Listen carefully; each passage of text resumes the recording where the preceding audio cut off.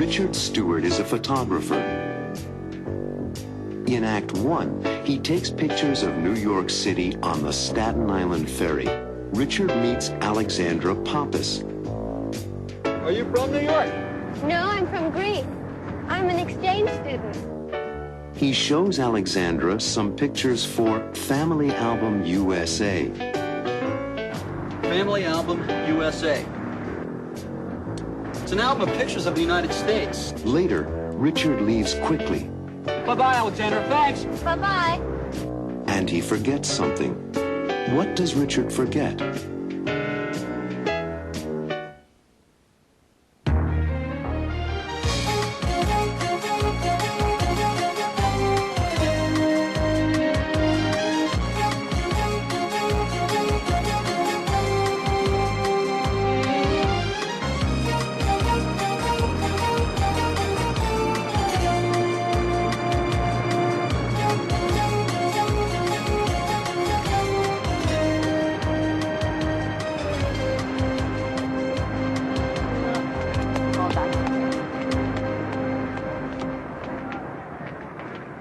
Excuse me. My name is Richard Stewart. I'm a photographer. May I take a picture of you and your little boy? What's it for? That's for a book. You're writing a book? Oh, it's a book of pictures. I call it Family Album USA. Oh, that's a nice idea. Well, it's fine if you take our picture. I'm Martha Van. Thank you. I appreciate your help. I'm Richard. What's your name? Gerald. How old are you, Gerald? 5. And where do you live? We live in California.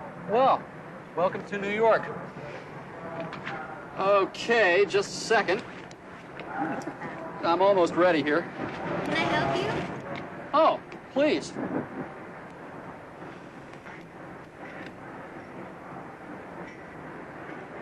Hey, hold Gerald's hand, please. Great. Now point to the buildings. Terrific. Now give Mommy a kiss, Gerald. Nice. Thank you, Gerald. And thank you, Mrs. Van. Oh, my pleasure. We'll be looking for your book. Thank you. Goodbye. Bye, Gerald. Thanks again. Oh, you're welcome. Here, let me take your picture. Wonderful, please.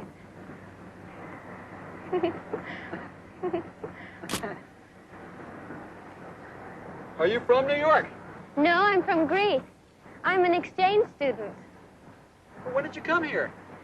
3 months ago. Your English is very good. Thanks. I studied English in school. Would you like some coffee? No, thank you. Tell me about your book.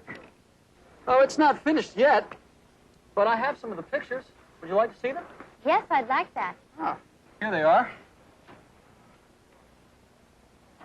Family Album USA. It's an album of pictures of the United States, the cities, the special places, and the people. And these are pictures of people working. Steel workers, bankers, police, street vendors, ambulance drivers, doctors. Oh, and this is my father. He's a doctor. This is my mother. What's her name? Ellen. My younger brother, Robbie, he goes to high school. This is my sister, Susan. She works for a toy company. Here's my grandfather. He lives in Florida. And this is my wife, Marilyn. Oh, she's very pretty. Thanks. And what about your family? They are in Thessaloniki. Mm-hmm. That's a large city in northern Greece. But now I'm living in the Bronx. With a Greek-American family? No, Hispanic. Oh, no. It's 5:30. Will you excuse me? I have to meet my wife. Oh. It was nice meeting you. Oh, it was a pleasure meeting you, too. Thanks for your help, and good luck. I've got to go. By the way, I'm Richard. What's your name? Alexandra. Bye-bye, Alexandra. Thanks. Bye-bye. Richard! Richard, you left your bag!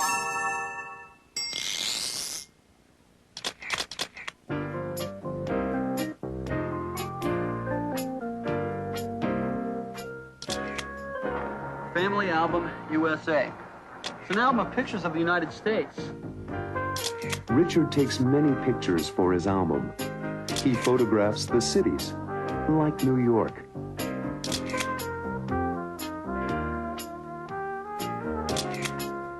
And other special places.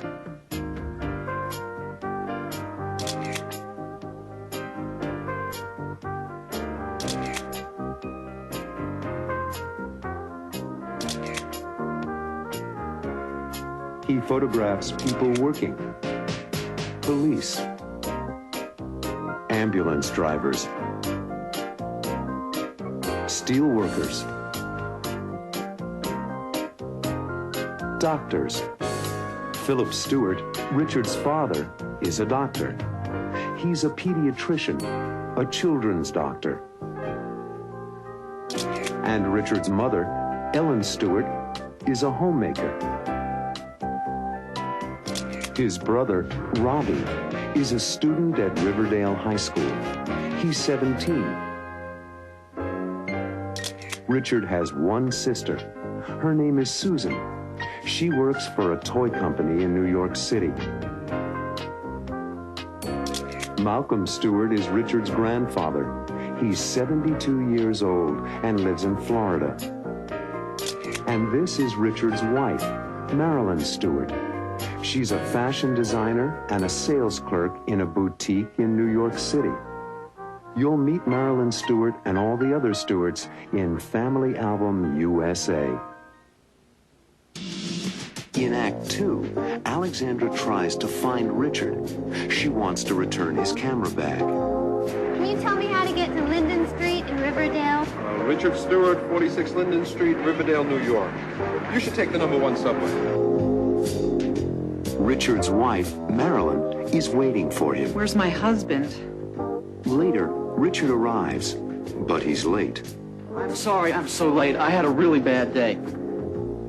Marilyn tries to find Richard's bag. Hello? Yes, the number, please, of the Staten Island Ferry Lost and Found office. Will Marilyn find the bag?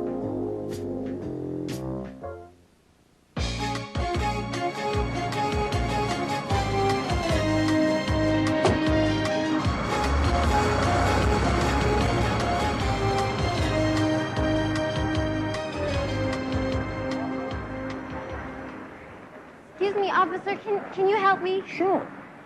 Can you tell me how to get to Linden Street in Riverdale? Richard Stewart, 46 Linden Street, Riverdale, New York. You should take the #1 subway.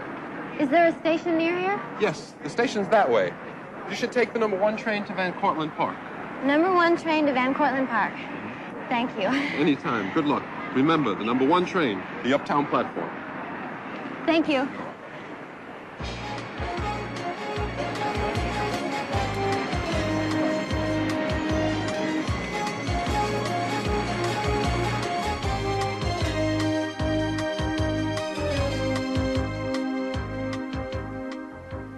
Is this pink too bright for me? Mm-hmm. It is a very bright pink.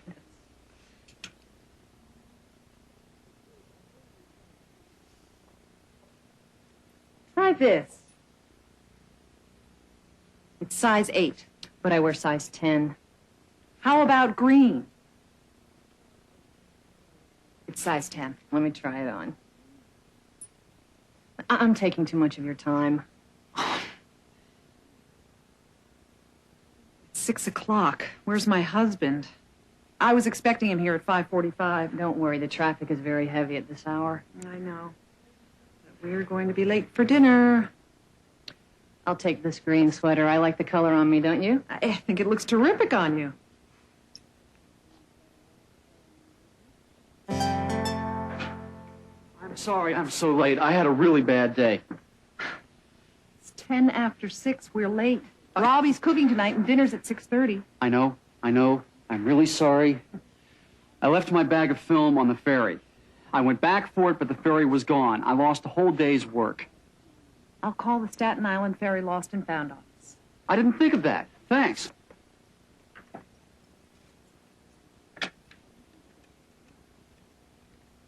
Hello? Yes, the number, please, of the Staten Island Ferry Lost and Found office. 555-0808. Thank you. I really appreciate it, Marilyn. Hello? Did anyone find a camera bag this afternoon? A small canvas bag. On the J.F. Kennedy ferry. No? Maybe someone will find it. The name is Stewart, Richard Stewart, and the telephone number is 555-3090. Thank you. Sorry, Richard, they don't have it. Thanks anyway.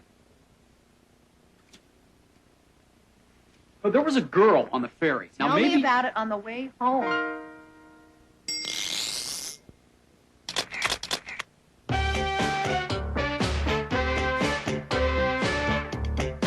Thank you. I appreciate your help. Thank you, You're welcome. thank you, You're welcome. thank you for your help. Thanks a lot, I wanna thank you for your help. Thank you. Glad that I could help. Don't mention it, I'm glad that I could help. Thanks. You're welcome. Thank you, Gerald. And thank you, Mrs. Van. Oh, my pleasure. Thank you, You're welcome. thank you very much. It was very nice of you. I appreciate it. Thanks a lot. Thank you.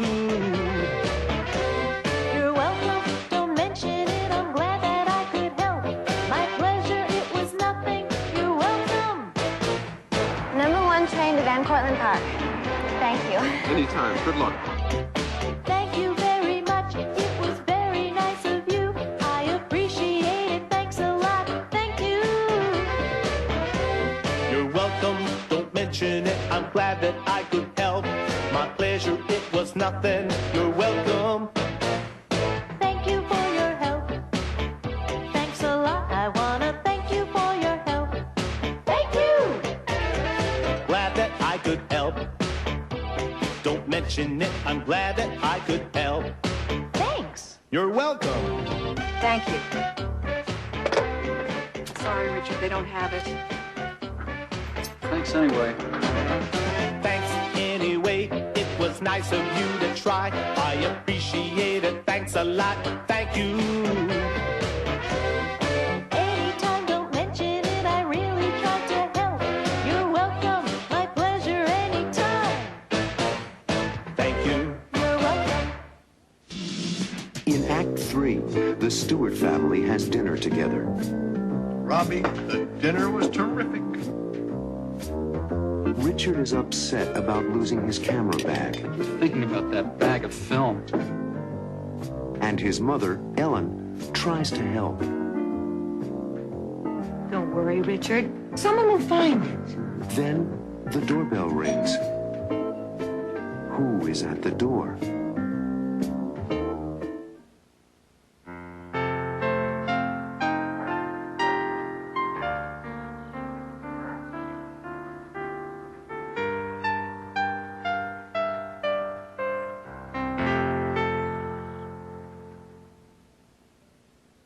And give her a teaspoon of the medicine after every meal. Don't worry, she'll be fine. You're welcome. Goodbye.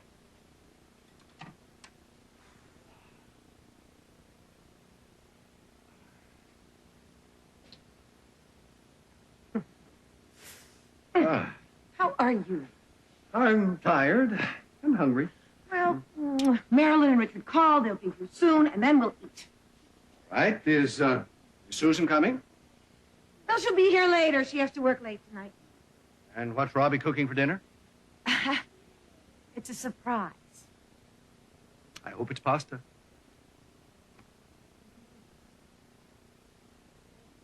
Robbie, the dinner was terrific. Yes, It was delicious. What's for dessert? Oh, I forgot dessert. Don't worry. We've got lots of ice cream. Oh, I'd love some ice cream. Oh, there's chocolate and coffee and a little vanilla. I'll have vanilla. Is that all right with everyone? I'll have chocolate. Me too. 1 scoop of coffee and 1 scoop of chocolate for me.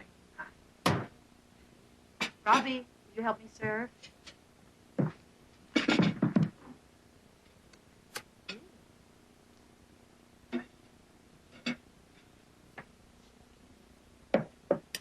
keep thinking about that bag of film.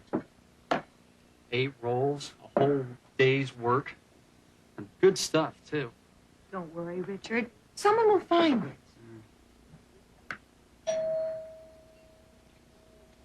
I'll get it.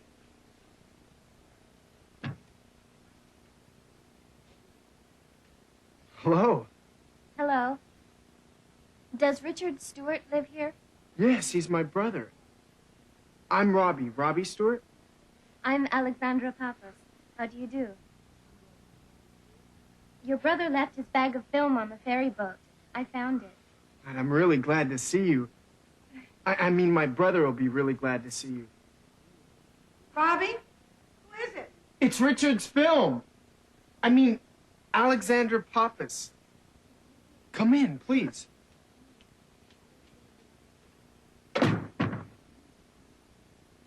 Alexandra! Hello, Richard. I found your bag. Oh, thank you. Thank you. Alexandra, let me introduce you. This is my wife, Marilyn. Richard showed me your photo. How do you do? Oh, yes. Richard told us all about you. It's nice to meet you. And this is my mother, Ellen Stewart. How do you do? And my father, Dr. Philip Stewart. Nice to meet you, Alexandra. And you met Robbie. Yes.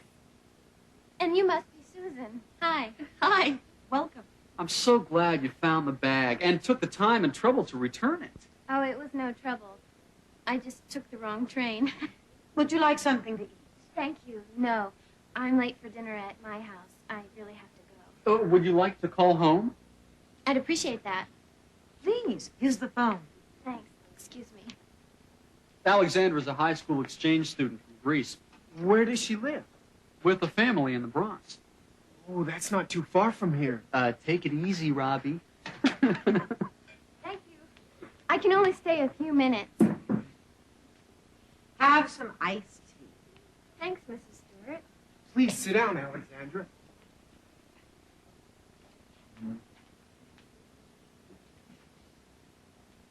So, you're an exchange student. Where do you go to school?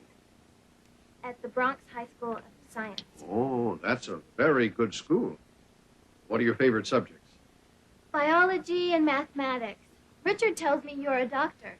Yes, a pediatrician. And what does your father do? He's a lawyer in Thessaloniki. Would you like some pasta? I made it myself. It might be a little cold. Thanks. No.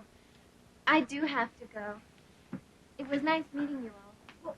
Maybe you'll come for lunch some Sunday so we can really thank you for bringing Richard's bag back. Maybe. You're welcome anytime. Goodbye.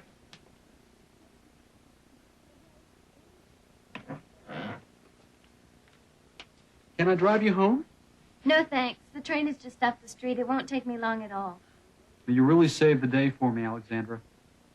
Bye. Bye-bye. Good night.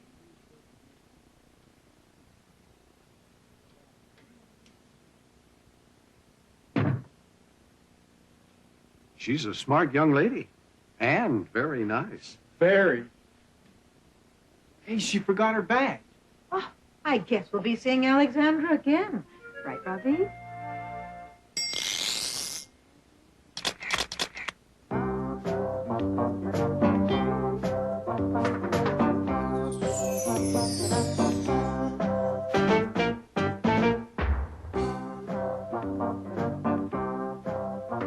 My name is Richard Stewart. I'm a photographer. I'm Martha Van. I'm Richard. What's your name? Carol. by the way, I'm Richard. What's your name? Alexandra.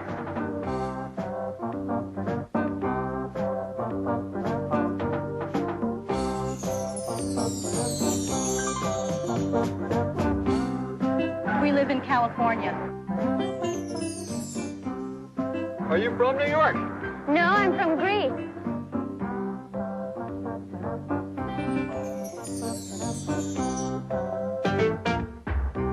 I'm Robbie Stewart. I'm Alexandra Pappas. How do you do? Alexandra, let me introduce you. This is my wife, Marilyn. Richard showed me your photo. How do you do? Oh, yes, Richard told us all about you. It's nice to meet you. And this is my mother, Ellen Stewart. How do you do? And my father, Dr. Philip Stewart. Nice to meet you, Alexandra. And you met Robbie. Yes. And you must be Susan. Hi. Hi. It was nice meeting you.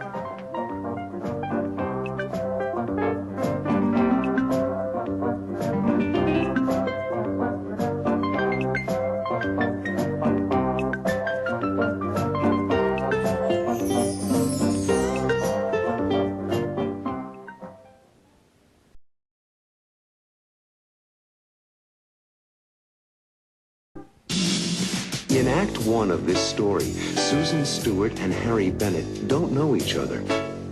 They have a dinner date tonight.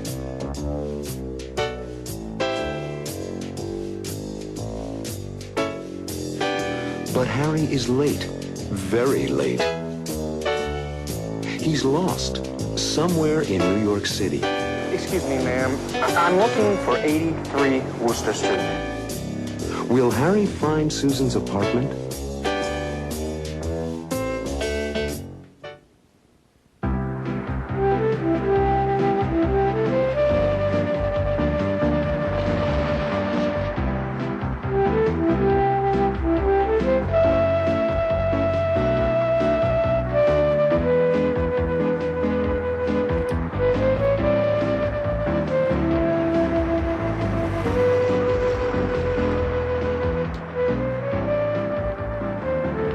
Excuse me, can you help me? Sure. What do you want? Where is 83 Worcester Street? That's easy. Walk to the corner, then make a left turn. Then walk 2 blocks to the traffic light, make another left to Worcester. Thank you. To the corner, and then a left. Yeah, a left. Hot dog? Only 75 cents. No, thank you. I have a dinner date. Okay.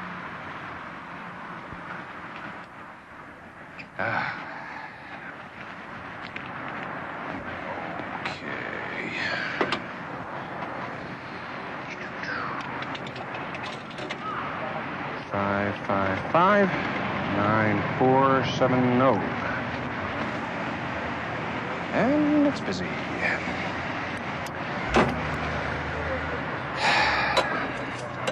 Try again. 555-9470. And it's still busy.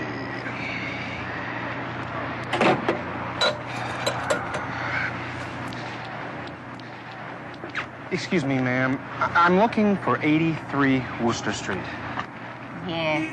Worcester Street is 2 blocks, and 83 is to the right. About 2 houses. Thank you. Thank you. You're welcome.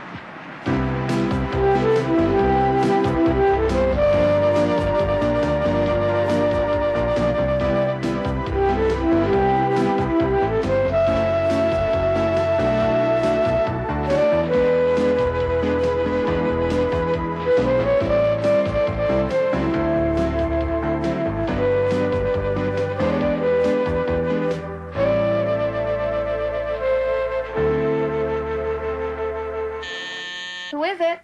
Harry Bennett. Is this Susan? Yes, it is. Come up. I'm on the top floor. Hello, Harry. It's nice to meet you. Nice to meet you, Susan. Sorry I'm late. The traffic, the parking. I was lost.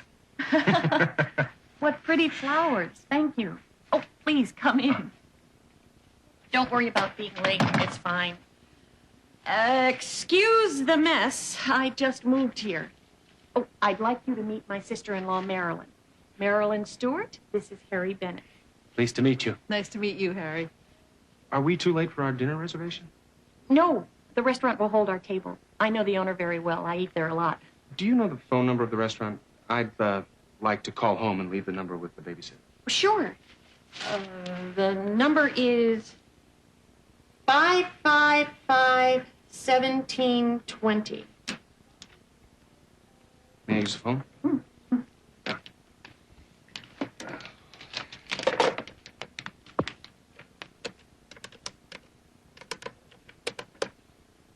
555-1720? Mm-hmm.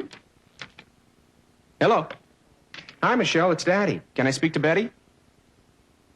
I want to leave the phone number of the restaurant. Hi, Betty. I'll be at 555-1720. Okay, thanks. See you later. Well, that's done. Shall we go? I'm ready. See you later, Marilyn. Have a nice evening. Bye, Marilyn. Hope to see you again. Me too. Have fun. Thanks. After you.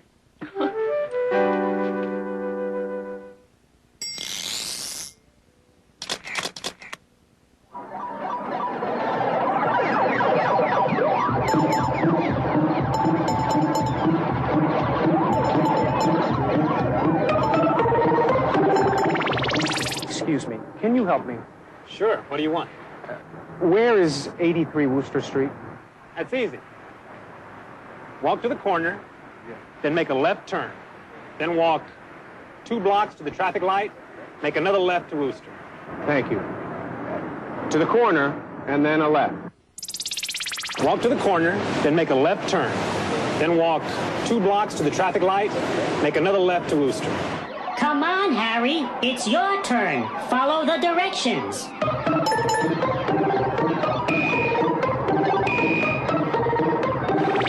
Excuse me, ma'am. I'm looking for 83 Worcester Street. Yes, Worcester Street is 2 blocks, and 83 is to the right. Worcester Street is 2 blocks, and 83 is to the right. Come on, Harry. It's your turn. Follow the directions.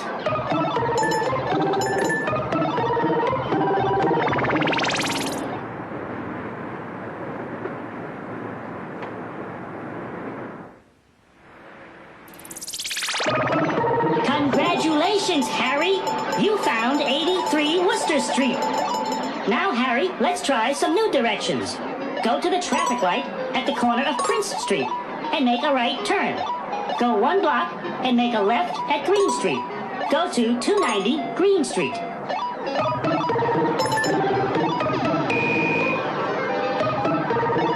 Congratulations, Harry. You did it. Coming up in Act 2, Susan and Harry go to a restaurant in Susan's neighborhood. Susan knows Somsak, the owner. Somsak is from Thailand and serves Thai food in his restaurant. What would you like to eat? I'd like the mee crab. Harry, would you like to see a menu? No, it's okay. I'll have the mee crab also. May I bring you a salad? Oh, yes. But something is wrong, and Harry leaves the restaurant. Why is Harry leaving?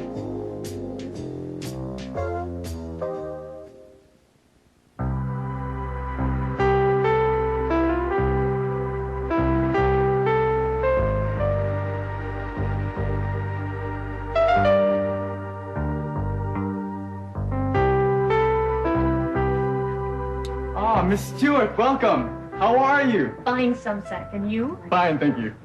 This is my friend Harry Bennett. Pleased to meet you. Very nice to meet you. Any friend of Miss Stewart's is welcome at Samsak's. Follow me, please. I like it here. I do too. I come here often. Special place for special people. Thank you, Sumsack.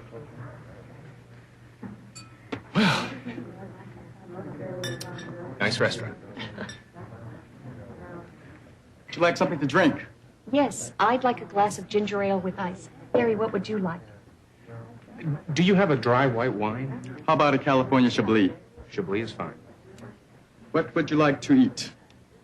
I'd like the meat crop. Harry, would you like to see a menu? No, it's okay. I'll have the mee crab also. What is it? Crispy fried noodles. Oh. I love them. May I bring you a salad? Oh, yes. What do you recommend today? I recommend rose petal salad, special for new friends. Rose petal salad? Why not? I'll take care of everything. I hope you're hungry. What? Oh, yes. Starving. Well, I... What do you do at Universe Toy Company?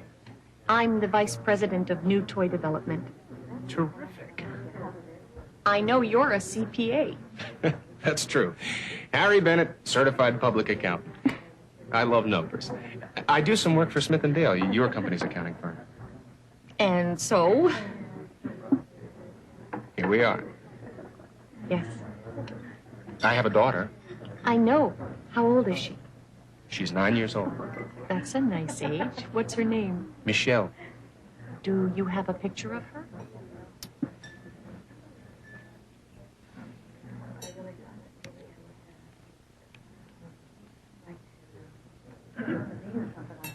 She's very pretty. Thank you.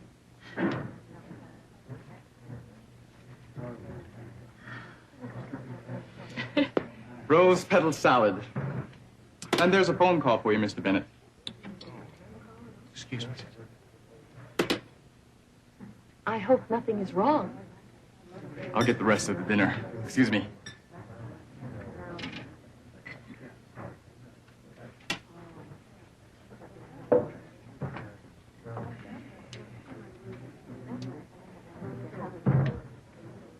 Please forgive me, Susan, but I have to leave.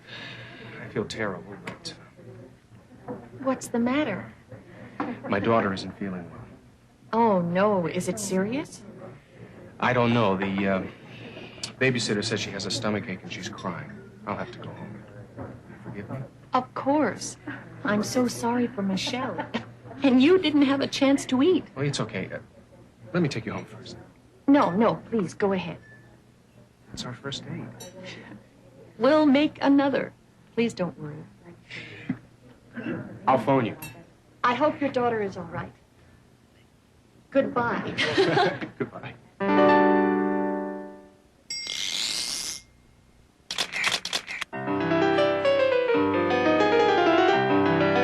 Somsack is offering. Would you like something to drink? Would you like something to drink? Would you like something to drink? How about a California Chablis? How about a California Chablis? How about a California Chablis? May I bring you a salad? May I bring you a salad? May I bring you a salad? Would you like a cup of coffee? How about some herbal tea? May I bring you some dessert? Susan and Harry are ordering. I'd like a glass of ginger ale with ice. I'd like a glass of ginger ale with ice. I'd like a glass of ginger ale with ice. Do you have a dry white wine? Do you have a dry white wine? Do you have a dry white wine? I'll have the me crop also. I'll have the me crab also. I'll have the me crab also. I'd like a cup of coffee. Do you have some herbal tea? I'll have some dessert. Do you have a dry white wine? How about a California Chablis? That's fine. In Act 3 of this story, Susan has dinner with Marilyn, her sister-in-law. This food is delicious.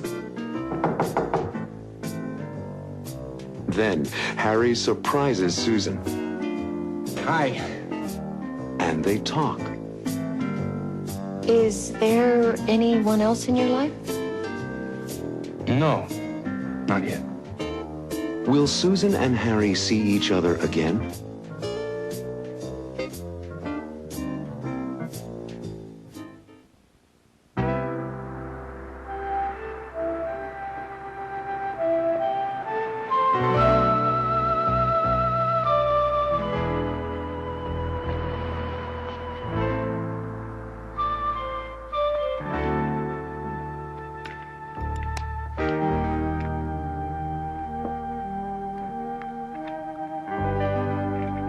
What happened?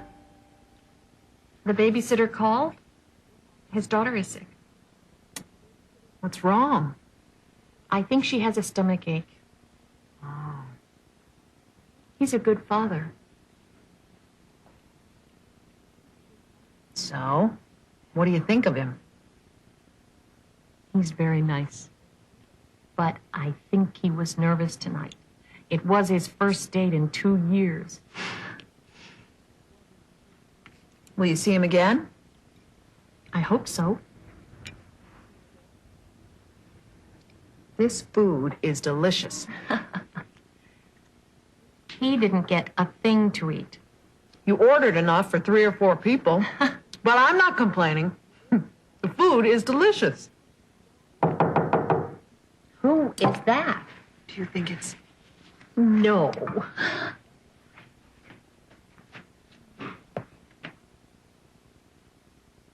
You won't believe it, Marilyn. I believe it, even without looking. Hi.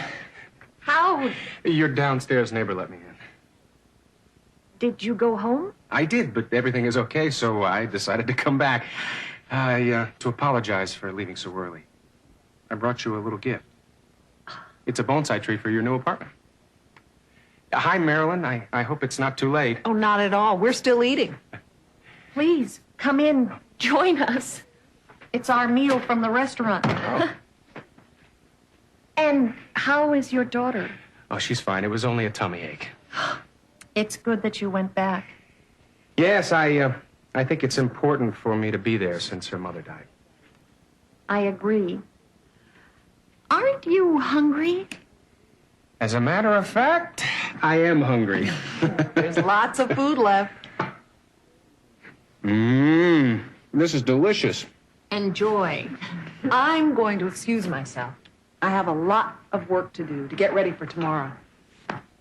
Good night, Harry. It was nice meeting you. Bye, Marilyn. Good night, Susan. Good night, Marilyn.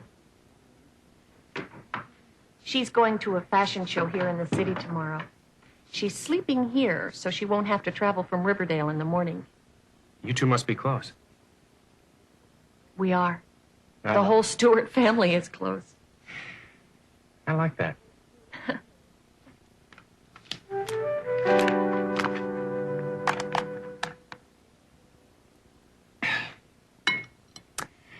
And then 2 years ago, my wife died. You miss her. I do, yes. But I have Michelle, and with time. Is there anyone else in your life? No, not yet. What about you? Oh, I date occasionally, but my work keeps me busy. Ooh, speaking of keeping busy, I have an early start tomorrow, and the babysitter has to get home. Where did the time go? It's midnight.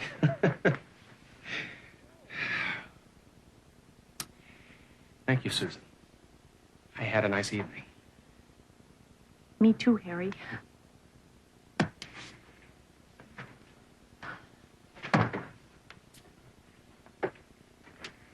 Harry, Yes?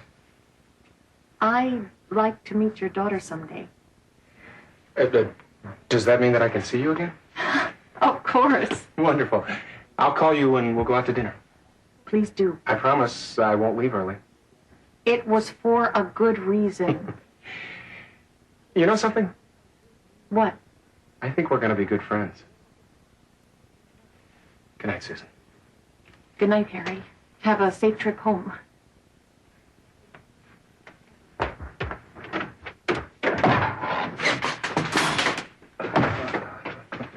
Are you all right? Sorry. I never liked that umbrella stand. Good night, Harry.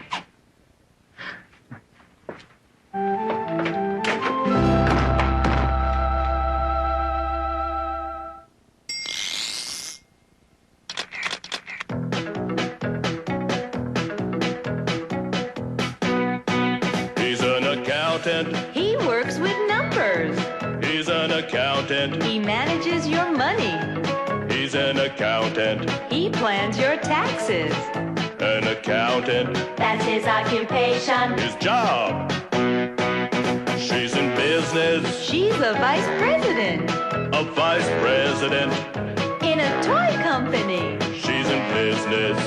She's the boss. A vice president. That's her occupation. Her job. She's a sales clerk. She sells clothing.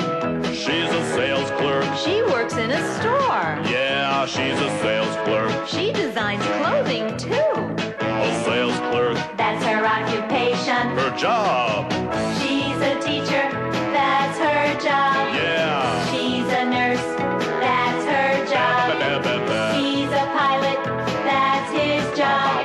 Those are occupations. They're all jobs. That's her job. Yep, yep, yeah.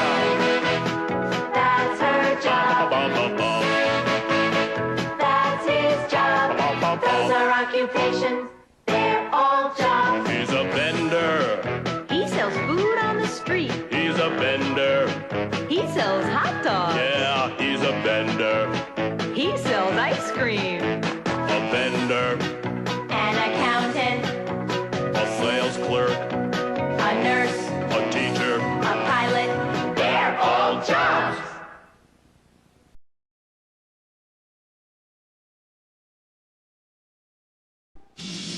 The Stewarts are excited. In this act, they prepare for Grandpa's arrival from Florida. Let's go upstairs and prepare Grandpa's room. You know, maybe I'll put together some photos of Grandpa as a welcome present. I want to put some of my good hangers in Grandpa's closet. Ellen and Marilyn prepare Grandpa's room and notice his old trunk. What's inside? I don't know. It's locked. What's inside the trunk?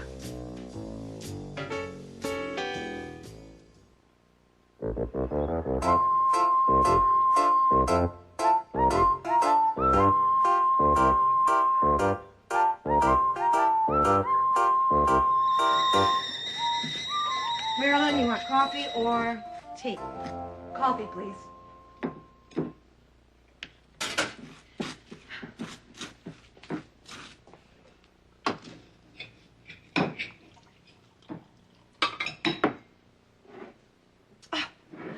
I am so excited. At this time tomorrow morning, Grandpa will be sitting in the kitchen with us.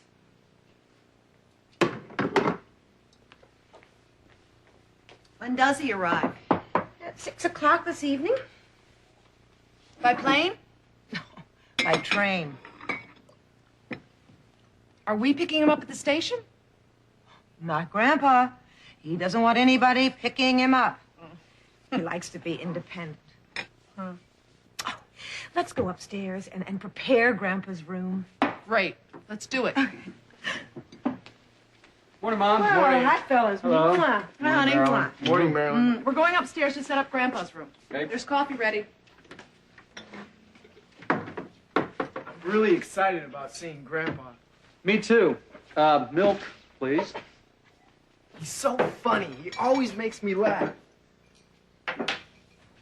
I hope Grandpa's going to like living with us. Well, I think he will.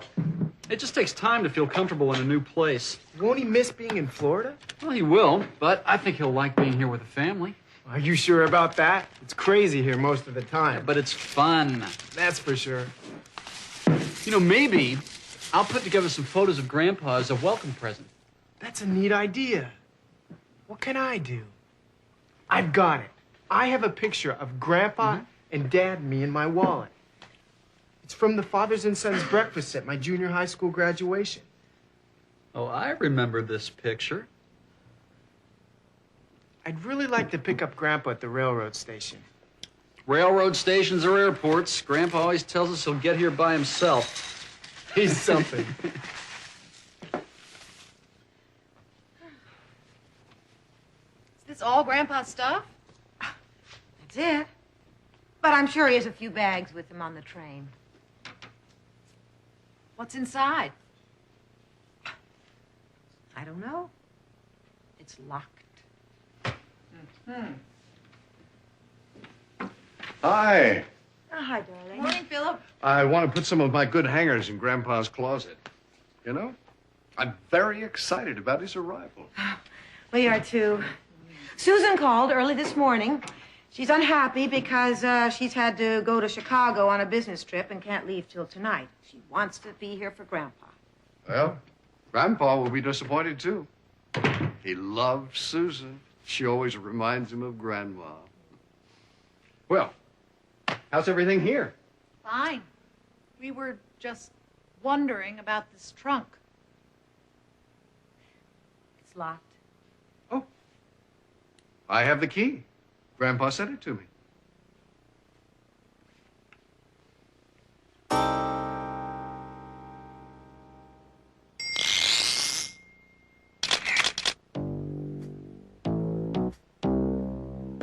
He doesn't want anybody picking him up. He likes to be independent. I think that's good. He's got his own way of doing things. He likes to take care of himself. I guess you're right. He's so funny. He always makes me laugh. I guess he has a good sense of humor. Yeah, I bet he's a lot of fun. Grandpa always tells us he'll get here by himself. He's something. In my opinion, he's a very special man. What do you think? Well, I believe I'm gonna like him. But what? Won't he miss being in Florida? Well, he will, but I think he'll like being here with the family. I suppose he'll miss his home in Florida and his independence. I suppose you're right. But what about you? What do you think? What kind of man is Grandpa? What do you imagine he's like? Why is he moving away from Florida? And how does he feel about moving to Riverdale? What do you think? Let's see. In the second act, Grandpa travels to New York City on the train and meets a woman named Elsa Tobin. They enjoy talking to each other. You said you have family in New York. Yes, indeed. Grandpa is looking forward to seeing his family, but does he want to stay with them permanently? Are you going to live with them? Yes. Permanently? Well, they want me to. Does he want to stay?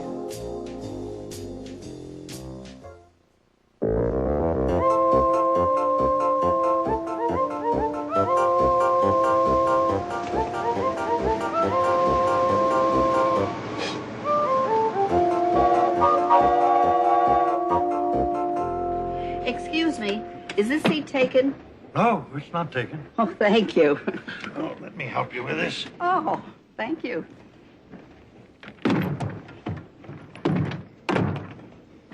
Do you want to sit by the window? No, no, no. I like the aisle seat better. Please, you sit by the window.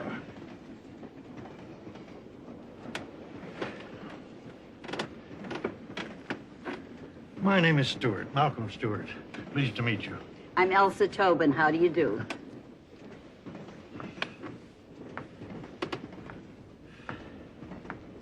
Do you live in New York? No, no, I'm from Florida. I am too. But didn't you just get on?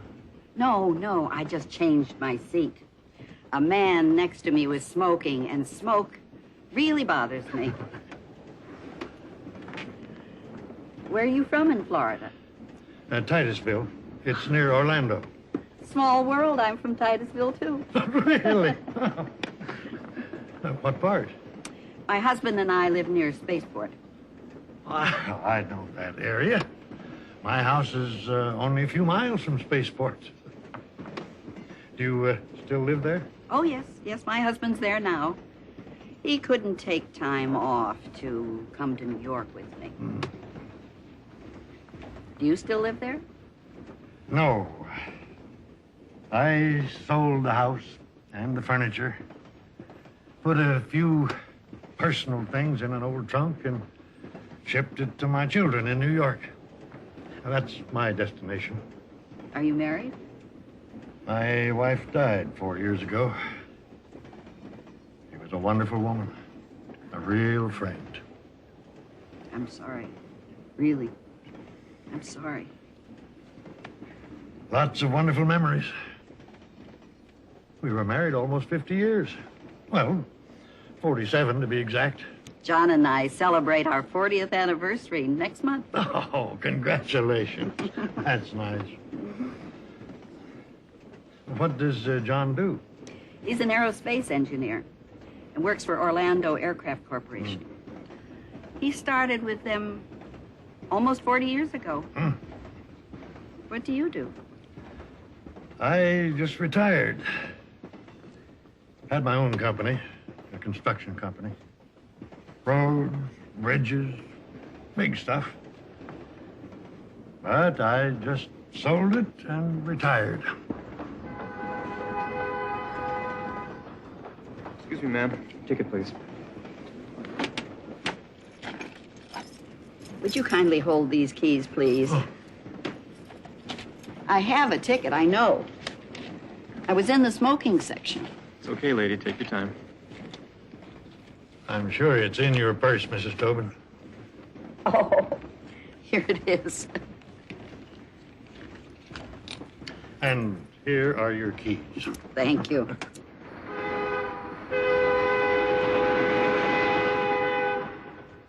Do you have family in New York?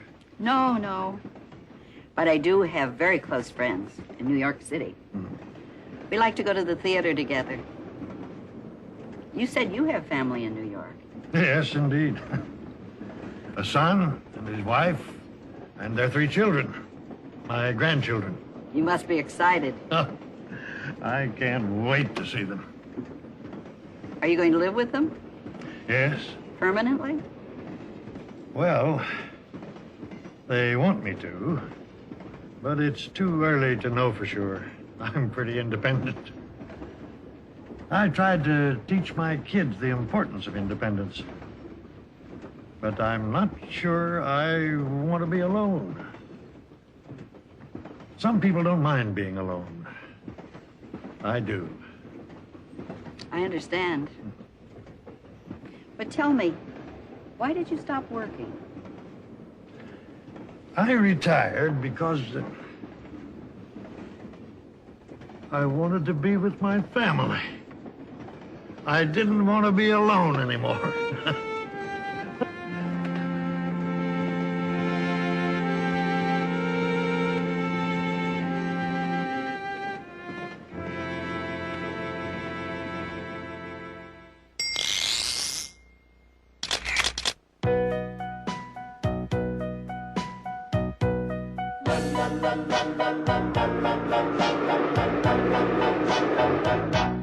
What's your name? My name is Stewart, Malcolm Stewart. Pleased to meet you. What's your name? I'm Elsa Tobin. How do you do? How do you do? Where do you live? Titusville. Where do you live? Small world. I'm from Titusville, too. It's a small, small world. How do you do? Are you married, yes or no? Please tell me, let me know. John and I celebrate our 40th anniversary next month. Congratulations. Congratulations. What do you do? Are you a doctor, a farmer, a mailman, a lawyer, an artist, a salesman, a businessman, or a preacher, a high school teacher? I just retired. Do you have family in New York? No. Do you have family in New York? Yes, indeed. I'm pleased to meet you. Pleased to meet you. How do you do? I'm pleased to meet you.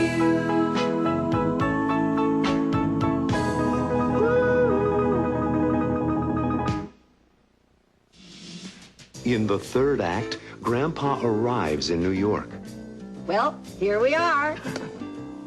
and the night is full of surprises. Presents for Grandpa. Presents? For me?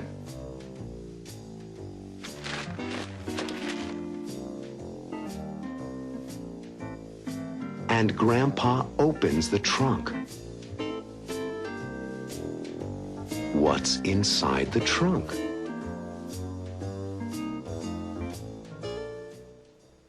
Ladies and gentlemen, Amtrak is happy to announce our arrival in New York City. The train will be stopping in 5 minutes. Please check to be sure you have your belongings and have a good stay in the Big Apple. Thank you. Well, here we are. It was so nice meeting you, Mr. Stewart.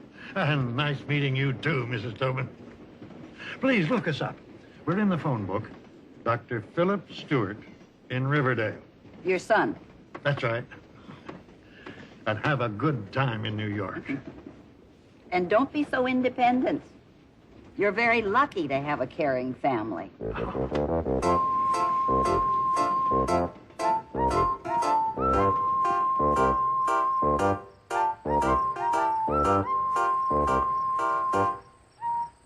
When can we go fishing?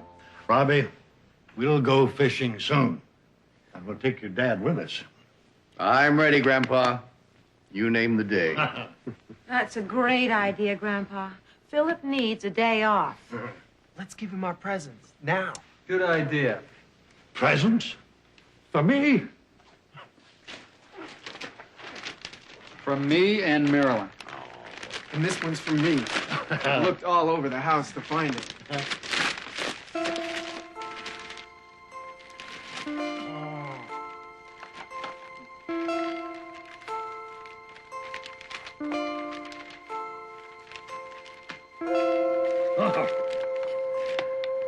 Richard, these are terrific pictures.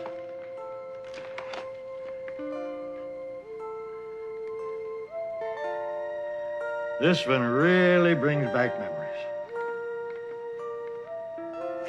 You remember that day, Robbie? I sure do. It was fun. Oh.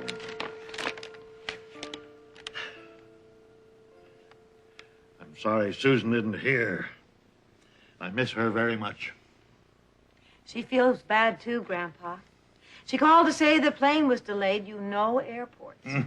I can't wait to see her. She looks just like Grandma at that age. I'd better unpack. I started traveling 24 hours ago. Not so young anymore. Don't you want something to eat? No, thanks. After a good night's sleep, I'll enjoy breakfast even more. Come on, Dad. Ellen and I will take you to your room. I'm sure glad you're here, Grandpa. Good night, Grandpa. Pleasant dreams.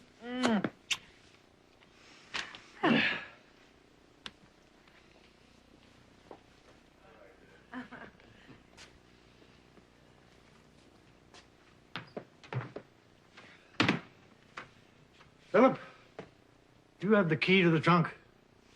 I have the key, but it doesn't work.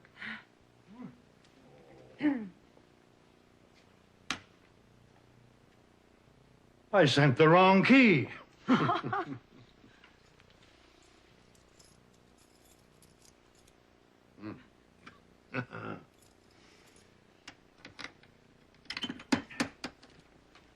I have something for you.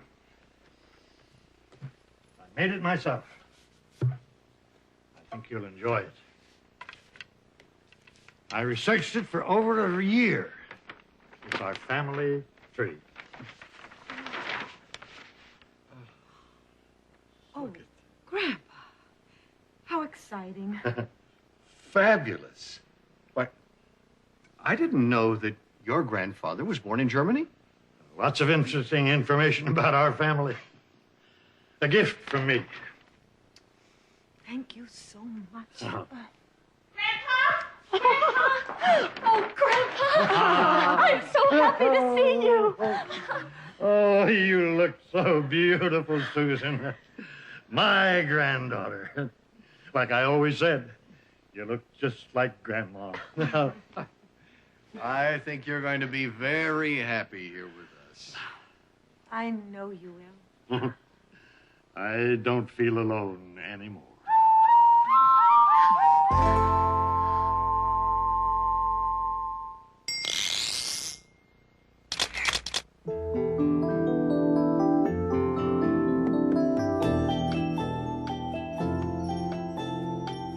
Malcolm Stewart is not alone anymore, that's for sure. In fact, he'll have his family around him every day of his life now. Finding some peace and quiet may be a little difficult. But my father won't be lonely anymore. He has me, Philip Stewart, nearby, and the rest of his family. There's Ellen, his daughter-in-law.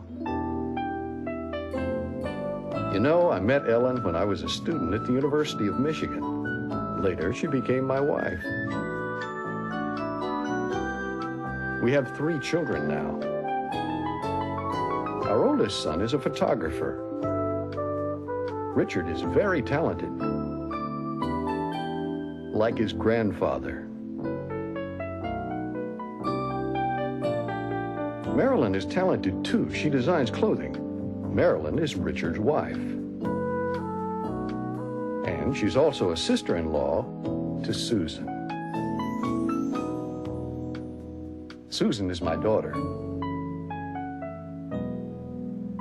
Susan reminds us of her grandmother, Bernice Cassidy Stewart, my mother. She was kind, intelligent, and lovable, like Susan. Susan has 2 brothers, Richard and Robert. We call him Robbie. He's our other son. He loves his grandfather very much. Well, that's our family, the Stewarts. Did you follow me? Let's see. Who is my daughter? That's it. Susan is my daughter. How about this? Who is Robbie's grandfather? Malcolm is Robbie's grandfather. Okay. Who is Susan's sister-in-law? Marilyn is Susan's sister-in-law. That's right. Well, that's our family, and I love them all.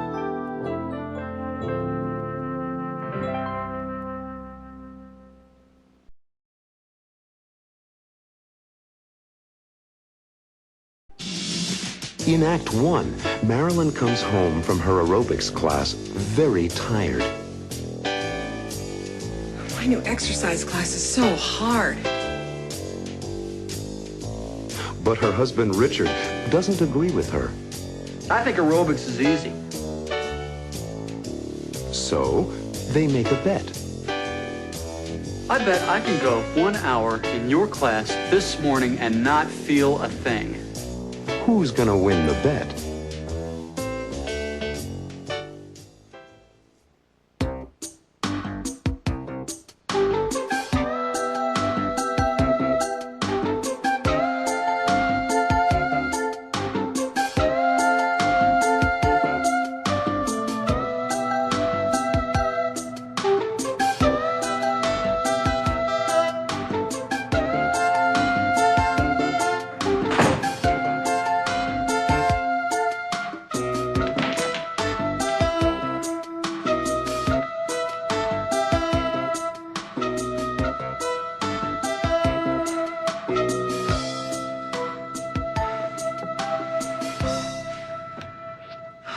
I am exhausted.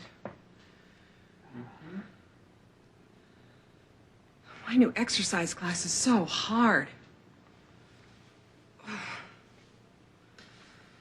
Your new exercise class? Yeah. My new advanced exercise class. Why advanced? My instructor thought that the beginner's class was too easy for me. Too easy for you? Don't laugh! In the beginner's class, they give you a chance to rest between exercises. So? The advanced class is non-stop. I lift weights every morning for 60 minutes without stopping. No problem. Listen, Richard. Doing aerobics for an hour is a lot different than lifting weights. Yeah, quite a bit different. I think aerobics is easy. I could work out in your class with no problem.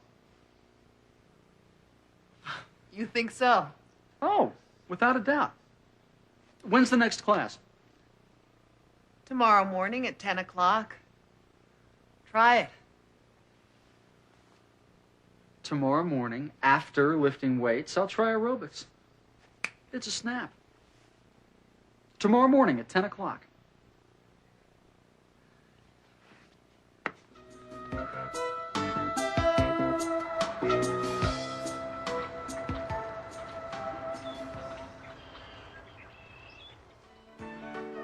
Aren't you going to the aerobics class this morning? Of course. Easy. No sweat. You are not going to be able to move after this and the aerobics class. Are you kidding me? It's going to be a piece of cake. You want to bet? Yeah, what's the bet? I bet I can go 1 hour in your class this morning and not feel a thing. The bet is I win and you cook dinner for the entire family. Or you win and I cook dinner for the entire family. It's a bet. Okay. Call my instructor, Jack Davis, right now. His number is 555-8842. The advanced class starts at 10 o'clock. Oh, it's 8:20 now. It only takes 8 minutes by bicycle to the aerobics class. Give him a call.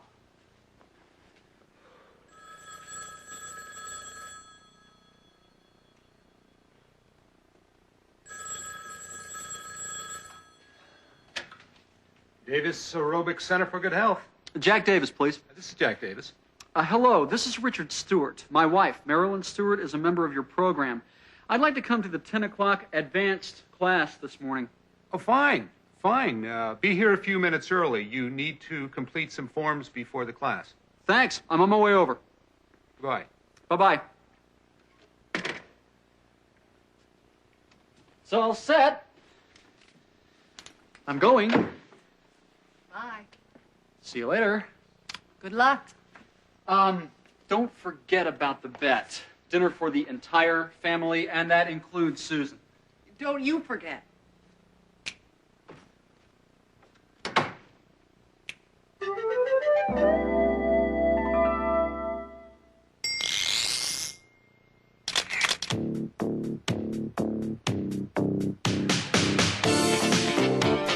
I think aerobics is easy.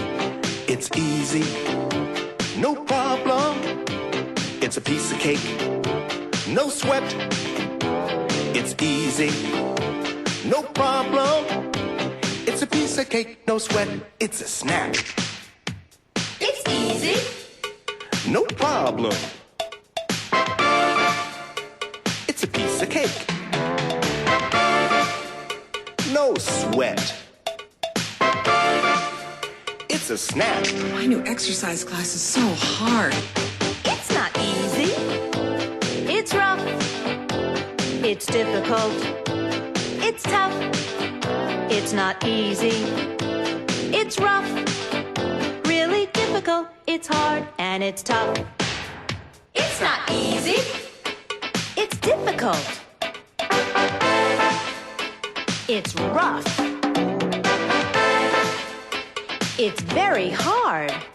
It's difficult, it's hard, and it's tough, tough, tough. I think aerobics is easy. It's easy, no problem. It's a piece of cake, no sweat.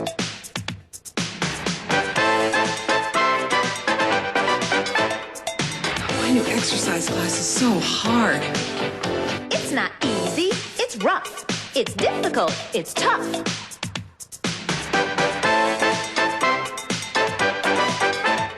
It's easy. I think aerobics is easy. It's not easy.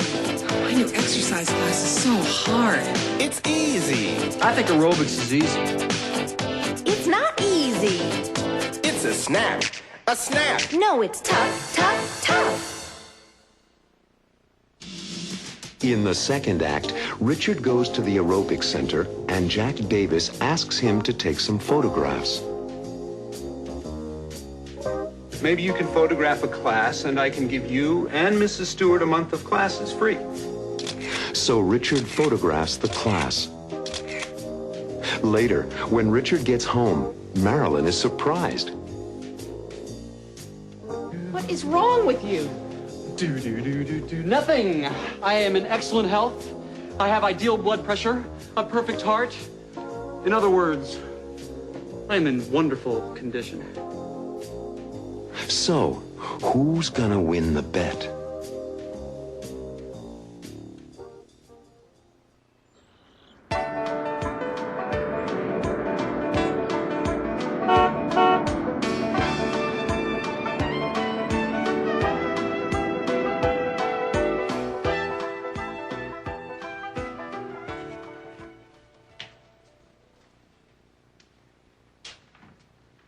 Okay, Richard, that's terrific. Your pressure is 120 over 75, and that's fine. Now stand up, please.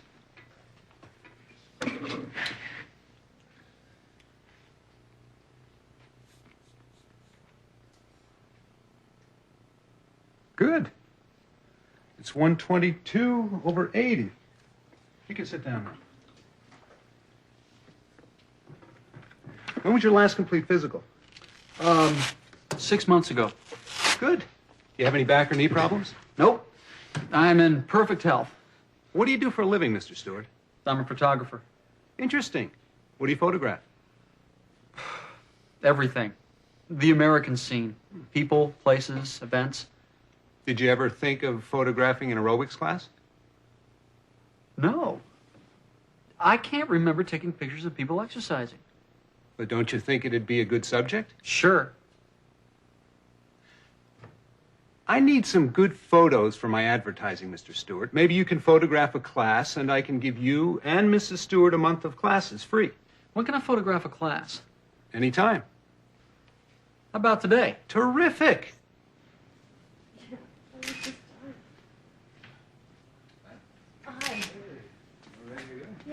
Yeah. Stand on our lines. Slow first. Stretch up. And we're going to go left first. 2, 3, 4.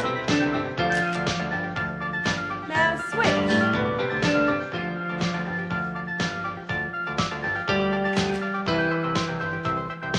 Okay, and hold to the right. Sun rising. Stretch it out. Like that. Bring it up and twist.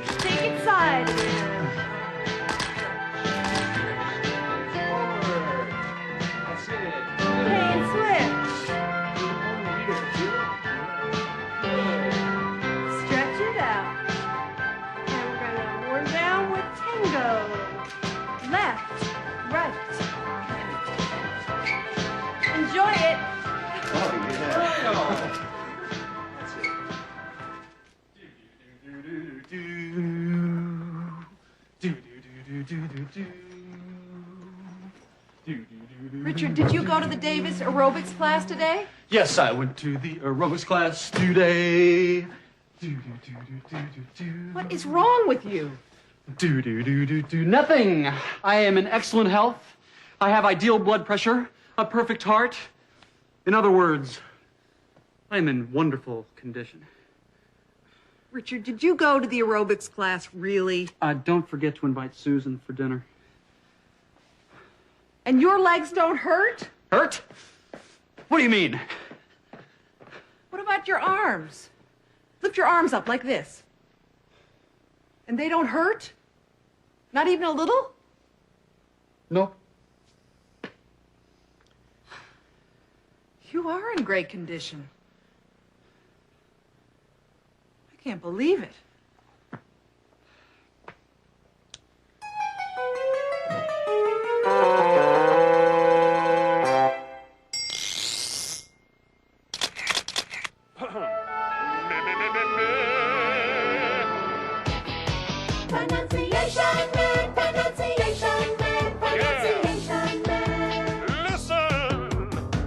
What do you do? Excuse me? What do you do? You are not speaking clearly. I asked, what do you do? What do you do? You mean, what do you do? Yes, what do you do? Well, I speak English slowly and clearly. I don't understand your pronunciation. But a lot of people speak English the way I speak English. Listen. What do you do for a living, Mr. Stewart? What do you photograph?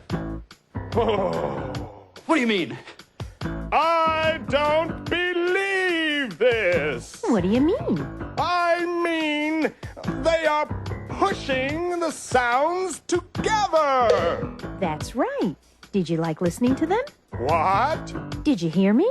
Yes, I did. Did you really say, did ya? Did you ever think of photographing an aerobics class? He said it too.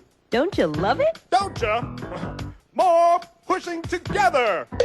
But don't you like this pronunciation? It's very common, very frequent. Very interesting, I suppose.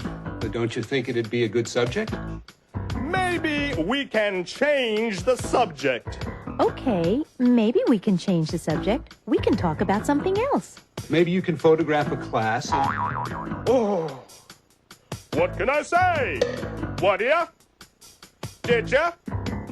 Don't ya? Oh! In the last act, Richard tells the truth.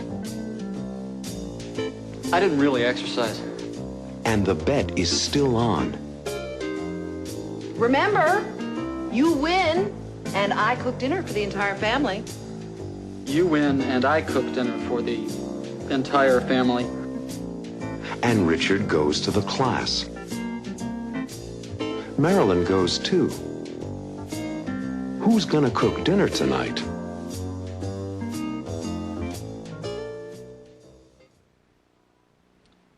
Grandpa, Ellen, Philip, Robbie, you, and me. That's 6 steaks. Don't forget Susan. 7 steaks. Cooking dinner for the entire family is not so easy. The shopping, the salad, tomatoes, lettuce, cucumbers, and onions. The main course, steak and potatoes. Richard, how much broccoli do I need for 7 people? Marilyn, I have to tell you something. Hmm? At today's exercise class, Yes, Richard? well, I didn't really exercise. I knew it. I wanted to, but Jack Davis needed a photographer. I'm sorry, Marilyn. I don't understand. Did you exercise or not? No, instead of exercising, I photographed the class. And you didn't exercise? No. There's another advanced class. Today at 4 o'clock. We'll go together. What about the bet? Oh, the bet is still on. But, you shop for the groceries.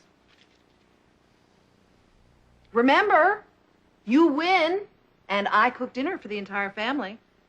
You win, and I cook dinner for the entire family. Including Susan. 4 o'clock at the advanced exercise class with me.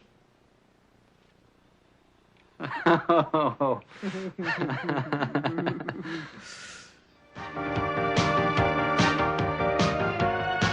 Get free. Skip hop front. Twist. Again. Okay. Now, scissors.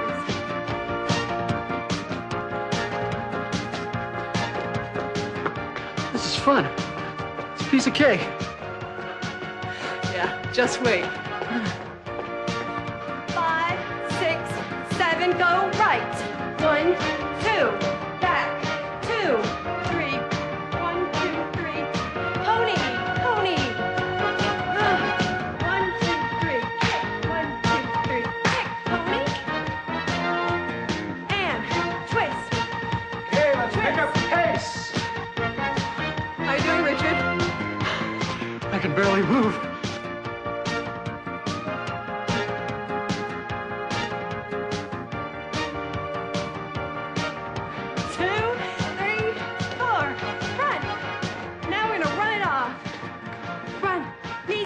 Finish off by jogging in place. Okay, keep those knees up. All right, that's it for today. Thank you, everyone. See you next week. Thank you, Jack, but no thank you.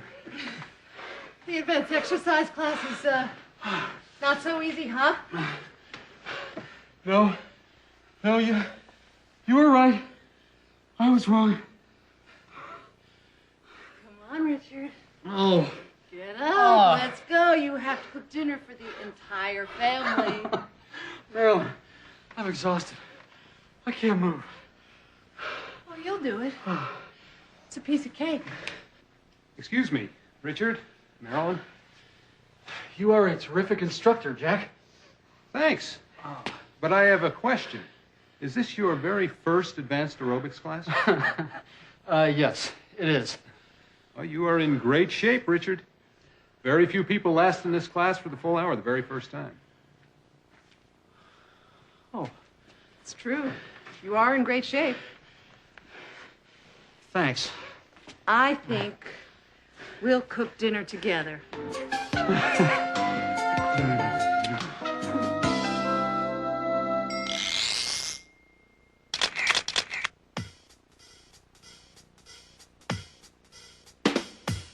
We'll cook dinner together. We're gonna cook dinner. Cook dinner together tonight. For how many people? Grandpa, Ellen, Philip, Robbie, you and me. That's 6. Don't forget Susan. That's 7. You can count them, so you ask how many. How many? You can count them, so you ask. How many people? What's for dinner? Steak and potatoes. Richard, how much broccoli do I need for 7 people? How much broccoli? You can't count it, so you ask how much. How much? You can't count it, so you ask. How much broccoli? What's for dinner? The salad. We need tomatoes, lettuce, cucumbers, and onions. Tomatoes? You have tomatoes, you can count them. How many? You can count them, so you ask. How many tomatoes? Lettuce? You have lettuce, you can't count it. How much? You can't count it, so you ask. How much lettuce? Cucumbers? You have cucumbers, you can count them. How many? You can count them, so you ask. How many cucumbers? Onions?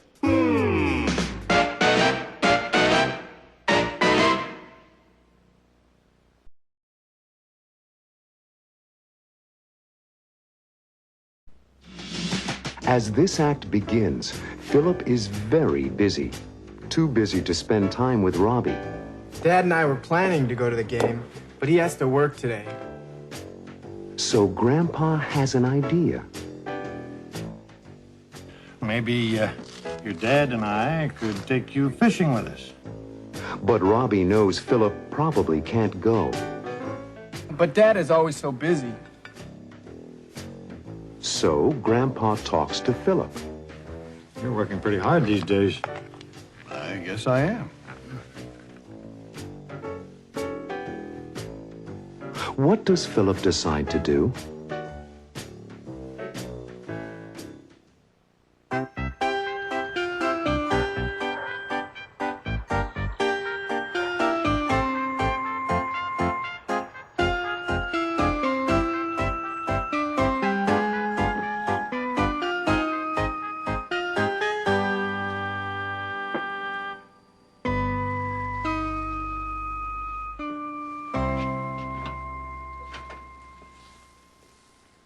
Hi, Grandpa. Hi, Robbie. Can I help? Yes, indeed. Hand me 2 eggs from the refrigerator, and I'll make you 2 fried eggs. How about some bacon? Well, I've made enough for an army. You going to the baseball game today? It's a perfect day for it. A little cloudy, but nice and warm. Dad and I were planning to go to the game, but he has to work today, and my friends don't want to go. It's not an important game anyway. Do you have any other plans for the day? Well, I'll work on my computer. I have a new math program, and I want to learn how to use it. Maybe you can teach me how to work on a computer someday. Anytime. It's really easy, but like anything, you need to work at it, Grandpa.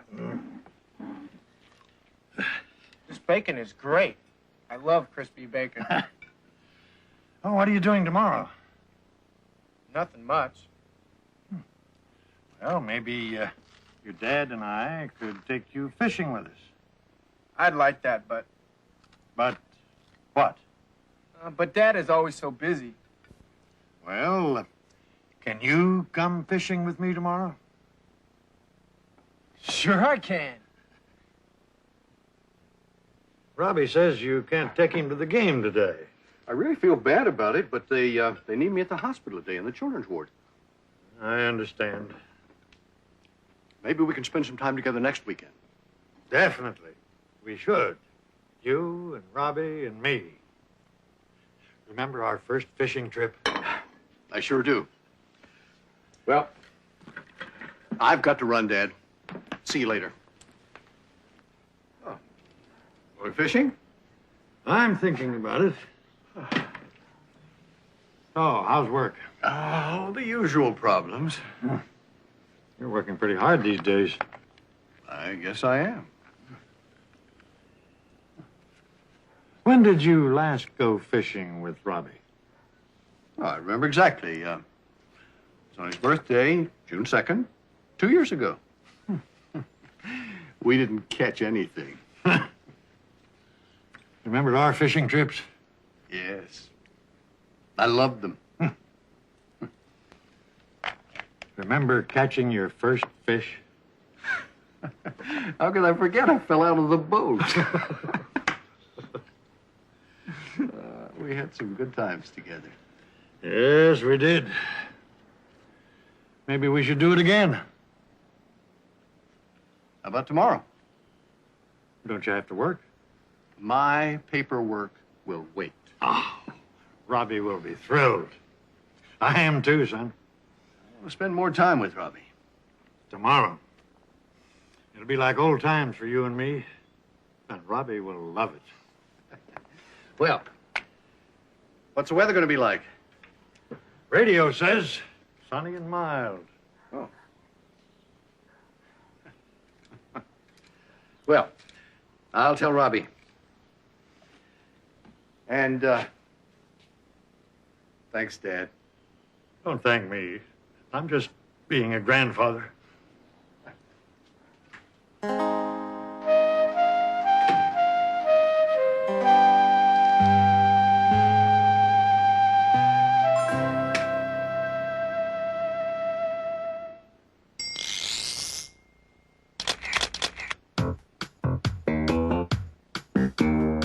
What's the weather going to be like?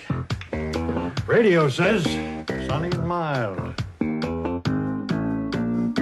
What's the weather going to be like in the USA today? In New York City, home of the Statue of Liberty and all those skyscrapers and the surrounding area, it'll be sunny and mild. A little cloudy, but nice and warm. What a beautiful day to do some fishing. Down in the southeast today, the weather will be gorgeous. In Miami, Florida, a popular vacation spot, it's gonna be sunny and hot, hot, hot. It's 90 degrees Fahrenheit, that's 32 degrees Celsius now. A perfect day for the beach. Not so in St. Louis, Missouri, the gateway to the West. It's cool and windy. We expect rain there and throughout the Midwest this afternoon. So get out your umbrella. And in the Rocky Mountains, it's freezing. Ooh. It's 32 degrees Fahrenheit, that's 0 degrees Celsius, outside Denver, Colorado. There's 2 feet of snow already, and it's gonna snow some more. It's a perfect place for skiing. Out on the West Coast in Los Angeles, California, home of Hollywood movie stars and fast cars, it's sunny and warm. It'll be a beautiful day for a drive up the coast. And that's the weather in the USA today. Coming up in Act 2, Grandpa, Philip, and Robbie go fishing. I just saw a big one. A young boy named Albert is fishing too, but he's alone. Grandpa teaches Robbie his fisherman's magic. Fish, fish, send me a fish. And Robbie gets lucky. I got one. But later, there's trouble. Help!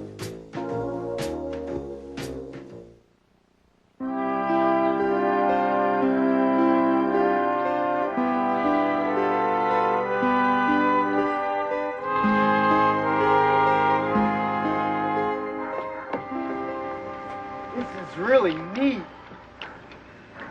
When do we eat? First, we have to catch some fish. In order to catch fish, We have to do this. Here we go. That's it. Then, drop it into the water. Now, all of this comes before eating. Okay? how do you know so much about fishing? Grandpa taught me. We spent a lot of time fishing together. Now, the important thing is to get the hook close to the fish. All right? Like this.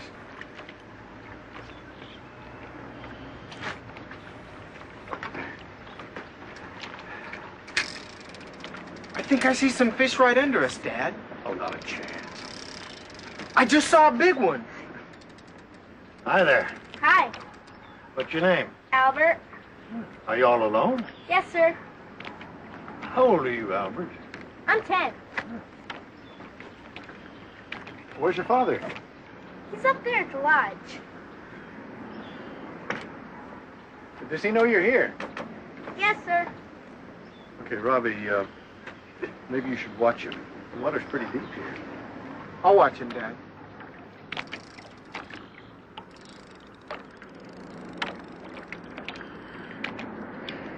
What time is it? It's almost lunchtime, and no fish yet. I can go up to the lodge for some hot dogs and drinks. No way. We're here to catch our lunch. To catch fish, you need the right magic. That's right. I forgot. The right magic. Hey, do it for Robbie, Dad. You remember? Sure. Yeah. Go on. Well, first, you have to turn your hat around like this. Then you close your eyes and say the magic words. Fish, fish, send me a fish.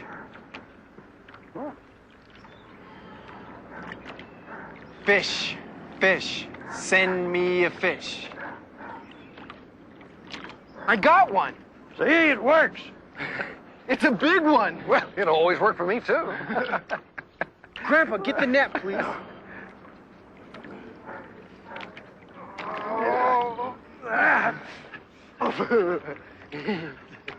Dad, you got one too. You bet I have.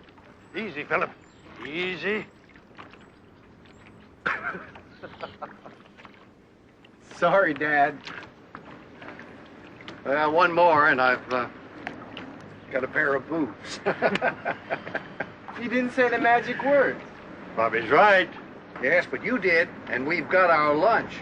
Let's build a fire and cook it. Come on, Albert, you can help us. I want to stay here and fish. All right. But be careful.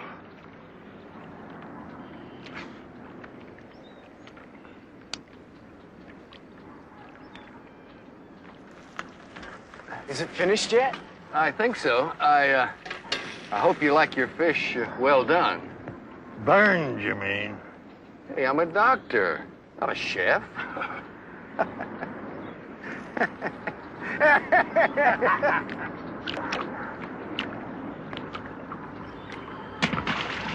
Help! Help! I can't swim! Dad, Grandpa, he fell in.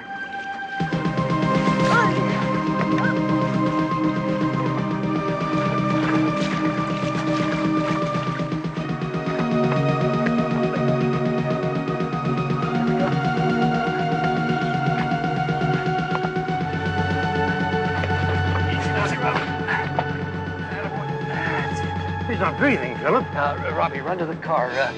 Bring a blanket in my medical bag. Yes, Dad. Now, come on, son. Come on, son.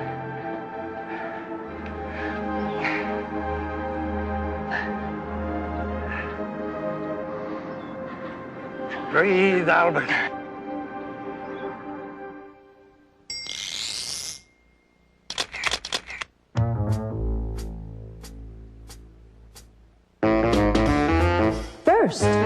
Well, first, you have to turn your hat around like this. Then You close your eyes and say the magic words. last. I got one. First, then last.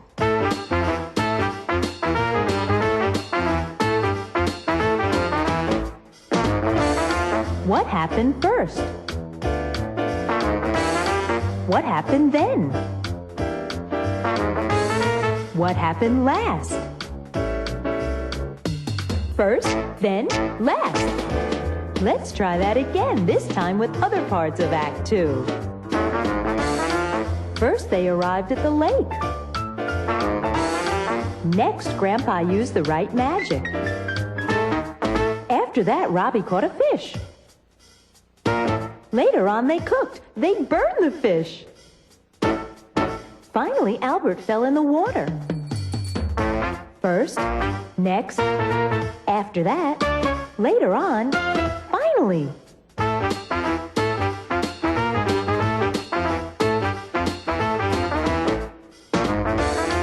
What happened first?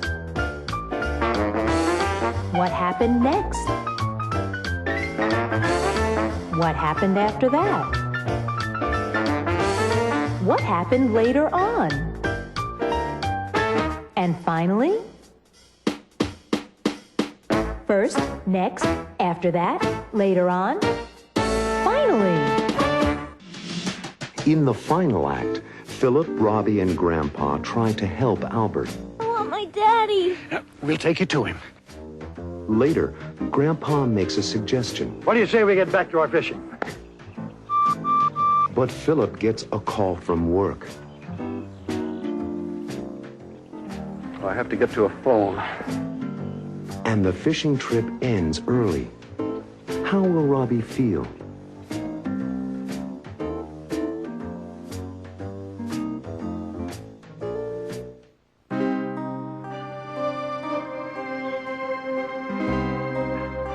Here's the bag. Will you be okay, Dad? I hope so.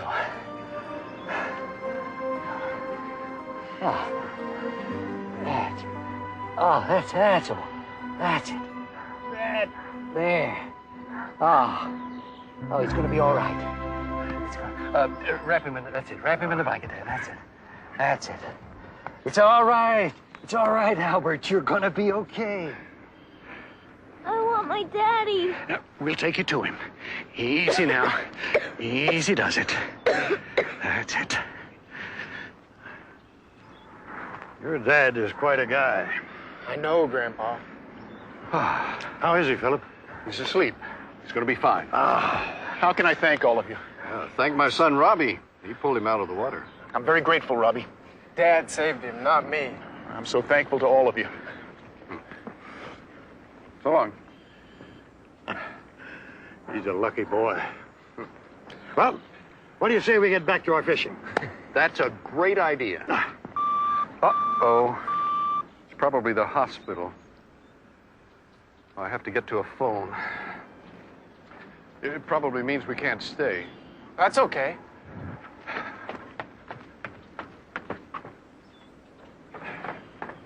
One of my patients has a high fever. I have to go to the hospital. I'm sorry, Robbie. I guess I ruined your day. You didn't ruin my day, Dad.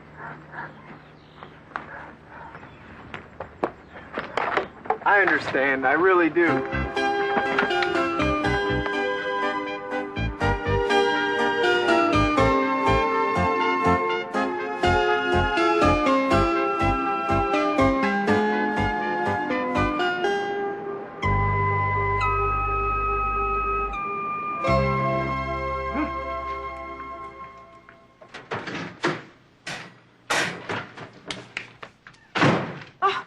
Why are you back so early? Well, Philip had to go back to the hospital. He had an emergency. Oh, that's too bad, Robbie. Did it spoil your fun? No, Mom. We had a great time. Well, did you do any fishing? Yeah, we caught lots of them. Look. They had a special on frozen fish down at the supermarket. Oh, you really had a bad day. We had a good day. Robbie pulled a boy out of the water. And Dad saved his life. He's a terrific doctor, Mom. I know.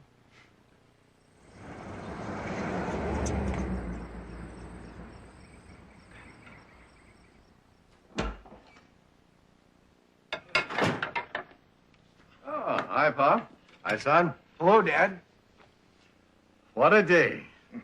How about a cup of coffee, son? I'd love a cup of coffee.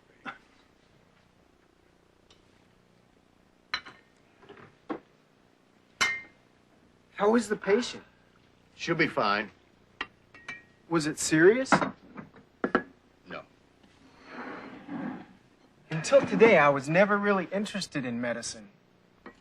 Well, it's hard work. Now I know.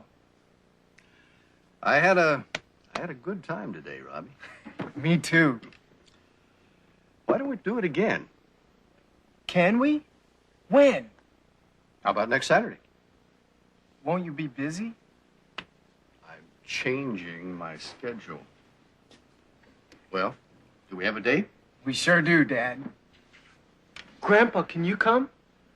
I have other plans, Robbie. But I think you two can have a good time together without me. No, Dad, and certainly not without the right magic.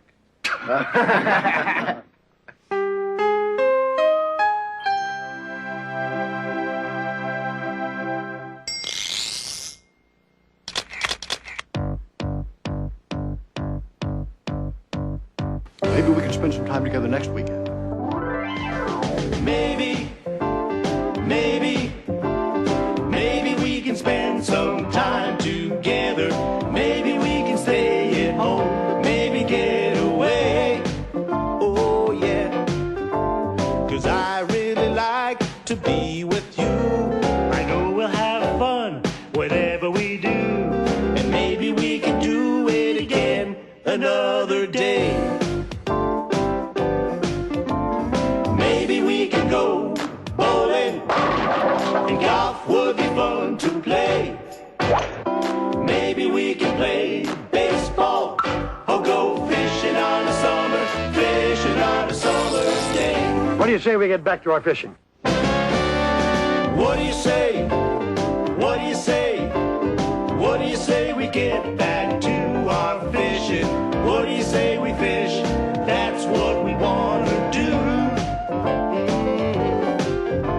So let's get back to it right away. We don't want to waste this beautiful day.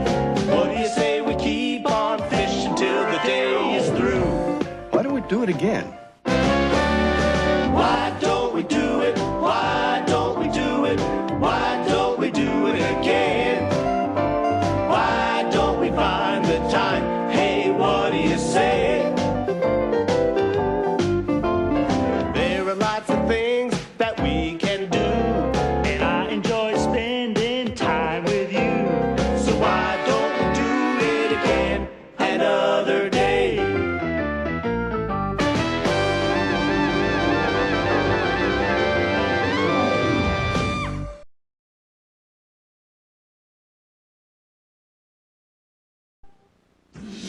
Today is Thanksgiving Day, an important American holiday. In the first act, Philip prepares an apple pie for the Stewart family. Beginning of my famous Thanksgiving apple pie. 1 apple. He uses lots of ingredients, but one ingredient is very special. Later, Robbie goes out for a while, but something happens, and Robbie is upset. Happy Turkey Day. What's wrong? Nothing. Absolutely nothing. What's gotten into him?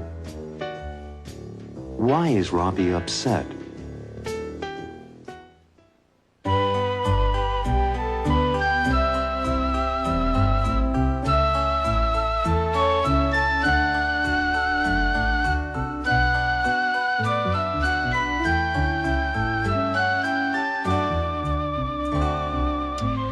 Okay, Philip.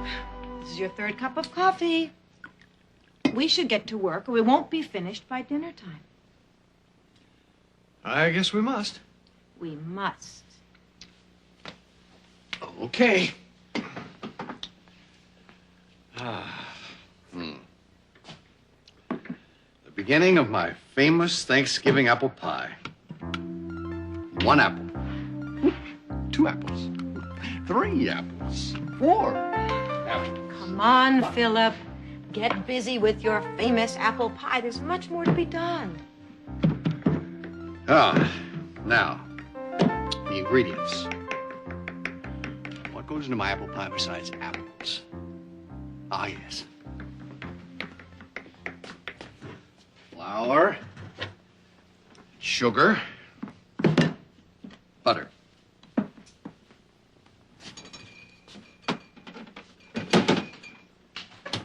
Butter, nice and cold and hard. Okay, here are the walnuts. And last but not least, the reason my apple pie is famous, cinnamon. Cinnamon. Ellen, where's the cinnamon? There isn't any cinnamon. It's in the cabinet with the salt and pepper. Oh.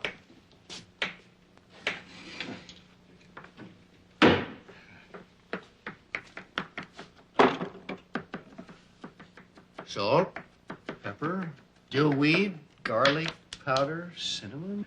Ellen, Yes, Philip. is it possible that we forgot to buy cinnamon? Yes. It is possible that we forgot to buy cinnamon. Well, how can I make my famous apple pie without cinnamon? Good morning. Oh, hi, Robbie. Good morning. Morning, Robbie. Hey, can you do me a favor? Sure, Dad. What? Remember my apple pie on Thanksgiving? What do you love about it? The apples? Oh, the cinnamon. Right. We don't have any cinnamon. I'll go down to Henry's grocery. He's always open. I'll get some for you. That's my boy. Oh, put your heavy jacket on, Robbie. It's cold outside. Alexandra might call. Tell her I'll call her right back. Okay. Thanks, son.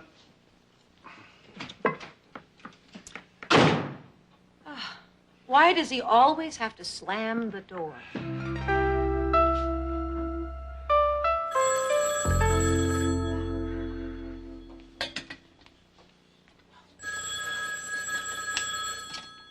Hello? Hello, Alexandra. How are you? Fine.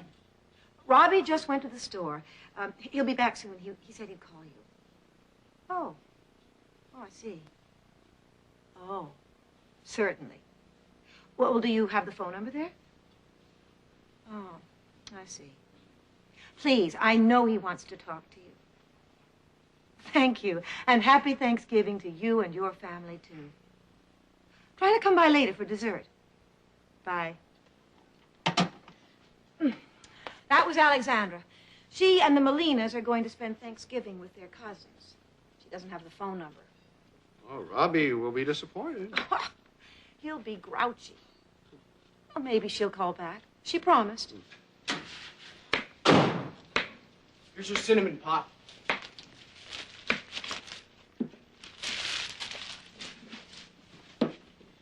It was $1.60. You forgot to ask me for the change. Or did you forget to give it to me?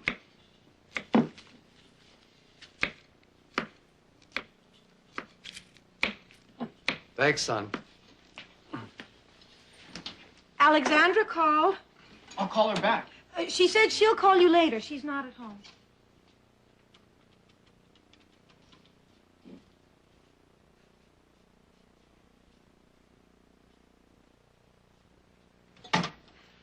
You should have your breakfast, son. Make you feel better. Protein, vitamins. She said she'll call back? Yes, she did. Good morning, everyone. Happy Turkey Day. What's wrong? Nothing. Absolutely nothing. What's gotten into him? He missed a phone call. From, Yes, Alexandra. It's nice to see young love. Oh, to be young again. Where's the coffee?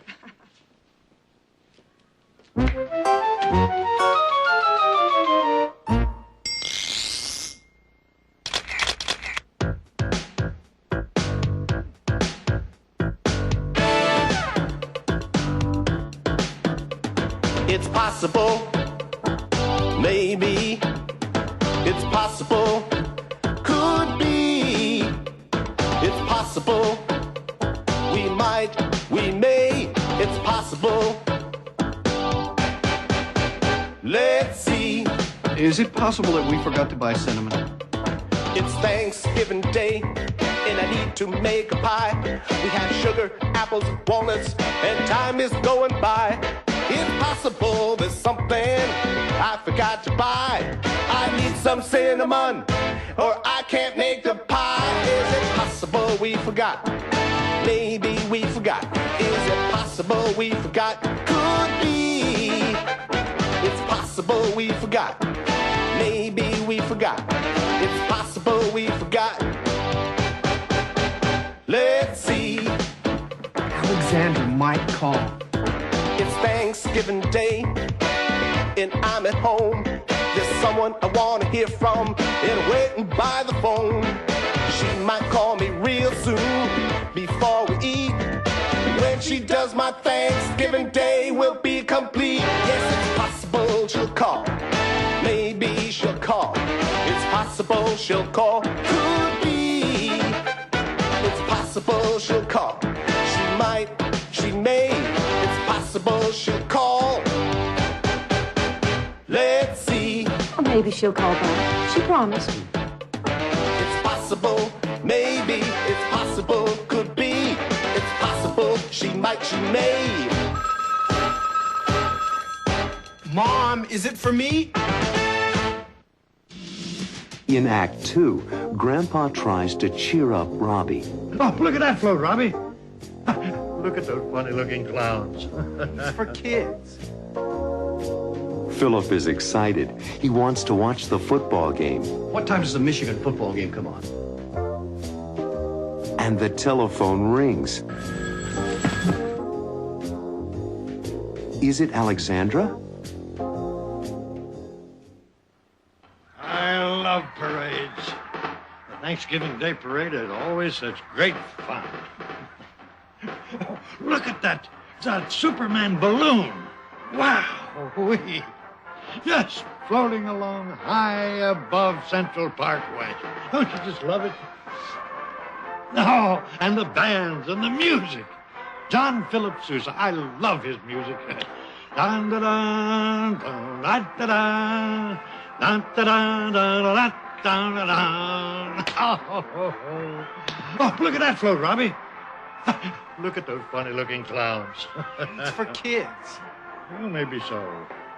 But parades always make me feel like a kid. Remember when you and your dad and I went to the Thanksgiving Day Parade? You were 4 or 5 years old, I think.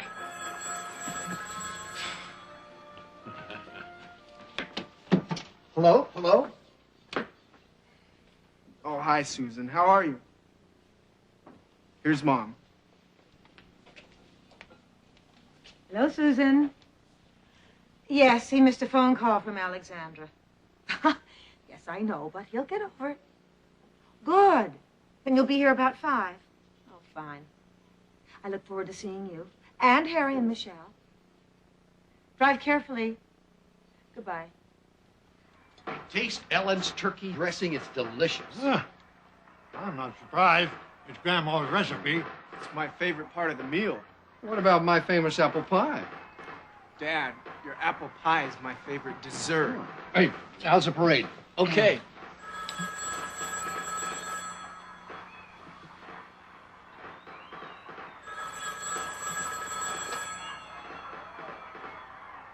Mom, is it for me?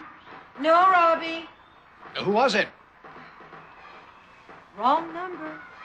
Philip, would you join me in the kitchen, please? It's getting late. We have vegetables to prepare. Can I help with anything? No, honey. You just relax with Grandpa. I'll get you to help serve later. Ellen reminds me so much of Grandma. What time does the Michigan football game come on? 4. Philip! I'll be back to see the game. Grandpa, when did Dad graduate from Michigan? Let me think. He graduated from medical school in 1960 and from the University of Michigan in 1956. Did you go to Michigan too, Grandpa? Yep. I graduated in 1937. I've got to start thinking about college soon.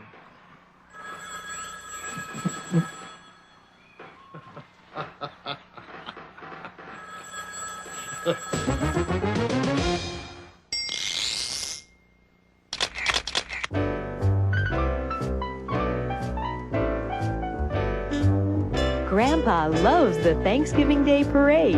I love parades. Philip likes to make apple pie. 1 apple. 2 apples. He really enjoys it. And Robbie is fond of Alexandra.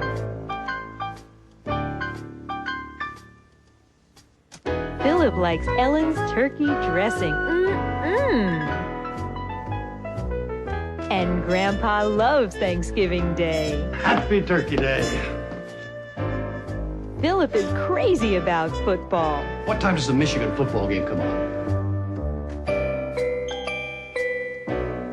And Robbie is crazy about Alexandra.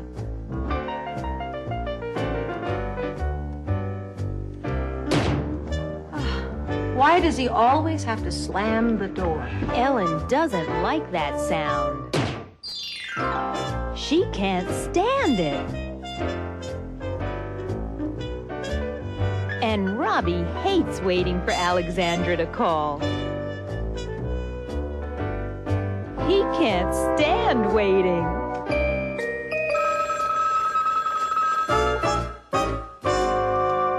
But Robbie really likes his mom's turkey dressing. It's my favorite part of the meal. And you can guess his favorite friend is... That's right, Alexandra. He's fond of her. He's crazy about her. He's wild about her. He likes her a lot.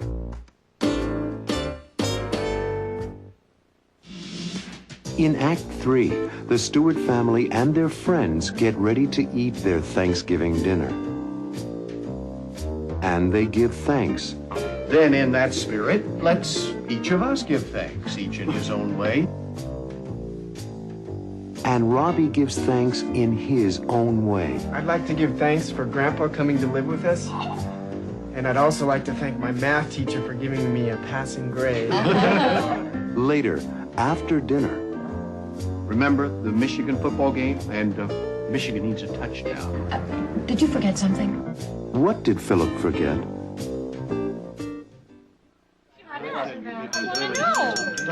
Okay, everybody. I want to welcome Harry and his daughter Michelle to Thanksgiving with us. Thank you, Dr. Stewart. Call me Philip. Okay. But first, I think we should take a moment and remember the meaning of Thanksgiving. Philip, I took Michelle to a school play about the first Thanksgiving. Well, why don't you tell us about that, Michelle? Thanksgiving was about the Pilgrims, the first settlers in America. They shared the first harvest with the Indians and gave thanks. All right. Then in that spirit, let's each of us give thanks, each in his own way. Who wants to begin? I will. I give thanks for being here with my family. And for being well, so I can enjoy you all. All right. We love you, Grandpa. Well, I'd like to give thanks for a healthy year, a good job, and for meeting Harry and Michelle. We'd like to give thanks for meeting Susan and the Stewart family. I love you, Daddy. Thanks, Harry. That was very kind of you. I'd like to give thanks for Grandpa coming to live with us. And I'd also like to thank my math teacher for giving me a passing grade. And call me Alexandra. You call. You go first, Marilyn. I'm thinking. You go first. Well, you all know I'm working on my photo album. It's not finished yet. And I'd like to thank Marilyn for being so patient. Thanks, Richard. I should thank you for encouraging me to keep working on my fashion designs. I'm lucky to have a husband with an artistic eye. Oh, we all have a lot to be thankful for. For the food on this table, just like the Pilgrims. I'll go along with that, Ellen. Well, help me serve, Robbie. It was a wonderful meal, Mrs. Stewart. Thank you. And now to see the end of the football game. Exactly. Where are you going, Philip? Remember the Michigan football game? And Michigan needs a touchdown. Did you forget something? Dad, your famous apple pie? Just let me see the score, Ellen. Go ahead, Philip. We should all take a little break before dessert. Oh, thank you. Thank you. Excuse me, Grandpa.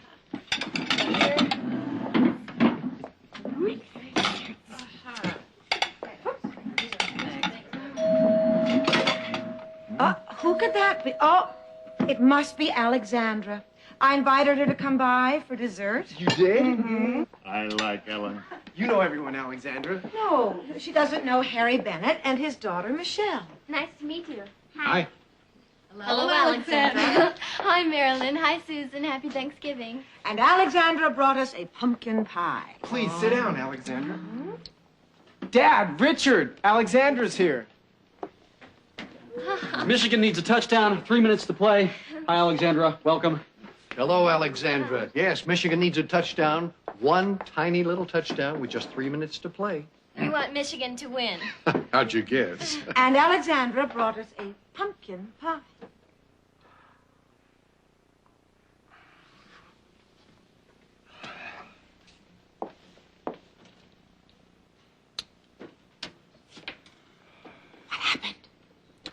We forgot to turn the oven on. We did.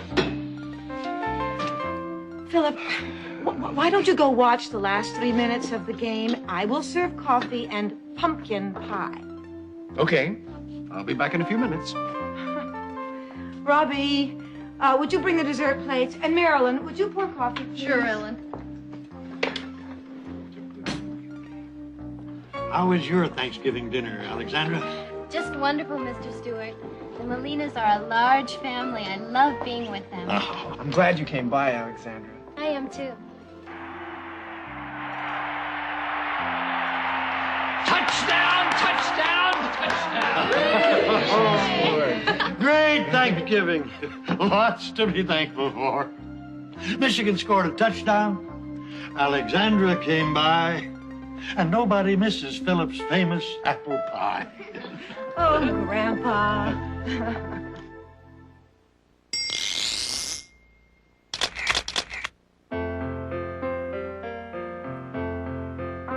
On Thanksgiving Day, people in the USA get together with family and friends. I want to welcome Harry and his daughter Michelle to Thanksgiving with us. Thank you, Dr. Stewart. Hello, Alexandra. Hi, Marilyn. Hi, Susan. Happy Thanksgiving. And Alexandra brought us a pumpkin pie. Please sit down, Alexandra. Hi, Alexandra. Welcome. Hello, Alexandra. The first Thanksgiving was in 1621. Thanksgiving was about the Pilgrims, the first settlers in America. They shared the first harvest with the Indians and gave thanks. Thanksgiving is a day with many traditions. People eat traditional foods like turkey and turkey dressing, and fruit pies like apple pie and pumpkin pie. Families enjoy modern traditions too, like watching the Thanksgiving Day parade on television. Don't you just love it? Oh, and the bands and the music. John Phillips, I love his music. And people watch the afternoon football game. Touchdown! Touchdown! And Thanksgiving is a day for giving thanks. I give thanks for being here with my family. And for being well, so I can enjoy you all. All right. Well, I'd like to give thanks for a healthy year, a good job, and for meeting Harry and Michelle.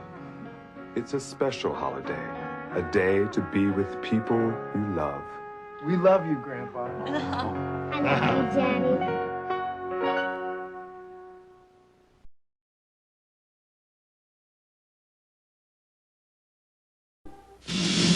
In Act 1, Robbie notices that Alexandra is unhappy about something. Is something wrong, Alexandra? Alexandra is lonely. She misses her family in Greece. You really miss your family, don't you? Yes. A little later, they hear a strange sound. Do you hear something? Yes, what was that?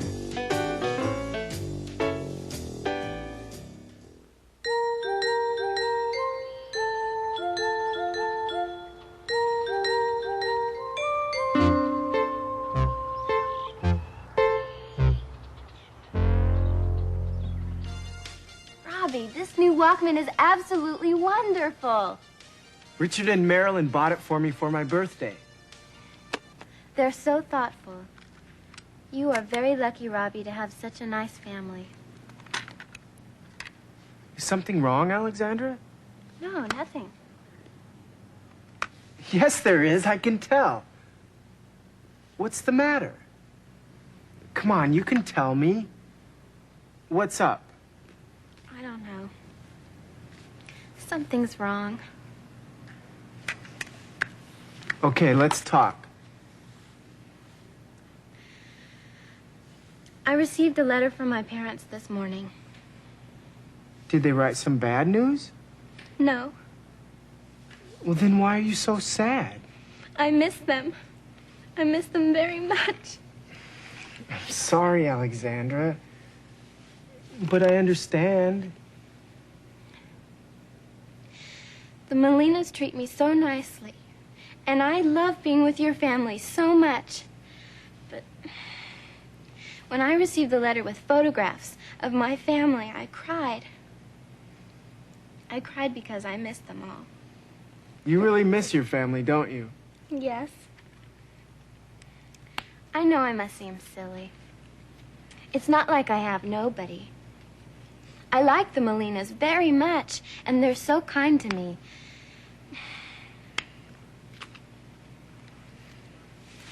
Hey, why don't we go out for a cheeseburger and french fries? That'll cheer you up. And you can use my Walkman. That's a good idea. But if we go out, please, don't complain about your math teacher or your math homework. I want to have fun. So do I. I have to turn off the lights or else my father will get really angry. He says I never turn them out when I leave. If they come home and they're on... Do you hear something? Yes, what was that? It sounded like a dog barking. Sounded like a dog barking right here. Yeah, A dog? a Springer Spaniel. Come on in, make yourself at home. Oh, you poor little thing. Come here. Come on.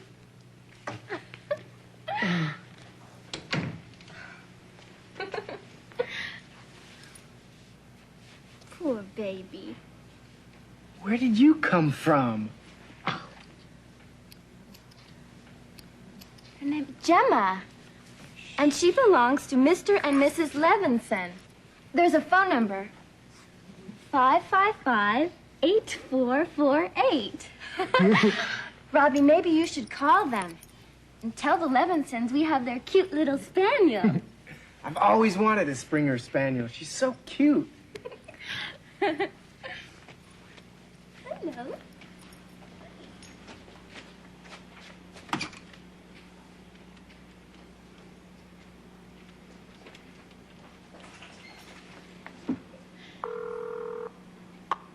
The number you are calling, 555-8448,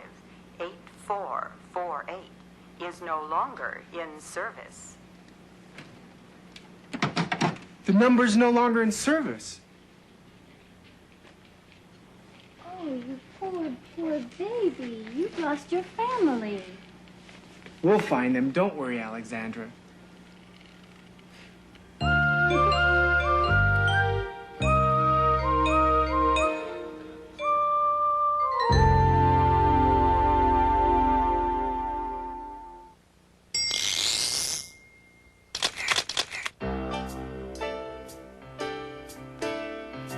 Alexandra and I are such good friends. We listen to music together and go places together and talk about things. Like today, Alexandra was so unhappy, and I didn't understand why at first. I received a letter from my parents this morning. Did they write some bad news? No. Well, then why are you so sad? Then I realized that Alexandra was lonely. She was so lonely without her family. You really miss your family, don't you? Yes. I know I must seem silly. It's not like I have nobody. I like the Molinas very much, and they're so kind to me. She seems so sad. I had to cheer her up. I got an idea. We always have such a good time when we go out together. Hey, why don't we go out for a cheeseburger and french fries? That'll cheer you up. But then Gemma showed up. A dog? I think Alexandra felt better. She wasn't the only one who missed her family. Gemma did too. Gemma looked so lonely, with such a sad face. And Alexandra understood. Oh, you poor baby. You've lost your family. Don't worry, Alexandra. We'll find them. In Act 2, Robbie and Alexandra take care of Gemma. Gemma, sit. Good, Gemma. They want to find the dog's owners.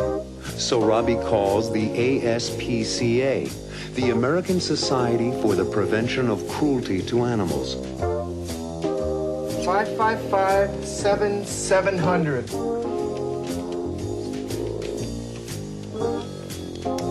Hello, ASPCA. Later, Robbie and Alexandra go to the ASPCA for help, but they might not be able to find the owners. No ID number. Without that, it's hard. What can Robbie and Alexandra do?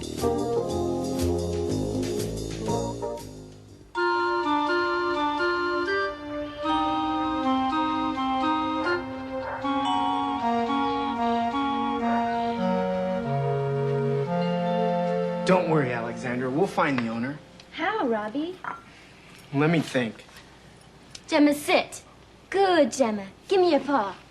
Good, Gemma. This dog is well trained. She likes you, too. So how are we going to find the owners? With a little help from the ASPCA. The American Society for the Prevention of Cruelty to Animals. They're the ones. We once found a cat. She was caught in the branches of our tree, and Dad called the ASPCA. They came and solved the problem. Robbie, let's call them. Let me see. ASPCA.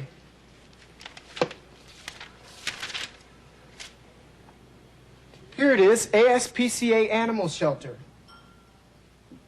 555-7700.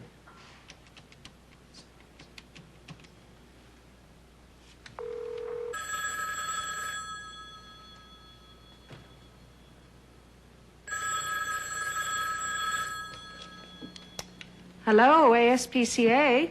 Hello. My name is Robbie Stewart. I have a lost dog I'd like to bring to you. How late are you open? We're open till 9 p.m. Thank you. I'll bring the dog over by 9. Thanks. Bye. Thanks. Goodbye.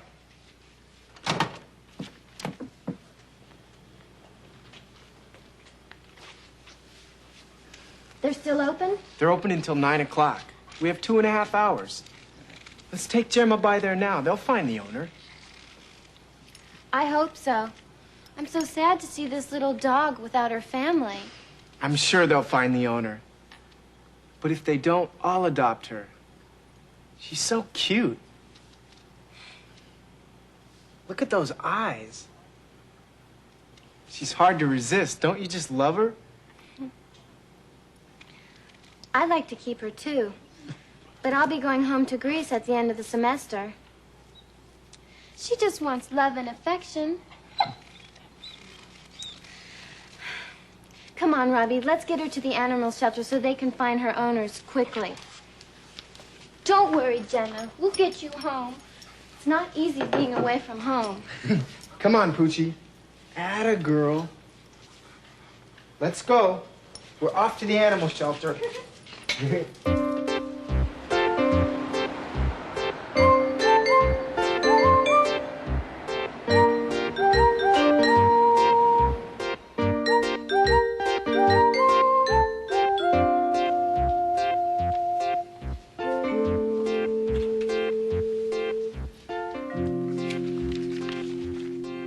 Your name? Robbie Stewart.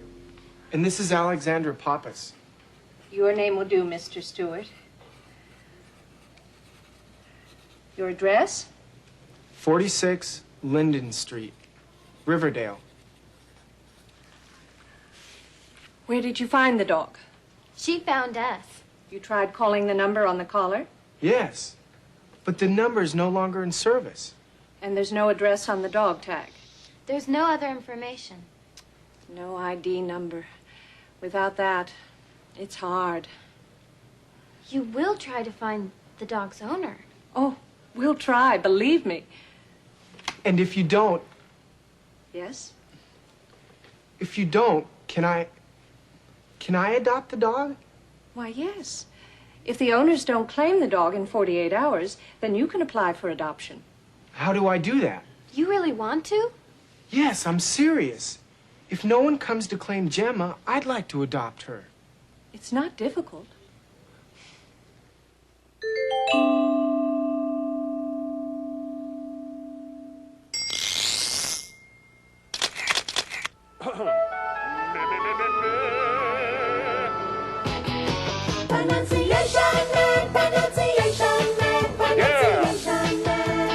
Listen! T-H-E. The. I mean, the. No, the. The dog. Where did you find the dog? The owner. I'm sure they'll find the owner. The problem is they need to find the owner of the dog. The number. You tried calling the number on the collar? The animal shelter. Come on, Robbie, let's get her to the animal shelter so they can find her owners quickly. The number is out of service, so the problem is they need to find the owner of the dog, and the hour is very late, but the animal shelter is open till 9. The dog, the owner, the problem, the animal, the number, the hour. You hear the before a consonant sound. The dog.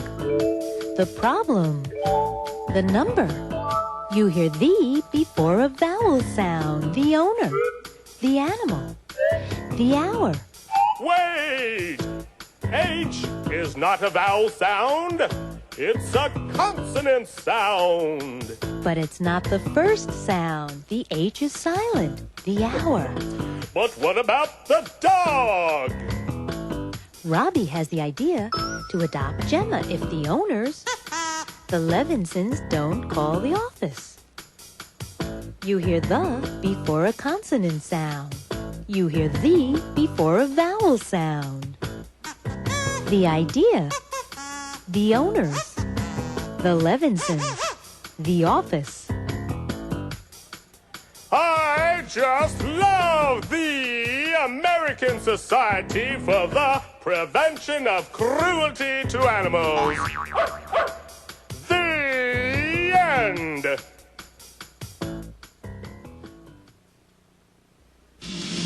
In Act 3, Robbie finds out how to adopt a dog. If you want to adopt an animal, first we need to know some references. References? People we know? I love animals. Both Robbie and Alexandra would like to have a pet. To have a friend. A pal. You know, man's best friend is his dog. Later on, Linda has news for Robbie. We have good news and bad news, Robbie. Will Linda find the owners? Or will Robbie adopt Gemma?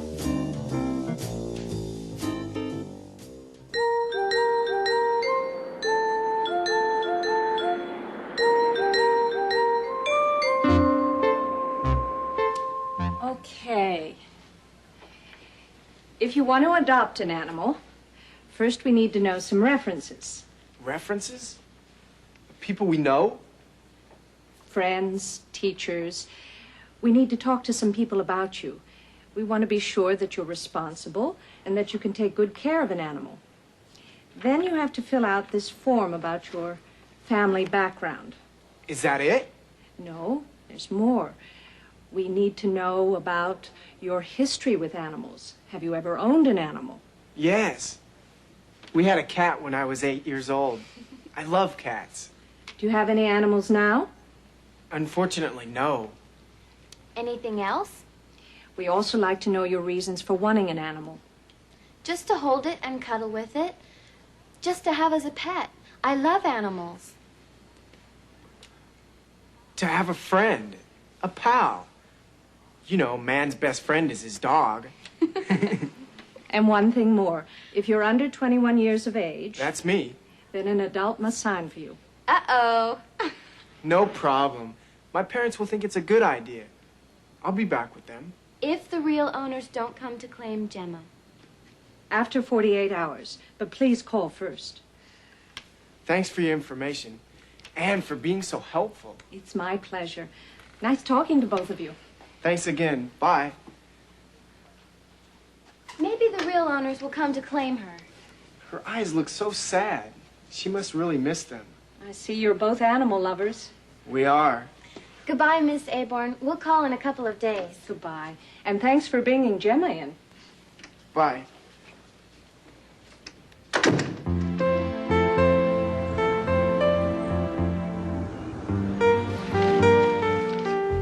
I keep thinking about the dog. About Gemma alone in the animal shelter.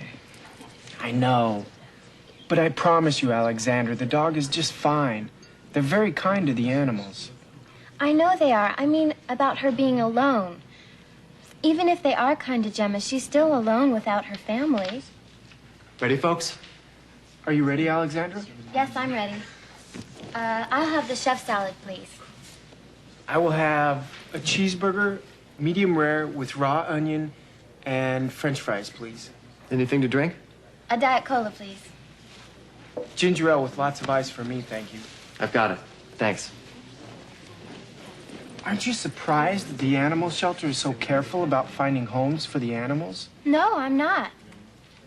And a cheeseburger, medium rare, with onion and French fries. And a ginger ale with lots of ice. Salad dressing?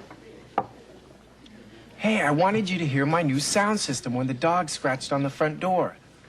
Let's finish eating and then we'll go back to my house. I want you to hear my new tapes. I've got some great new dance music.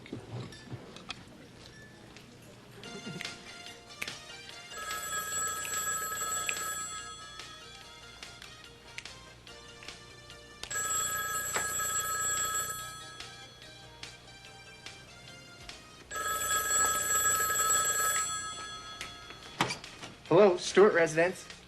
Hello, is Robbie Stewart there? This is he. Who's this? This is Linda Aborn from the animal shelter. It's Linda from the animal shelter. Yes, Linda, hi.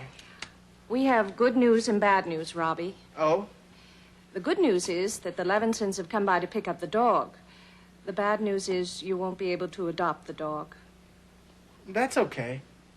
Come by one day and look at some of the other dogs. I'm sure there's one for you. Thanks, Robbie. And the Levinsons thank you for bringing their dog to us. Thanks, Linda. Bye.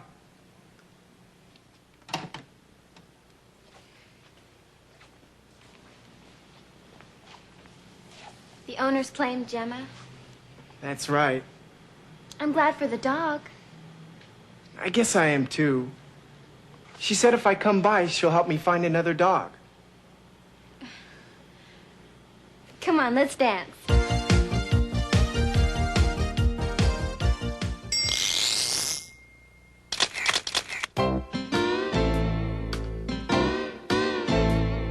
They come in every shape, every size, and every color. Long hair and short hair, or no hair at all. Some come with feathers, and some have fur. And some will even come when you call. I'm talking about pets in the USA. Pets in the USA. Some you can hold, some will walk by your side, and some you can ride every day. Some will shake your hand, and when they get to know you, they seem to understand what you say. I'm talking about pets in the USA. Pets in the USA. No matter what they look like, no matter what they are, we like to think of them as our friends. Just like you and me, they have personalities, and they can be such good company. Some live underwater, some live in a cage, and some can just walk around your home. They may have droopy eyes, they may have floppy ears, but they can keep you from feeling all alone. I'm talking about pets in the USA. Pets in the USA.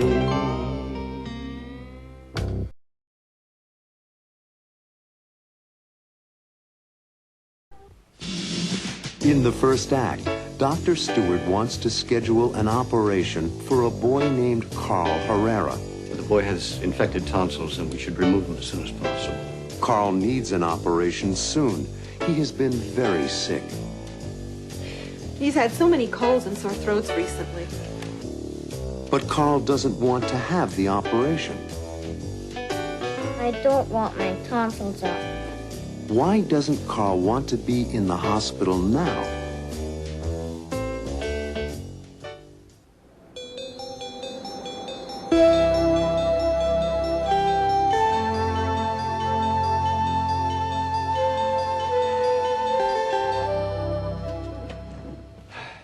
Molly, I need your special talent for handling special matters. Like what special matters? Well, I have a scheduling problem. Yes? I have 3 tonsillectomies set for Friday with Dr. Earl. Yes? I need to fit a 4th operation into his schedule, and I know you can do it. Who's the patient?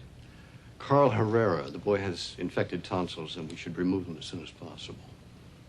Well, I'll try to arrange the schedule, Dr. Stewart, but it's not going to be easy. I know you'll be able to take care of it. Well, Mrs. Herrera, Carl will be perfectly fine after we remove his tonsils. Thank you for your reassurance, Dr. Stewart. He's had so many colds and sore throats recently. Well, it's a very easy operation, Carl. You won't feel a thing. But when do they do it? This Friday. But Saturday's my birthday. Well, we could reschedule the operation, Mrs. Herrera, but, well, I don't want to put it off too long. No, I think it's important to do it now. We can have a birthday party for you, Carl, when you come out of the hospital. But it won't be on my birthday. But your health is more important, Carl. Believe me. I don't want my tonsils out. Nurse Baker, would you come in, please? Hello, Mrs. Herrera. Hi, Carl. How are you doing? I don't want my tonsils out. Come with me, Carl. You and I will talk this over. She has a special way with kids. She sure does.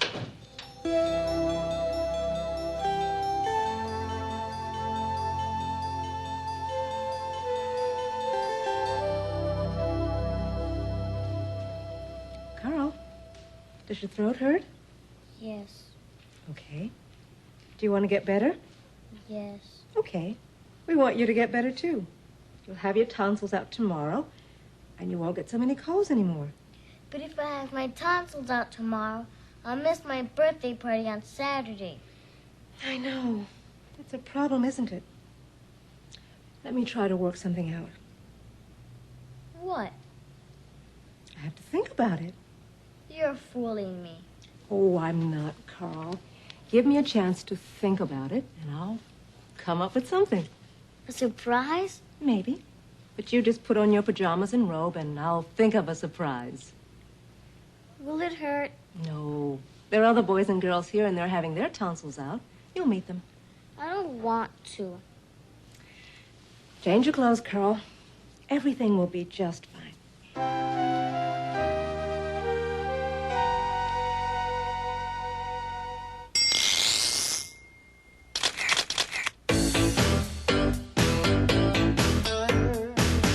How are you feeling?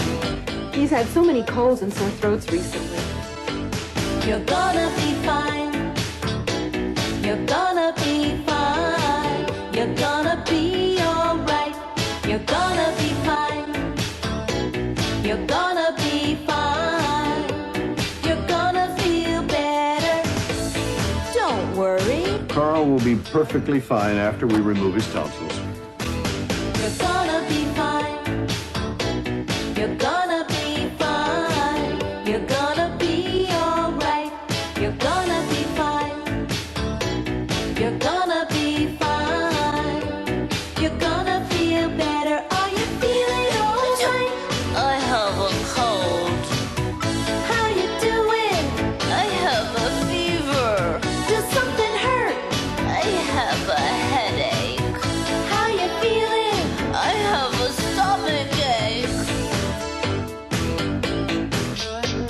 very easy operation, Carl. You won't feel a thing. You're gonna be fine. You're gonna be fine. You're gonna be alright. You're gonna be fine. You're gonna be fine. You're gonna feel better. How are you doing? Not too well. Does your throat hurt? Yes, it does. Do you want to get better? Yes, I do. Everything will be just fine. You're gonna be fine. You're gonna be fine. You're gonna be fine. In the second act, the nurse, Molly Baker, plays a game with the children at the hospital. The name of the game is charades. 6 words. It has 6 words. That's easy. I can play. But Carl Herrera won't play the game. I don't like charades. It's for babies. Dr. Stewart tries to help. Why don't you want to play? Because I don't want to be here. Carl is upset because he wants something else. What does Carl want?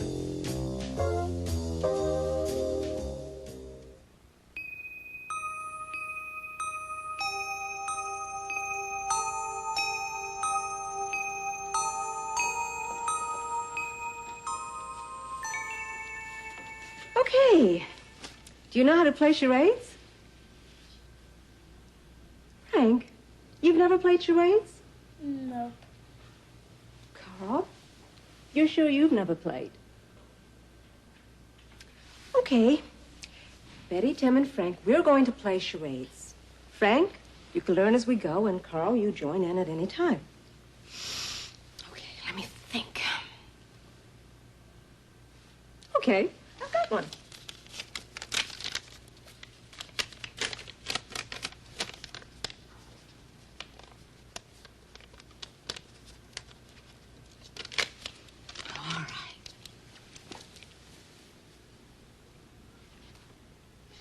A movie.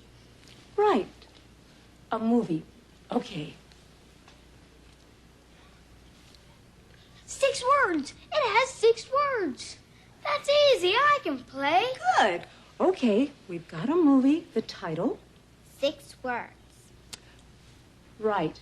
First word. Sounds like. Sounds like. You got that part right, yes. Sounds like. Sounds like what? Sounds like no. Absolutely right, Frank. Sounds like no. Okay, we've got a movie. 6 words. The first word sounds like no. Row, row. Go. Nope. Show, that's it. Show. No. Okay.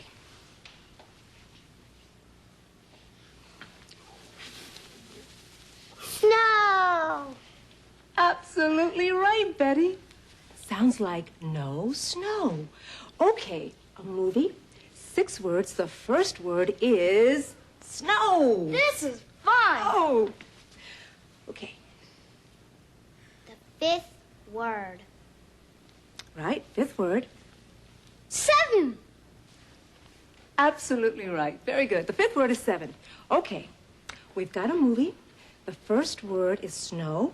5th word, 7. I got it. I got it. Snow White and the 7 Dwarfs.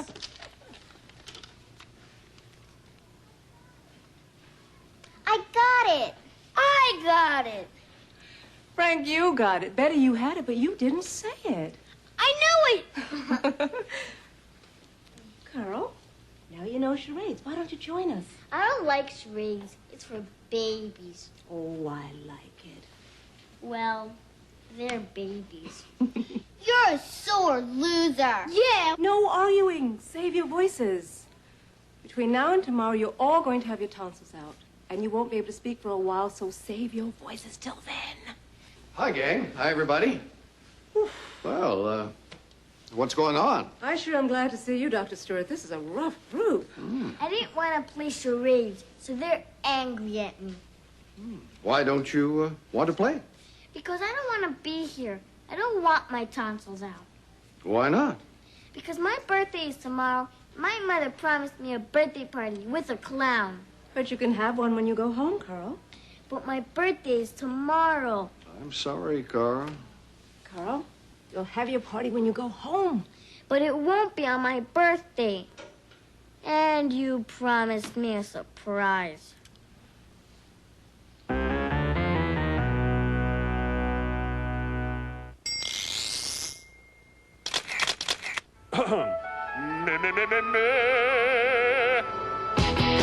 Pronunciation man, pronunciation man, pronunciation man. Listen! Sounds like... Sounds like what? Sounds like no. First word sounds like no. Row, row. Row so low. Oh. Raw saw law. Aw. Row raw so saw low law. Oh. Aw. Ball. Ball. Bowl.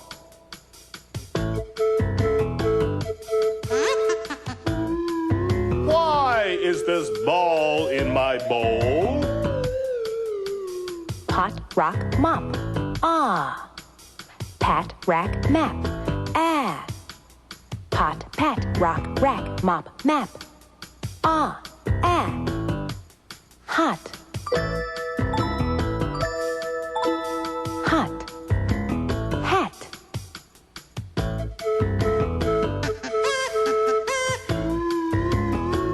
I'm hot in this hat. Eat, seek, leap. E. It, sick, lip. Eh. Eat, it, seek, sick, leap, lip. E. Eh. Fit.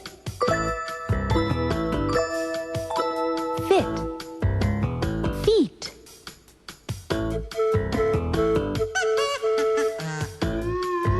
My feet don't fit. His feet don't fit. Oh. He's hot in his head. And the ball is in his bowl.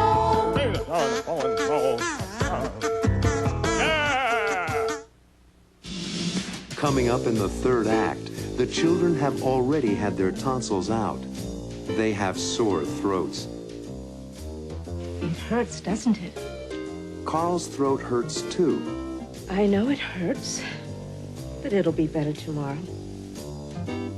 Carl still wants a surprise. In the meantime, what would you like? The next day, someone comes to visit the children. And here he is. Who comes to visit?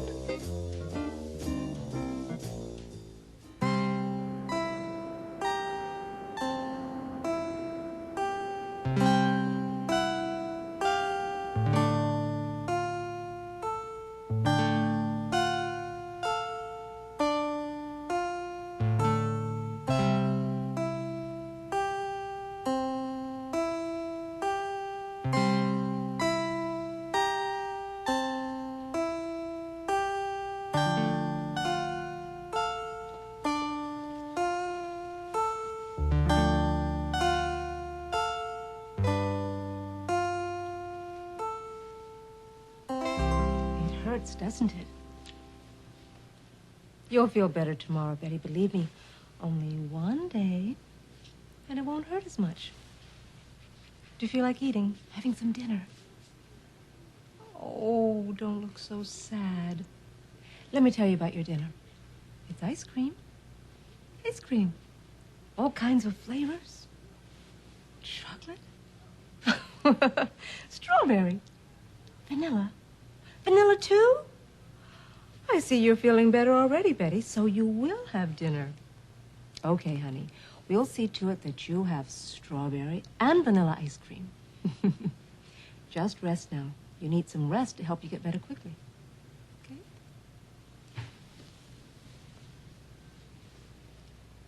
Hi, Frank. How you doing? Oh, come on now. You're a big boy. It doesn't hurt that much, does it? Oh, I'm sorry it hurts so much and you won't be able to have dinner. You're just going to have ice cream. Yes, ice cream. Lots of flavors. Want to hear them? Chocolate. Then chocolate it is. 1 scoop or 2. 3 scoops? Then 3 it will be.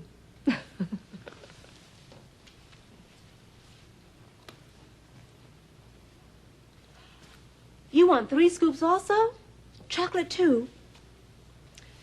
Oh, I see you're feeling better. Well, at least you're acting like you feel better. 3 scoops of chocolate ice cream for Tim coming up.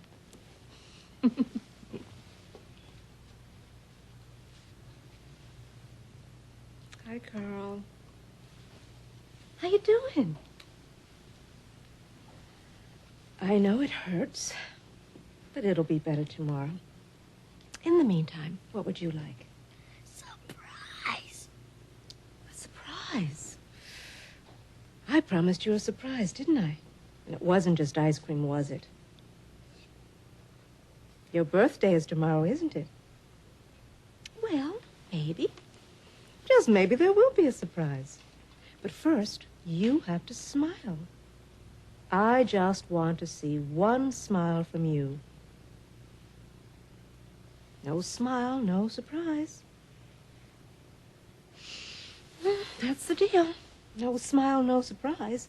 If you want a surprise, then you've got to smile first.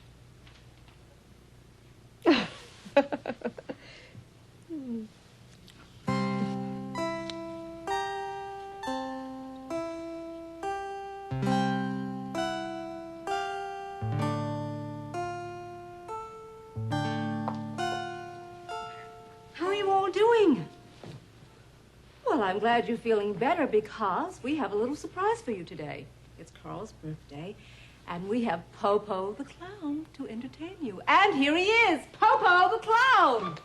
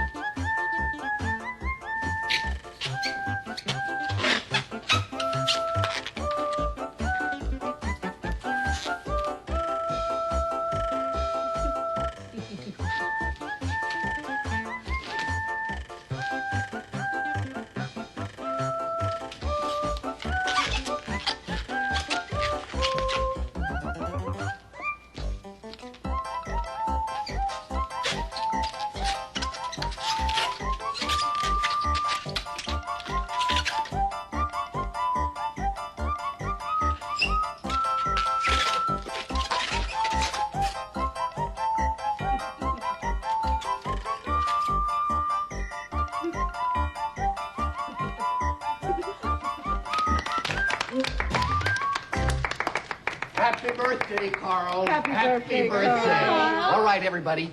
Okay, Carl, it's your birthday. What's your wish? What would you like? Hmm? You want to play charades?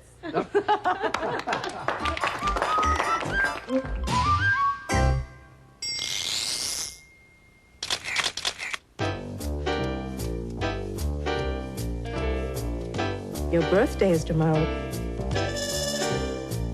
isn't it? Your birthday is tomorrow, isn't it? I promised you a surprise, didn't I? It wasn't just ice cream. Was it? It wasn't just ice cream, was it?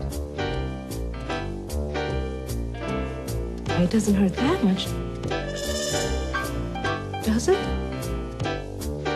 Doesn't hurt that much, does it? Your birthday is tomorrow, isn't it? And it wasn't just ice cream, was it? It doesn't hurt that much, does it?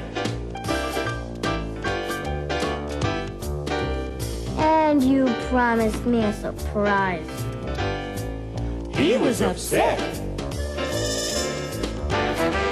wasn't he? He wasn't happy, was he? Happy birthday, Carl. Happy birthday. Carl isn't sad now, is he? He is happier now, isn't he?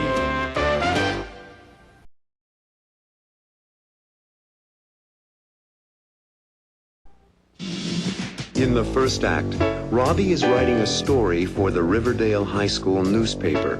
I'm writing an article on the feelings about graduation. Robbie will have to make some decisions. What does he want to do after graduation? Maybe you should think about becoming a writer. Maybe I should. Philip would like Robbie to go to the University of Michigan. So he schedules an interview for Robbie with the Dean of Admissions. He's going to be in New York tomorrow to interview applicants for admission. But Robbie may not want to go to the same school that his father and grandfather attended. But I may not want to go to Michigan.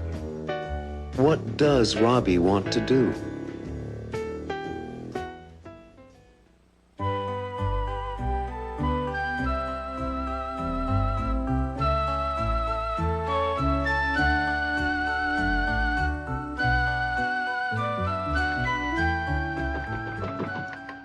Who is it? Dad. Come on in, Dad. I thought you might be hungry. I brought you a chicken sandwich and a glass of milk. I am hungry. Thanks, Dad. What time is it anyway? 10 o'clock. What are you working on? I'm writing a story for the high school paper. Can't you finish it tomorrow? No. I have to turn it in the morning. What's it about? I'm writing an article on the feelings about graduation. And how do you feel? Me? A little scared. And excited, too. I felt the same way. The scary part's leaving home and moving to college. Oh, leaving home is part of growing up. Well, don't work all night. I don't mind. I enjoy writing. Well, maybe you should think about becoming a writer. Maybe I should. You have lots of time to decide. That's the worst part, making decisions. You'll be okay. Good night, son. Good night, Dad.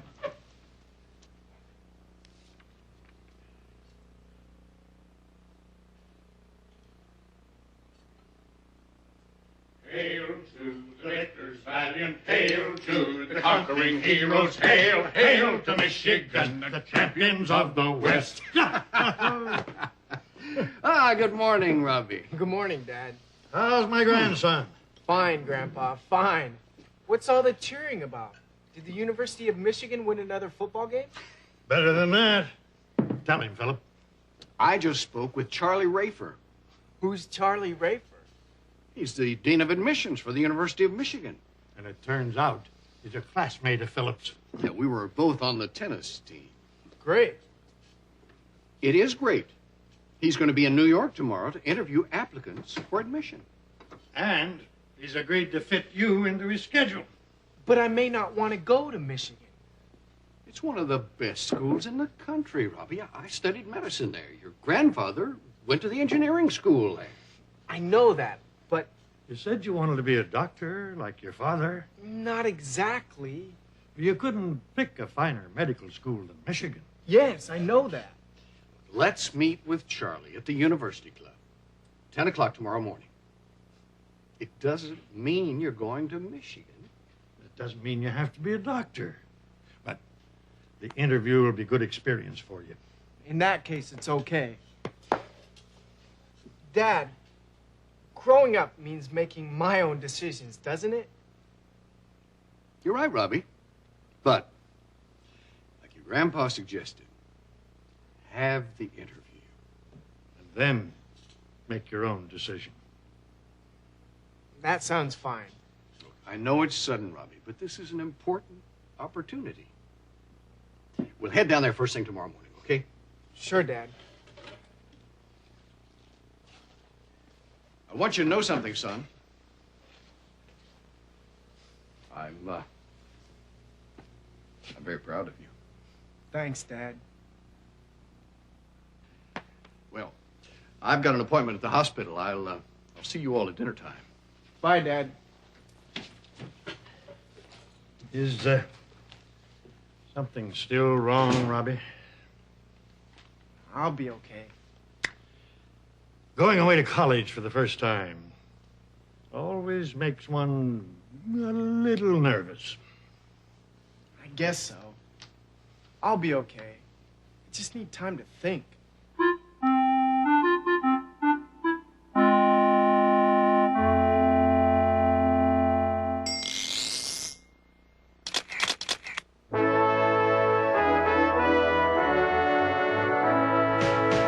I'm writing an article on the feelings about graduation. And how do you feel? Me? A little scared. And excited, too. I feel scared. I feel excited. It's a whole new situation. I've got my future to think about after high school graduation. I feel scared. I feel excited. I've got a lot on my mind. Going away to school, going away from home, and the friends I'll leave behind.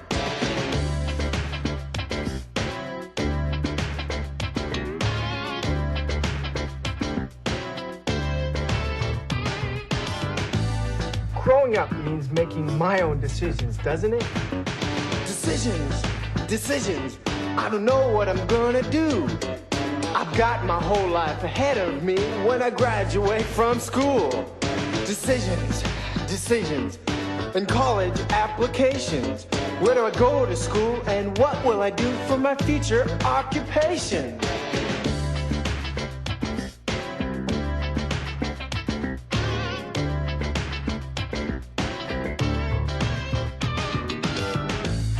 The scary part's leaving home and moving to college. I'm leaving home for the first time, moving to a brand new place. A new situation, a new location, and no one will know my face. I'm leaving home for the first time, and nothing will be the same. A new destination, a new location, and no one will know my name.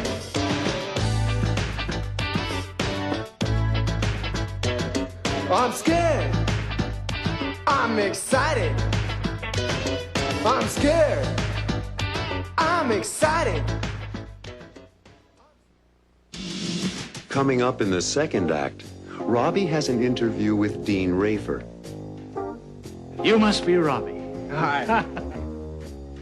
Dean Rafer asks Robbie about his activities in high school. I see under activities that you've been writing for the school paper. As they talk, the dean sees that Robbie is uncertain about going to the University of Michigan. You seem to have some reservations. What will Dean Rafer say to Robbie?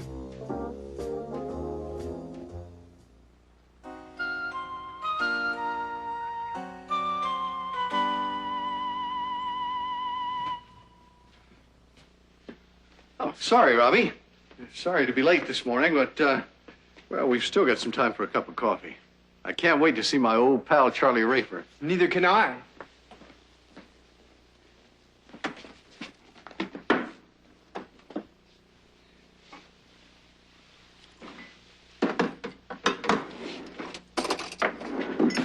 So, you thought about it, huh? Yes, I have, Dad. Well, I'm glad. I knew you'd realize that this interview could be an important experience for you. I came to that conclusion. That's very wise, Robbie. Very wise. Now let's head off for the City and University Club. Thanks, Dad. Thanks? For what? Thanks for hearing me out. And thanks for being such an understanding father. Well, thank you, Robbie. Thank you.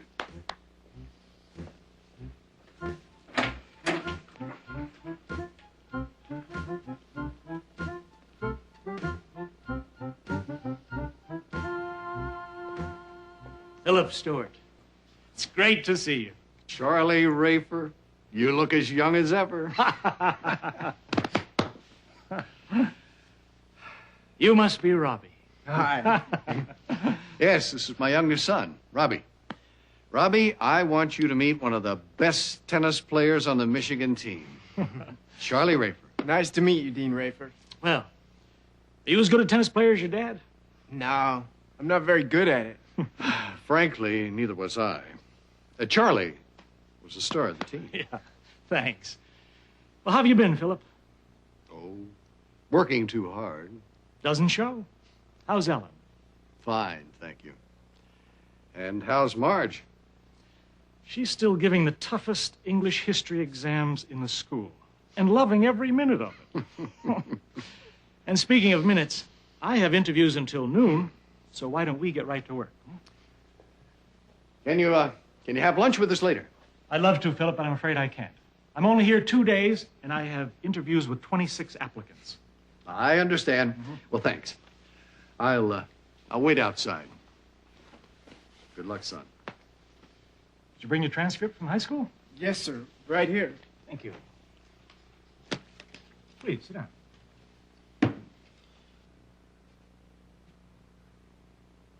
I see under activities that you've been writing for the school paper. Yes, sir. What kind of articles have you written?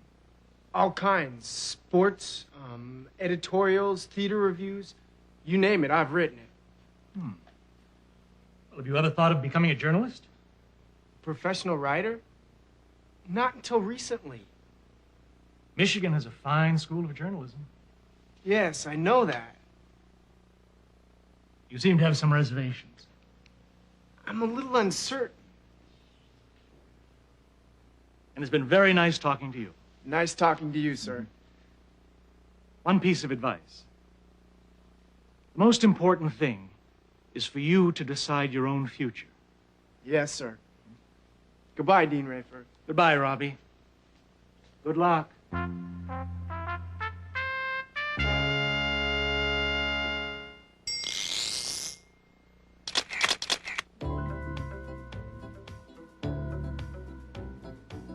The most important thing is for you to decide your own future. I have to decide. It's my future. It's up to me. Where do I want to go to school? What do I want to study? Dad and Grandpa went to the University of Michigan. It's one of the best schools in the country, Robbie. I studied medicine there. Your grandfather went to the engineering school there. But I may not want to go to the University of Michigan. Maybe I don't want to study medicine or engineering. Maybe I want to study journalism. I like to write. I've written a lot of articles. What kind of articles have you written? All kinds. Sports, editorials, theater reviews. You name it, I've written it. Maybe I do want to study journalism. I'll become a journalist. I could write for the New York Times. Robert Stewart. Writer. Yeah, I could study journalism. I'd take a course in writing, German, and history and literature, and we'll skip mathematics. I hate math. But I might take music. Wait a second. I don't just like journalism. I like lots of subjects. And if I study liberal arts, I can take courses in a variety of subjects. Yeah, I don't have to decide on my major in the first year. I think I want to become a writer. But I have time to decide. Maybe you should think about becoming a writer. Maybe I should. You have lots of time to decide.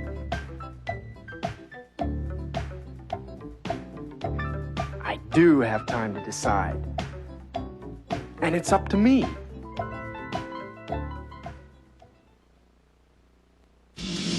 In the third act, Robbie's friend Mike tells Robbie about his interview. I had a great interview with admissions at Columbia University. And Robbie tells Mike that he'd like to study journalism. I think I want to study journalism, to be a reporter. Later, Robbie talks to his father about his decision. Hi, Dad. Everything's fine. I was just waiting for you to get home so we could talk. How will Philip feel about Robbie's decision?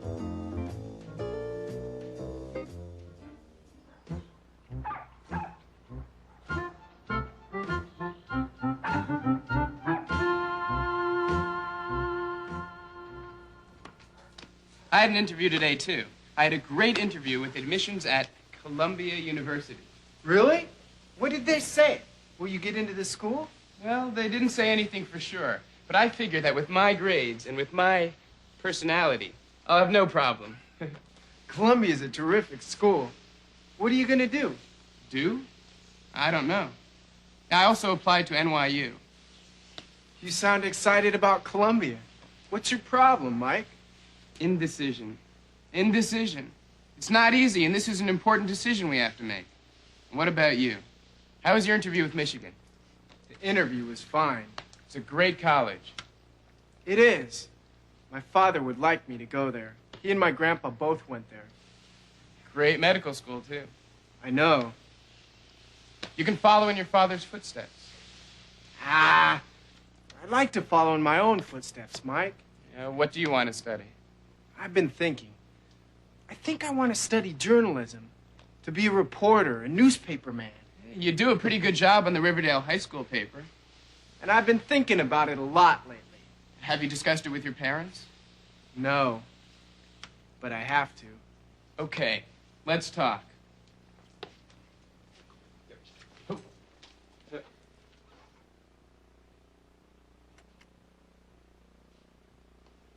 Hi, son. Is everything all right? Hi, Dad. Everything's fine. I was just waiting for you to get home so we could talk. Anything special you want to talk about? There is, Dad. I'm listening. Well, I know you and Mom have given up a lot to save money for my college tuition. We want you to go to college, Robbie. I know, I do. But? Well, I've thought a lot about which college, and one of them is Columbia. Columbia? Why Columbia? First, they have an excellent school of journalism. Mm-hmm. They do. And your friends are planning to go to Columbia? That's only part of it. It's complicated. I'll try to explain.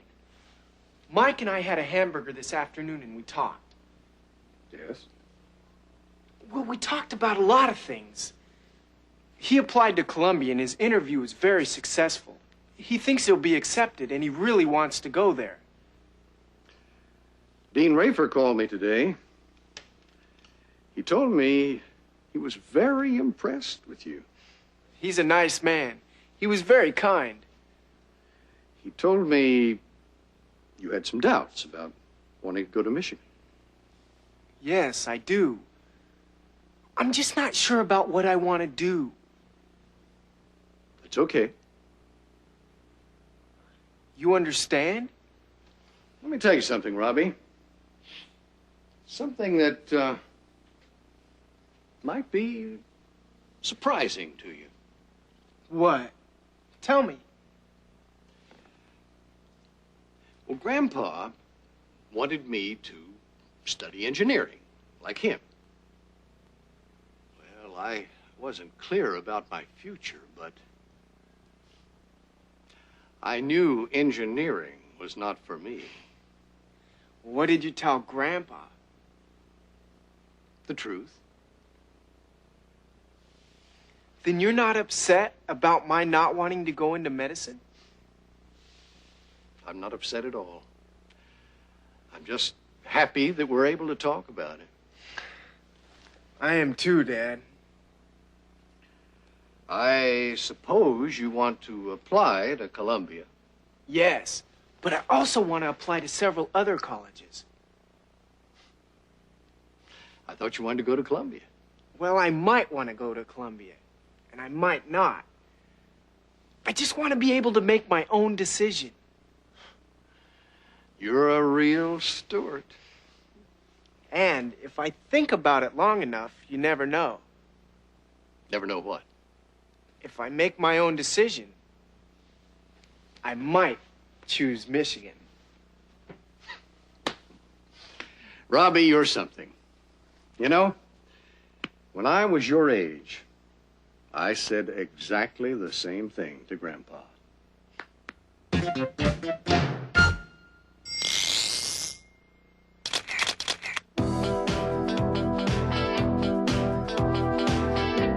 I want to go to the University of Michigan? Dad and Grandpa went there.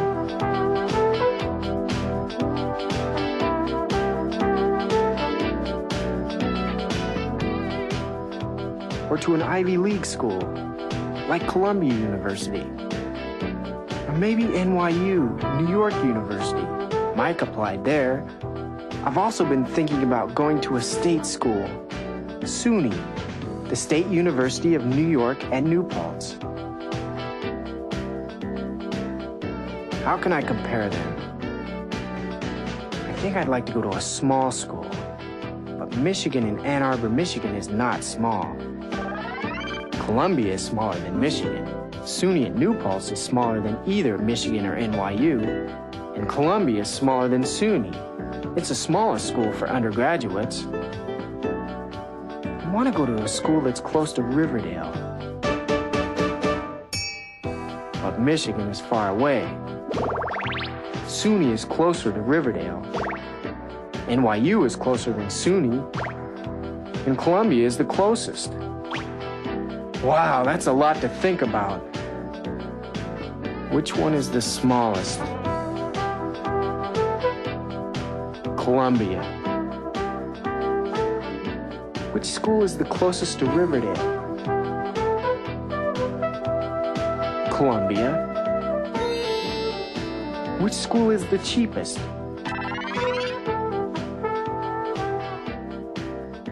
SUNY at New Paltz. Which school would you choose?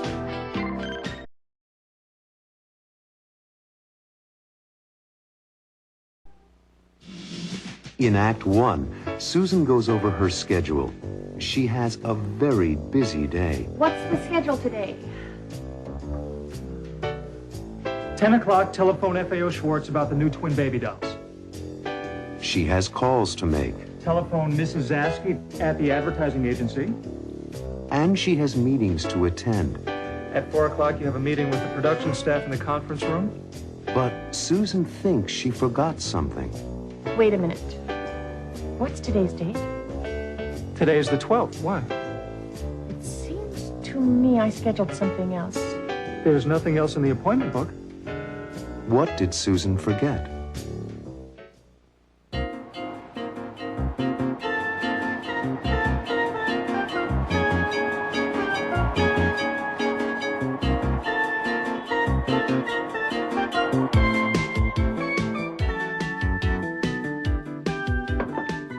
Good morning, Susan. Good morning, Sam.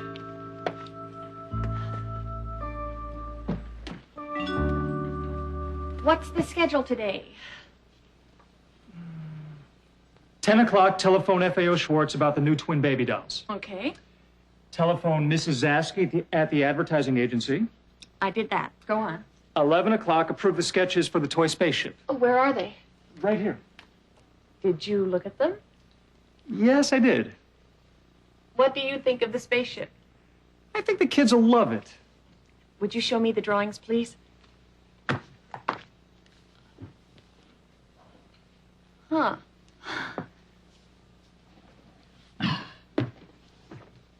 Now, what else is on the schedule today? Well, at 1 o'clock, you have a lunch appointment with Mr. Levine, the client from the Toy Town stores. Where? At Rosano's. Anything else? At 4 o'clock, you have a meeting with the production staff in the conference room? Make sure everybody is at that meeting. Will do. At 6, you're meeting Mr. Ozawa. Oh, yes. Are his models here? They're in my office. I'd like to see them. Right. What else?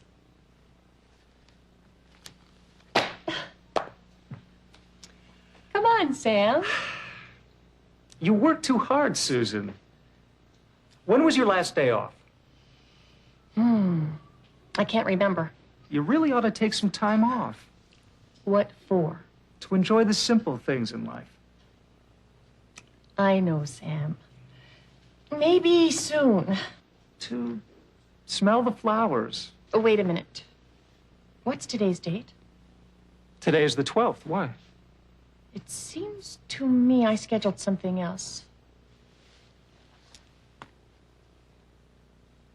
There's nothing else in the appointment book. I'm sure I did. Oh, well. I'll probably remember it later. I hope it isn't important. It's probably nothing. Okay, let's get started. Would you call Priscilla Smith at FAO Schwartz, please? Right.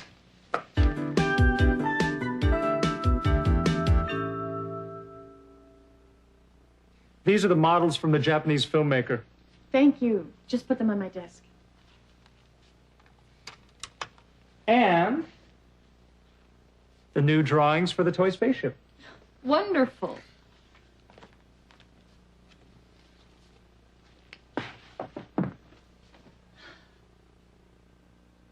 That was fast. We have a new artist. She's very talented. What time is it anyway? My watch stopped. It's 11:30. What time is my lunch date with Bill Levine? 1 o'clock. Remind me to leave at 12:45. Did you remember your other appointment for today? No, but I have a feeling it's going to be too late when I do remember.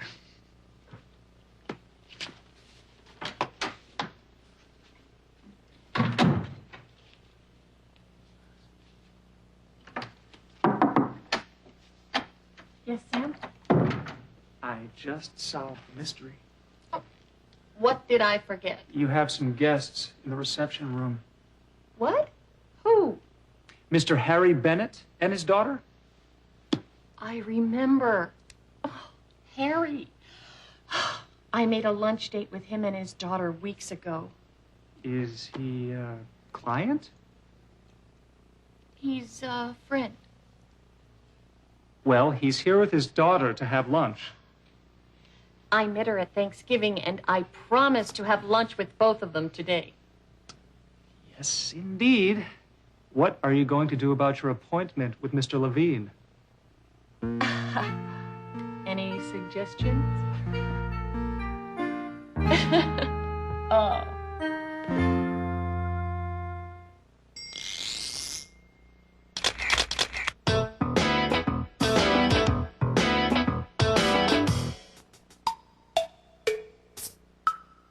What's the schedule today? 10 o'clock, telephone FAO Schwartz about the new twin baby dolls. 10 o'clock. 10:15. That's a quarter after 10. 10:30. That's half past 10. 10:45. That's a quarter to 11. 11 o'clock, approve the sketches for the toy spaceship. 11 o'clock. 11:15. That's a quarter after 11. What time is it anyway? My watch stopped. It's 11:30. 11:30. That's half past 11. 11:45. That's a quarter to 12. 12 o'clock. That's noon.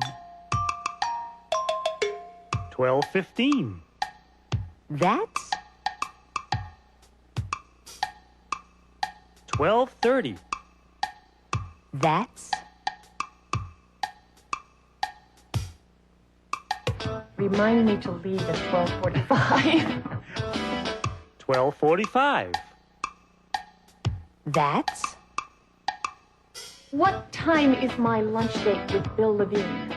1 o'clock. 1:15. That's 1:30. That's 1:45. That's What else is on the schedule today?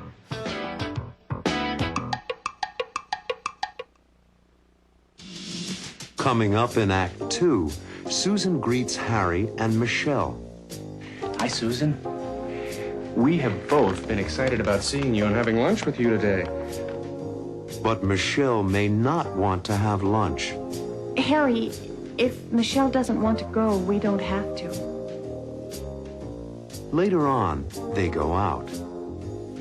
Welcome to the South Street restaurant. And Susan tries to talk to Michelle. Michelle, can we have a talk? Sure. What's on Michelle's mind?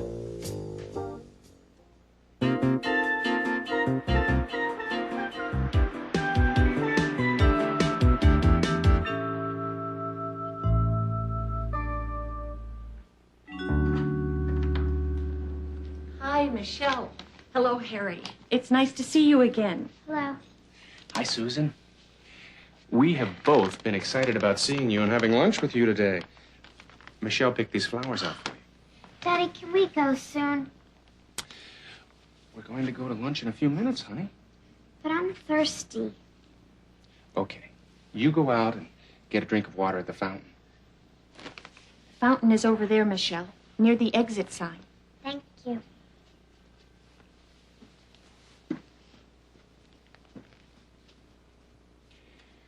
Michelle is a little shy. I used to be that way when I was her age. Harry, if Michelle doesn't want to go, we don't have to. She'll be fine.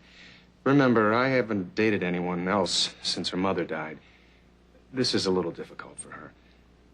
Are you ready to go? Yes, but could you wait 1 minute? I have a call to make. Would you excuse me?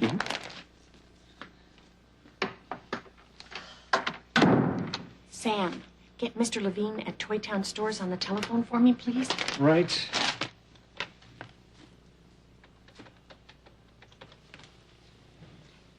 Hello, Susan Stewart calling Mr. Levine, please. He's on the phone. Mr. Levine, Susan Stewart. I find myself in an embarrassing situation. I made another lunch date for today and forgot to enter it in my appointment book. Can you and I meet for drinks tomorrow? I'd really appreciate it. Yes, thank you. Tomorrow at 5 o'clock at the Biltmore. I'll see you then. Thank you, Mr. Levine.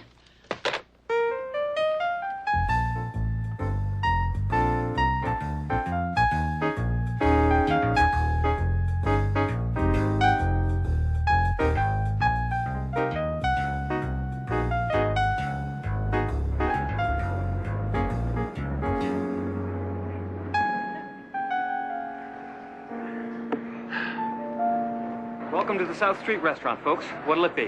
What do you recommend? Well, the crab salad's always a big hit. Susan, would you like the crab salad? I'd love the crab salad. Michelle, would you like to try the crab salad too? Okay, Daddy. We'll have the 3 crab salads and a pitcher of lemonade. Help yourself to celery and carrots and other vegetables. We used to catch crabs. Where was that? We had a summer house on Fire Island. Do you remember, Michelle? Sure, you and Mommy used to take me on the ferry boat. Sometimes at night, we would go down to the beach and catch crabs, remember? With a piece of meat on a string. Right. Well, I think I'm going to go get us all some vegetables.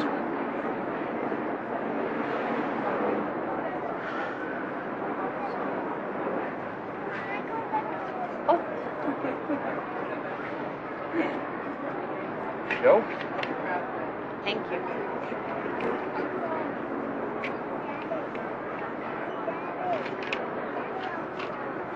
And some ice cold lemonade.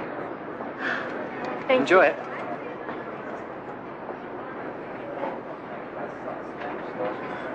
Michelle, can I help you with the lemonade? No, thank you. I'll wait for my father. Michelle, can we have a talk? Sure. I know you miss your mother. You do? Yes. And I'm not trying to take her place.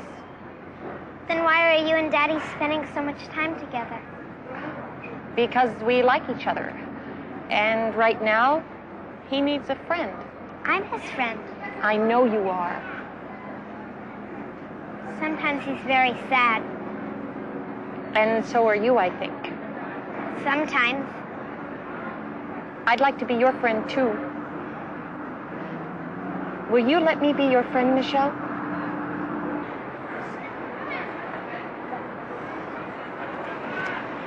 So, what were you two talking about? Just girl talk, Daddy. It's too hard to explain. You're probably right. Well, let's get started.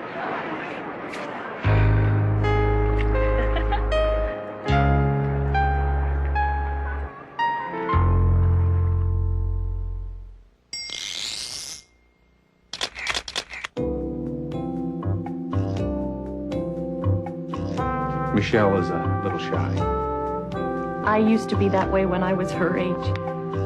I used to be that way when I was her age. We had a summer house on Fire Island. Do you remember, Michelle? Sure, you and Mommy used to take me on the ferry boat. Sure, you and Mommy used to take me on the ferry boat. We used to catch crabs. We used to catch crabs. And sometimes at night, we would go down to the beach and catch crabs. You know, Michelle, when I was your age, I used to do a lot of fun things. I did too. I used to play the piano. Mom would give me lessons on Tuesdays after school. And I used to play the violin. Ugh. I would take lessons every Thursday afternoon. I used to have long hair, like you, Michelle. But I don't now. I used to go fishing. Every summer, I would get out my fishing pole and try to catch a big one. Oh, Harry, you used to be so handsome. I used to be so handsome? You still are, of course. Thank you. In Act 3, Susan, Harry, and Michelle have a lot of fun together. But Susan has work to do. Oh, it's 3:45, and I have a production meeting at 4. Harry is disappointed. I plan to take you for a ride in Central Park in a horse and carriage. Michelle is disappointed too. I'm sorry you can't come with us, Susan. So am I. What will Susan do?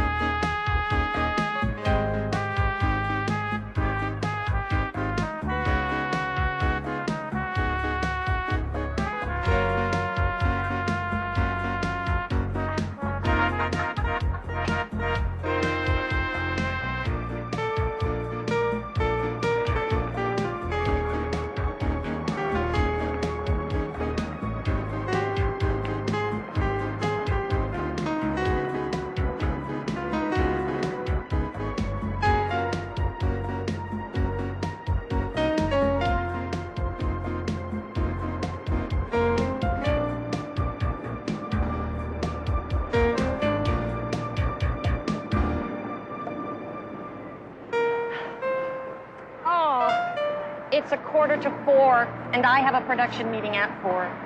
I plan to take you for a ride in Central Park in a horse and carriage.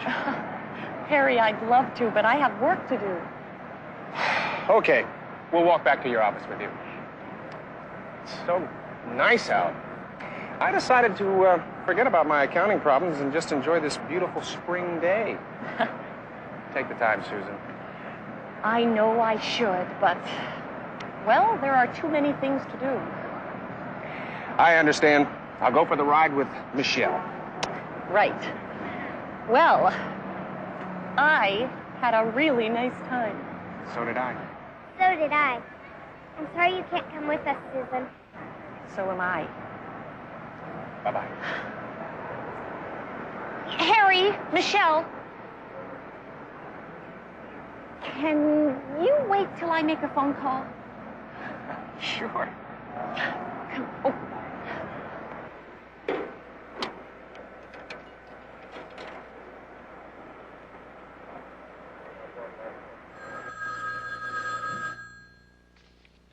Susan Stewart's office. Sam, this is Susan. Hi, how was lunch? Fine. You're late. The production department's waiting in the conference room. I know. Ask Paul Smith to fill in for me. He knows everything about the production schedule, and he can answer any questions. Right. Don't tell anyone, but I'm taking a little time to smell the flowers. Good for you. It'll be our secret. But schedule another production meeting for tomorrow. I'll be back for my 6 o'clock appointment with Mr. Ozawa. Okay, Susan, and have a nice afternoon. Thanks.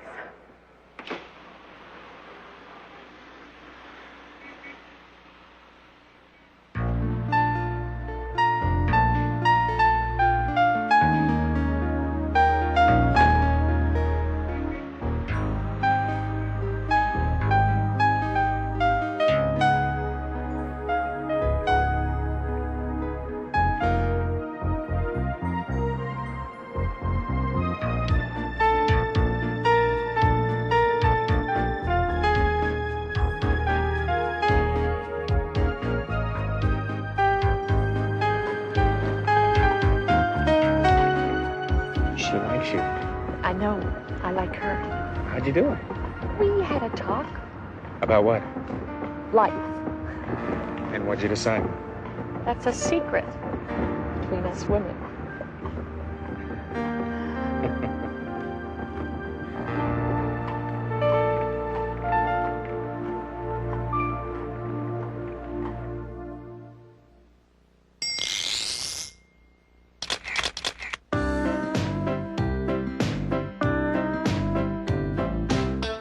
You're working too hard, trying to do your best. You need a vacation, you gotta take time to rest. Forget your work, enjoy yourself, get out and feel the sun. Take a little time for the simple things, relax and have some fun. You gotta stop and smell the flowers, do the things you like. Read a book or see some friends, take a ride on your bike. Have a picnic, take a picture, go out and count the stars. Just go fishing, take a walk, or play your guitar. Take a break for lunch. Go and see the sights. Take a ride in the park. Do whatever you like. You gotta stop and smell the flowers. Do the things you like. Read a book or see some friends. Take a ride on your bike. Have a picnic, take a picture, go out and count the stars. Just go fishing, take a walk, or play your guitar. You gotta stop and smell the flowers. Do the things you like. Read a book or see some friends. Take a ride on your bike. Have a picnic, take a picture, go out and count the stars. Just go fishing, take a walk, or play your guitar.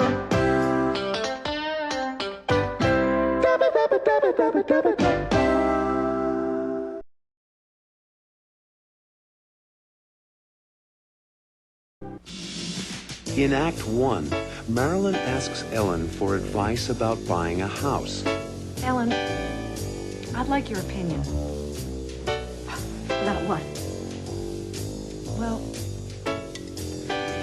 Richard and I feel that with a baby coming, we need to have our own place to live.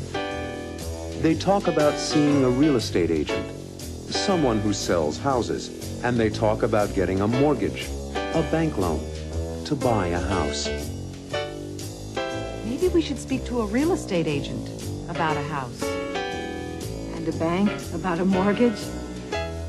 Does Ellen want Richard and Marilyn to buy a house? How does Ellen feel?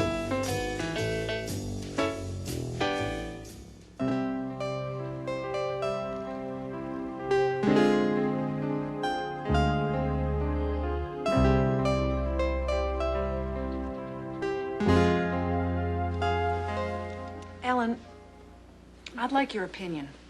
About what? Well, Richard and I feel that with a baby coming, we need to have our own place to live. Oh. Well, what do you think about Richard and me looking for a small house or an apartment at this point in our lives? We love having you here. And there is room, and when the baby comes, the baby can stay in your room for a while. Richard feels we need to find a small house. Oh. I remember when I was pregnant with Richard. Philip and I were living with Grandma and Grandpa. Philip was a young doctor, and he kept talking about having a house of our own. It's natural. What did you do? We looked at a lot of houses. Did you find one? Oh, not at first, but we couldn't afford it. Grandpa wanted to lend us the money to buy one. But Philip is too independent. He didn't want to borrow any money. Sounds like Richard. Well, they're all alike. Richard is a real Stewart. He's independent and sometimes, just stubborn. When did you buy a house? After Richard was born. I was teaching music, and Philip was opening his first medical office. Where was the house? Oh, right here in Riverdale. Of course, it was a small house, but just right for us. It's funny. History repeats itself. Now, Richard and I are having a baby, and we probably won't be able to afford a house right away either. Why don't you look at some houses, Marilyn? Good idea. Look in the real estate section of Sunday's Times. You'll learn a lot. Maybe we should speak to a real estate agent about a house. And a bank about a mortgage? I'll talk to Richard about it. I think it's a good idea, Ellen. We can learn a lot by asking. And if I can be of any help, let me know. As a matter of fact, my friend, Virginia Martinelli, is a real estate agent. Good. You won't believe this, but she sold us our first house and this one. Well, I'll tell Richard, and we'll go to see her.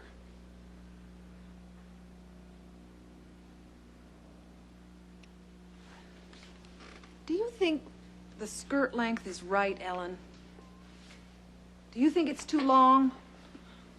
Oh, I think the skirt is just right. Are you planning to attach a train to it? No, no train. Just the dress. But I am going to make a headpiece of lace. That dress is gorgeous. Thanks, Ellen. And thanks for the advice about the house. I'll talk to Richard about it the minute he comes home. And remember, we love having you here. There's no need to rush. I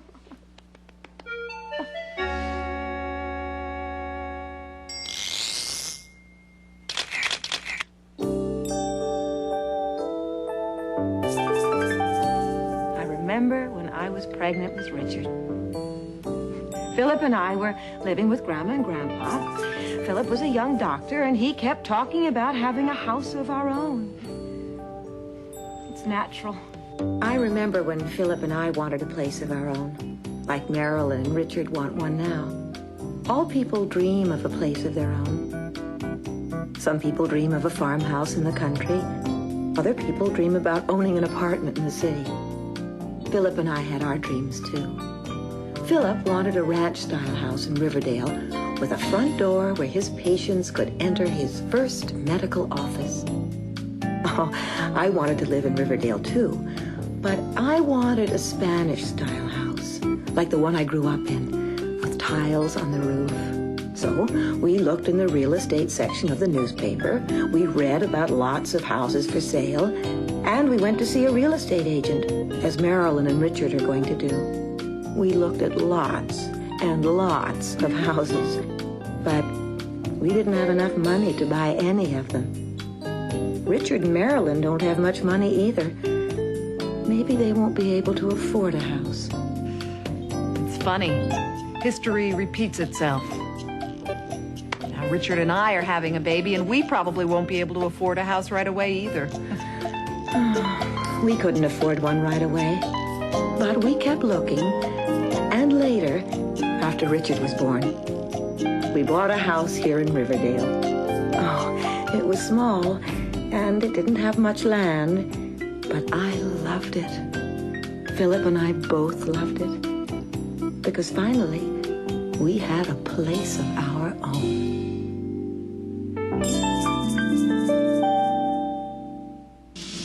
In Act 2, Marilyn and Richard speak with Mrs. Martinelli, a real estate agent. Mrs. Martinelli offers to help, but she explains that Marilyn and Richard cannot afford a house in Riverdale. Of course, they won't be in Riverdale. The cost of housing's too high for you here. Will Marilyn and Richard find a house?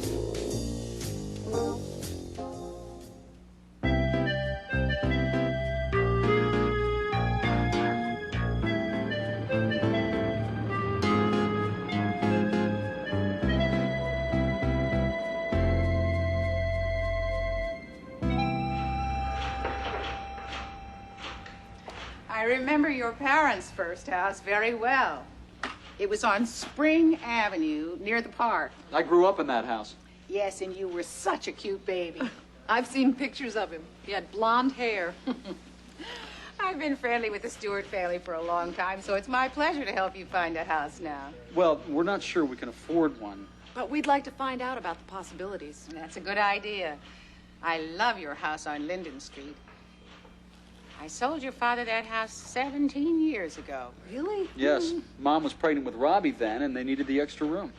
I hear you're expecting a baby, Mrs. Stewart. Mm-hmm. So we will be needing more room.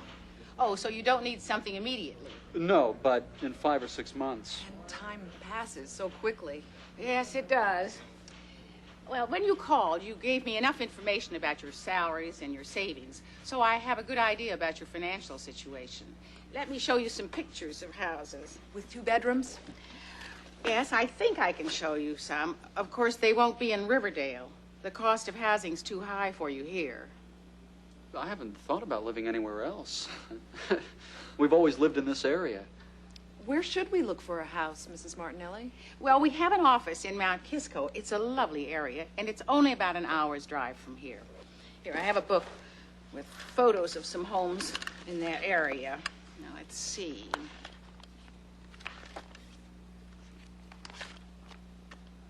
Here, this is a lovely 2-bedroom house in your price range. It's pretty, but I prefer a 2-story home. I do too. I don't care for a ranch type. Okay. Oh, this is a wonderful house. I know it well. I sold it to the present owners. It looks wonderful. This is a 2-bedroom, 2-bath house. It has a full basement, and it is on a half-acre lot. You can probably afford this one. I like this house. So do I. And the price is right. Would you like to go see it? Yes. We're planning to talk to someone at the bank next week. Perhaps we can see the house this weekend. If someone doesn't buy it before then. But let's keep looking, just to get an idea of some other possibilities. This is very helpful, Mrs. Martinelli. Here. This is a wonderful example of a Spanish-style architecture. Oh, I love the roof tiles on a Spanish-style house. It looks like the houses in Hollywood. It's interesting. A house like this in Riverdale costs double the price.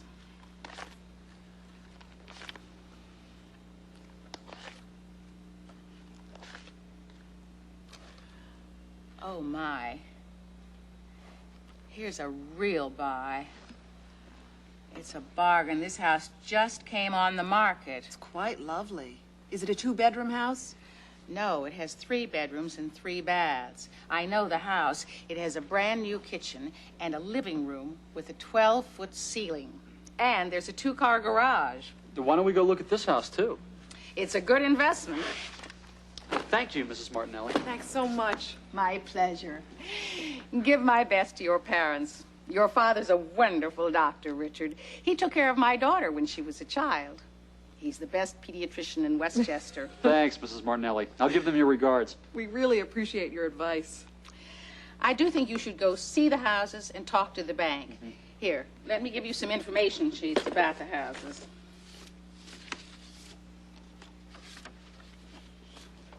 They're both very good buys. Well, thanks so much for your help and your time, Mrs. Martinelli. We've got a lot to talk about. Thanks.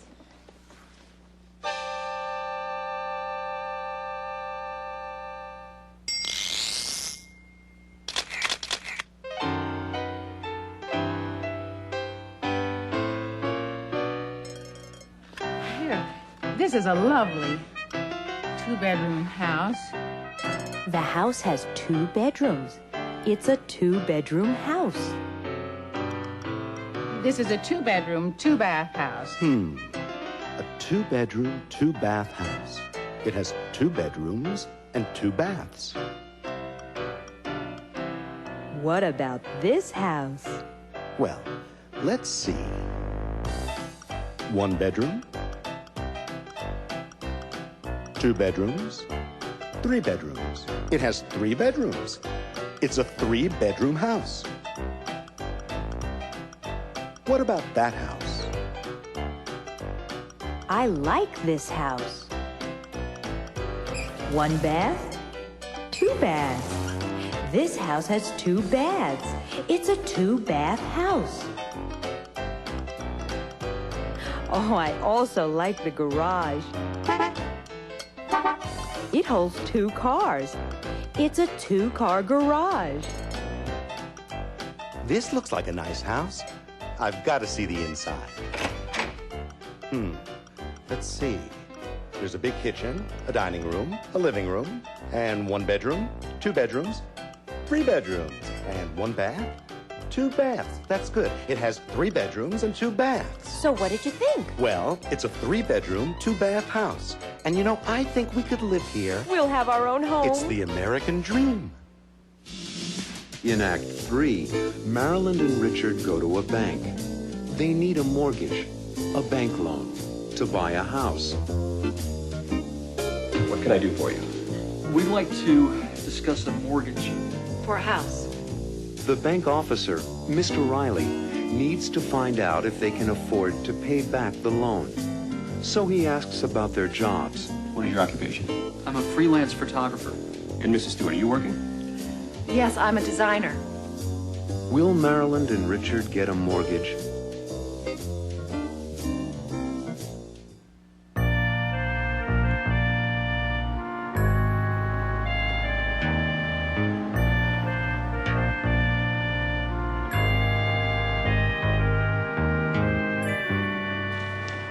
How do you do?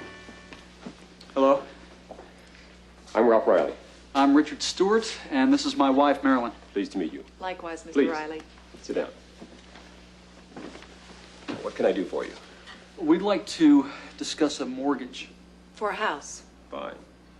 Are you buying a house or are you refinancing your present home? We're planning to buy a house. And we'd like to find out about a mortgage. We are customers of the bank. As a matter of fact, my whole family banks here. I have some questions to ask. Do you own your house or do you rent? Neither. We live with my parents, Dr. and Mrs. Philip Stewart. And how old are you? I'm 29. I'm 30. And Mr. Stewart, what is your occupation? I'm a freelance photographer. And Mrs. Stewart, are you working? Yes, I'm a designer. And I work in a boutique. Did you bring any savings or salary information? Last year's tax forms? Yes. Here they are.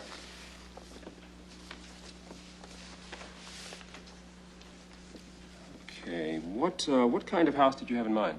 Well, we're talking about buying a 2-bedroom house in Mount Kisco. Here are the financial details on the house. Thank you. Take a look at these. Are you prepared to make a 10% down payment? Yes, we are. Payments over 30 years? Yes. Do you think we can get a loan? Well, it depends. Do you own any other property? Any stocks or bonds? No. I see. You don't have any collateral. Perhaps you could get a guarantor. Someone to sign for the loan for you? Why is that necessary? Since you don't have enough income and you don't already own any property, the bank needs to be sure you can pay the mortgage every month.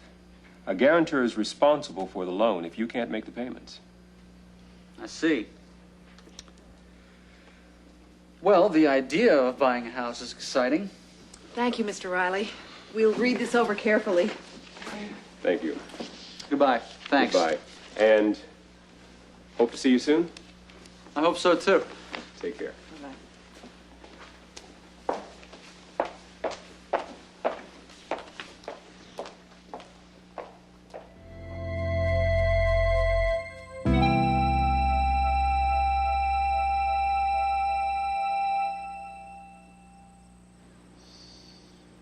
It all sounded so easy until they mentioned needing collateral or a guarantor. We have no collateral.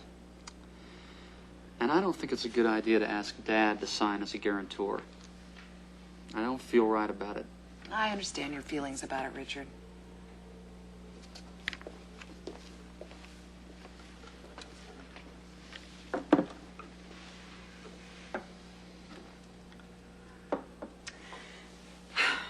Now tell me, what's the problem? We can get a loan from the bank if we can put up some collateral. And we don't own anything to use as collateral. Or someone can sign with us as a guarantor. Why don't you speak to Dad? No. If we buy a house, I want to be able to handle it alone. Everybody needs help sometimes, Richard. I understand Richard's feelings about it, Ellen. In 2 or 3 months, I'll have an advance on my book and be able to put more money down. What about the house in Mount Kisco? Somebody else will buy it by then. Well, then there'll be other houses, Marilyn. Oh, Richard has a point. You're just beginning to look. We're in no great rush, it's true. This has been a great learning experience for us, Marilyn. Right, talking to the real estate agent, looking at the houses, talking to the loan officer at the bank. It has been a learning experience, that's true. I think you're doing the right thing. Taking your time, looking around, especially with a purchase of this kind. You're talking about a lot of money. We'll call Mrs. Martinelli and tell her to keep looking for us. And I'll call Mr. Riley at the bank and tell him we'll see him in a couple of months. And if you ever need Dad or me to help you, we know. You know we'll be there for you. It's a Stewart tradition. We're a family. Oh.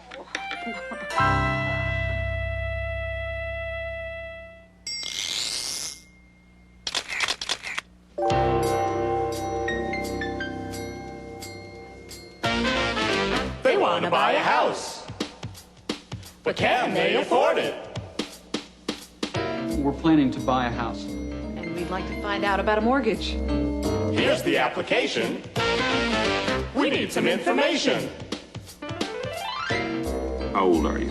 I'm 29. I'm 30. How many years were they in school? Richard. 16. Marilyn, 14. And Mr. Stewart, what is your occupation? I'm a freelance photographer. And Mrs. Stewart, are you working? Yes, I'm a designer, and I work in a boutique. Here's the application.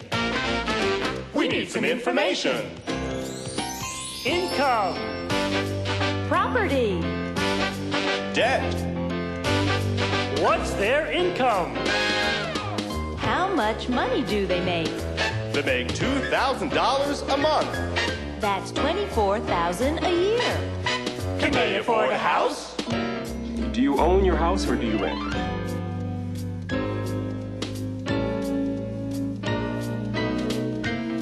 Do you own any other property? Any stocks or bonds? Can they afford a house? Since you don't have enough income and you don't already own any property,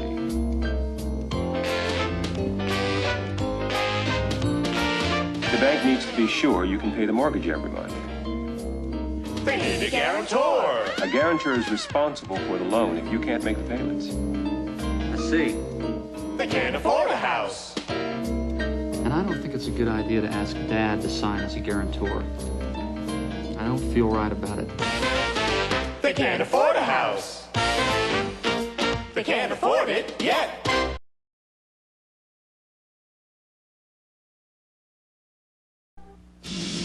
In the first act, Grandpa is restless.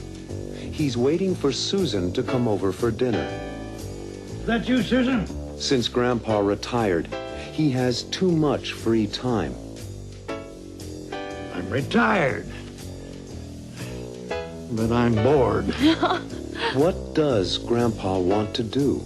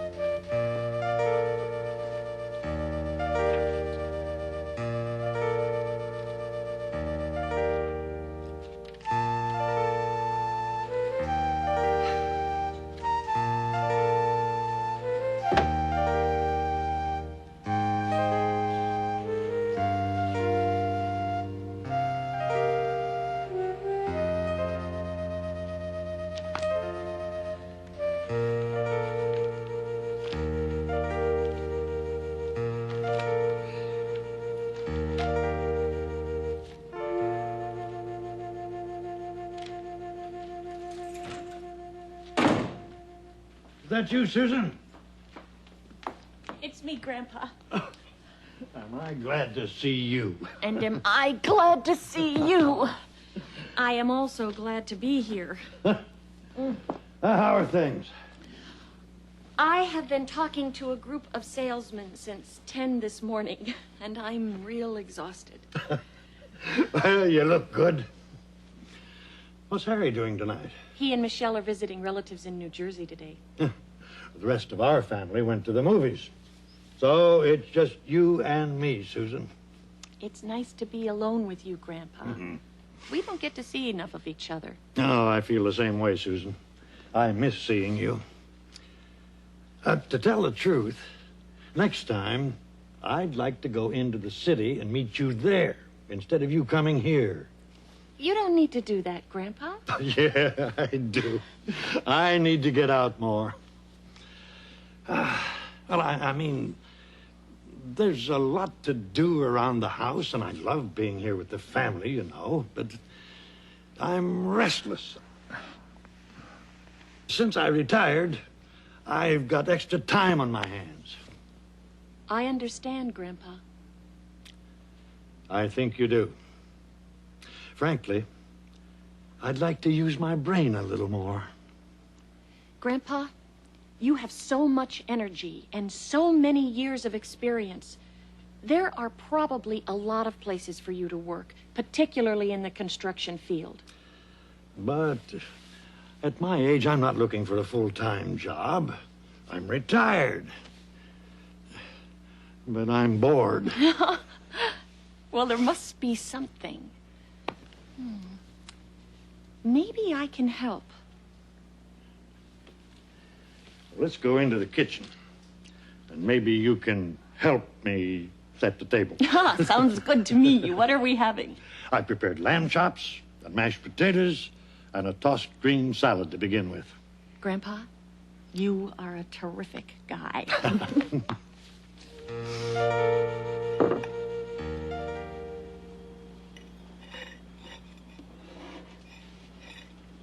You're still thinking about something to do, aren't you?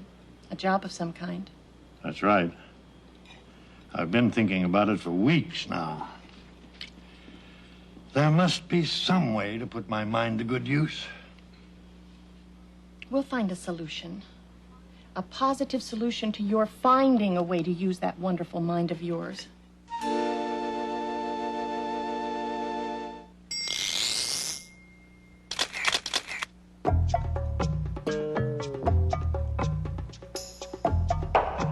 Now. Past. Grandpa is waiting for Susan. Is that you, Susan?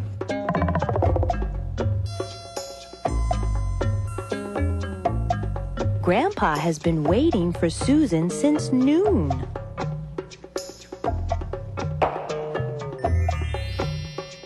Grandpa has been waiting.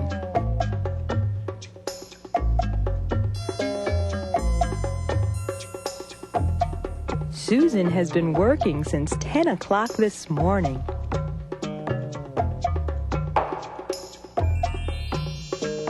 Susan has been working. But she isn't working now. It's me, Grandpa. Am I glad to see you?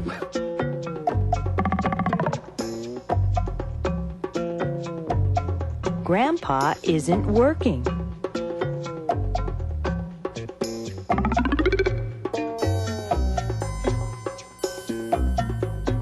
But he's been finding things to do.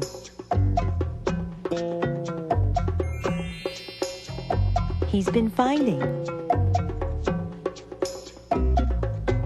Grandpa is thinking about getting a job. You're still thinking about something to do, aren't you? A job of some kind. That's right.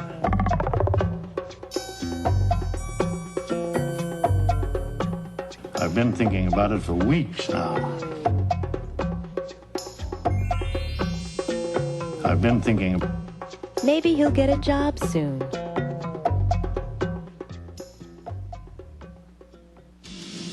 In the second act, Susan talks with Sam, her assistant, about her grandfather's problem. I thought he was retired and pleased to be living with the family. He is. But there's so much energy and talent in the man, and he doesn't get to use it.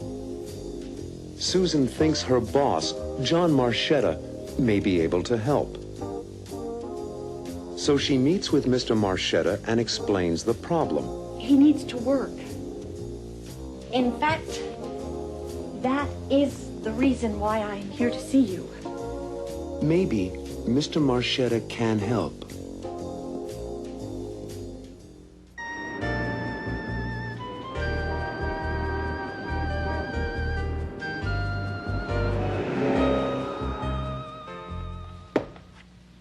Sam, would you come in, please? You sound like something's bothering you, Susan. The sketches for the cover of the new doll book? That's not it. Please sit down. Sure.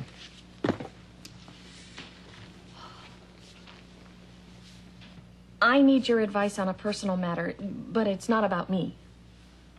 You need my advice on a personal matter, and it's not about you, okay? It's about my grandfather. What's the problem? It won't sound like a big deal, but it is. I had dinner with him Saturday, and he's very unhappy about not working. I thought he was retired and pleased to be living with the family. He is. But there's so much energy and talent in the man, and he doesn't get to use it. Oh, what can I do? What kind of advice are you looking for? Simply this. John Marchetta runs this company. He founded this company. Right. John Marchetta gave me my start here 6 years ago, when I first graduated from college. He gave me the chance to use my talents and made me feel more confident. Right. Maybe he can do the same thing for your grandfather. Or at least give him some advice. Right. Then I've solved your problem. I can always depend on you, Sam. I'm glad to help. Shall I call Mr. Marchetta for you? No, I'll do that. Thanks.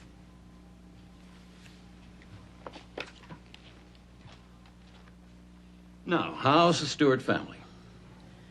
Fine, thank you, Mr. Marchetta. Except for my grandfather. What's wrong, Susan? What's wrong with him? He needs to work. In fact, that is the reason why I am here to see you. I know you're building a new factory, and I thought maybe... My grandfather is so experienced in the construction trade. He could be so valuable. Tell him to come and see me at 10 o'clock tomorrow morning. I have an idea that may solve the problem for him, help a lot of other people. Really, Mr. Marchetta? Can I tell him that? Sure can. 10 o'clock in the morning. Here. Oh, thank you.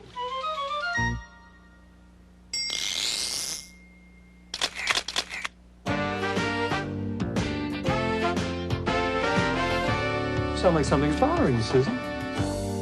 Something is bothering you. Tell me, what could it be? Let me know why you're worried. You can tell me, whoa, what seems to be the problem? What can I do? You can tell me what it is. I'd like to help you. Whoa, what's the matter? What's the matter? Hey, oh. What's the matter? What's the matter? Hey, oh. Won't you tell me what's the matter? Hey, oh. Is something wrong? Hey, oh. What seems to be the trouble? Hey, oh. Tell me what's up. Hey, oh. What's wrong, Susan? What's the problem? What can I do? There is something on your mind. Something's bothering you. Everybody sing. What's the matter? What's the matter? Hey, oh. What's the matter? What's the matter? Hey, oh. Won't you tell me what's the matter? Hey, oh. Is anything wrong? Hey, oh. In the third act, Grandpa meets with John Marchetta. Hi, I'm Malcolm Stewart. John Marchetta. And Grandpa tells Mr. Marchetta about his experience in the construction business. 43 years. Half that time in my own construction company. And he explains his problem. There isn't any work for a retired person my age. So John Marchetta tells Grandpa about an organization called TOPS. TOPS. T-O-P-S. Means Talented Older People's Society. How can TOPS help?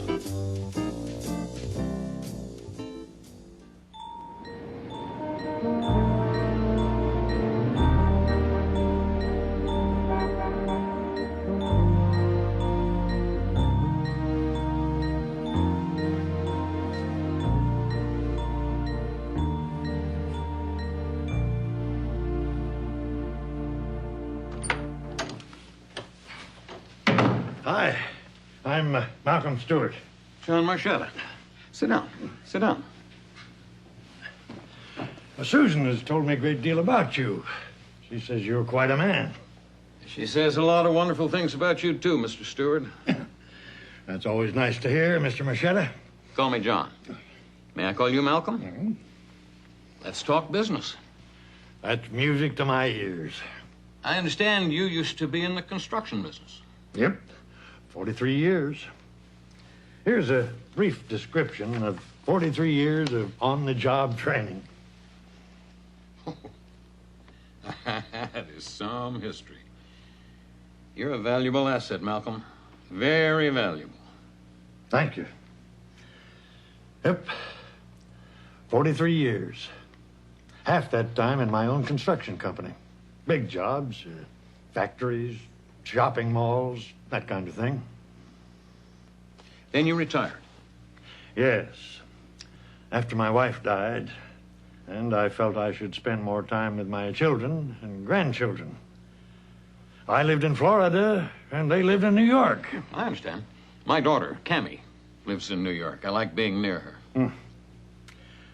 When I came here, I planned to take a few months off, relax with the family, and then look for some work. Put my experience on the line. But unfortunately, there isn't any work for a retired person my age. Sometimes there is, and sometimes there isn't. Well, I'm involved with an organization, and we're trying to resolve that problem. What's that? TOPS. T-O-P-S. Means Talented Older People's Society. Oh, I'd like to be a member. How much are the dues? There are no dues. The organization serves major companies in this city. Why? Because our members are men and women like you. Experienced, talented, retired. But our members want to go out there and use their talents. They want to work. That is fantastic, John. I've got an idea for you, Malcolm. Just fill out this form for me. It'll only take a few minutes. Sit right here and do it while I talk to my secretary. When I get back, we'll talk about my new factory. My company's a member of TOPS, so I try hard to find opportunities for people like you, Malcolm. And when I see an opportunity, I can act on it.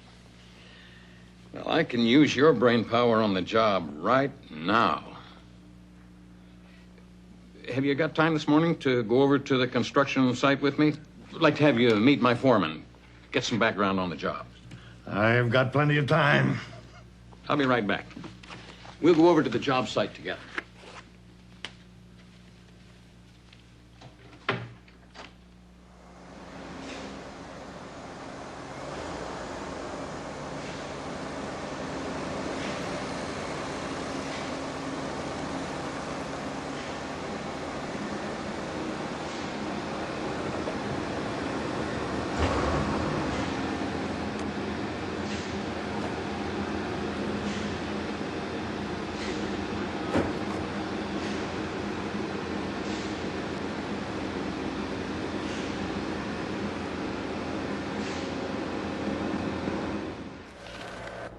Malcolm, you worked on the spaceport project? My company was a contractor. I built the theater there with my own two hands, practically. I understand. Well, I'm glad to see you two guys getting along so well. Because, Danny, Malcolm is on the TOPS team. He's going to be working with you for a while. His experience will be valuable to both of us. Welcome aboard, Malcolm. I'm going back to my office. Give me a call later, Malcolm. I'll tell you the time and date of the next TOPS meeting. I'd like you to meet the group. I will, John. And again, thanks. No, thank you. And thanks, Susan. He's quite a man. And a real inspiration for me. Okay, Danny. I know you didn't expect to have me around, but I think I can be of some help to you. Let me tell you something, Malcolm. With your background and experience, I can learn something. And I do need some advice on a difficult problem. Let me show you this. I don't want to give you a final opinion without studying these building plans more carefully. But a simple solution might be to move the air conditioning units instead of redesigning the entire system. It might be simpler and less expensive. You just earned your weight in gold, Malcolm. Welcome aboard. It all happened so quickly. I can't believe it. I'm glad Mr. Marchetto was so helpful. He was more than helpful. He actually took me to meet his foreman. I'm thrilled for you, Grandpa. I don't know how to thank you, Susan. You're a wonderful granddaughter. It's good to see you so happy. I'll be at the construction site tomorrow. What are you doing tomorrow night? I'm not doing anything. Why? How about a date with your grandfather? I owe you a good steak dinner. I'll accept Tomorrow night, you and me, dinner. What time? I'll pick you up here at 7. Is that okay? I can't wait. And you can tell me all about your first full day back on the job. It's a deal.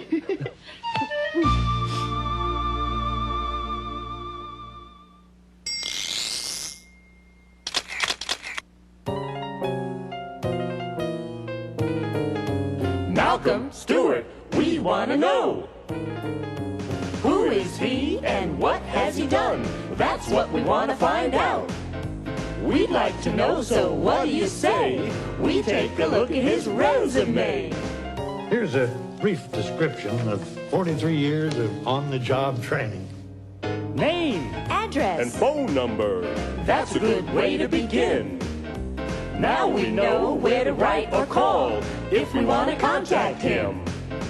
Where did Malcolm go to school? We need that information. We'd like to find out where and when he got his education. Bachelor of Science in Engineering in 1938. Master of Science in Engineering in 1940. That's great. We need a brief summary of Malcolm's work history. You mean his work experience? He was president for 22 years of Malcolm Stewart Associates. What did he build? He built things like Spaceport Project, Orlando Civic Center, Henderson Shoe Factory, Florida's Sun and Health Clubs, Titusville Mall, and Dade County Arts Center. And before that, Vice President, Harrison and Styles Building Corporation. And before that, Senior Engineer, Harrison and Styles Building Corporation. And before that, Project Engineer, Guilford Construction Company. And before that, Foreman, Brancusi Brothers. And before that, he was in the Navy. Seaman First Class. That is some history. You're a valuable asset, Malcolm.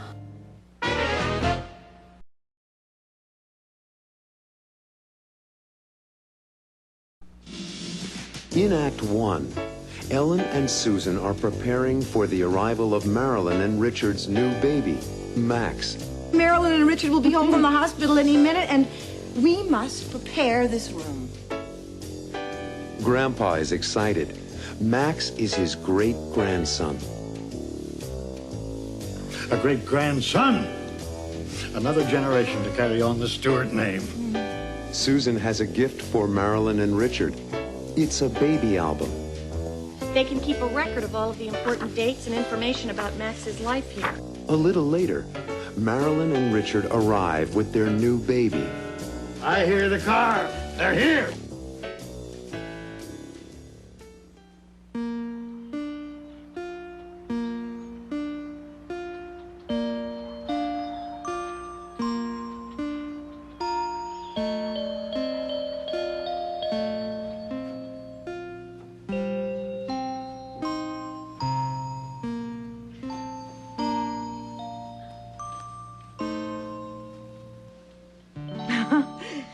There's nothing more joyous than the arrival of a new baby. I am so excited, Mother. Just imagine Marilyn and Richard must be thrilled. Oh, a new baby. Max. Max.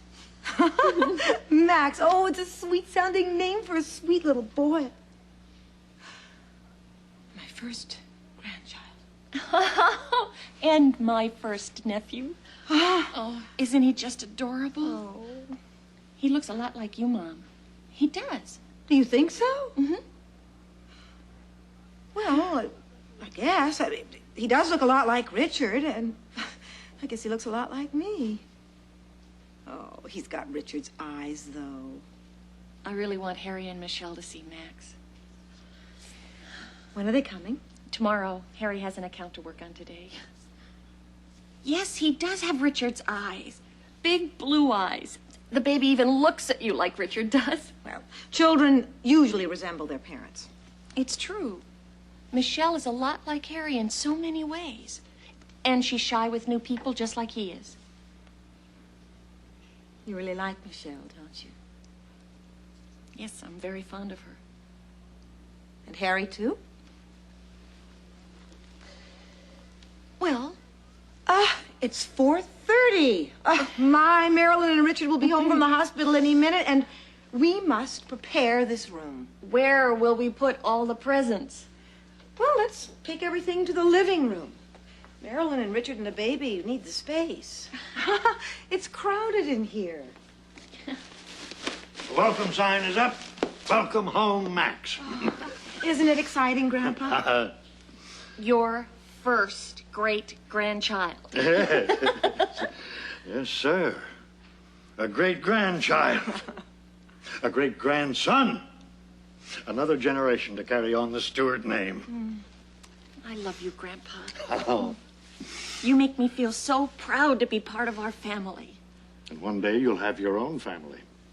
And I'll be proud to be part of it. Now you understand my feelings, Susan. I'm Grandpa's daughter-in-law, but I feel like a Stewart. He's always made me feel like his own daughter. Well, that's because you're so much like us. Wonderful. Mom, got it. This will make a nice gift for Marilyn and Richard.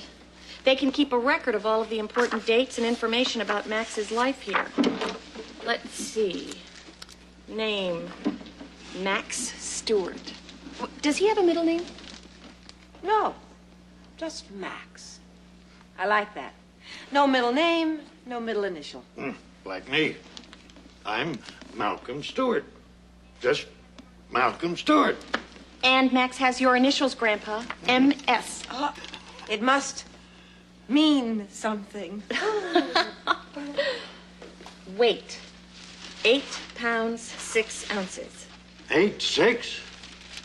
A big boy. All the Stewart men were big. Well, Robbie was 8 pounds, 2 ounces, and Richard was 8 pounds, 3. And me? 8 pounds, 6. You were big. Just like Max. 8 pounds, 6, just like me. That's nice. Length. Length? Richard says Max is 21 inches long. 21 inches. Is that tall or average or what? Tall. All the Stewart men are tall. Well, Grandpa, you're about 5'9" or 5'10". I wouldn't call that tall. I take after my mother's family. They were average. Mother, Marilyn. Father, Richard. And lots of pages for Richard's photos of Max. Speaking of mother and of father, and speaking of Max, I hear the car. They're here. Oh, quickly. Go, go, go.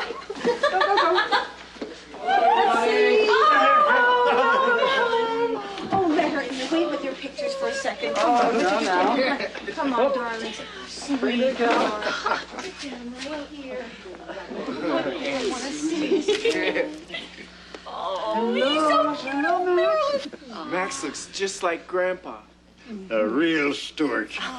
I'm so happy to be home with my family and with Max.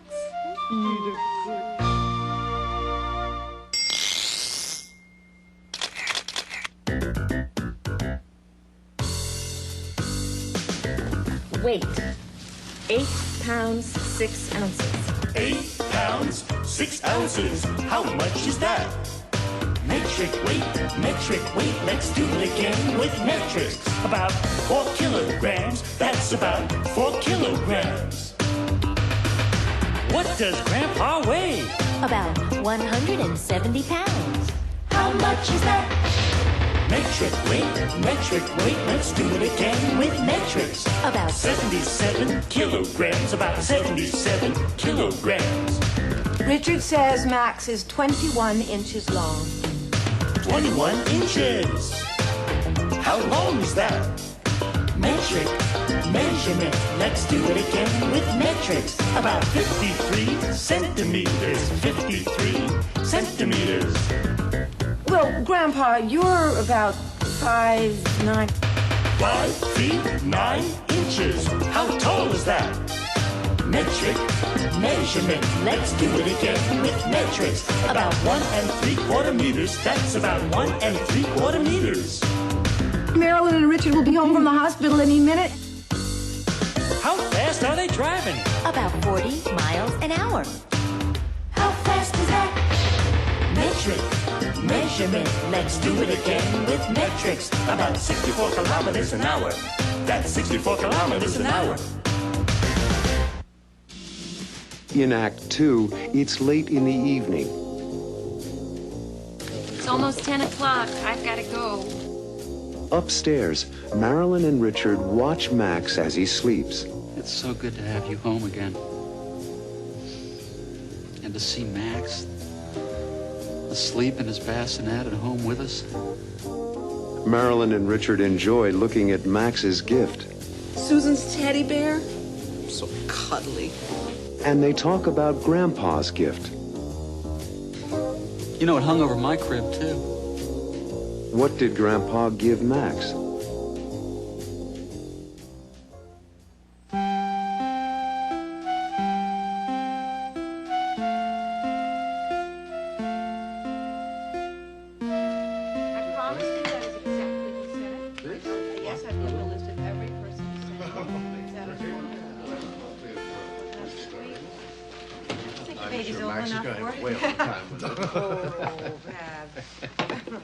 Oh, dear.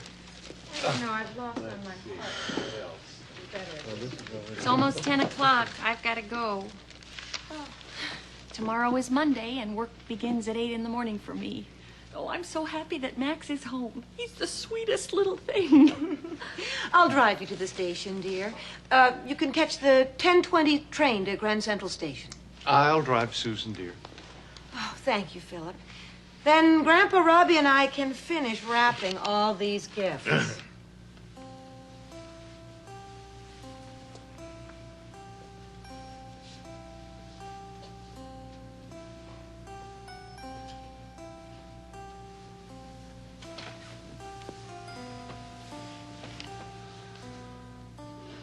It's so good to have you home again. And to see Max asleep in his bassinet at home with us. To be with our family. You know, that Stewart TLC. TLC. Tender, loving care. That's our motto. Did you see the washcloth and the towels? The teddy bears on them? Alexandra and the Molinas sent them for Max. It was so kind of him. Now Max has come into everyone's life. The house is so alive with him here. The welcome sign over the door, the boxes of presents, the MAX over his bassinet. Robbie put that there. Susan's teddy bear, so cuddly. And a beautiful crib for Mom and Dad. Oh, and Grandpa's baseball glove. You know, it hung over my crib, too. And it hung over Robbie's crib. Part of Grandpa's magic. Oh, that's not all. It hung over Susan's crib. The same baseball glove? That's right. Grandpa hangs it there for good luck. He says it always brought him good luck on the baseball team. He believes it'll bring good luck to all the Stewart babies. And then he takes it back when Max is ready to use it? Yes, and replaces it with a new glove, so the old one will be ready for a new member of the Stewart family. Grandpa really loves his family, doesn't he? So do I. And so do I.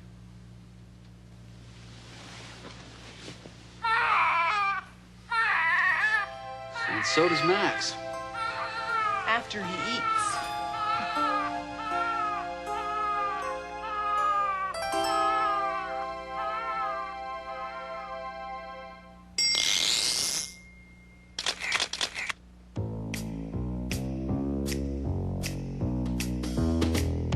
Grandpa really loves his family, doesn't he?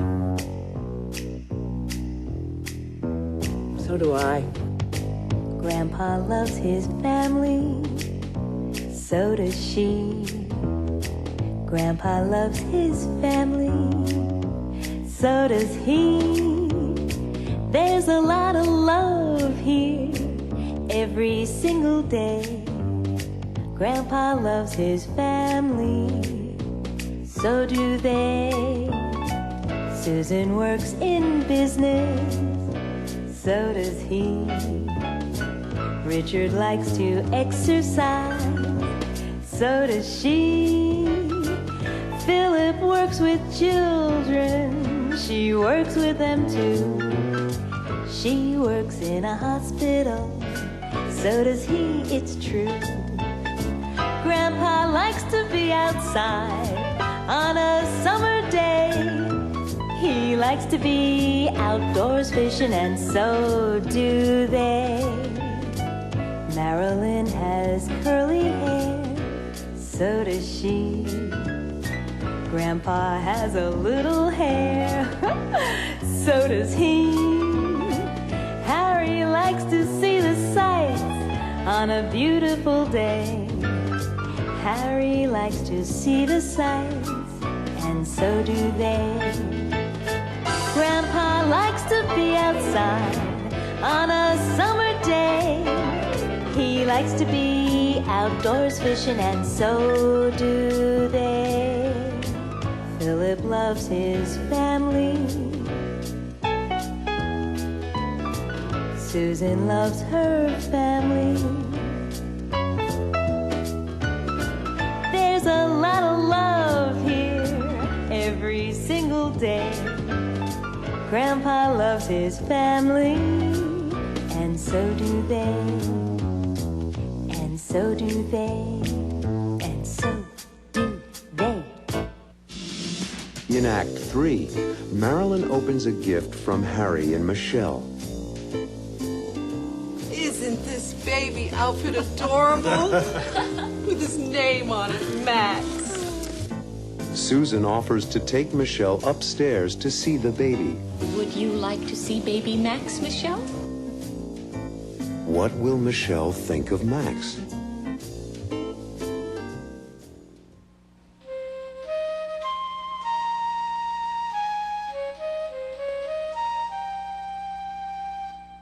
Thanks, Michelle. I hope you like it.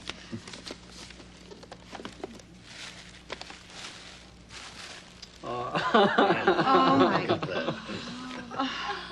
Isn't this baby outfit adorable? With his name on it, Max. Thanks so much, Harry and Michelle. We really appreciate it. I'm glad you like it. Michelle picked it out. Yes, I told Daddy to pick blue ones. Blue is for boys and pink is for girls. And Max is some boy. He's a real Stewart. Right. That was so thoughtful of you, Michelle. Especially to pick it out in blue. Would you like to see baby Max, Michelle? Could she? Could we? Could I? Take them upstairs, Susan. Harry and Michelle can watch Max sleeping. Let's go. Come on, Michelle, before Max wakes up. Will you please take this upstairs, Susan? Mm-hmm. Thank you. Michelle is very grown up for a 10-year-old, huh? She's smart and sensitive for her age. Growing up without a mother is difficult. You mature quickly. Susan's like a mother to Michelle. They have a good relationship. Do you think Susan and Harry will get married? You can count on it. I think so. Yes, they get along so well. I like him. He's good for Susan. He's a little quiet. It's hard to do anything but listen in this family. How can anybody get a word in around here? You're right, Ellen. Oh, really? It's the way it should be. The Stewarts are the Stewarts. They always were, and they always will be. Right. They've always got an opinion. Always got something to say. And now there's Max Stewart. And if he talks as loudly as he cries, we're all in for trouble. He's quiet now. Mm-hmm. That's because he's sleeping.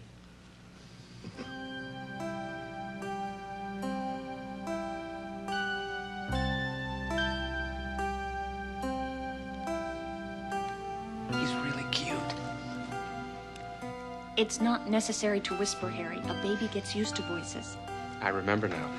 We always whispered when Michelle was born. And I didn't sleep well. Daddy told me. I never slept. And when I did, I woke up when I heard someone speak.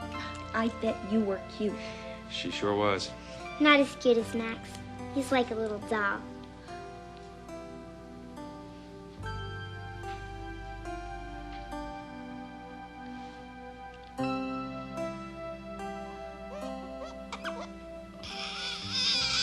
Oh, good. Now I can help diaper him. Let's get Marilyn. What do you do when he cries like that? You pick him up. He's so little. So new. Let's call Marilyn. Time for a feeding. And time for a diapering.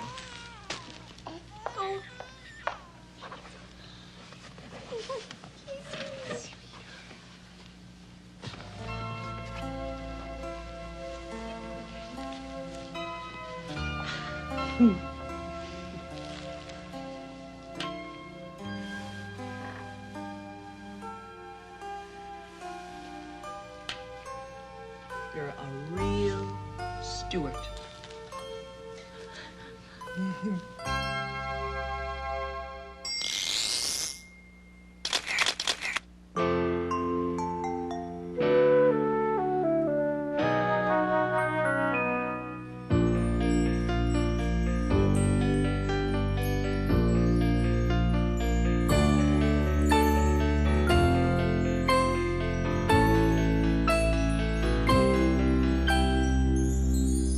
How about that? A new baby in the Stewart family. Baby Max. Max Stewart. You know what that means, don't you? That means I, Malcolm Stewart, am now a great-grandfather. And Max is my great-grandson. My son, Philip, is a grandfather now. He's Max's grandpa. And Ellen's his grandmother, a very loving grandma. Susan thinks that Max looks like Ellen, but Robbie thinks Max looks like me. Robbie is Max's uncle. He thinks his little nephew, Max, is pretty special. Susan, Max's aunt, thinks he's special too. And so do I. And so do his parents, Marilyn and Richard. They love Max very much. Now, little Max, I love you. You're a real Stewart, just like me. And just like all of us.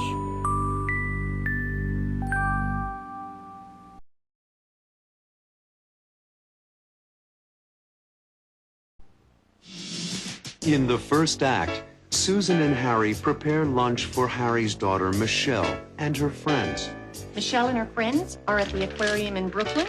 They come back here for lunch, then go uptown to the Museum of Natural History. Susan likes living in New York City.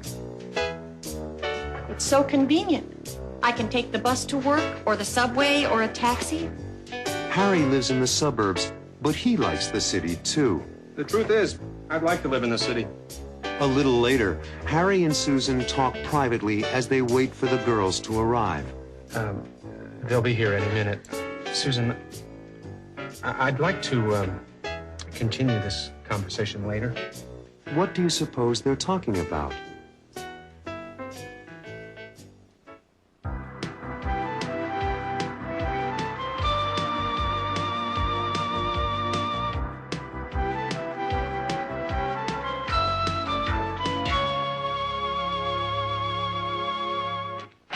You like living in New York, don't you? Oh, I love it. It's so convenient. I can take the bus to work, or the subway, or a taxi, and there's so much to do. Lots of movie houses and the theater. I know what you mean. I'd like to live in the city, but living in New Jersey in the suburbs is better for Michelle. Trees, grass. There's a lot of good things about suburban living. I grew up in Riverdale, remember? So I know. But as a working woman, I think New York has all the conveniences, including the best tomatoes. The truth is, I'd like to live in the city. Michelle's the right age. There are lots of things for her here. You're right, Harry. Today is the perfect example. Michelle and her friends are at the aquarium in Brooklyn. They come back here for lunch, then go uptown to the Museum of Natural History. There's so much for young people to see and do. It's just incredible. Not just for young people. What about me? I've never been to the aquarium or the Museum of Natural History. Have you? Oh, yes, Harry. My mother and father often took us somewhere in the city on the weekends.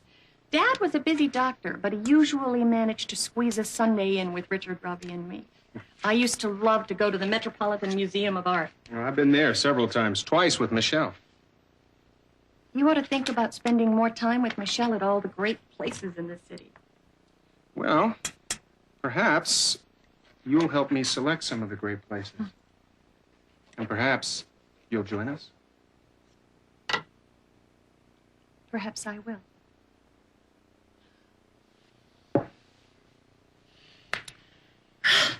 Well, there we are. All set for lunch, Harry. Looks inviting. I wish Michelle and her friends would get here. I'm starving, aren't you? I can't wait to take a bite of the pumpernickel. It smells so delicious. Oh, coming! Who is it? Michelle, it's us, Susan. Come in, Michelle, and bring your friends along. We're on the 5th floor. Oh, you've been here before. Susan, I really appreciate you doing this for Michelle and her friends. Oh, please, Harry, it's nothing. I'm not just doing it for Michelle. I'm doing it for you. Thank you. I'm doing it for us, Harry. Well, it's important for Michelle to see us together more often. That's true. It's important for Michelle and me to get to know each other better. That's important for us. That makes me feel good. What, Harry? What makes you feel good? Well, that you care about Michelle, that you care about me, and that you care about us. Well, Harry, that's because I do. I do care. They'll be here any minute. Susan, I'd like to continue this conversation later. Of course, Harry. We'll finish the conversation when they go to the museum. I'd like that. So would I.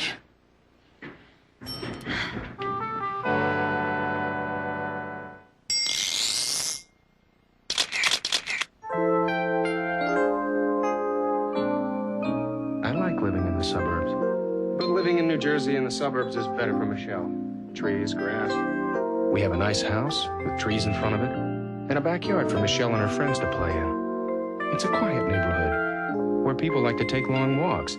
Yeah, the truth is, I'd like to live in the city. Michelle's the right age. There are lots of things for her here. Like today, for example.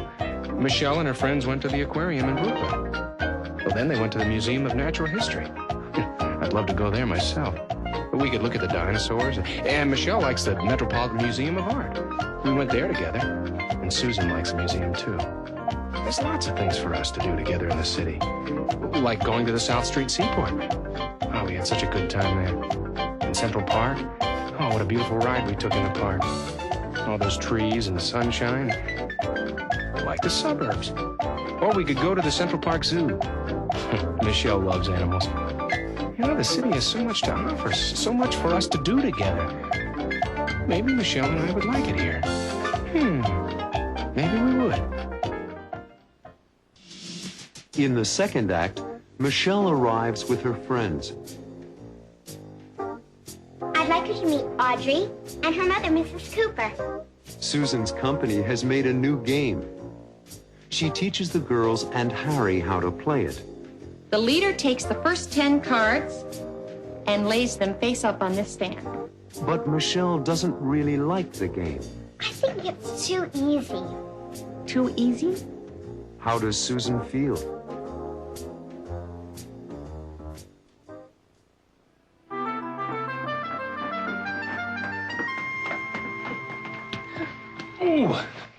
Oh, Daddy, we had such a good time at the aquarium. I saw a real shark. I could almost touch it. Oh, I'm so glad. Hi. Michelle, why don't you introduce everybody to Susan? Hi, Susan. Hi. I'd like you to meet Audrey and her mother, Mrs. Cooper. Hello, Audrey. Nice to meet you, Mrs. Cooper. I'm Susan Stewart. And this is Shirley and Nicole. Hi, girls. Come on in. Come on in, Mrs. Cooper. Come on in, everybody. The aquarium was so exciting. I had never been there before. The girls learned a great deal. Frankly, so did I. Well, please sit down and tell us all about it during lunch. We've prepared some tuna fish and cheese sandwiches for lunch. I love tuna fish, don't you, Audrey? I remember when I used to be a Girl Scout. My mother would take us everywhere, too. Susan, I understand you're in the toy business. Yes, I am. My company manufactures toys and games for children. Susan's vice president in charge of new toys and games. And the marketing of new toys and games. Can we test a new game for you, Susan? That's an excellent idea, Michelle. I happen to have a game which I brought home to study. Let us try it. Don't you want to play? Nicole, Shirley, Audrey? We tested it last week on 12 to 15-year-olds, and they found it to be too easy. In other words, boring. We think it might be just right for 10 to 12-year-olds. That's us, Susan. First, you shuffle the deck and lay them face down. Then you select a leader. I'll be the leader. The leader takes the first 10 cards and lays them face up on this stand. H, T, E, R, C, Z, E, P, E, S. Everyone gets a turn going counterclockwise, left to right. You have 30 seconds to make a word using as many letters as possible. You get 1 point for each letter, plus the person with the longest word gets 10 extra points. The first one to get 100 points wins. That's easy. Okay, let's go around the table. You first, Audrey.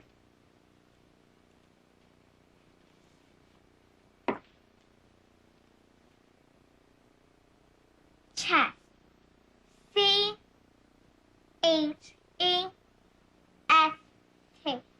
Good. That's 5 points. Next, Nicole.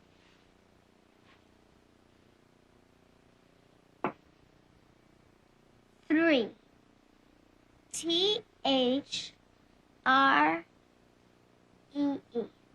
Okay, that's 5 points also. It's your turn, Shirley.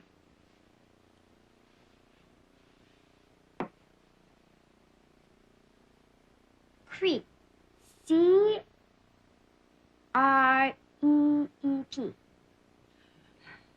Creep. That's another 5-letter word. 5 points. So far, you're all tied. Sheet. S-H-E-E-T. Sheet. Sheet is a 5-letter word. Michelle, your turn. Cheese.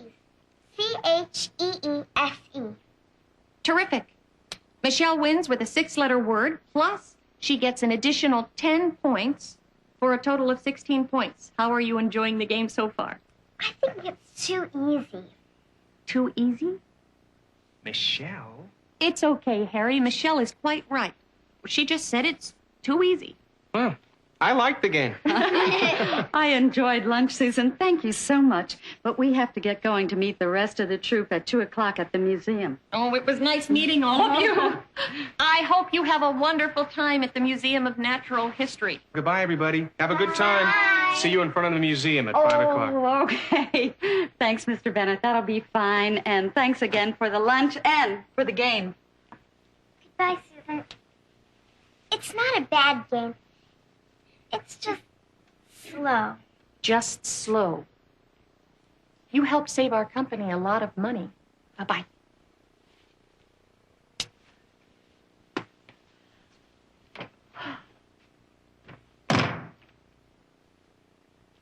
You are wonderful with kids. I am. Isn't there a conversation that we have to finish?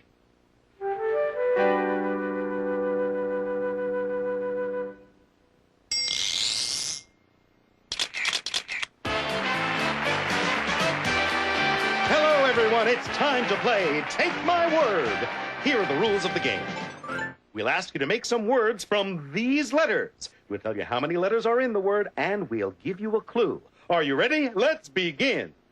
You're looking for a word with 3 letters, a 3-letter word. Here's your clue. You have 5 seconds. Go.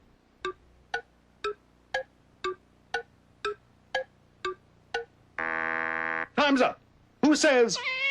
A cat, of course. Now another word. It has 4 letters, a 4-letter word. Here's your clue. Max is Susan's nephew, so Susan is Max's what? You have 6 seconds. Go.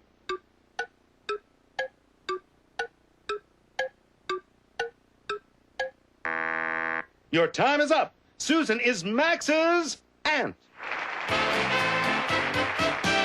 Let's go on. Another 4-letter word. You can wear this when it's cold outside. You have 6 seconds. Take my word.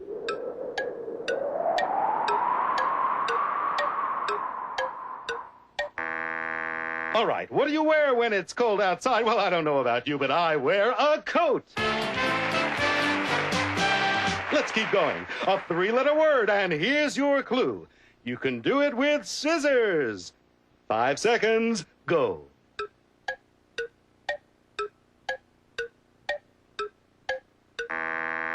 Okay, ladies and gentlemen, you can use scissors to cut. And now a word with 5 letters. Here's your clue. 7 seconds. Go.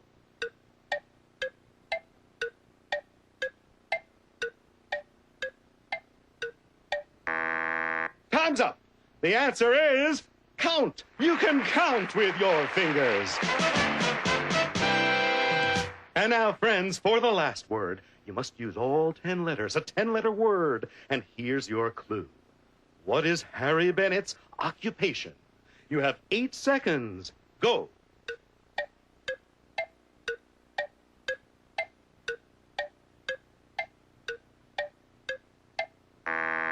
All right, Harry Bennett is an accountant.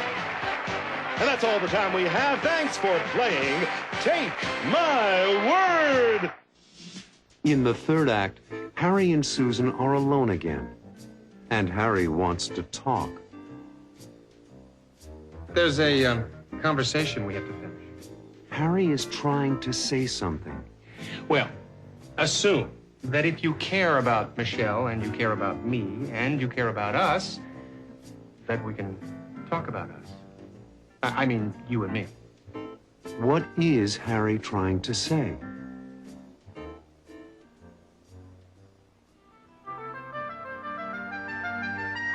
There's a conversation we have to finish. What was it about? It was about caring. Oh. Yes, caring. I said that it makes me feel good that you care about Michelle. Well, I do care about Michelle. And it makes me feel good that you care about me. You know I do. You're a wonderful friend. And it makes me feel good that you care about us. Well, Well, I do, Harry. It's only natural that if I care about Michelle and I care about you, then I care about us. It's okay, Susan. We had this part of the conversation before Michelle and her friends arrived. Now comes the good part. Like what?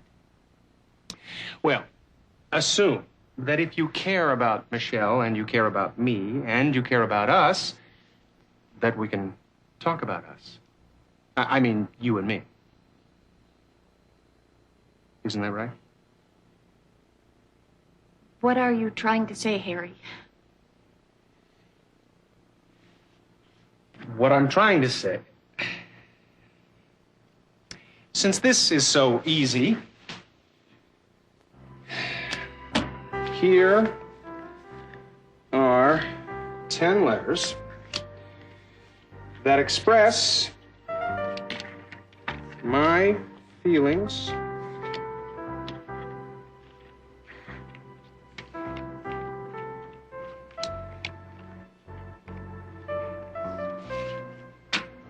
for you. Oh, don't be silly, Harry. Oh, you want a hint? It's 2 words. You're making the game harder. Can't you figure it out? 7 letters, 2 words that express the feelings that I feel for you in my heart. Harry, I get it.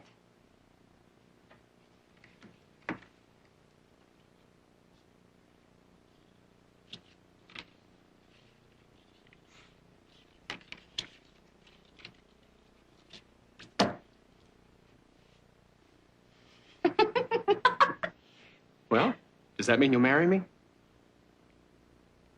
Is that a proposal, or are we just playing a game?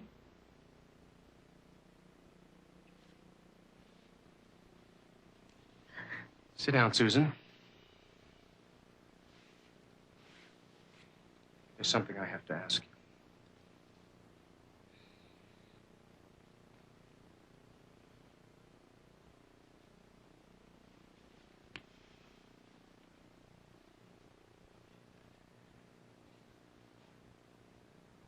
Susan, will you marry me? It's such an important decision. There's so many things to talk about. There are 3 things that have to be done first, Harry. 3 things? First, we have to decide where to live. Well, that's easy. We talked about that earlier. We'll live in New York. All right. Second, we have to talk to Michelle together about being married. We'll do that immediately. What's the 3rd thing? You have to ask for my father's permission. Absolutely. But first things first, we have to go pick up Michelle. Oh, I'm so happy, Harry. Not as happy as I am.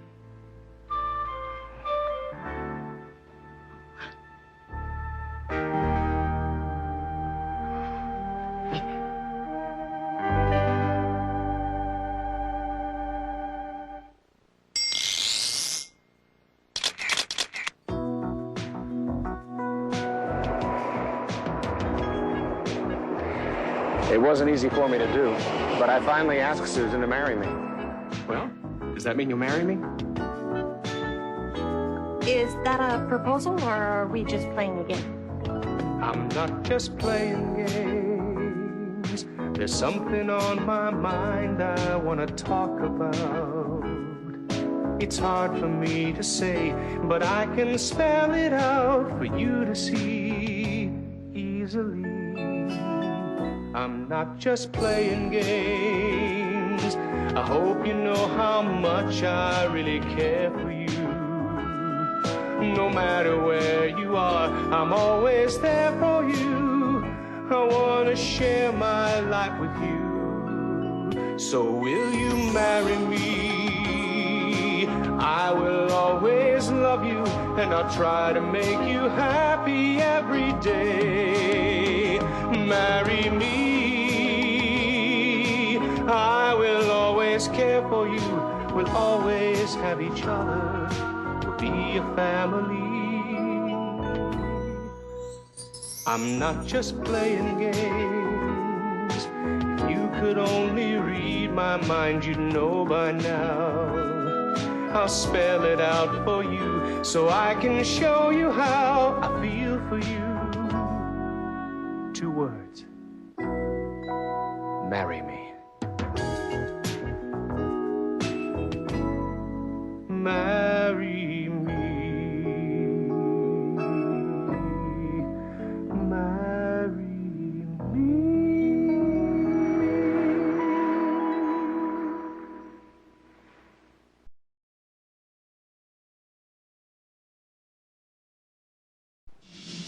In Act 1, Richard gives Marilyn a bouquet of roses. What are the flowers for, Richard? 5 years of happiness. Happy anniversary. To celebrate their 5th wedding anniversary, Richard wants to take Marilyn to the Watermill Inn. You and I, Mrs. Stewart, are going to spend a second honeymoon at the Watermill Inn. But Richard gets disappointing news. What? Are you sure? But I... Okay. What's the matter?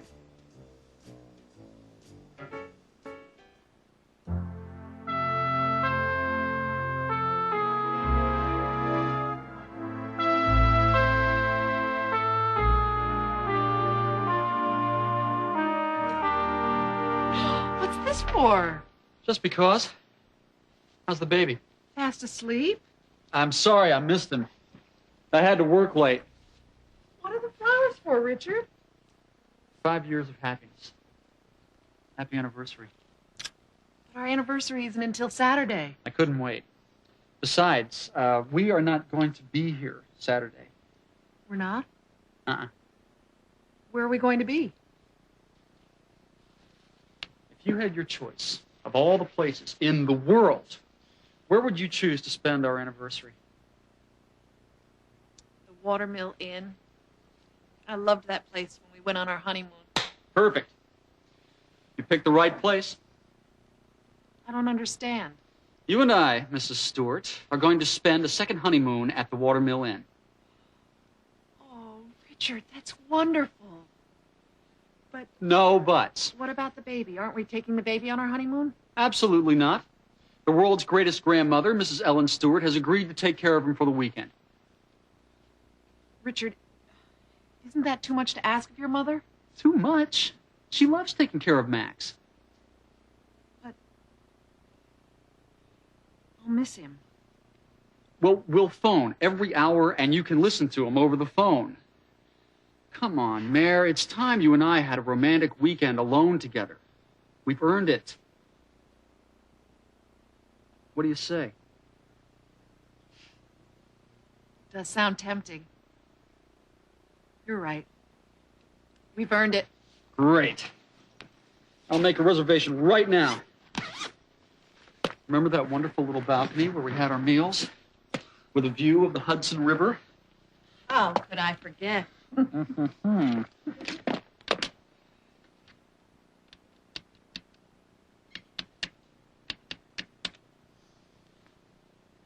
Hello, is Mrs. Montefiore there? Ah, she's out. Yes, this is Richard Stewart. My wife and I spent our honeymoon at the inn. No, we didn't leave anything in the room. It was 5 years ago. We'd like to make a reservation for this weekend. Yes, a double room, please. What? Are you sure? But I... Okay. Nothing available. Oh, wait! Don't hang up. Can you recommend someplace nice? Someplace nearby? Hold it.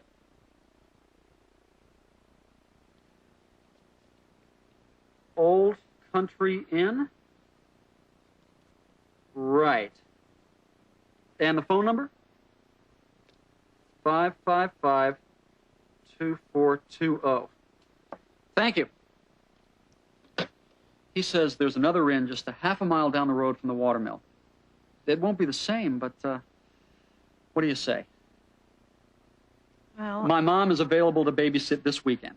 Well, okay. See if they have a room. Right.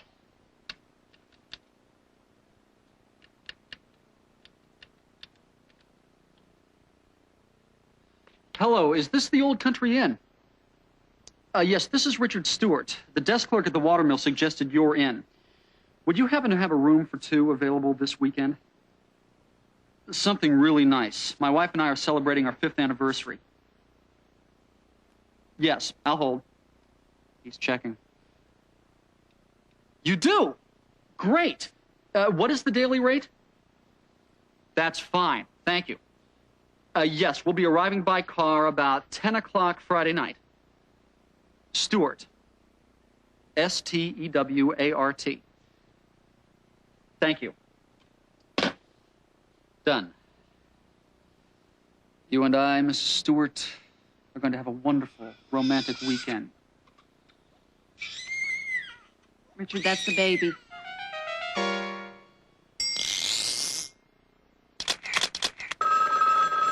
Good afternoon, Watermill Inn. May I help you? Hi, I'd like some information about the inn. Of course. We're located in the town of Rhinebeck, just a 2-hour drive from the city. What kinds of accommodations do you have? For a very special vacation, we have a large honeymoon suite. Well, Or if you prefer, you can reserve a smaller single room. That's probably... Or a double room with a fireplace and a balcony. I really think... And the view of the Hudson River from the balcony is absolutely gorgeous. I don't really... Enjoy beautiful views? Well, the town of Rhinebeck is the perfect place to take an afternoon walk. I do like to... And of course, after all that walking, you'll want to relax and have a delicious dinner in our romantic dining room. Well, I don't know. I may be... Too tired to come to the dining room? Don't worry. Our friendly room service is always ready to bring delicious meals to your room. Oh, how nice. Nice. Our innkeeper, Mrs. Montefiore, is the nicest person you'll ever meet. She's been making the Watermill Inn a comfortable place for guests for over 20 years. What time is... Check-in? Well, you can check in any time after 1 p.m. and check out any time before 12 noon. Now, when would you like your reservations and what type of room would you like? I'm not quite sure. You can be sure that the Watermill Inn is the finest small hotel in all of New York State. New York? I thought I called Florida. In Act 2, Richard and Marilyn are disappointed about their room at the Old Country Inn. Clean? You call this clean? The trip is disappointing in other ways, too. Oh, the rain, the room, the view of the parking lot. It isn't the way I hoped it would be. So Marilyn and Richard decide to go home. As they get ready to go, the phone rings. Hello? Yes? Yes, this is she? Is something else wrong?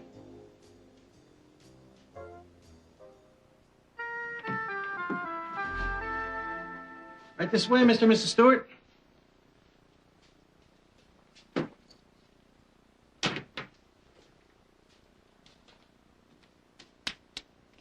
Well, it's small, but clean.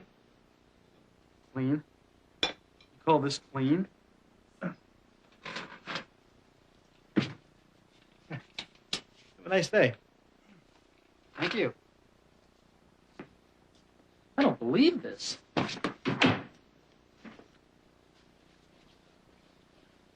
Well, it isn't the Watermill Inn, but let's get a look at the view.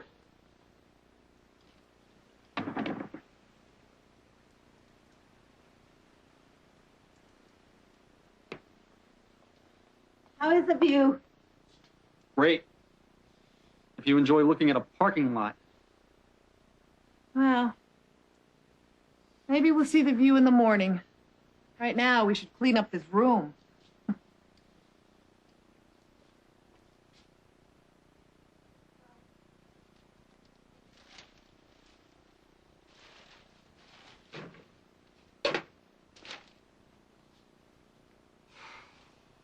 Sorry, Marilyn. Why should you be sorry? Oh, the rain, the room, the view of the parking lot. It isn't the way I hoped it would be. Stop blaming yourself. After all, we're here. alone. We're together. And I love you. Isn't that enough?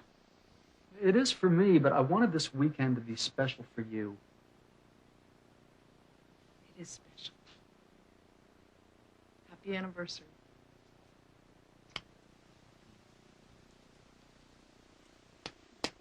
It's still raining. I want to play tennis. I want some breakfast. Let's call room service, order a nice breakfast, and then we'll figure out what to do today. Right. Would you get me room service, please? I beg your pardon? Oh, I see. They don't have room service at Old Country Inn. Well, let's go down to the coffee shop.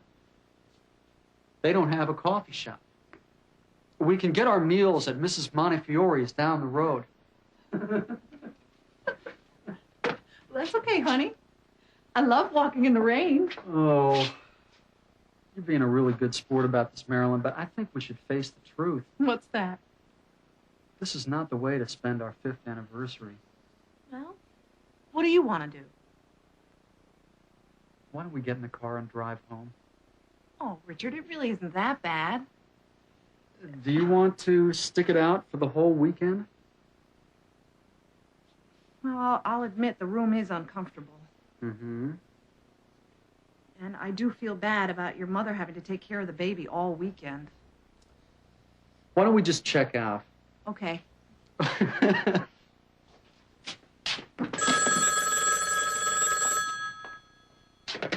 Hello?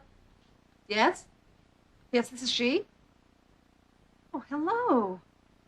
How nice of you to remember us. Yes, my husband did call. You do? Really? It won't be any trouble? Oh, yes. I think we'd like that very much. 15 minutes. Thank you. Goodbye. You will never guess. I give up. Mrs. Montefiore from the Watermill Inn. What is she calling about? They have an opening. Someone just checked out, and Mrs. Montefiore has reserved the honeymoon suite for us. You're kidding. No.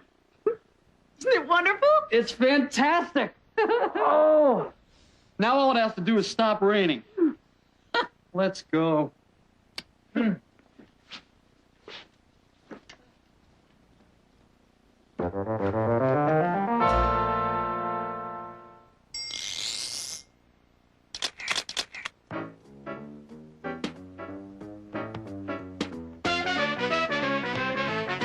Marilyn and Richard hope to have a wonderful weekend. Hope to have.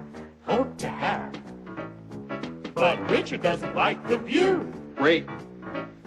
If you enjoy looking at a parking lot. He doesn't enjoy looking at cars. Enjoy looking. When two verbs are together in a sentence, the second verb sometimes has two in front of it. Sometimes it ends in ing. Marilyn is happy. We're here. We're alone. We're together. And I love you. But it keeps raining all night long. Keeps raining. The next morning, Richard wants to play tennis. Wants to play.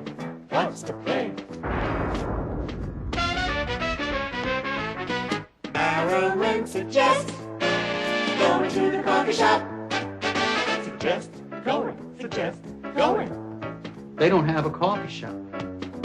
But they need to eat breakfast. Need to eat. After enjoy, keep and suggest, use a verb with ing. After hope, want, and need, use a verb with to. front of it. What are they gonna do? I love walking in the rain. She loves walking in the rain. Loves walking. She loves to walk in the rain. Loves to walk. After love, use a verb with ing. You can also use a verb with to in front of it. Love, sweet. In Act 3, Richard and Marilyn enter the honeymoon suite at the Watermill Inn. Welcome to the Watermill Inn. Oh, Richard, it's exactly as it was when we were married. And they enjoy talking with Mrs. Montefiore, the innkeeper. I remember you and your wife from the first time you stayed with us. We were very young. And very much in love. As Mrs. Montefiore leaves the suite, there's a knock at the door. Who could that be?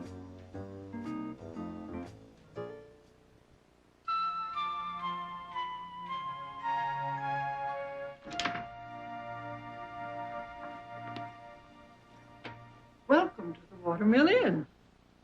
Oh, Richard, it's exactly as it was when we were married. And when I got married. Even the old patchwork quilt is the same. My great-grandmother made that quilt when Teddy Roosevelt was president. In those days when they made quilts, they cut patches from the old clothing of every member in the family so that each one would be a part of it. A lovely tradition. Thank you for calling us. I remember you and your wife from the first time you stayed with us. We were very young. And very much in love. We have a baby now. How wonderful. A boy or a girl? A boy. Max. Do you have a picture? Would a professional photographer be without a picture? Oh, he's adorable. And very bright. Like his father. A real Stuart. And very good looking, like his mother. Well, it's nice to have you with us again. Next time, bring the baby. You see, Richard, Max is welcome here. Not on our anniversary. This vacation is for you and me. If there's anything you need, please call me. I'll be in the front office all day. Oh, I took the liberty of ordering some breakfast for you. Just put it over there, Charles.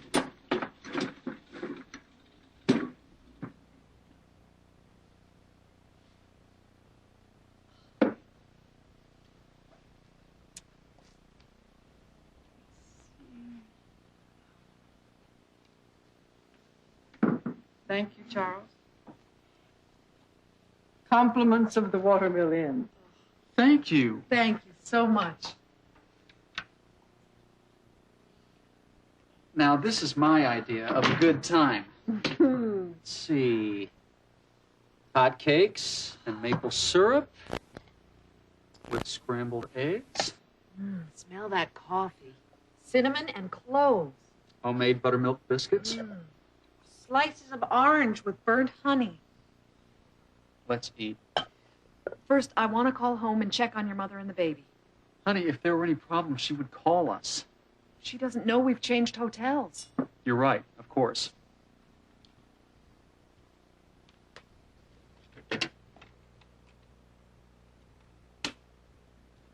Hello, operator. I'd like to call Riverdale, New York.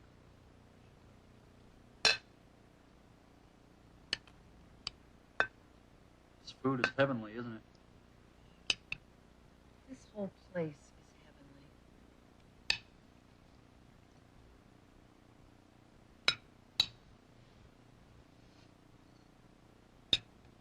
Do you remember that old desk?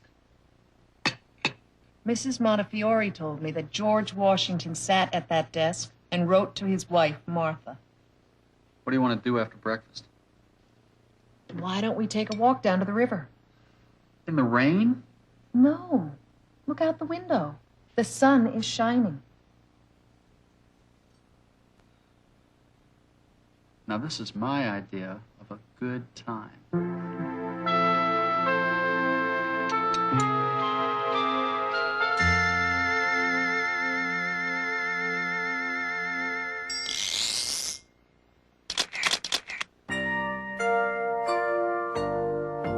Looking at our photographs from all our time together, I see us both changing through the years.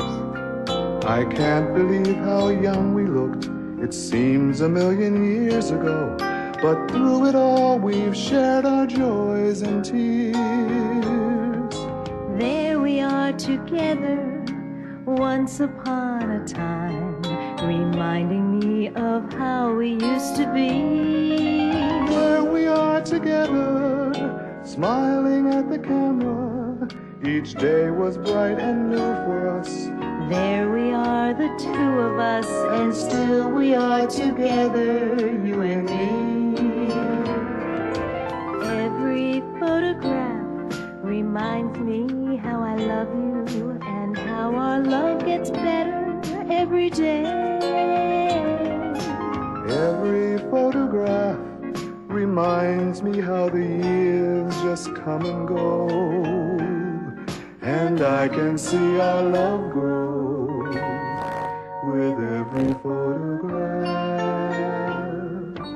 Looking at our photographs, I'm going back in time, watching every anniversary. The pictures take me there again, but we both look so different then. Could that really be you and me? Every photograph reminds me how I love you. And I can see our love grow with every photograph.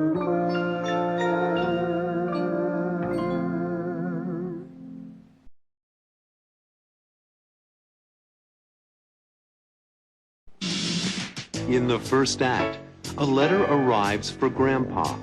The return name and address is Pete Waters, RFD number 1, Chesterton. Pete Waters is an old friend of Grandpa's. He was my roommate in college.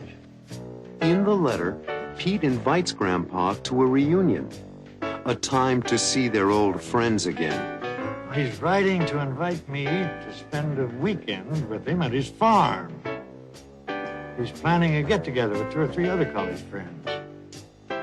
A kind of 50-year anniversary reunion. Will Grandpa go to the reunion?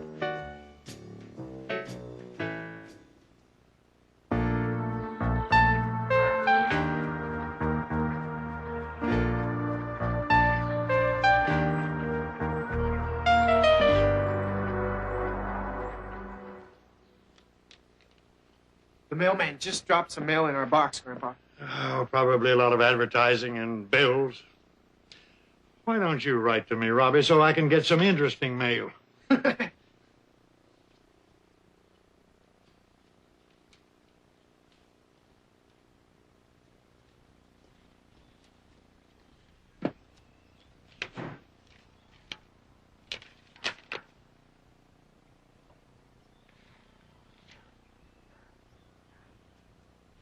You were right, Grandpa.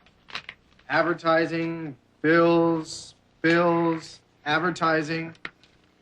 It's just like I said, Robbie. Nothing interesting. You won't believe it, Grandpa. But there's a letter here addressed to you. Mr. Malcolm Stewart, and it looks like a personal letter. Oh, must be a bill. I don't think so. The return name and address is Pete Waters, RFD number 1, Chesterton. You're joking. Pete Waters? Pete Waters, RFD number 1, Chesterton. You know him? Do I know Pete Waters? You bet I do. He was my roommate in college.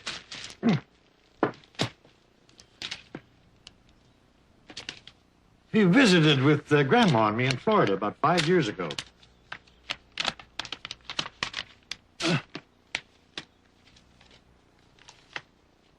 What does he say? Is he okay?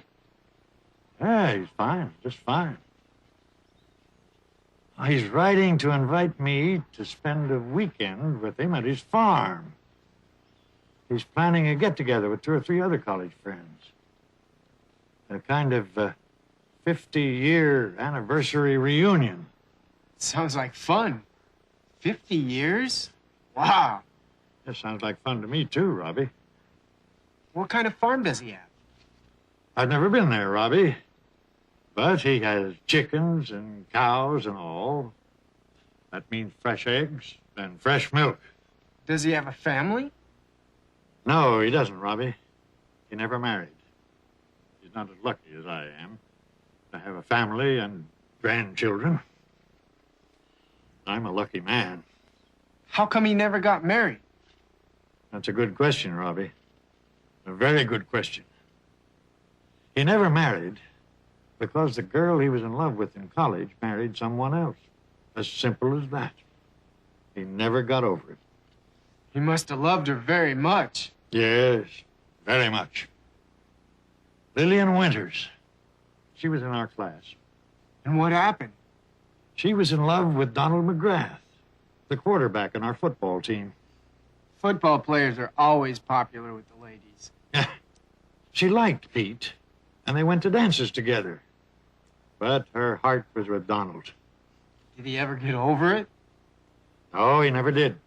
Where is she today? I don't know. Maybe Lillian will be at the reunion. You think so? Pete's full of surprises. I wish I could go there with you, Grandpa. What do you think the surprise will be? With Pete, you never know, Robbie. Won't it be exciting to see all your college friends there again? It is already. I'm kind of excited about going now. Next weekend. Sleep over Friday and Saturday night and come back Sunday. I can't wait. Don't you think you ought to call Pete and tell him you're coming?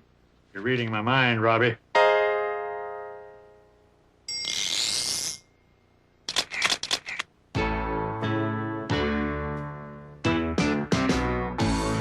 He's planning a get-together with 2 or 3 other college friends. A kind of 50-year anniversary reunion.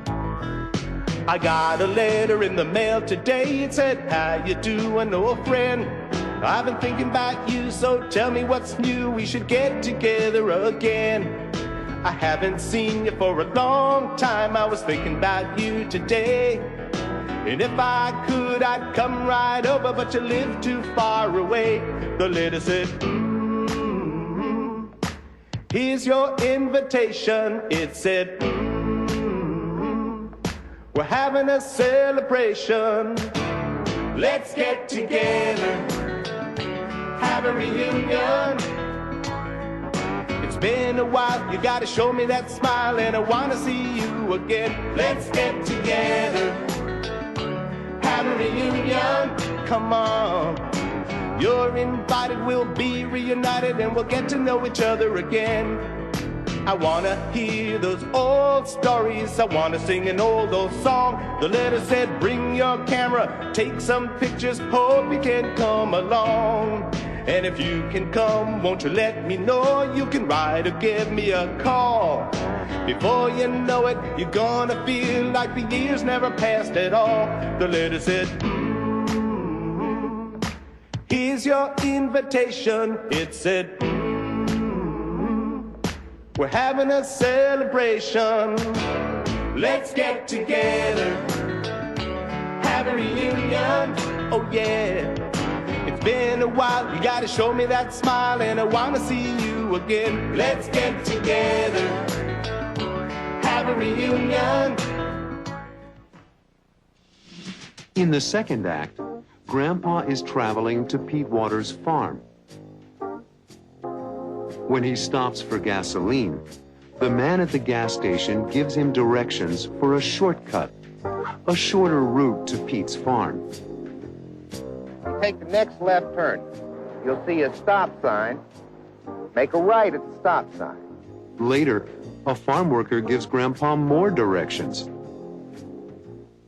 Keep along this road till you get to the end of the fence. You'll see the chicken house. His house is on the left. Will Grandpa ever find the farm?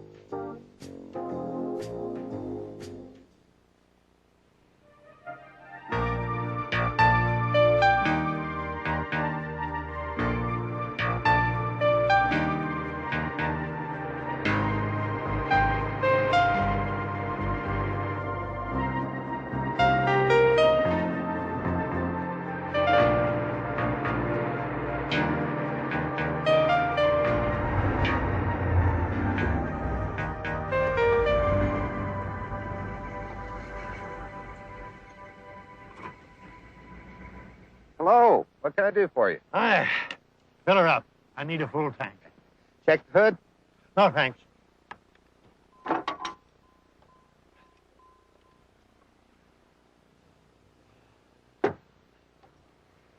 Whereabouts you headed? The Pete Waters farm. Ah. Near Chesterton. I know it well. Huh? Well, Pete Waters lived around here almost as long as I have. How long is it going to take for me to get there? About 15 minutes. There's a shortcut if you know it. I don't. Could you tell me how to use the shortcut?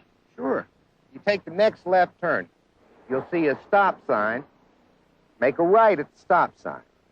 Stay on that road and you'll cross a blue bridge. Then you'll see a big old red barn. That's back to Pete Waters' place. That's quite a difference from the directions that Pete sent me. Now, if you take that route, it's probably a lot simpler, but it'll take you 10 minutes longer. Okay. Let me repeat it. Huh? Take the next left turn to the stop sign.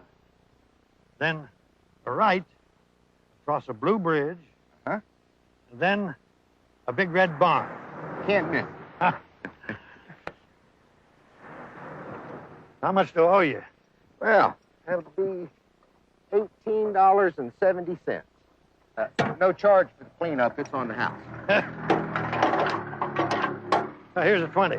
Ah, okay. That's $1.30 change.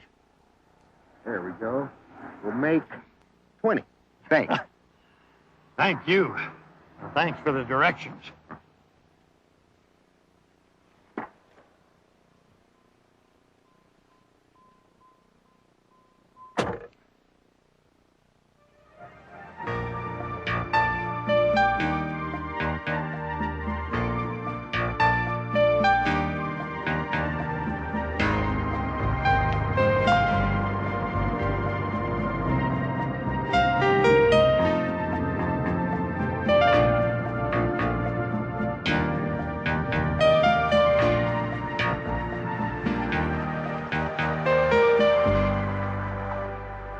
Must be Pete's barn. Turn right to the house. Hi.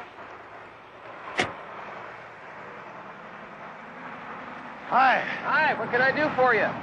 Is this the Pete Waters farm? It is? I'm a friend of Pete's. I'm looking for the house. It's just over yonder. Keep along this road till you get to the end of the fence. You'll see the chicken house. His house is on the left. Oh, thanks.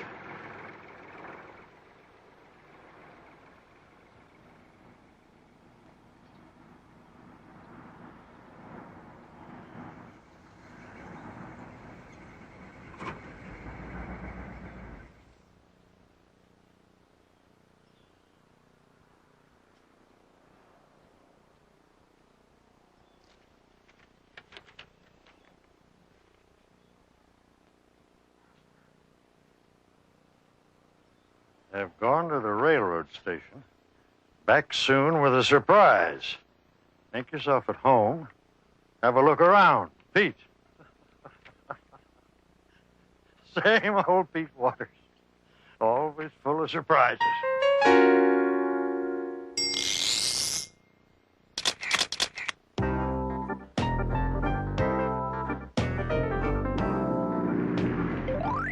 Could you tell me how to use the shortcut? Sure. You take the next left turn. You'll see a stop sign. Make a right at the stop sign. Stay on that road and you'll cross a blue bridge. Then you'll see a big old red barn. You take the next left turn. You'll see a stop sign. Make a right at the stop sign. Stay on that road and you'll cross a blue bridge. Then you'll see a big old red barn. Here goes. Oh, here. Yes, okay. Well, sir. Keep along this road till you get to the end of the fence. You'll see the chicken house. His house is on the left. All right. Well, I made it to Pete's house, but he's not here. I think I'd like to see some more of the countryside while I wait for him to get back. I'll back out of the driveway and be on my way. Dead end. Let me back up again and go in the opposite direction and see what I find. Pretty nice horse farm. Well, I'd better get back to Pete's. Let's see. All I have to do is back out of the driveway, make a right, pass the lake, go to the fork in the road, cross the railroad tracks, and make a right at the first intersection. Pete's driveway should be the first right turn. I made it.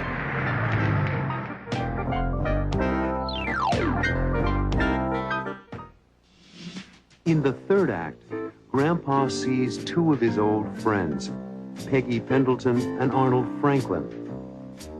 The two of you look unbelievable.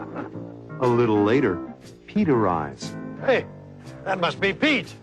And it's time for the surprise. Come on! We'll tell you the big surprise. What's the surprise?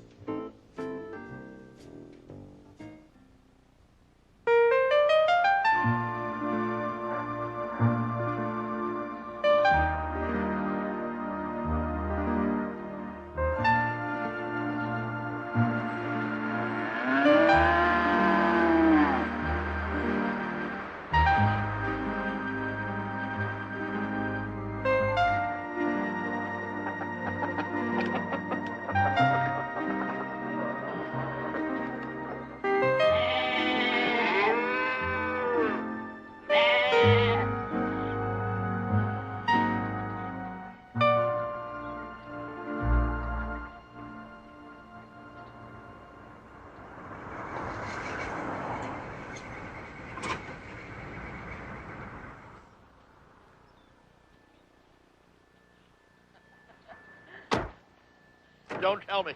Please don't tell me.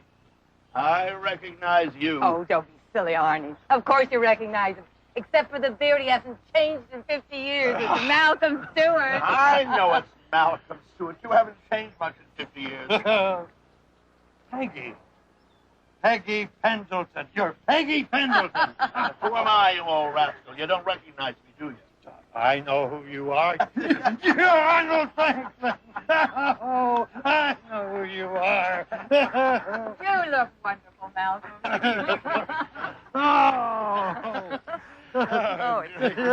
Sit down, sit down. Pete isn't home. Really? Oh, he left a note on the door saying he was going to the railroad station to pick up a surprise. He's so funny. Always full of surprises, even 50 years later. The two of you look unbelievable. How's your family? Oh, I was sorry to hear about your wife having passed away. Yes, about 4 years ago. And you're living with your children now in New York? Pete wrote us and told us. Yep. Retired and moved to New York to live with my son and his family. By the way, what do you think this big surprise is? Could be most anything, knowing Pete. Hey, that must be Pete. Now we'll find out about the surprise. So good to see you. Hi, Pete. Pete, Pete. It's so good to see you. Remember Lillian? I remember all of you. You haven't changed a bit. Really? Oh, my gosh. We were together in the Thursday Night Drama Society. Remember me, Malcolm? Oh, beautiful as ever, Lillian. How's Donald? Oh, that's okay, Malcolm. Donald passed away a couple of years ago. Oh, I'm so sorry. I would not have missed this get-together for the world. And you're a little surprised, Pete.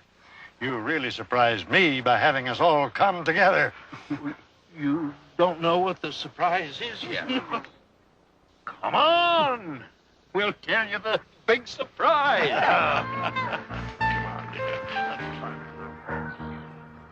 I've invited you here for the weekend to help celebrate. Celebrate? Our 50th reunion. No. No. Pete wants to tell Now you. let me have the honor, Lillian. For goodness sake, Pete, tell us. I can't wait much longer.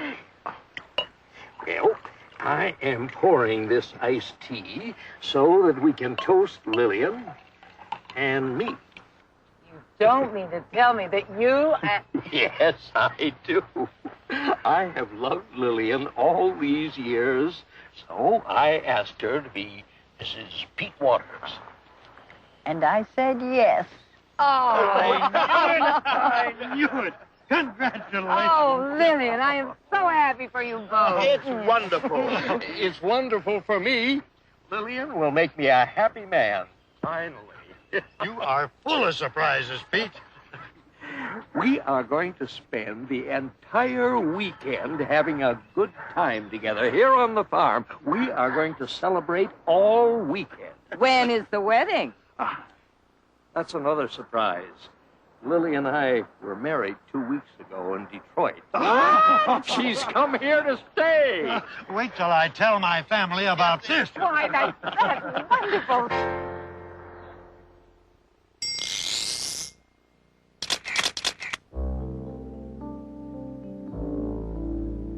What a weekend.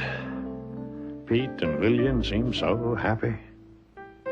After all these years, 50 years to be exact. 50 years ago, I was a young man. Not bad looking either. And Pete was my college roommate, a real pal. He conducted the orchestra. He really loved music. Pete loved Lillian from the moment they met. Sometimes he'd call the radio station where I was an announcer and ask me to play certain love songs for Lillian. She'd always been lovely. And he wanted to spend his life with her. Lil liked Pete, but she fell in love with Donald.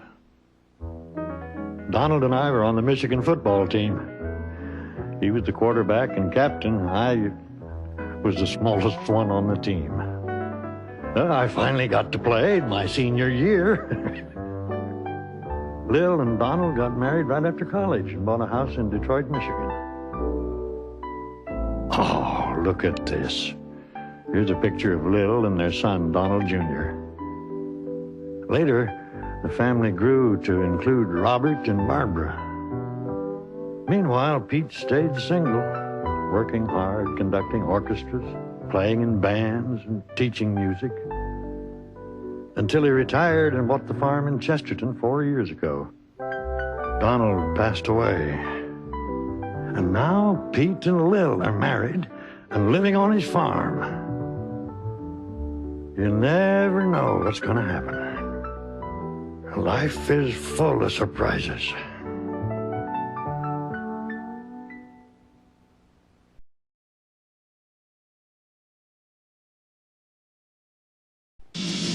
In Act 1, Richard looks at his last group of photographs for his book, Family Album USA.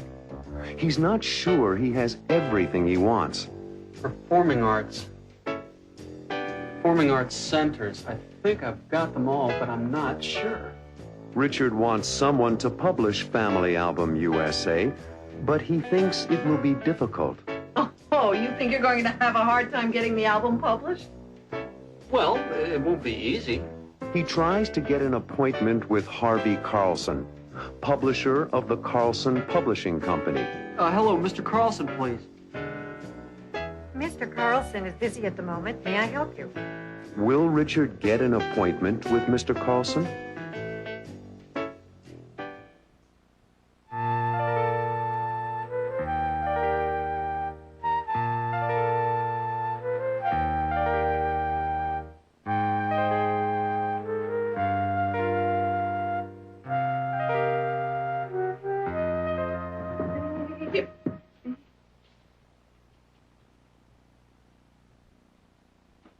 What are you doing?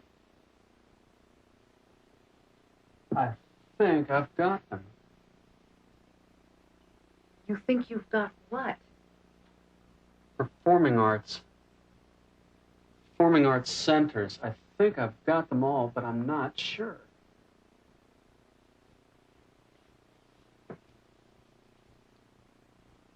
I think you have got it, Richard.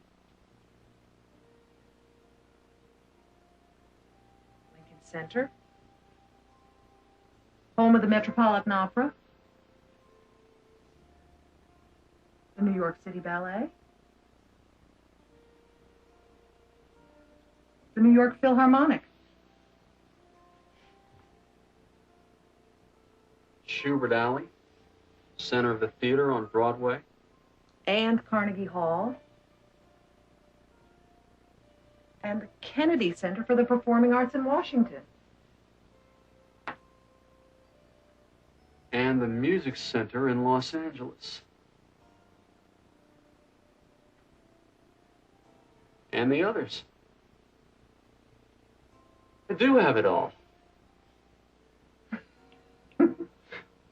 You have been working on this for some time, Richard. I'm glad you feel you finally put it all together. What now? Now for the hard part. Oh, you think you're going to have a hard time getting the album published? Well, it won't be easy. So, what do you think you're going to do? Does the name Harvey Carlson ring a bell? Oh, yes, Harvey Carlson. I remember. He said I should call him.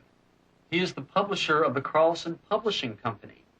He said they need a new book of photographs, and he really liked my concept. So why don't you call him in the morning? Do you think I have enough to show him? I've been through every section with you, Richard. It's quite complete. And now that you're satisfied with the performing arts section, I think you should show it to Mr. Carlson. You're right. My family album, USA, feels right. I'll call in the morning and set up an appointment to see him.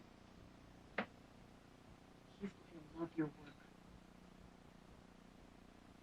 Come on, let's get some sleep.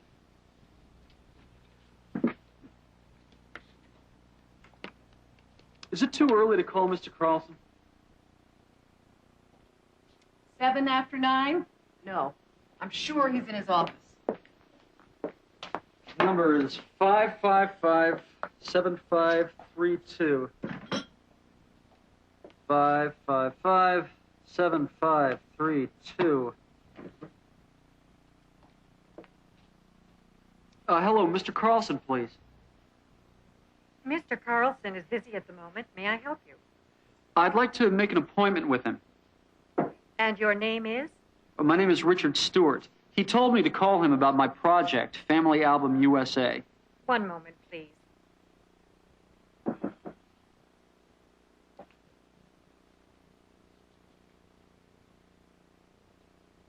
going on? I guess they're trying to set up an appointment for me. Mr. Stewart, I just spoke to Mr. Carlson. He would like to see you, but the only time he's available this week is tomorrow morning at 10 o'clock. Thanks. Thanks a lot. Goodbye. Well, it's done. Tomorrow morning in a publisher's office. Oh, it's so exciting, isn't it, Richard? Well, finally, a publisher will see my work.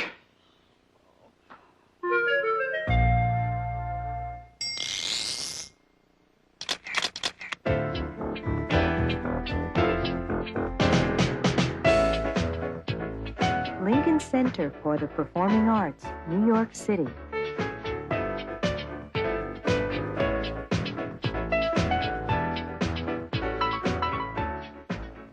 The John F. Kennedy Center for the Performing Arts, Washington, D.C.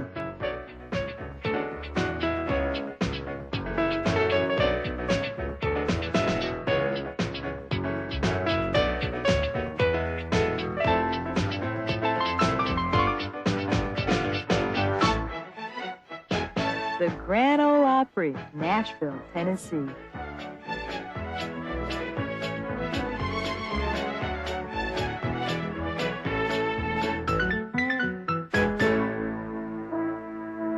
The Gus F. Wortham Theater Center, Houston, Texas.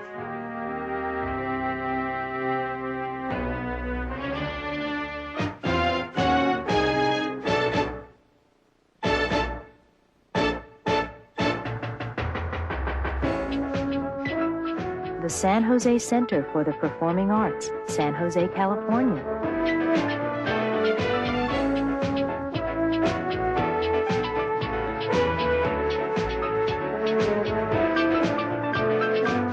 The Music Center of Los Angeles County, Los Angeles, California.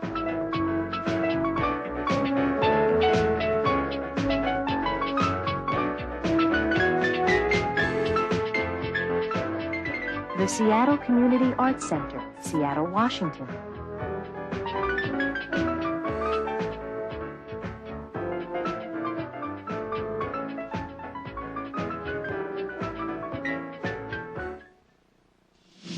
In Act 2, Richard meets with Mr. Carlson. Hello, Richard.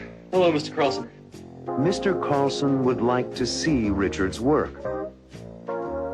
We need a new coffee table book. And a book of photos about the United States still feels right.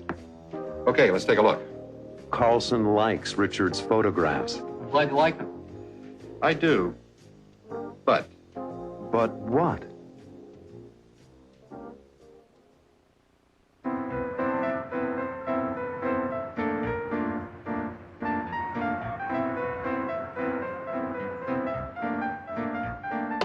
Good morning.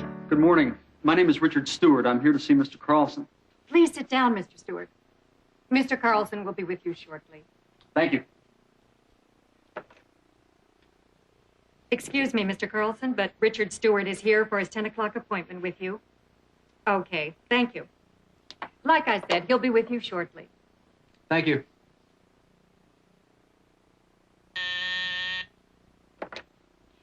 Yes, Mr. Carlson. Yes, sir. He's ready for you, Mr. Stewart. Thank you. In there? Yes, in there.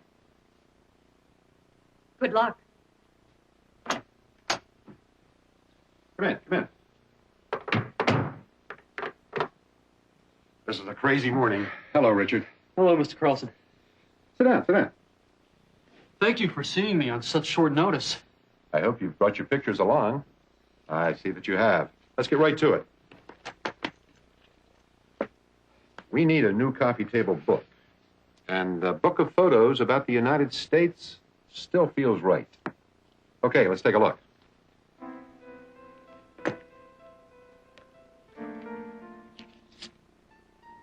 Good.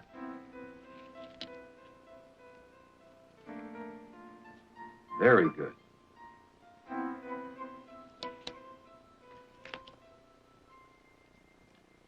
Family Album USA. It's an excellent title. If you had to describe the book in one sentence, how would you do it? Well, I describe it as a book which is a portrait of the United States. The places, the people, mostly the people. The things they do, the ways they live, the places they visit, the landmarks. A photographic journey. These are wonderful. These photos in your performing arts section. Carnegie Hall, Lincoln Center. I'm glad you like them. I do. But? There's something missing. You've got a good eye, Richard. You're a terrific photographer. But before I can publish your work, I need to meet with my marketing department. And you've got to do one more thing. And what's that, Mr. Carlson? In the section on culture, you've included performing arts centers, but you've left out street performance. The mimes, the musicians, the dancers, in the parks and on the streets. Richard, if you go out and photograph street performances in the city, you'll have it. That is a great idea. The performing arts centers and the street performances. I'll do it. If you do it, I'll publish your work. Are you serious? I've never been more serious. When do you think you can return with street performances? A couple of weeks. If they're as good as the rest of these pictures, it's a deal. You won't be disappointed, Mr. Carlson. Thanks. Goodbye, Richard, and good luck. See you in 2 weeks. Goodbye, Mr. Carlson. Thanks. So, if you like the street performance photos, you'll really publish Family Album USA. When I say something, I mean it. Go to work. Goodbye. Goodbye.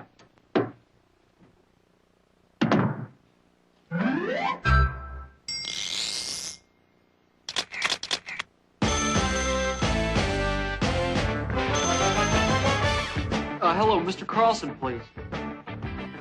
Mr. Carlson is busy at the moment. May I help you? I'd like to make an appointment with him. We've got a call to make an appointment. We've got a call to make an appointment.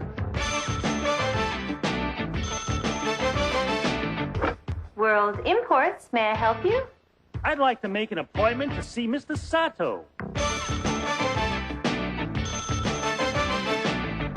World Imports, may I help you?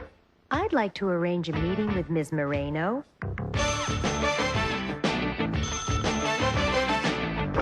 World Imports, may I help you? I'd like to set up a time to see Mr. Jackson. What time would you like to come in? I'd like to see him as soon as possible. I'd like to come in sometime next week. I can see him at his convenience. Do you think he can fit me into his schedule? Of course. Where is your office located? Downtown. Oh, what is your address? 33 West 44th Street. What floor are you on? We're on the 20th floor. Is there a receptionist? That's me. Good morning. My name is Richard Stewart. I'm here to see Mr. Carlson. It's time for the appointment. Hello, I'm here to see Mr. Sato. Good morning. I have an appointment with Ms. Moreno. Hi, Mr. Jackson is expecting me. You've got a call to make an appointment.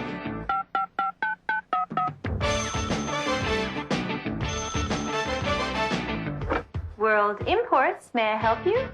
What are you gonna say?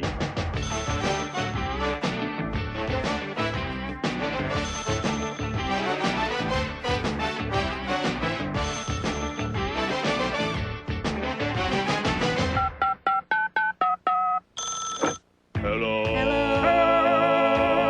Hello. I'm calling from World Imports about your appointment. I'm afraid we will have to reschedule.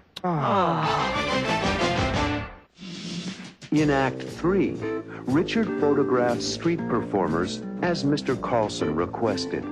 Later, Richard thinks he's ready to see Mr. Carlson again. I'm going to show him the photos on Monday morning. I can't wait. On Monday, Richard asks Mr. Carlson if he'll publish Family Album USA. Well, what do you think? Do I have my book? What do you think?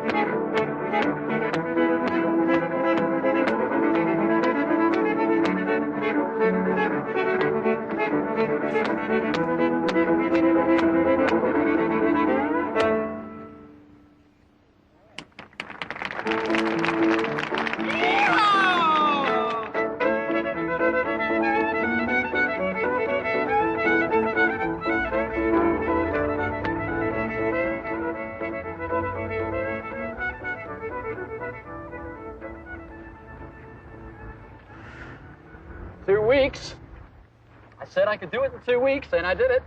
The pictures you've taken are fabulous, Richard. Mr. Carlson will love them. Monday morning. I'm going to show him the photos on Monday morning. I can't wait. I'm very proud of you. You really did a beautiful job. I know he will love the new photographs for your book. Yeah. I really did do a good job, didn't I? Hey, you know, there's still some film left on this roll, and there's one person I haven't photographed in a long time. Who? You. Richard, I haven't brushed my... You look great! It's not fair, Richard. I'm not even ready.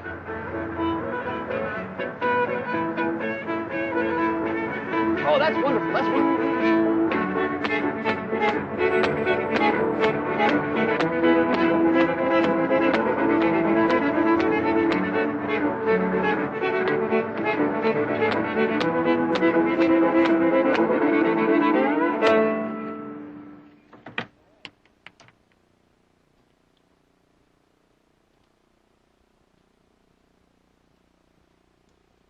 Wonderful. Thanks. Fabulous. Thanks. Terrific. Thanks. They get better and better. Thanks a lot. This is sensational. Yeah, thanks. What a job. Good work, Richard. I'm so glad you like them so much. Like them? They represent your best work. Really? Absolutely. Well, what do you think? Do I have my book? You do. You do. There's a book here. I'll have a contract and advance payment waiting for you first thing in the morning. Thank you. And while you're here, I would like to introduce you to your editor. And I want you to meet the people in the art department. I'll set up an appointment with the marketing team. When do you think we'll be through? In about half an hour. Why? I can't wait to tell Marilyn.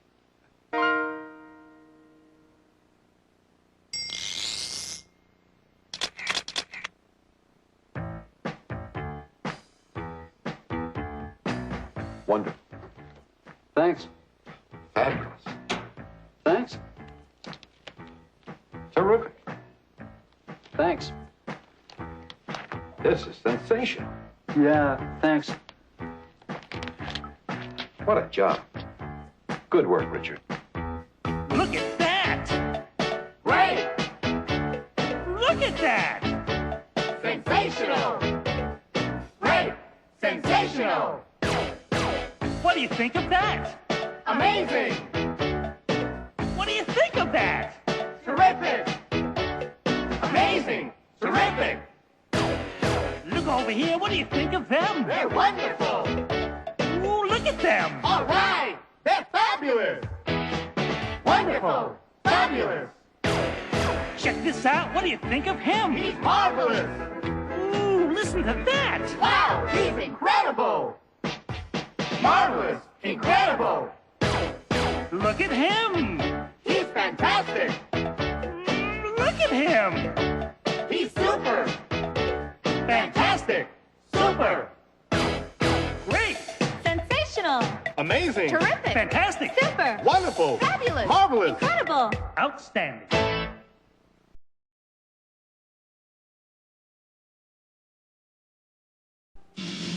In Act 1, Ellen finds out that Carter Boswell is running for the school board. He's running for the school board. The election's next month. Ellen is upset because Boswell wants to cut the school cultural programs. No music, no dance, no concert, no stage presentations. Philip thinks Boswell will win the election. But It sounds to me like Carter Boswell is going to win this seat on the board. Oh, not if I can stop him. What will Ellen do?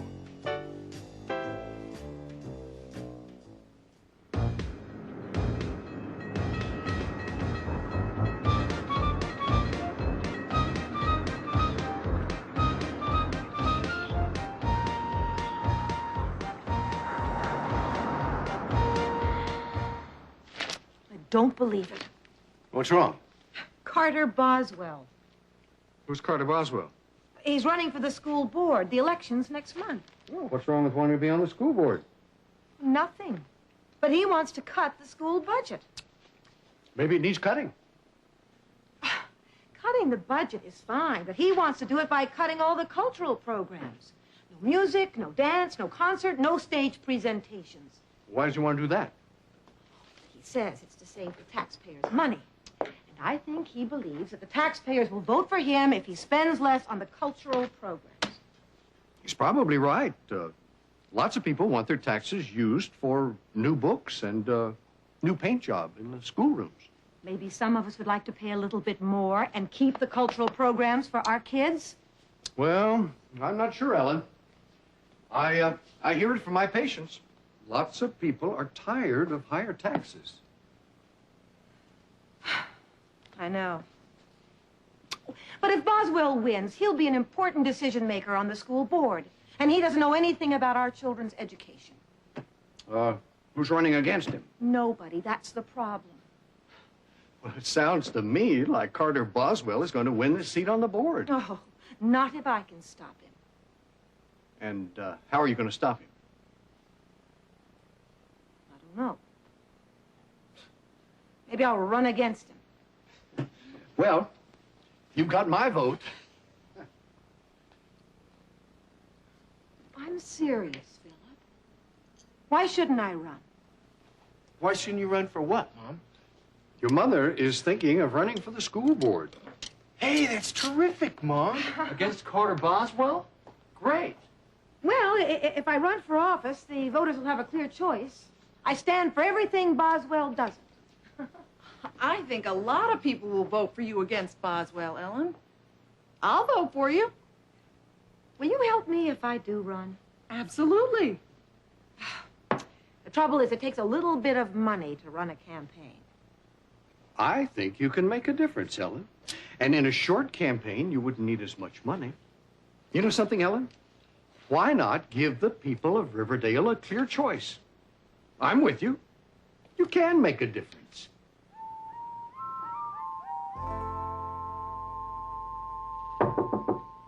Come in.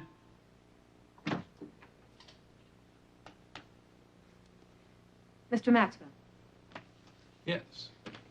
Charles Maxwell. My name is Ellen Stewart. Hello. Please, sit down. You asked to see me. What would you like to see me about? I'd like your help. I'm editor of the most influential newspaper in Riverdale. Actually, it's the only newspaper. A lot of people would like my help. Do you have a story? I'm planning to run for the school board. Against Carter Boswell? Yes. Well, that is news. Will you announce that I'm running? Sure. But I need some information. Of course. Why will the voters vote for you against Boswell, Mrs. Stewart? Because I care. Vote for Ellen Stewart. She cares. Not a bad slogan. But what do you care about? Well, I care about the children of our town. I don't want them to grow up without cultural programs in our school. Do you have a plan? I want our children to learn more than reading, writing, and arithmetic. I want to keep the after-school programs, the music, the concerts. It's not a bad plan. But who's going to pay for all of this? We are. The citizens of Riverdale, of course. I plan to get help from the businessmen and the corporations of Riverdale. That's fair enough. Exactly what do you want from me, Mrs. Stewart? you don't know me. I can't expect you to take my side against Boswell. But I do need some publicity so that the people of our town know that I'm running for office and that I care about our children. Fair enough. I certainly can print the news, and you are now making news.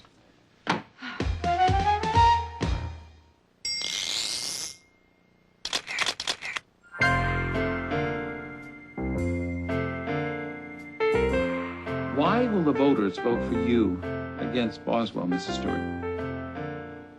Because I care. Vote for Ellen Stewart. She cares. Not a bad slogan.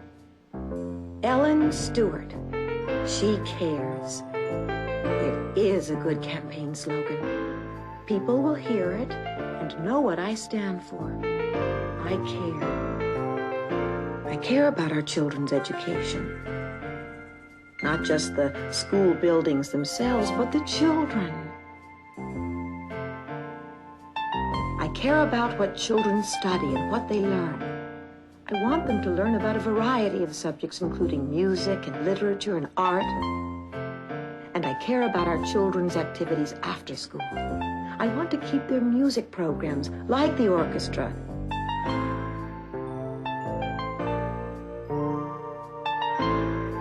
And the chorus. I want children to experience the joys of music. I play the piano myself, and I've taught music to many children in Riverdale. I want to keep the other after-school programs, too.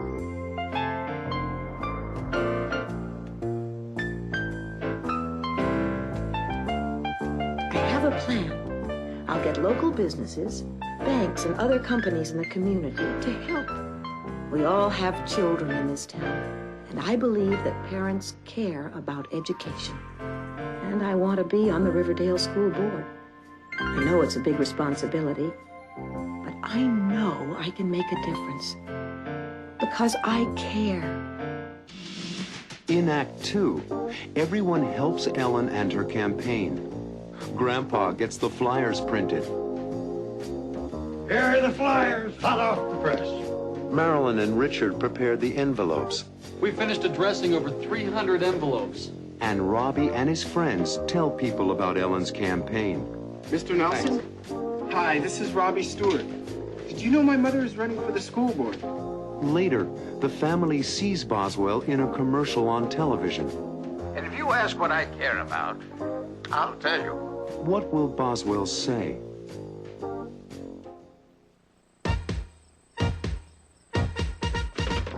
Here are the flyers, hot off the press.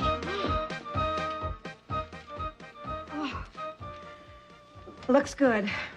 Simple. Right over here, Grandpa.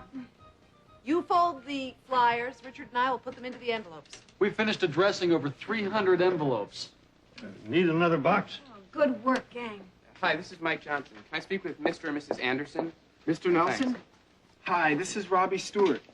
Did you know my mother is running for the school board? Yes, Miss Kim. Ellen Stewart. She cares. Oh, see you at the polls. Certainly. I'll give him your best wishes, Mr. Nelson. Hi, this is Mike Johnson. Can I speak with Mr. and Mrs. Burns? Thank you. We have done so much in such a short amount of time, I can't believe it. Wait till Philip comes home and sees our progress. Everyone saw the story in the Riverdale newspaper. Mr. Maxwell was very kind to print my announcement. It helps enormously. Everybody in Riverdale reads his paper. Your photo in it helped, too. Thanks to you, Richard. It's a good picture. Well, hi all. Hello, darling.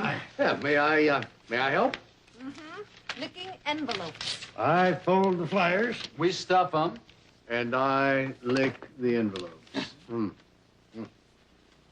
Hey, everybody. Mrs. Greenberg is on the phone. She says Carter Boswell is on the TV right now, doing a commercial. Oh, what channel? 5. 5? And if you ask what I care about, I'll tell you. I care about the school buildings in need of paint. I care about more lockers for the teachers. I care about new fixtures in the hallways. Not music or dancing or entertainment. I care about the practical things. If you do, vote for me, Carter Boswell. A lot of people will agree with him. I told you. Too bad kids can't vote. It's our school, but we can't vote. There are people in favor of the cultural programs, Mom. There are, Ellen. Don't be upset by Boswell's commercial. You have to go on television, too. Boswell's a powerful speaker. Well, you can be, too. Your ideas are good ones. I don't know. I'm not sure I'm up to it.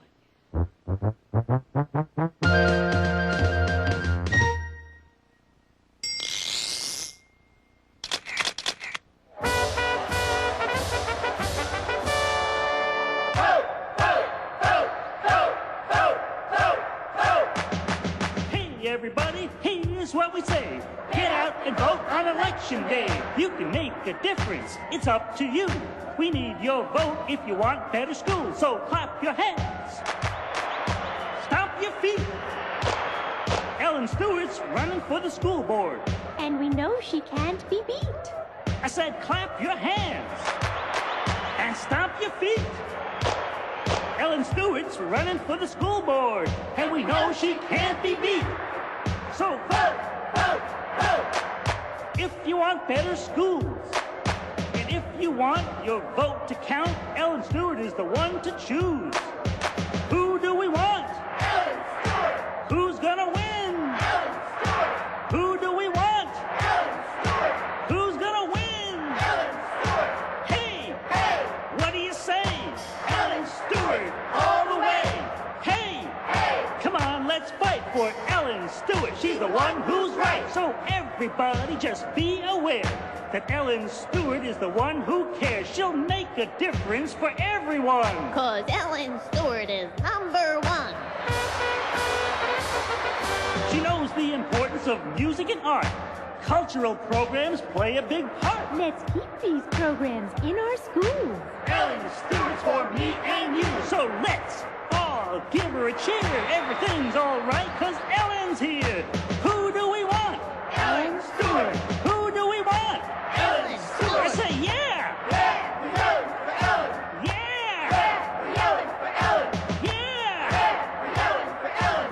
Yeah. Yeah, we're yelling for Ellen. In Act 3, Richard and Robbie make a videotape of Ellen as she gives her campaign speech. Vote for me, Ellen Stewart. I care. And Richard figures out a way for people to see the videotape. Vote for me, Ellen Stewart. I care. Later, the family listens to the election news. In the hotly contested race for the one seat on the Riverdale School Board, Mrs. Ellen Stewart has taken an early lead. Will Ellen win the election? My slogan is, I care. I care about people, not things. Vote for me, Ellen Stewart. I care. How was it? You were terrific.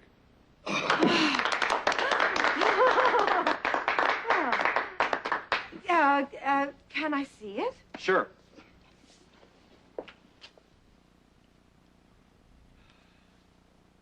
Hello. My name is Ellen Stewart, and I'm running for the open seat on the school board. My slogan is, I care. What does the word care mean? I care about people, not things. Vote for me, Ellen Stewart. I care. I like it. Now what? How can we possibly get it on so Riverdale will see it and hear it? Leave it to me.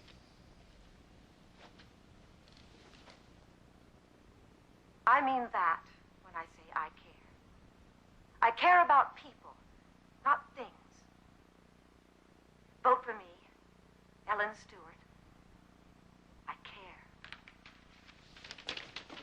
happened? Mom is now on television. In every appliance store in Riverdale. Except Hamlin's. He's a Boswell voter. That's a brilliant idea, Richard. You inherited your father's brain. We got our brains from you, Dad. And guess what? I called Channel 5. Their TV news is going to cover it. Housewife campaigns in appliance stores. And I'll bet some magazine will pick up the story, too. Mom, you're gonna win. I know it. Hold it, Robbie. Just cool down. I know we're getting some attention now, but in the end, the voters will have to decide. You're gonna win. Trust me. In the hotly contested race for the one seat on the Riverdale School Board, Mrs. Ellen Stewart has taken an early lead. She's Now, winning. turning to other local Mom, you're news, winning. Riverdale High School. It's too soon to know for certain. Well, you're ahead. That's better than being behind. It's not over yet. Let's just all calm down and wait for the final results. Ellen, why don't you go out to the backyard and get some fresh air? Thank you, Grandpa. I need some. Oh.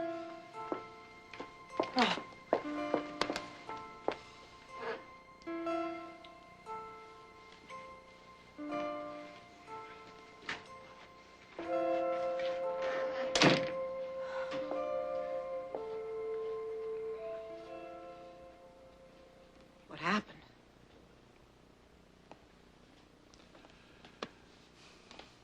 You came very close, Ellen.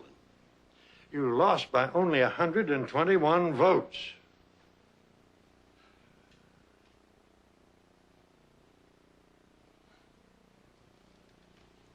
I lost. You tried, Mom. You lost by a very small number of votes. Only 121 votes. I'm sorry, Mom. There just wasn't enough time. Look, you made a very strong impression on our community. You'll have another chance next election.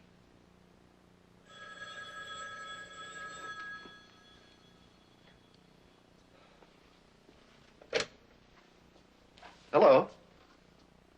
Oh, yes, Mr. Maxwell.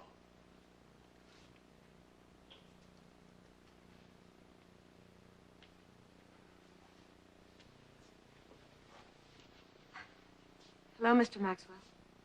How are you? I just called to tell you that you are very impressive. You lost the election, but you won the attention of the residents of Riverdale, of Boswell, and of me. Well, thank you, Mr. Maxwell. I appreciate your kind words. I needed that. I hear Boswell wants to appoint you to a special arts committee. I'm sending over a reporter in the morning to interview you. You are? I'm going to do an article on Ellen Stewart. She cares. Maybe we'll all care now. Goodbye. Thank you. And goodbye.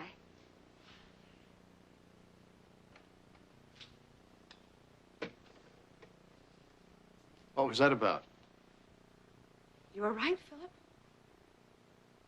I did make a difference in town. And in this family.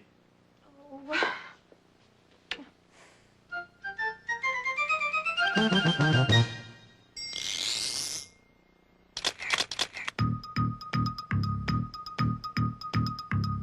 Good evening. An important local election took place today in Riverdale. The people of this community elected a new member of the school board, Carter Boswell. Opposing him in the campaign was Ellen Stewart, a housewife from Riverdale. Tonight, we'll take a look at both campaigns. First, we turn to the Boswell campaign. Mr. Boswell reached many voters by appearing on local TV. I care about the school buildings in need of paint. I care about more lockers for the teachers. I care about new fixtures in the hallways. Less than a month ago, a new face entered the race, Ellen Stewart. Mrs. Stewart disagreed with Carter Boswell's plans for the Riverdale schools. She campaigned very strongly to keep the cultural programs in music, art, and drama. Local appliance stores played a videotape of Mrs. Stewart introducing herself to the voters. My name is Ellen Stewart. and I'm running for the open seat on the school board. My slogan is, I care. I care about people, not things. Mrs. Stewart's unusual campaign helped her win the attention of the local newspaper. Charles Maxwell, the editor of the Riverdale News, praised Mrs. Stewart for caring about the cultural programs in the schools. When the first votes were counted early in the day, it seemed as if Ellen Stewart might win a surprise victory over Carter Boswell. But once all the votes were counted, Mrs. Stewart lost by only 121 votes. Well, it was a very close election, and Ellen Stewart convinced the people of Riverdale that she cared. She also convinced Carter Boswell, who now wants to appoint Mrs. Stewart to a special committee for cultural programs in the schools. Well, that's our special Election Day report on a very important local election. Thank you, and have a good evening.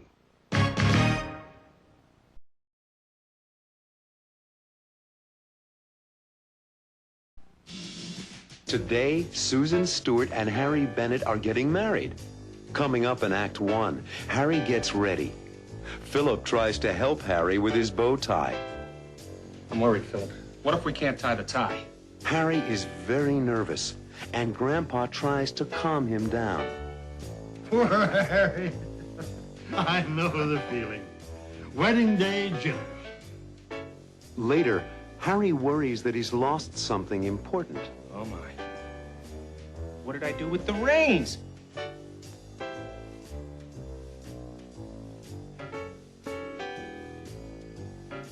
What did I do with the rings? Will Harry find the wedding rings?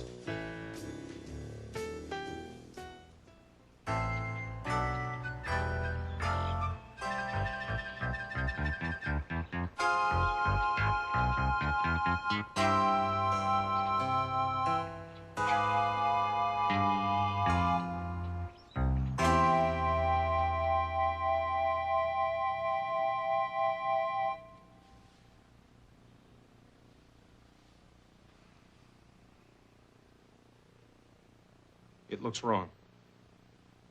It is wrong. Are they always that difficult to make? The truth is, yes. I'll try again. At this rate, the wedding will take place tomorrow. Not to worry. Okay, here we go.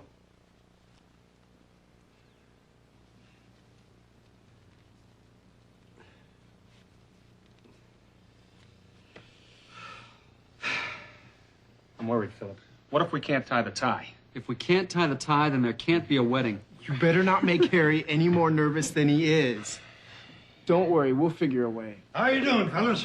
Not so good, Grandpa. We can't get this bow tie tied. Nobody knows how to do it. Do you? No, I never could either. Well, you have your own tuxedo. How do you tie your bow tie? Yeah, Grandpa, I've seen you in it. You look great. How do you tie it? I don't. You don't? What do you mean? I never could tie one of those things, bow ties. I have always worn a clip-on bow tie. A clip-on? Of course. Now I remember. Yes, it's so easy. All you do is clip it around under your collar. We all need one of those. The Tuxedo Rental Store. Do you think they're open? Should be. Sunday's their big day. I'll call and find out. Well, if they're not, I'll lend you mine, Harry. You're the only one who really needs to be wearing a tuxedo anyway. Thanks, Grandpa. I'm the father of the bride. I'm supposed to be worried about my daughter, and here I am with the man that's marrying my daughter, worrying about him. Poor Harry.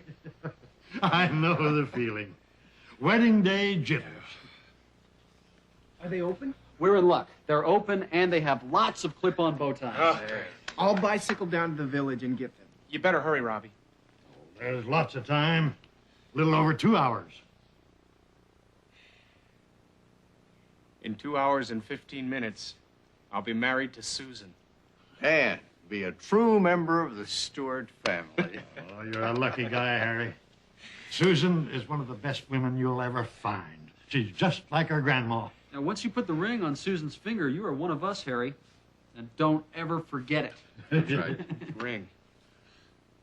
Ring. Oh, my. What did I do with the rings? I put them in the pocket of my sports jacket. No, I think you put them in your tuxedo jacket pocket, remember? Right.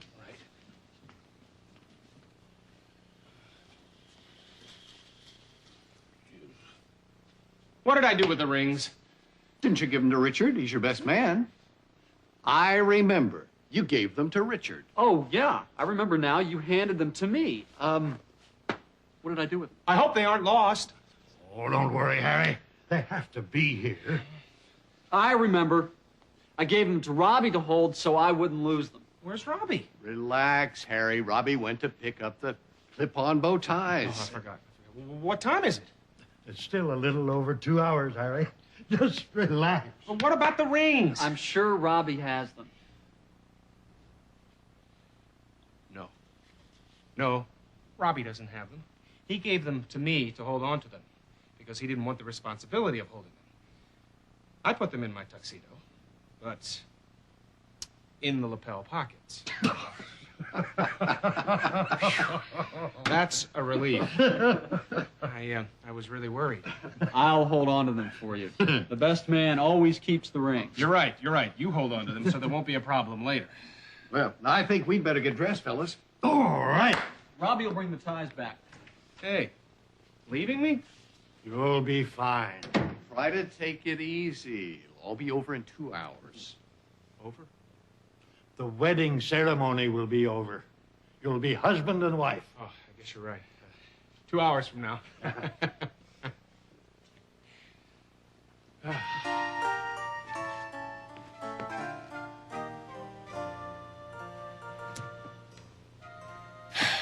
Two hours from now.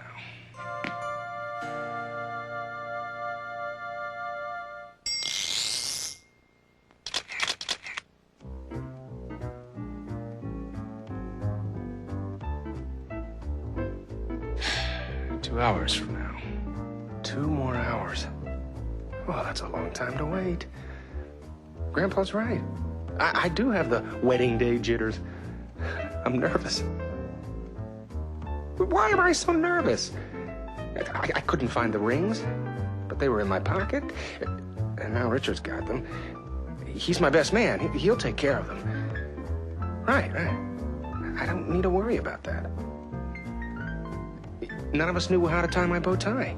But that problem's taken care of now, too. Since Robbie went into the village to pick up some clip-on bow ties. So why the jitters? Who am I kidding? I'm getting married today. Married! Married. In just 2 hours, I'll be married to the most wonderful woman in the world. The woman I love. I fell in love with Susan on our very first date. You know something? What? I think we're gonna be good friends. Good night, Susan. Good night, Harry. Have a safe trip home.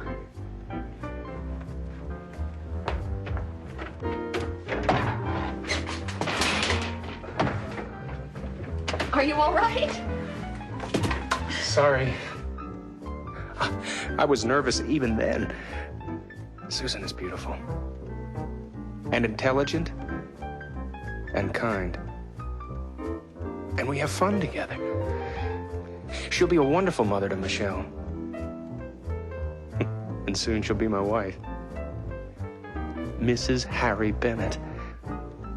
I couldn't be any happier. Less nervous, maybe. But I couldn't be any happier. In the next act, Susan gets ready for the wedding. Susan's mother, Ellen, gives her a special gift. My wristband. I wore it when I married your father. And Marilyn helps Susan with her veil. Doesn't it look just right, Susan? Perfect. Later, Susan looks serious. When you said I do, Marilyn, it suddenly became real. What is Susan thinking?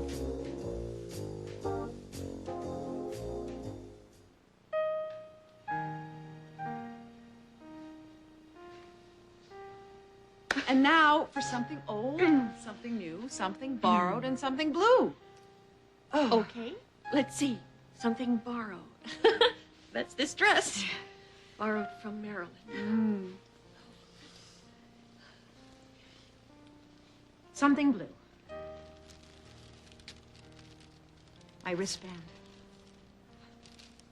I wore it when I married your father.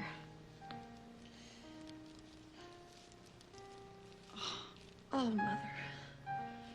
I forgot you still had it.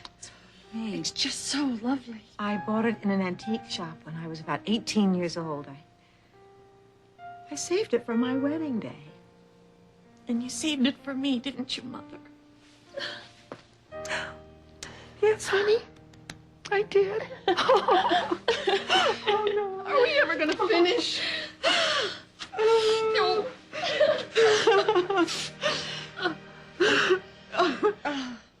All right. Okay. Something borrowed. The wedding dress and something blue. The wristband? Something old. Something old. Right. What's old? Of course. Something old. I had planned to wear them.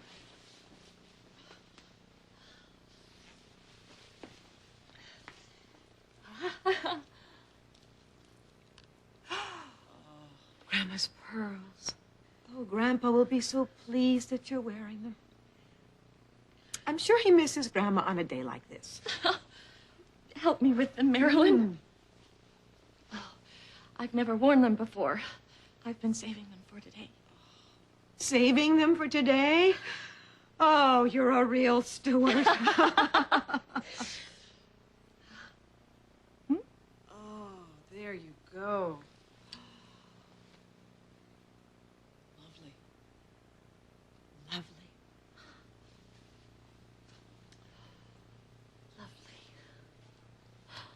Something borrowed, something blue, something old, and now for something new.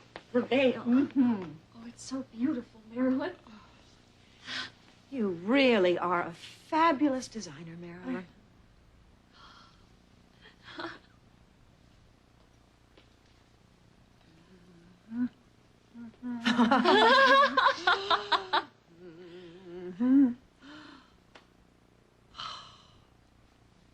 Doesn't it look just right, Susan? Perfect. And when you both say I do, Harry will lift this veil over your head and kiss the bride. Oh, I'm so excited. When you said I do, Marilyn, it suddenly became real. That's all right, Susan. You've got the wedding day jitters. In less than 2 hours, you will be Mrs. Harry Bennett. Oh, that reminds me. If we don't get dressed, we won't be there to see Susan become Mrs. Harry Bennett.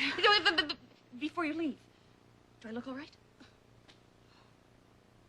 You never looked better.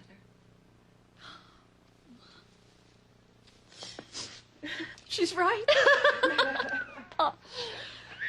And that's dear little Mac. Got to go and feed him. What am I supposed to do? Take off the veil, kick off your shoes, and sit down. We'll come upstairs and get you in a little while. Richard's going to take some wedding pictures before the ceremony, so just relax. Are you kidding? Relax?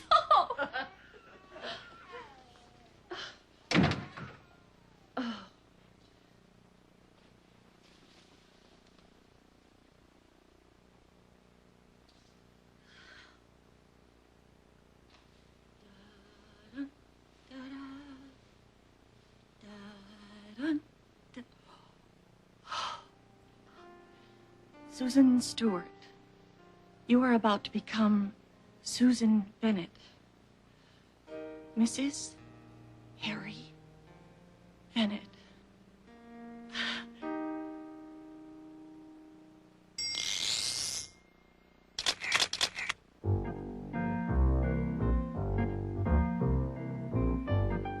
Mrs. Harry Bennett, huh? Soon the wedding will begin. Am I ready? Let's see. I have something old. The pearls my grandmother gave me.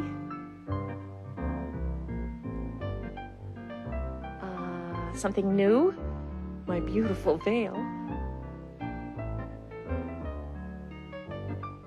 Something borrowed. This dress from Marilyn. Oh, it must be lucky. Marilyn wore this dress when she married Richard, and they seem very happy. Where was I? Oh, and something blue. The antique wristband from Mother.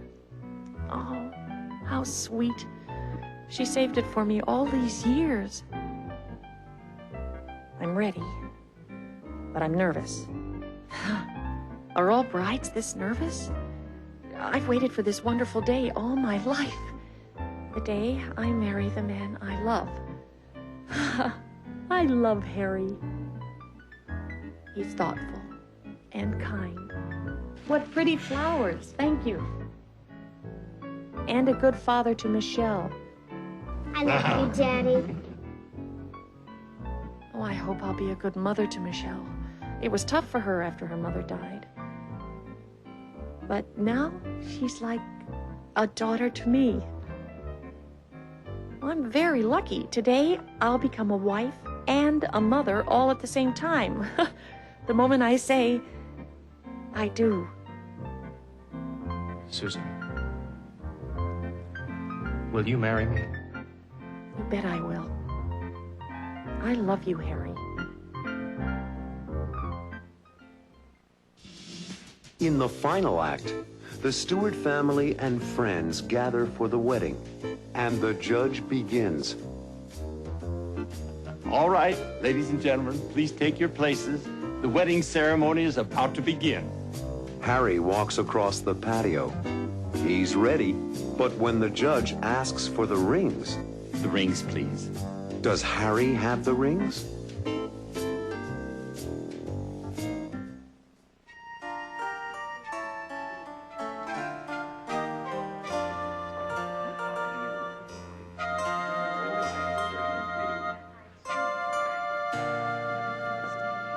Philip? Ah, Judge. How are you? How are you, man? Hello. I think it's time for the wedding to begin.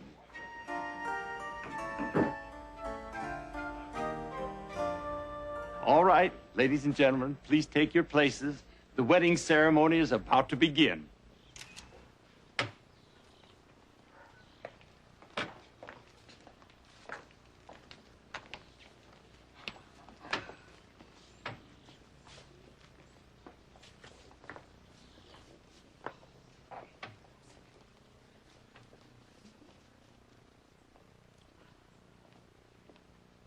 Okay, Jane, start the music.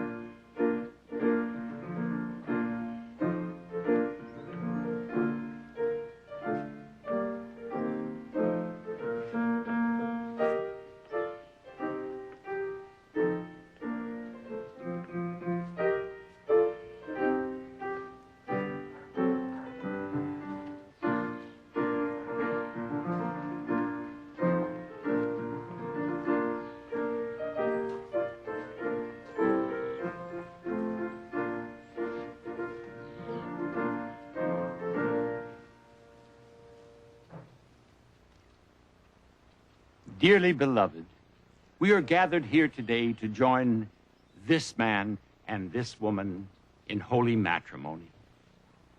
Do either of you have any reason why you should not legally be joined in marriage? Is there anyone present who can show any just cause why these two people should not be legally joined in marriage? Then, Harry Bennett, do you take Susan Stewart to be your lawful wedded wife? I do. And you, Susan Stewart, do you take Harry Bennett to be your lawful wedded husband? I do. The rings, please. I have them, Harry.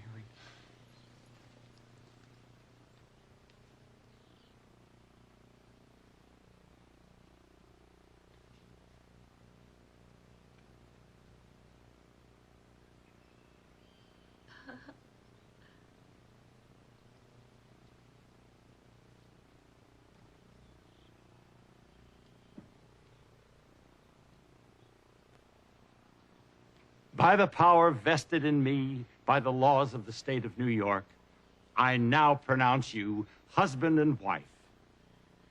You may kiss the bride now, Harry.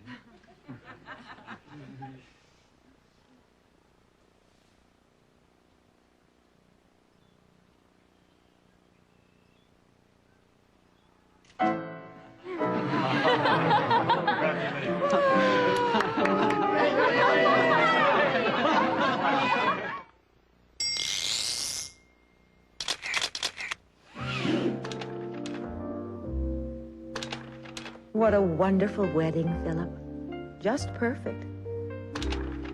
It was, Ellen, and you were the beautiful mother of the bride. Look at you, here, with Robbie, as he escorted you onto the patio. Robbie looks so grown up and handsome like his father. And look at Michelle. What a sweet flower girl. She was so excited. She'd never been to a wedding before. And here's Susan's bridesmaid, Marilyn. Marilyn was Susan's matron of honor, Philip. Look at Richard and Harry. They seem like brothers, don't they? And Dad with our new grandson, Max. I love this picture. And I love this one, of you escorting Susan. That's our little girl, Ellen. Oh, Philip. I remember when she was just a baby. Our little girl grew up so fast.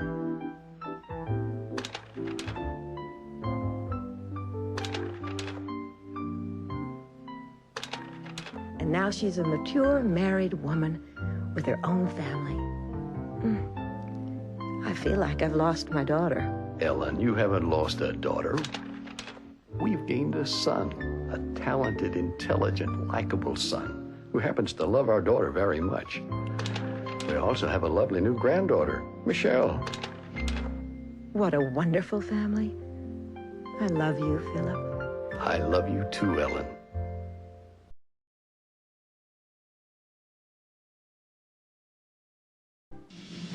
In Act 1, Philip comes home late from work at the hospital. It's almost 10 o'clock. I'm starving. And although it is quite late, Ellen isn't home yet. Where's Mom? She went to a school board meeting. Robbie sees that his parents are very busy. You and Mom haven't had dinner together with us in almost a full week. Yeah. I feel bad about us not having dinner with the family, but our schedules are so different. A little later, Robbie talks to Grandpa. What do they talk about?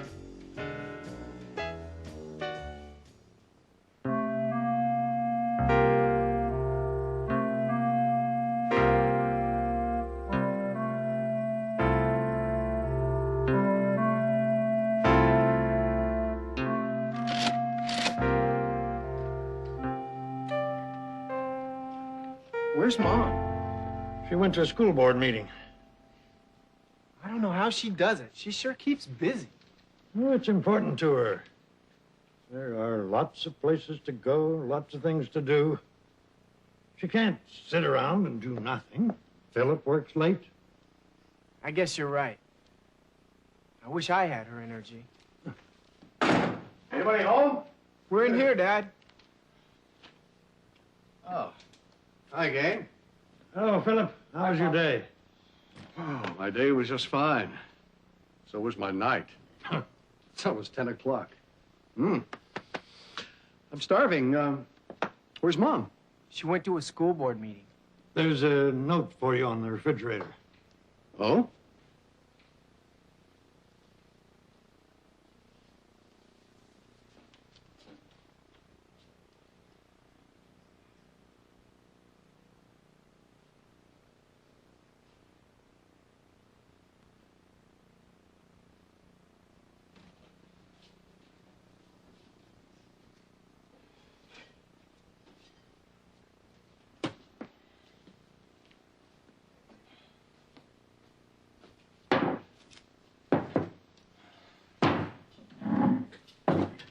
Did you have dinner, Robbie?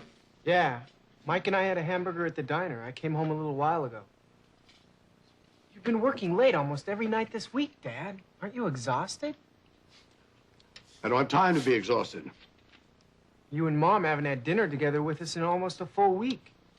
Yeah. I feel bad about us not having dinner with the family, but our schedules are so different. Either I'm at the hospital doing paperwork or Mom is at a committee meeting. I frankly don't know what to do about it. I'm worried about you and Mom. You really have been working too hard. Well, I think I've had enough of that sandwich. You didn't finish it. It's not good to eat before going to bed. Cookie can't hurt, though. Well, I'm heading off for bed and a good night's sleep. Well, good night. Good night, son. Good night, Dad. I'm going to bed. Good night, Philip. Haven't you finished balancing that checkbook? I found another mistake. I'll be off to bed myself in a minute. Okay. Bye.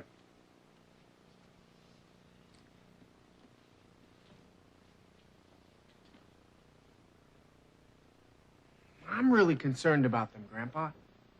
Concerned about whom? About Mom and Dad. They hardly ever see each other. Dad often works late. And Mom has all these committees she's on. What do you propose to do about it? You have that look in your eye. I don't know. But there must be a way of getting them to spend more time together. Quality time.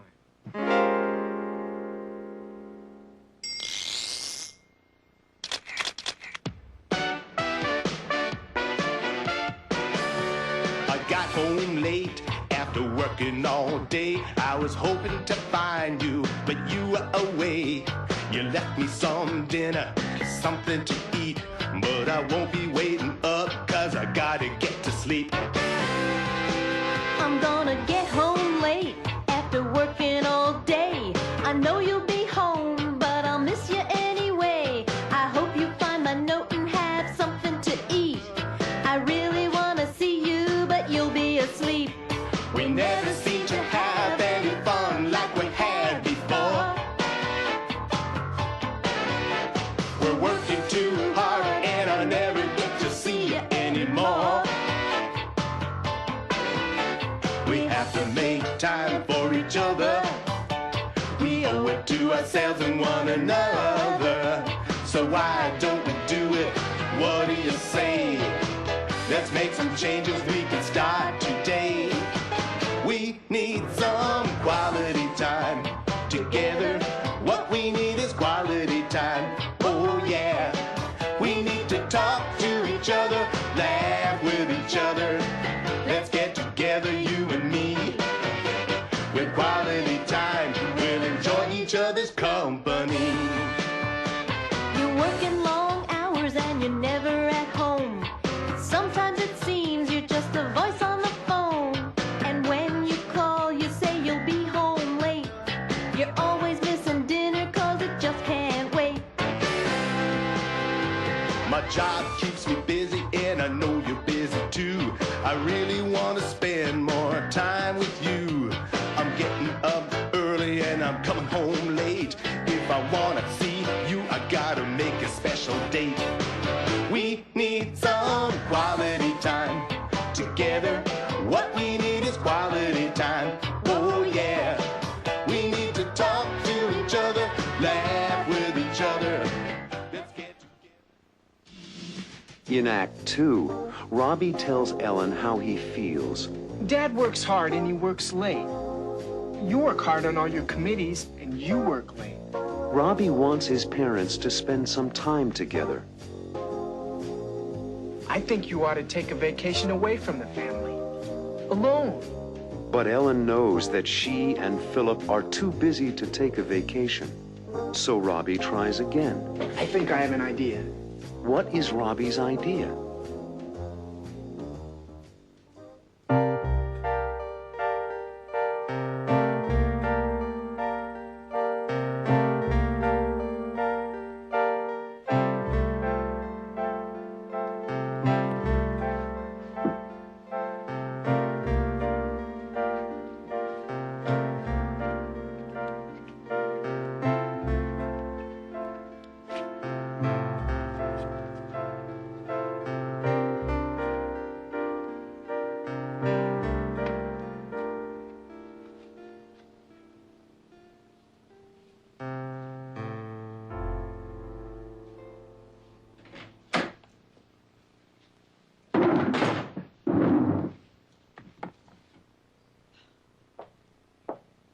there, Robbie. What are you doing up this late? Reading? Reading? At this hour? Oh, come on, Robbie. What are you doing up this late? Things on my mind?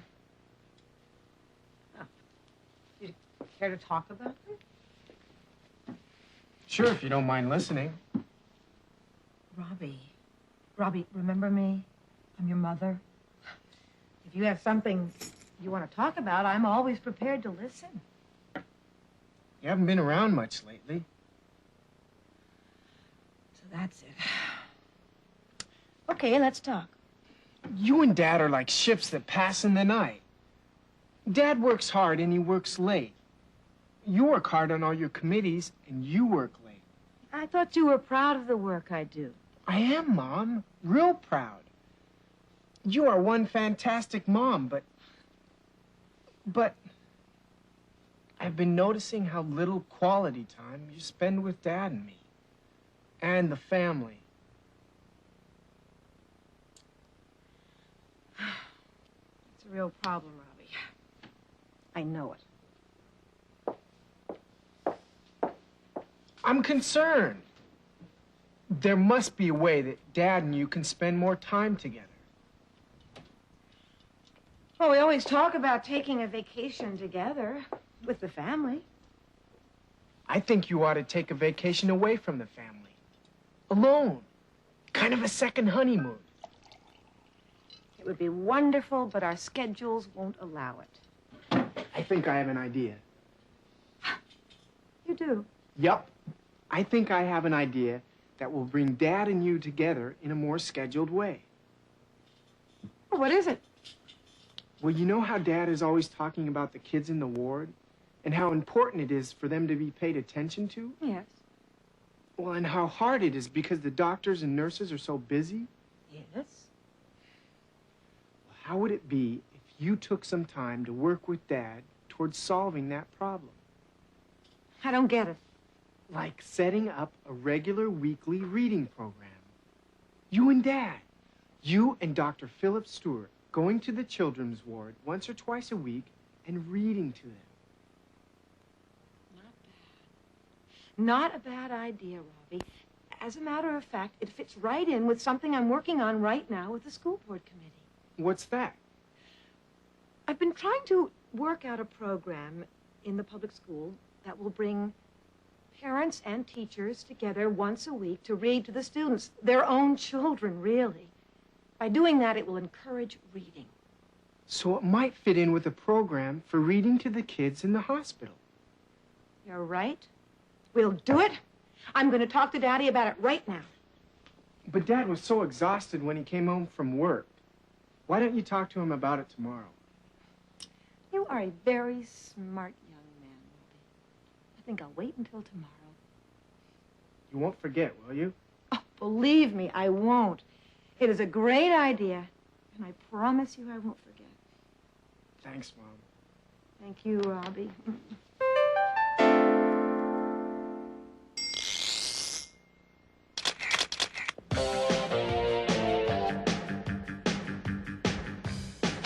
I don't get it. I don't understand. I don't follow you. No, no. Oh, no, no. Run that by me again, because I don't understand. No, no. I don't get it. I don't get it. What do you mean? I don't get the picture. Huh? I don't get it. Explain it all again, 'cause I don't understand. No, no. I don't get it. What are you trying to say? What are you trying to say? I don't get it. Exactly what do you mean? I don't follow you. Could you explain that again? I don't get it. I don't understand. I don't follow you. No, no. Oh, no, no. Run that by me again, because I don't understand. No, no. I don't get it. Ah, I get it. Oh, I see what you mean. Yeah, I see what you're trying to say. I get it. Right, I see. Oh, I know what you mean. Okay, I follow you now. I understand. I get it. I get it.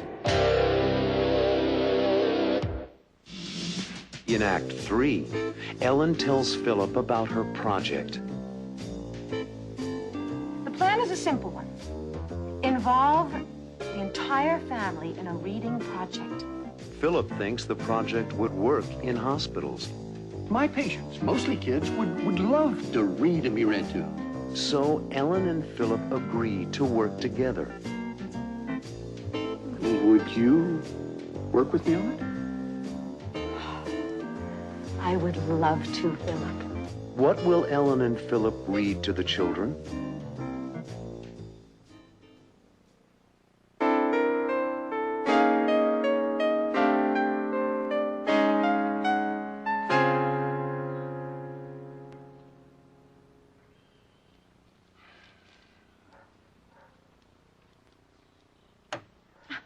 Good morning.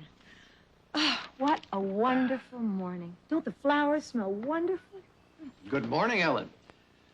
Yes, they do. That's why I'm reading my paper and having my coffee on the patio this morning. Ah, it does smell sweet. How was your school board meeting last night? You must have come home very late. Did you find the sandwich I made for you? Thanks, dear.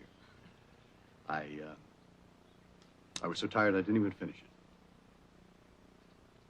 Philip, I've been working on a special project with the school board, and I'd like your opinion about it. What is it? I've been trying to find a way to encourage reading. Good luck. Oh, I think I may have found a way to do it. Yeah, tell me about it. I work with families every day, Ellen. I see how people spend their leisure time, young and old. Mostly watching television. Well, that would be okay if, and I repeat, if people took the time to read. I couldn't agree with you more. The question is, how do we get them to read more?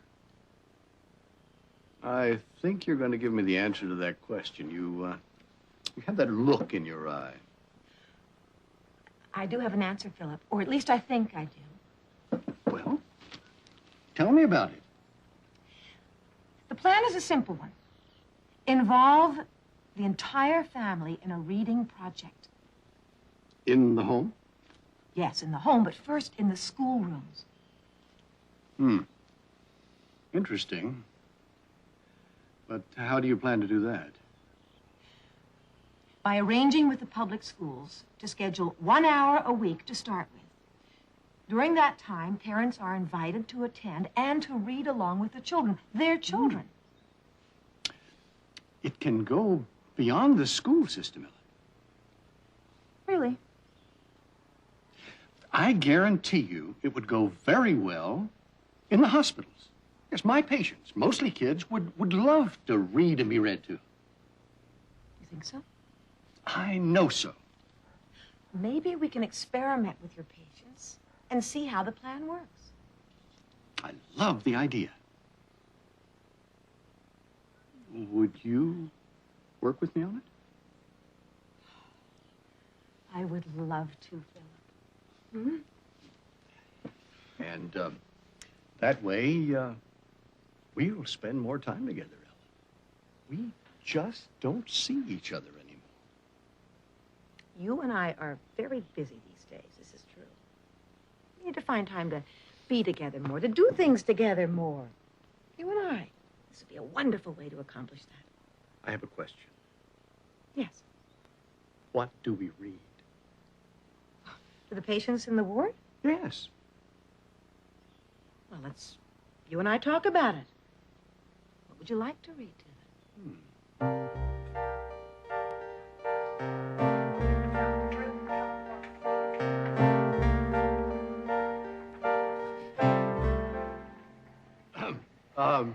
Mrs. Stewart and I will read a poem by Robert Frost. It's called Stopping by Woods on a Snowy Evening. Would you begin, Ellen? All right. Stopping by Woods on a Snowy Evening by Robert Frost. Whose woods these are, I think I know.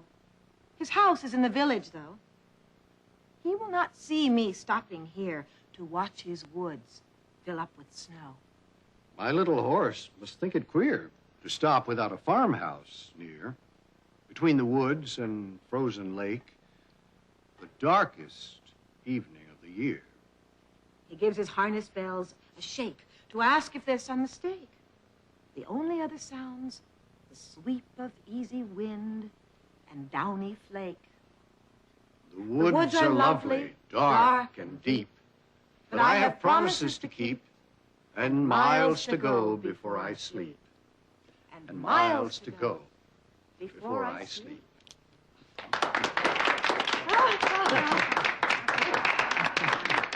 You two belong on stage. That was wonderful. Grandpa. Dad, Robbie, when did you come? We've been listening to you both. These are lucky kids. Do you enjoy reading together? Well, we may read together aloud at home. You were right, Robbie. I know.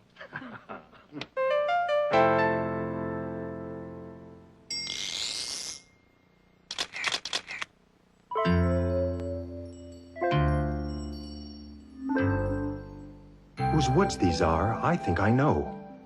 His house is in the village, though. He will not see me stopping here to watch his woods fill up with snow. My little horse must think it queer to stop without a farmhouse near, between the woods and frozen lake, the darkest evening of the year. He gives his harness bells a shake to ask if there is some mistake. The only other sound's the sweep of easy wind and downy flake.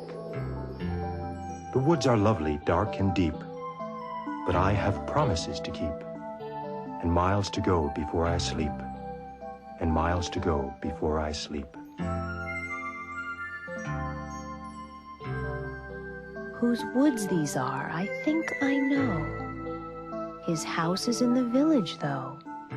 He will not see me stopping here to watch his woods fill up with snow. My little horse must think it queer to stop without a farmhouse near, between the woods and frozen lake, the darkest evening of the year. He gives his harness bells a shake to ask if there is some mistake. The only other sound's the sweep of easy wind and downy flake. The woods are lovely, dark and deep, but I have promises to keep, and miles to go before I sleep, and miles to go before I sleep.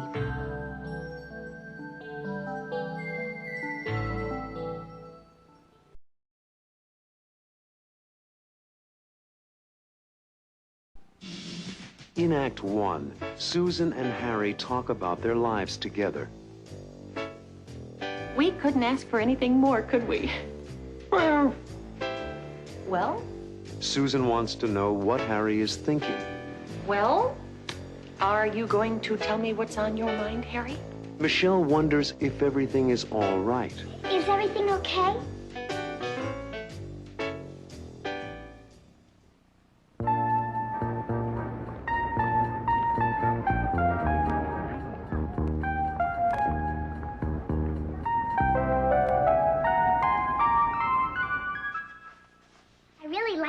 Susan, do you?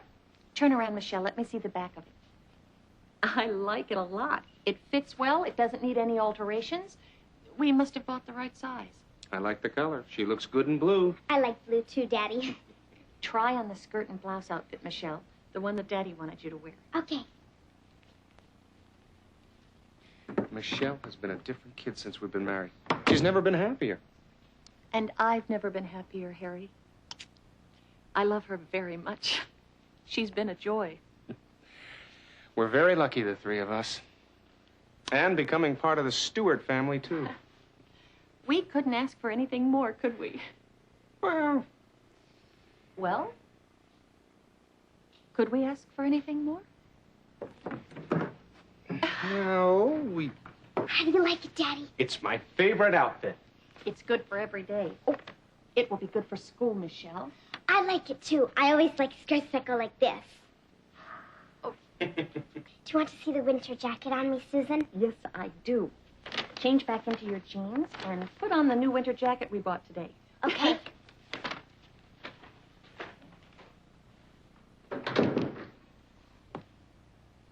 What did you mean by, well?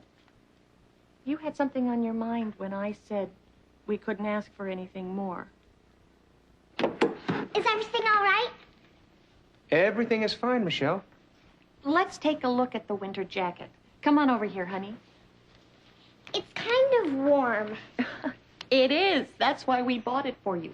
This will be a perfect jacket for the winter time when it's very cold out. But it's kind of small also. We must have bought the wrong size. Looks like we should have bought a bigger one. I guess we'll have to exchange it, too. I'm sure the store has others. I look silly. It is too small. You're growing so fast, Michelle. Can I take it off? I'm hot. Sure. Put it back in your room and we'll hang everything up later. Well, are you going to tell me what's on your mind, Harry? I have been offered a job with a major accounting company in Los Angeles. I have been offered a job with a major accounting company in Los Angeles. Los Angeles. That's a big decision. I know. It will also affect you and your job if we decide to go. Wow, it sure will. But first, tell me about the job, Harry. If it's a good one, then we'll make it work for us. I have a client in the garment business on 7th Avenue. I do his taxes every year. He has a big sales office in Los Angeles, and the company in Los Angeles that does his major accounting work is looking for an executive. And he recommended me. That's wonderful, Harry. Yes, but it would mean that we'd have to move to L.A. What about the salary? The real discussion comes tomorrow. Susan, I don't plan to make any decisions until I have a chance to talk with you about it. I understand, Harry. And I don't have to make a quick decision. They know that I'm married and that I have a family. Well, there's a lot to think about. If it's a good job, then I've got to do some thinking about my career opportunities in Los Angeles. Is everything okay? Yes, honey.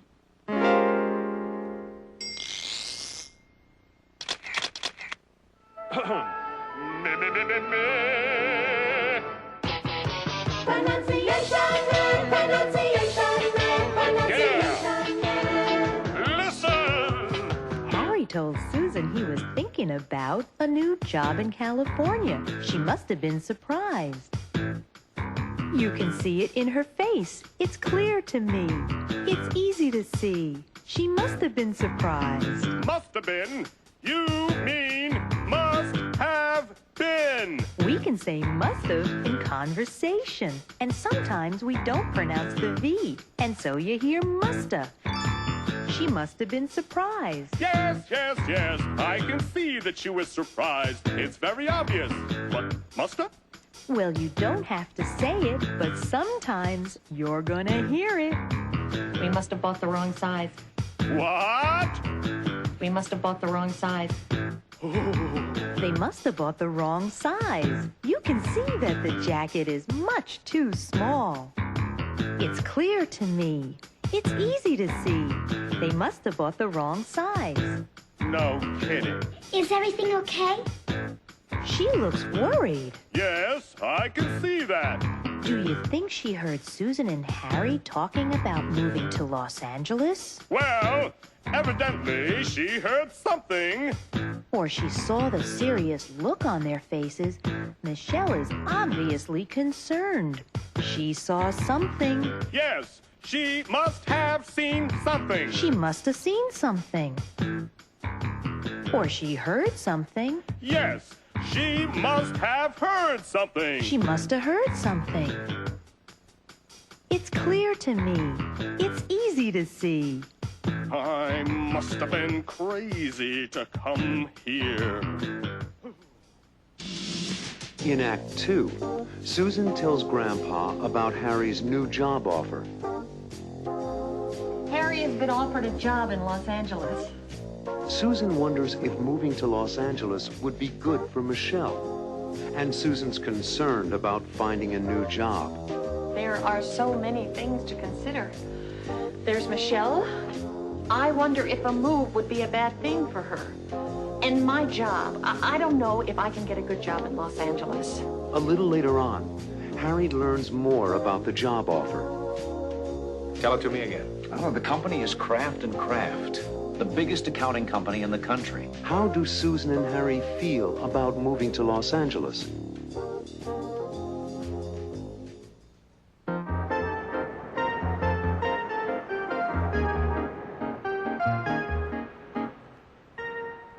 Hello. Hello there.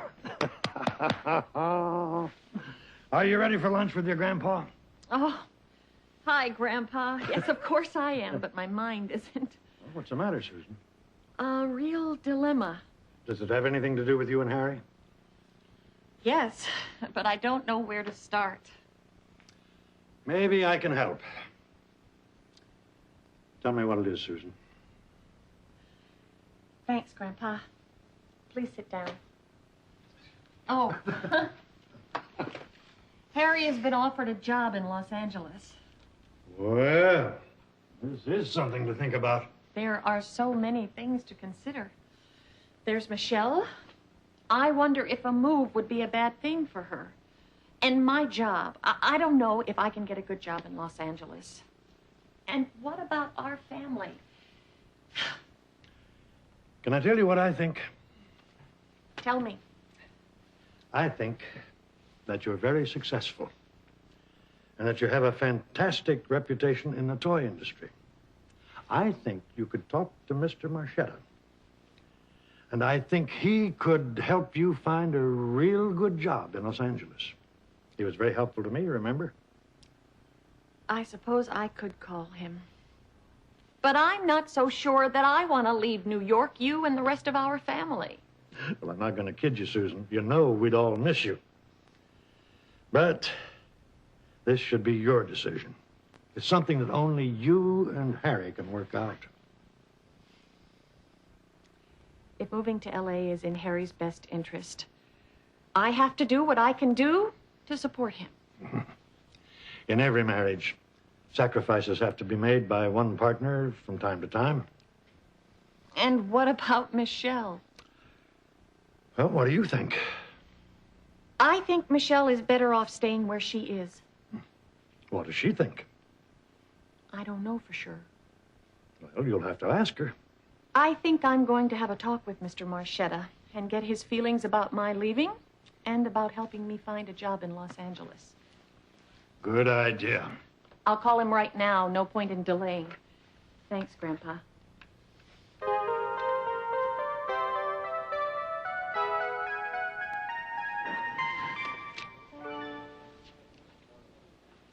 Harry, it's the perfect job for you. You'll love it. It's a big decision for me, Bill. And I have to discuss it with my wife. I don't know if it's right for her. Oh, she'll love it. It's a once-in-a-lifetime offer, Harry. Okay. Tell it to me again. Oh, the company is Kraft & Kraft, the biggest accounting company in the country. I know the company well. It's big. The biggest? Yeah, the biggest. When do I have to let you know? Now, talk it over. Think it over. Let me know by the end of the week. When would we have to move? As soon as possible. I also have my daughter to consider. I don't want to interrupt her school year. Let me know by the end of the week. It's a great opportunity for you, Harry, believe me. I know. Kraft & Kraft is the biggest in the country. Yeah, I know. The biggest.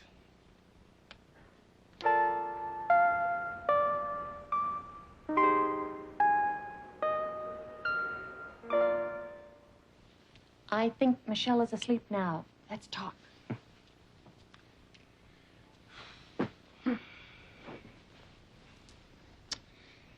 I met with Bill York today. And I talked with Mr. Marchetta. Did York make the offer? Yep. He asked me if I want the job. That's exciting, Harry. What was it? A vice presidency with the biggest accounting company in the country, Kraft & Kraft. Aren't you excited about that? Sure I am, but there's so much more to consider. I talked to Mr. Marchetta. What did he say? Did you tell him about me? Of course, Harry. I want what's best for you. And I think I can get a good job through Mr. Marchetta in Los Angeles also. You're kidding. No, I'm not kidding.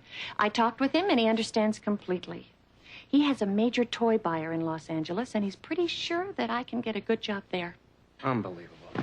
But I think we should talk to Michelle about all of this. You're right. We'll talk to her about it. And how do you feel about taking the job in Los Angeles? How should I feel? It's the biggest company in the country. Well, then you feel good about taking it. Well, I feel fine about it. Why shouldn't I?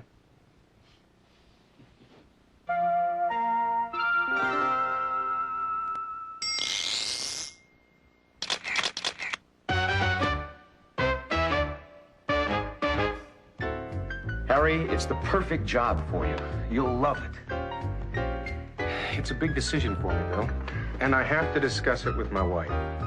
Is moving away to Los Angeles a good idea for Susan? Is it right for her?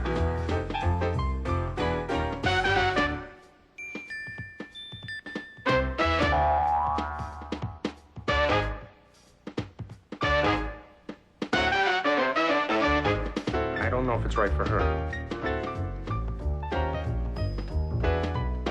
What does Susan think? What is she asking herself? Her question is, Can I get a good job in Los Angeles?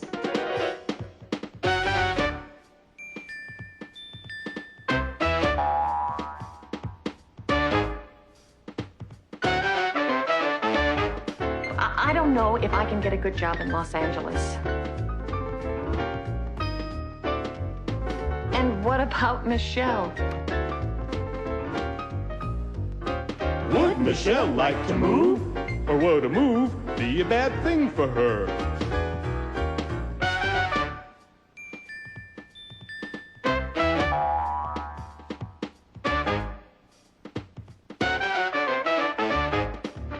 I wonder if a move would be a bad thing for her. So, Harry, do you want the job? That's the question. Do I want the job?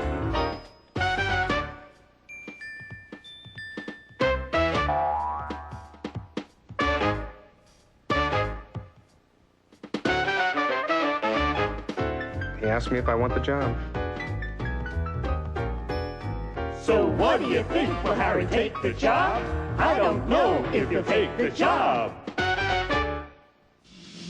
In Act 3, Susan and Michelle talk about moving to Los Angeles. How do you feel about it? Well, I really wouldn't want to move, but... But? Later, when Harry gets home, Susan explains how she and Michelle feel. Michelle and I have all kinds of feelings about leaving New York. The family and friends. Harry listens to them, but it's time for him to make a decision. Now, tell us about your talk with Mr. York. Did you take the job? Do you think Harry took the job?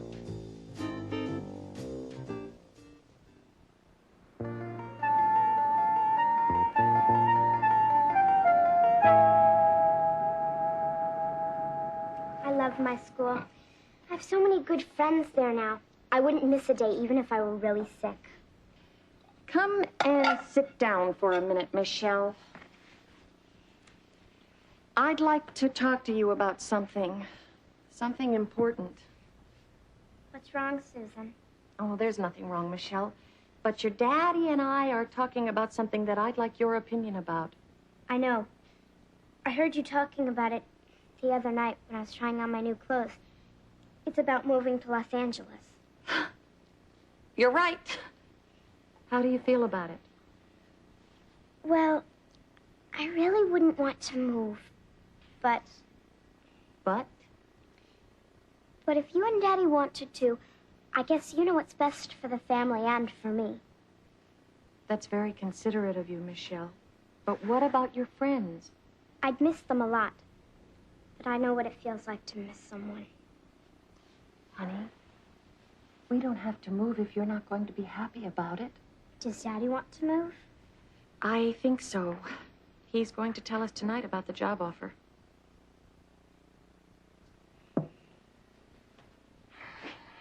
Well, how was everybody's day today?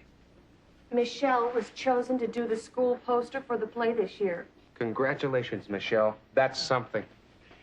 And how was your day, Susan? I see you're in a good mood. Why don't you tell us about your day? I met with Bill York. It's okay to talk about it, Harry. Michelle knows all about it. Really? Really, Harry. Michelle and I have all kinds of feelings about leaving New York, the family and friends. But if you think you should take the job, we're behind you. What about Michelle's school? We'll move after the school term. What about her new friends? I'll make new friends, wherever we are, as long as we're together. We're a family, Harry. Whatever you think is right for you is right for us.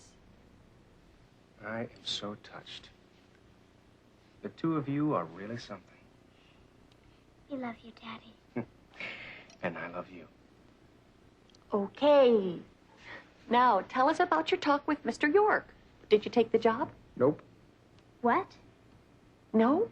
You didn't take it? No, I did not take the job. But, Daddy, I thought... Harry, you didn't turn it down because of me. Or me. No, I turned it down because of me. How's that? Well, I began to think about you and about Michelle. And then I asked myself, do I really want to work for the biggest company in the country? And? And I don't. I went into business for myself because I like being my own boss. I run my own company. I'm a big fish in a little pond. I'm not really sure I want to be a little fish in a big pond. Oh, Daddy, does that mean we don't have to move? That's right, sweetheart. Are you sure? I couldn't be more sure, Susan. I'm glad if you are, Harry.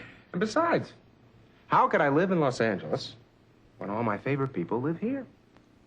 Your favorite people? Who's that? The Stewart family, of course.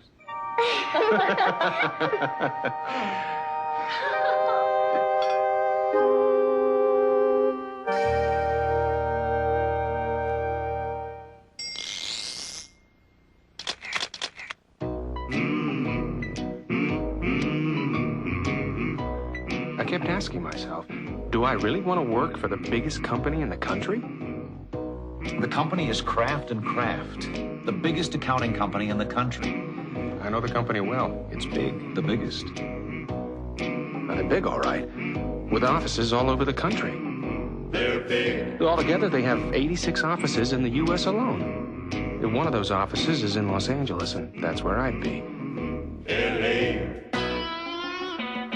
Harry Bennett. Just one accountant in a huge company full of accountants. I'd be one little fish in a big pond full of accountants. Ugh. Do you want to be a little fish in a big pond? I'm not really sure I want to be a little fish in a big pond. I like being my own boss. His own boss. I work hard, but I make my own schedule. I can take time off when I want to. And I choose my own clients. Yeah. I have a client in the garment business on 7th Avenue. I do his taxes every year. He and my other clients know me personally, and I know them. He knows them all. They tell me I make a big difference in their businesses. And I do it my way, as president of my own company. Yeah. I guess you could say I like being a big fish in my own little pond. Yeah. He wants to be a big fish in a little pond. A little pond.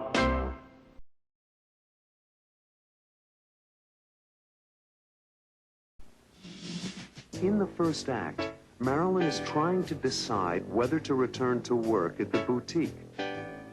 I've been wrestling with the question of whether I go back to work or not. Since her son Max was born, Marilyn has been staying at home taking care of him. And she'd like to continue. I want to be with Max as a full-time mother, especially when he's a baby. But Marilyn's boss, Rita May, wants Marilyn to come back to work soon. She wants to know when I think I'll be returning to the boutique. What does Marilyn want to do?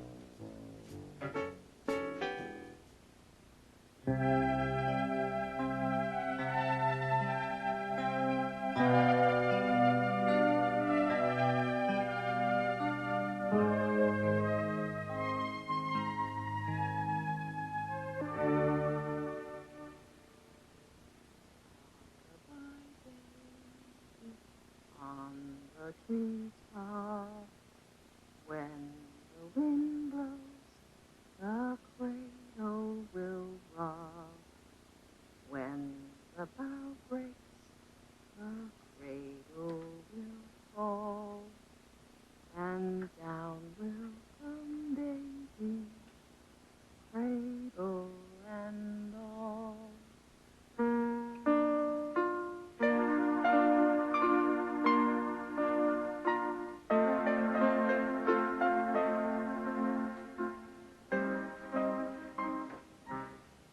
Hi, Marilyn. What are you doing? Sketching.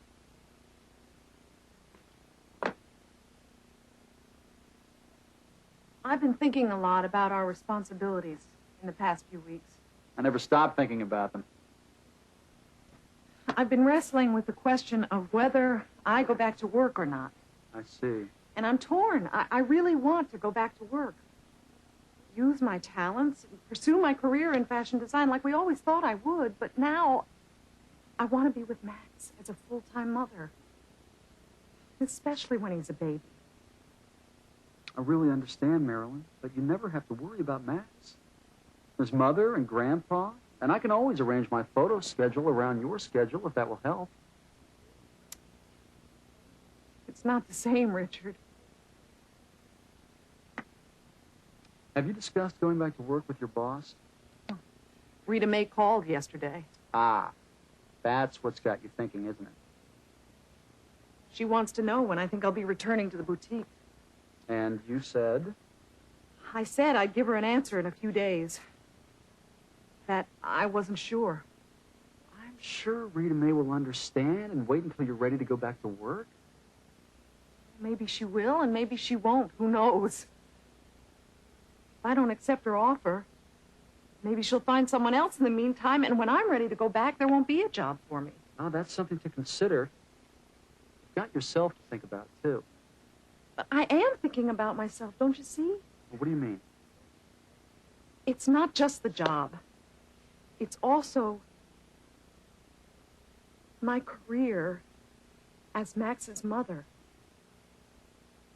That's the way I look at it. I have two career opportunities at the same time. My career as a fashion designer and my career as a mother. I never really thought about being a mother as a career. I guess you do have two career opportunities and a decision to make. I hear Max. I'll go to him. No, that's okay. I'll do it.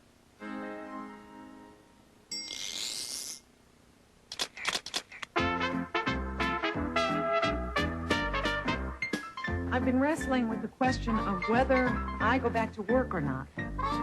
I'm wrestling with the question. I can't make up my mind. I'm in a fog. I'm up in the air. I'm really in a bind. I can't make my mind up. I feel I'm split in two. I'm pulled in two directions. I don't know what to do. I've got to get my act together. I've got to get it all figured out. I've got to get on the right track, get rid of all the doubt. I've got to straighten everything out. I want to try something new. I've got to sort it out, think it out, work it out, 'cause I don't know what to do. and I'm torn. I really want to go back to work. I'm really torn, I'm all mixed up. My future is unclear. I'm pulled in two directions, I'm practically in tears. I'm of two minds about it. I've gotta think it all through.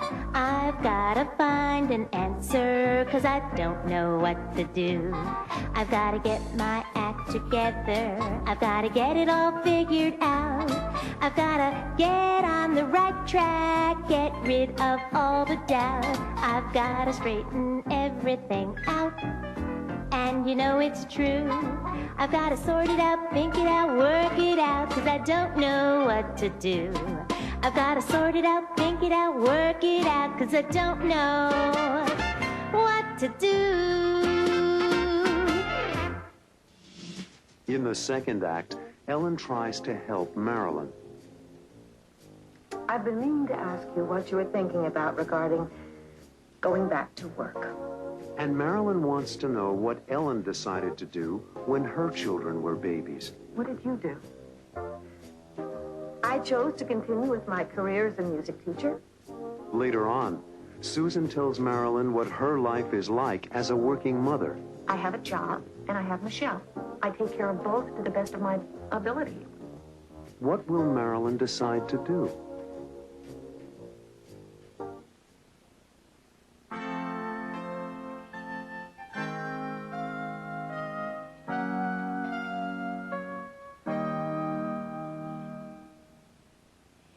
Teddy bear, Max. Just loves that teddy bear that Grandpa Philip bought for him. I took him to Philip's office yesterday for a checkup.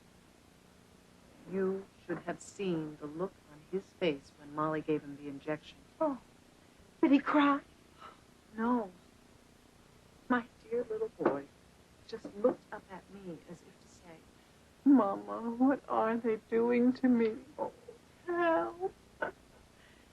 How did you feel? Tell the truth. Didn't you feel terrible? I sure did. I held him closely. I kissed the top of his dear little head. He looked up at me. He tried to smile.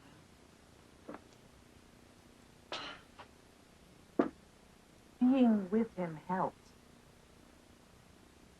Helped him or helped you? Being a mother is not easy, if that's what you mean. Speaking of being a mother, I've been meaning to ask you what you were thinking about regarding going back to work. I know Rita May called. I can imagine what is going through your head. I'm sure you can, Ellen. There are so many things to consider. One thing that makes it easier for you is that you have us. Max will always have a family member to watch over him while you're at work. I didn't have that when Richard and Susan were born. What did you do? I chose to continue with my career as a music teacher. We hired a woman to watch Richard and then Susan. And I continued with my career. Think you made the right decision? I think I did. But when Robbie was born, I decided to give full-time attention to raising Robbie. I felt differently at that. And you gave up your career as a music teacher? Not exactly. I continued to teach piano lessons at home. How did you feel about being away when Susan and Richard were babies? I think I did the right thing. For them and for myself and for Philip. We needed the money, remember? Well, we do too, Ellen. Everything I earn helps us towards getting that house we want and need. I can't wait till he's just a little older. Our toy company makes the most wonderful toys for kids. Max thanks you. I thank you. And Richard thanks you. Now, may I please say hello? Hello. Hello.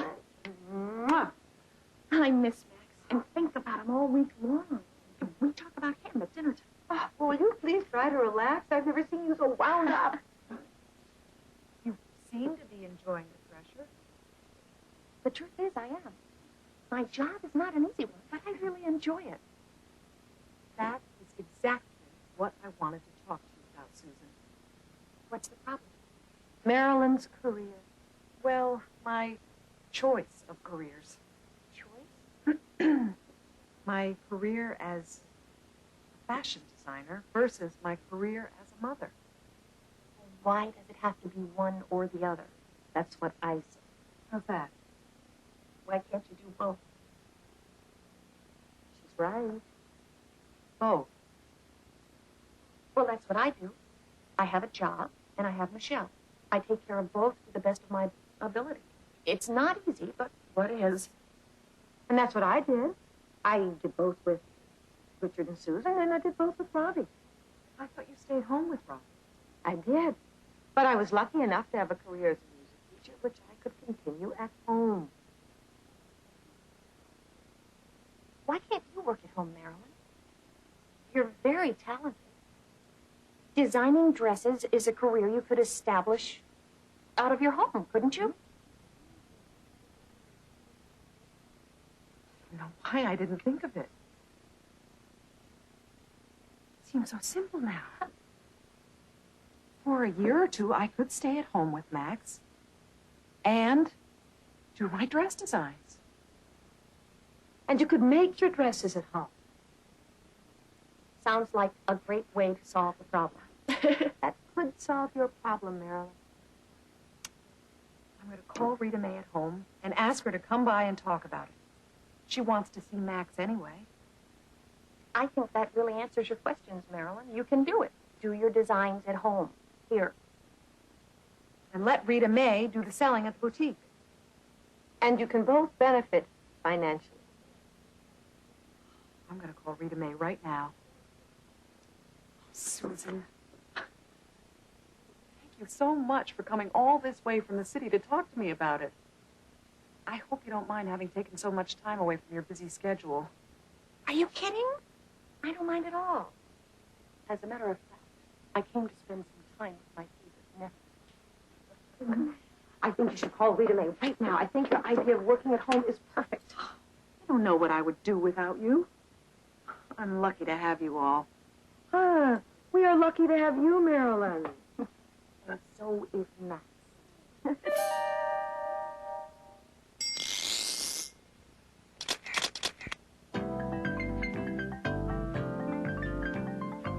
Being a mother is not easy. Being a mother is not easy. It's not easy to be a mother.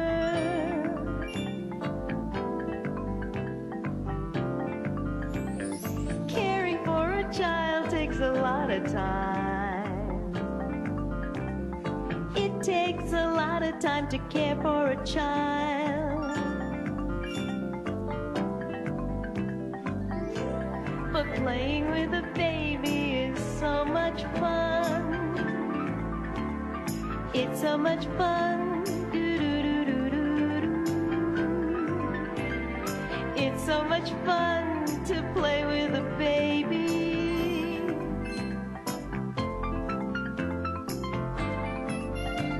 And working at home would be wonderful.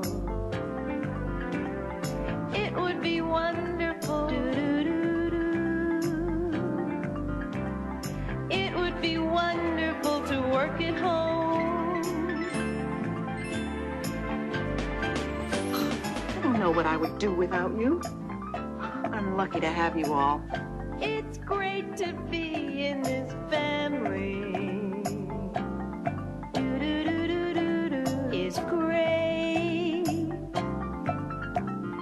Being in this family is great.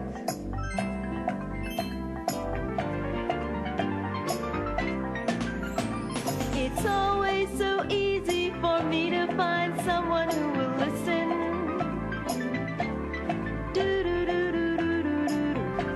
Is always so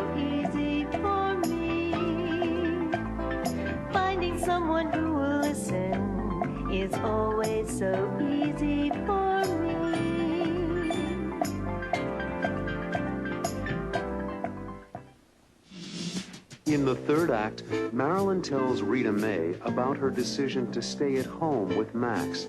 I've decided to stay at home and be a full-time mother. Rita May isn't happy with the decision, of course. I'm disappointed, but I respect your decision. But then, Marilyn tells Rita May about her plans to design wedding dresses at home. What kind of dresses would you design? I've thought about that for some time. Yes? Wedding dresses. Wedding dresses? What will she think of the idea?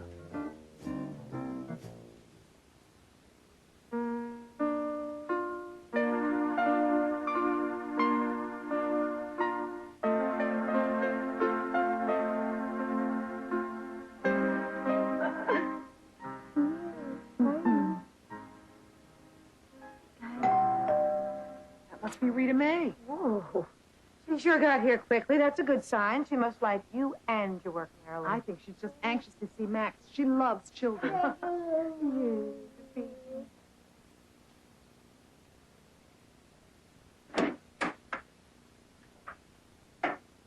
Hi, Marilyn. Oh, welcome. Oh. So nice of you to come. Oh, I just wanted to see your baby, Max. Hello, I haven't May. seen you from the hospital. I'm Ellen Stewart, Marilyn's mother-in-law. We met at the hospital. Hello, how are you? I remember. How are you? Oh, and there is Max.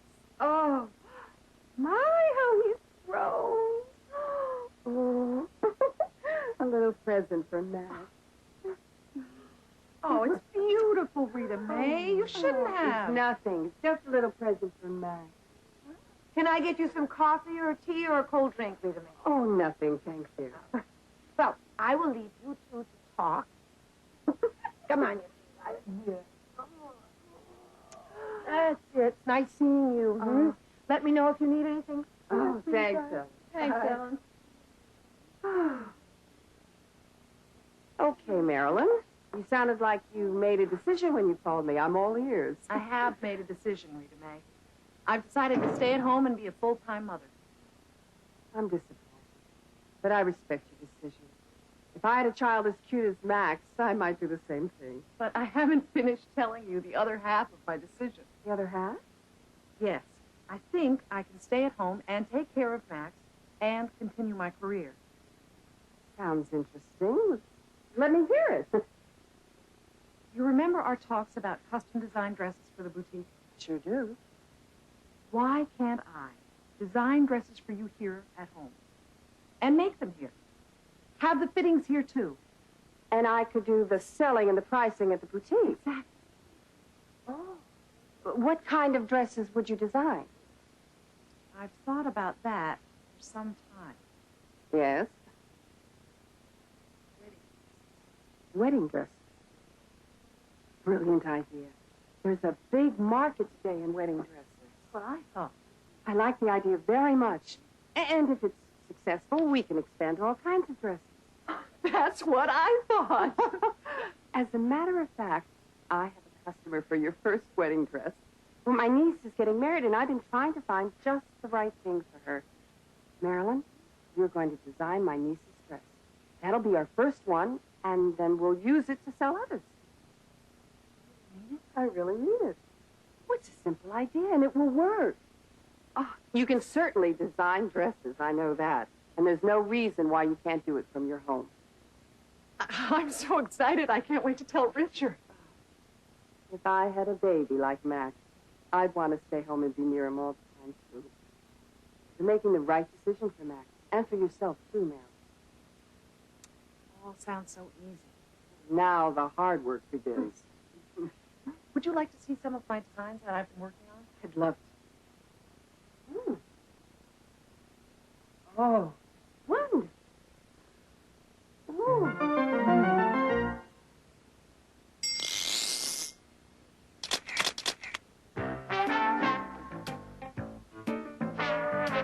Oh, you can certainly design dresses, I know that. And there's no reason why you can't do it from your home. It's true. I can design wedding dresses and continue my career. And I can take care of Max right here at home. She can do it right here at home. I want to stay at home while Max is still a baby. If I went back to work at the boutique now, Max would be on my mind all the time. She would only think about Max. But the truth is, I need to work.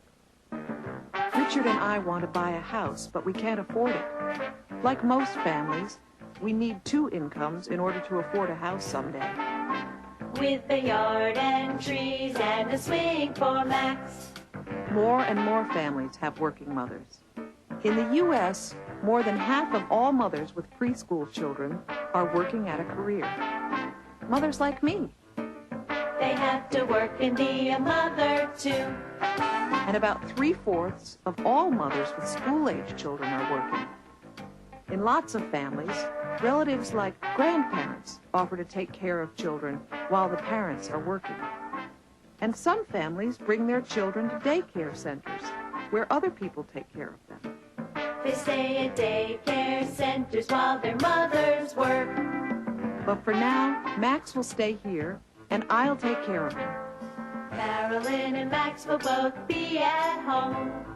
Marilyn will work, and Max won't be alone.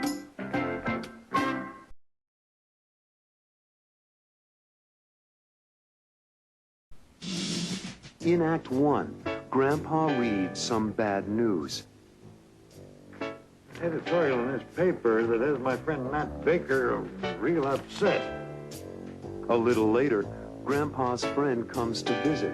I'd like you to meet my friend Nat Baker. Nat is very upset about something. It's a serious matter for a lot of us. A serious matter. Why is Nat so upset?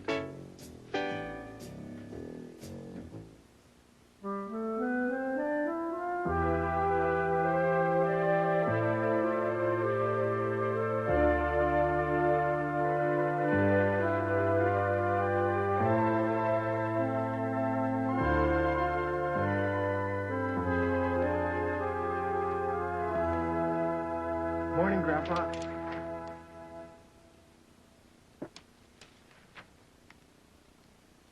Something the matter, Grandpa?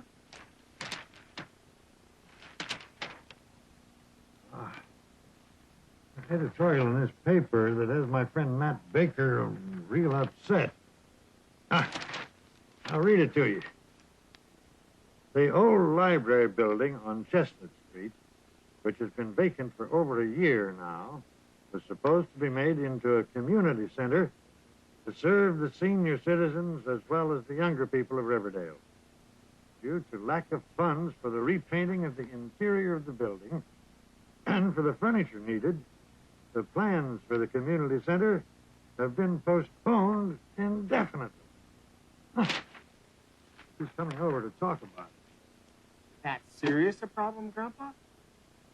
It is. Nat's not as lucky as I am, Robbie. He doesn't have any family with him. He lives alone and depends on places like a community center to be with people his own age. But there's the old community center on Elm Street. It's small. And the problem is it's set up primarily for kids to play. Ping pong tables, soda machines, and lots of music. It's too noisy for some older people like that. Never realized that. It's hard for some older people to take all that noise. That's why the new community center is a good idea. Part of the building for older people, part of the building for younger people. I see what you mean. Well, that must be Nat. Could be Alexandra. She's coming over this morning to help me with my math.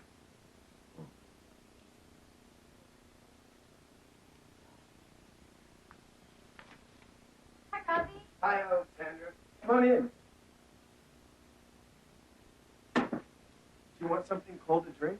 I'd love some cola, please. Cola coming up. I really appreciate you coming over to help me with my math. My final exam is next Tuesday. You're so good in all your other subjects. I just can't understand why you have so many problems with math. Hi, Alexandra. Hi, Mr. Stewart. I thought that was Nat Baker who rang the front door bell. Don't let me interrupt you. No problem, Grandpa. We're just having some cola before getting to the tough stuff. Math. You'll do anything to avoid getting down to math lessons, Mr. Stewart. I was the same way. Really, Grandpa? Really. I didn't like math. I wasn't good at it, and I didn't like studying it. But you had to be good at math. You graduated from engineering school. I was, but not in high school. For some reason, I couldn't get a handle on it. Then in college, I became good at it. Then there's hope for Robbie. I can't wait. Do you think I can just skip it now and get to it at college? You'll never get to college to find out, Robbie, if you skip it now. That must be bad. Sit down, Robbie. Let's get to work.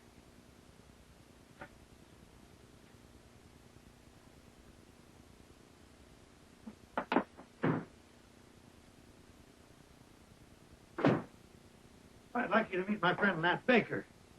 This is Alexandra Pappas, and this is my grandson, Robbie, whom I think you've met once or twice before. Nice to meet you, Mr. Baker. I'm Mr. Baker. We met before. Where? In town. At the hardware store. I remember now. Right. Hi. Hello, Alexandra. But don't let us keep you from your math tutoring, Robbie. I know you want to get to it. Stay. I told you, he'll use any excuse to avoid math. Did you read the story in the paper, Malcolm? I did. It's a serious matter for a lot of us. Serious matter. It is. Come on out to the patio. We'll talk about it out there. Thanks. Nice to meet you again. What's the problem? Come on, you'll hear about it.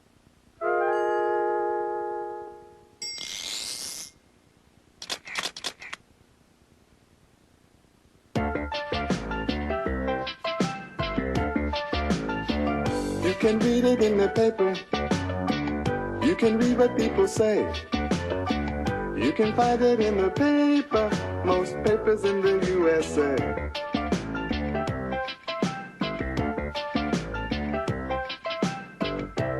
Sometimes you can find good news. Sometimes the news is bad. Sometimes the news makes you happy.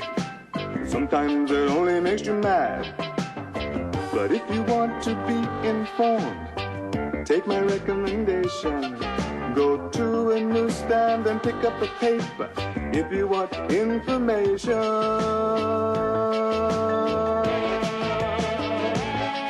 If you want to read the news, Look in the paper. if you want an opinion, Look in the paper. if you want to buy a house, Look in the paper. if you're looking for a job, Look in the paper. if you want to buy a car, Look in the paper. if you want to see a show, Look in the paper. you can read it in the paper. You can read what people say. You can find it in the paper, most papers in the USA. If you want to know the score, Look in the paper. if you want the weather forecast, Look in the paper. if you want to see the comics, Look in the paper. if you have money to invest, Look in the paper. if you want a recipe, Look in the paper. if you need a vacation, Look in the paper. you can read it in the paper. You can read what people say. You can find it in the paper, most papers in the USA. You can read it in the paper. You can read what people say. You can find it in the paper, most papers in the USA.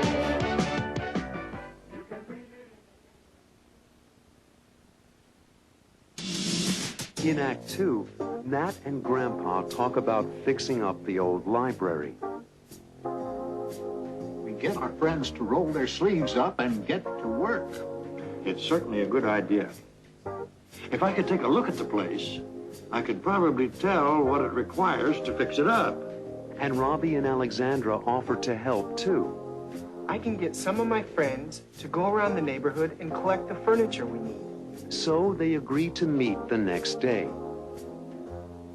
And tomorrow morning, we'll all meet here to discuss the plan. Tomorrow morning it is.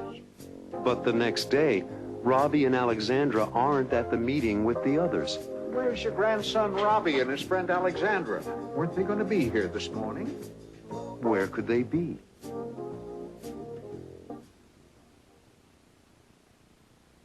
There is a way, Malcolm, to get our friends to roll their sleeves up and get to work. It's certainly a good idea. If I could take a look at the place, I could probably tell what it requires to fix it up. How much paint, how many hours of work. That's what I came to ask you to do, Malcolm. If you would supervise the refurbishing, I'll find the people to help do it. I'll help too, Mr. Baker. I can get some of my friends to go around the neighborhood and collect the furniture we need. I'll help. Tomorrow, yes. We'll meet tomorrow morning right here. Can we help? I'd really like to. Sure. We might need you to come through with your friends, Robbie. Not just to go around the neighborhood asking for furniture, but to help with the paint job. Back-breaking work and may be too much for us. I'll do it. I'll talk to them. And tomorrow morning, we'll all meet here to discuss the plan? Tomorrow morning it is.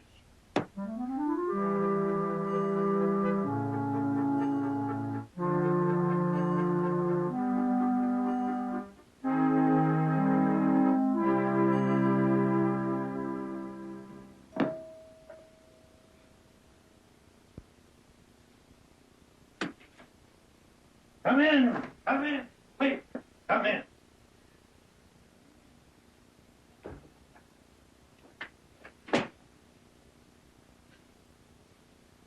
I'd like you to meet my friend Malcolm Stewart. Malcolm, this is Joanne Thompson. Hello, Joanne. Nice to meet you. My pleasure, Malcolm. And this is Abe Lucas. You must remember Abe. He ran the drugstore and used to play drums with the jazz band on weekends. Oh, sure I do. Hi, Abe. Hello, Mrs. Stewart. Malcolm, please. Hello, Malcolm. Sit down, have some coffee. And I've got some delicious Danish pastry for you. Where's your grandson Robbie and his friend Alexandra? Weren't they going to be here this morning? I thought so, too. I'm surprised they're not here. Robbie left early this morning to meet Alexandra. Frankly, I thought they'd be here, but... It's okay. I'm sure they meant well, but they probably had other things on their minds. I understand you used to be in the construction business, Malcolm. I was indeed. I wonder if you would take a look at the old library and make sure that it is in good condition so that we don't have to worry about any structural problems. Well, when can I do that? I'd be happy to. We've got permission to go inside the old building during the week.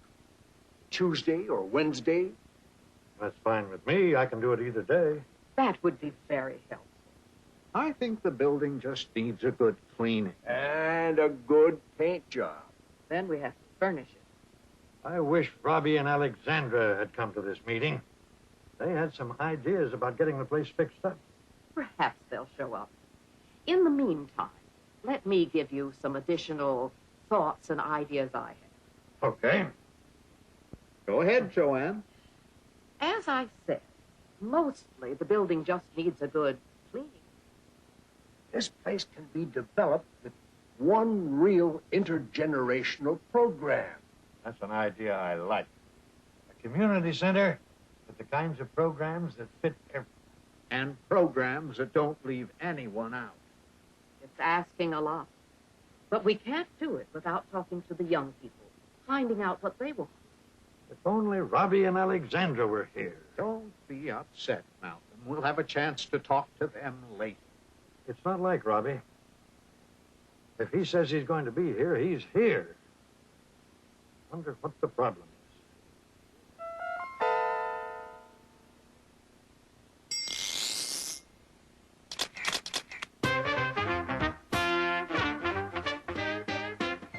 Wonder what the problem is. What's the problem? I wonder.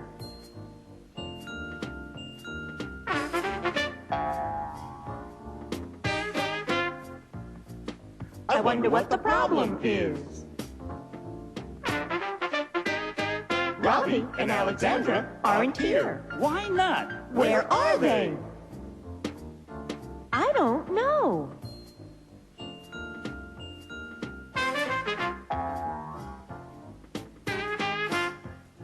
I don't know where they are. Why didn't they come? I don't understand.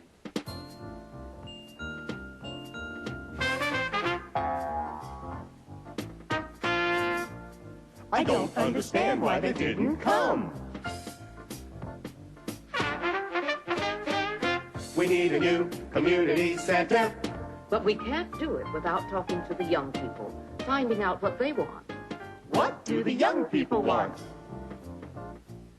We'd like to know.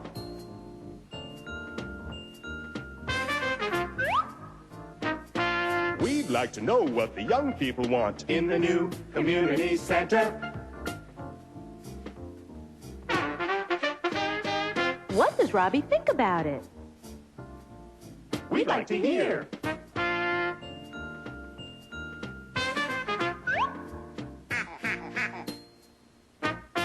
We'd like to hear what Robbie thinks about it. But where did he go? We don't know.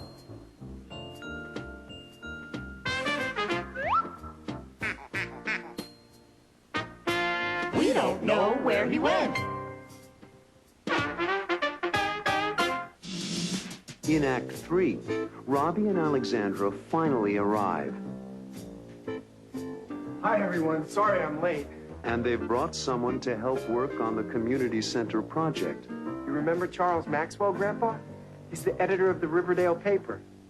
Maxwell listens to the others and understands what they need to do.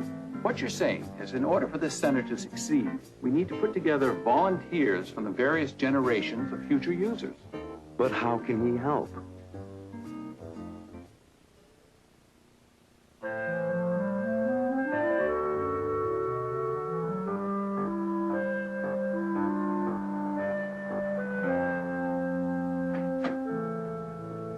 Hi, everyone. Sorry I'm late. Alexander and I have been busy at work this morning on the community center project. And we brought someone along who can help. You remember Charles Maxwell, Grandpa?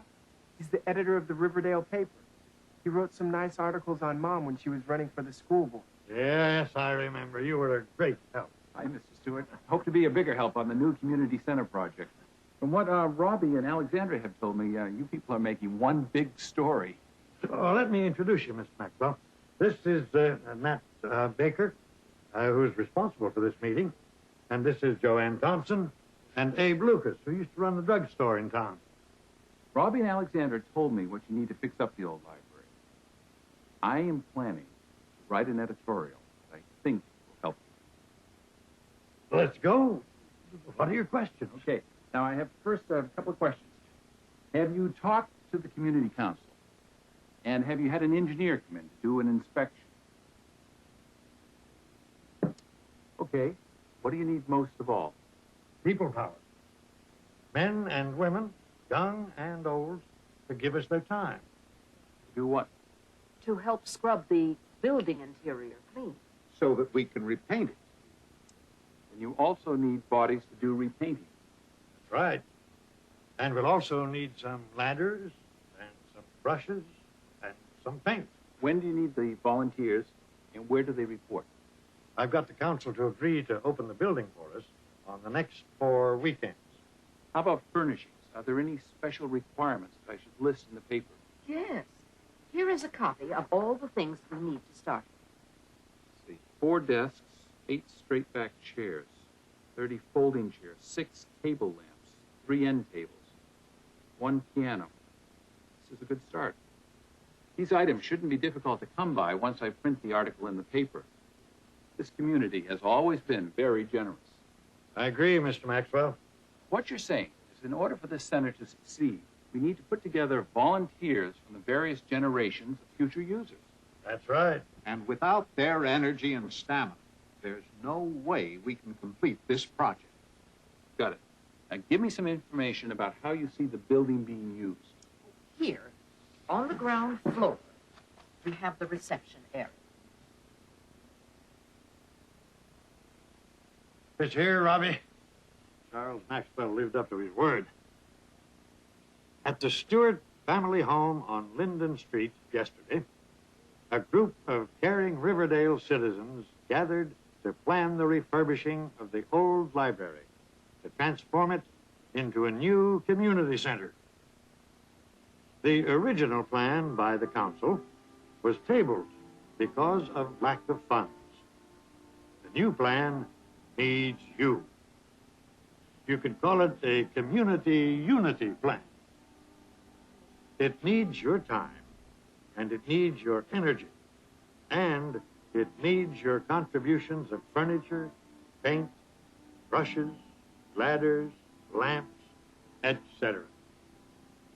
A list of these items and a volunteer form can be picked up at the Riverdale Press offices.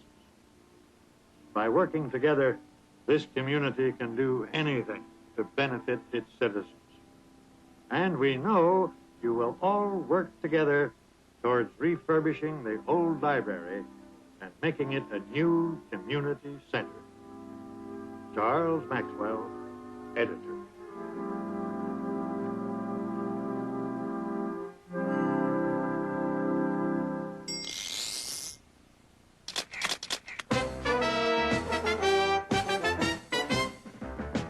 Okay, what do you need most of all? People power. Men and women, young and old, to give us their time. Pitch in, help out, volunteer. Give your time, join in, lend a hand. Pitch in, take part, we need you here. We can do it with your help, yes we can. We'll solve our problems one by one. If we all work together, we'll get the job done. Pitch in, help out, volunteer. Roll up your sleeves, take part, we need you here. What you're saying is in order for this center to succeed, we need to put together volunteers from the various generations of future users. Participate! Cooperate! Collaborate! We need your help, let's get to work! Pitch in, help out, volunteer. Give your time, join in, lend a hand. Pitch in, take part, we need you here. We can do it with your help. Yes.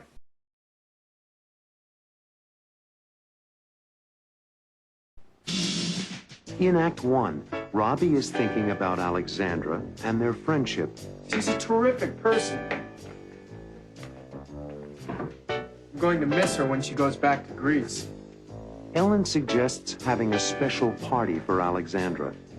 Would you like to give her a little farewell party? Mom, that would be terrific. Maybe we could make it a surprise. And Robbie would like to buy Alexandra a gift. I'd like to give her a nice going away present. Fine. There's only one problem. What's that? What's the problem?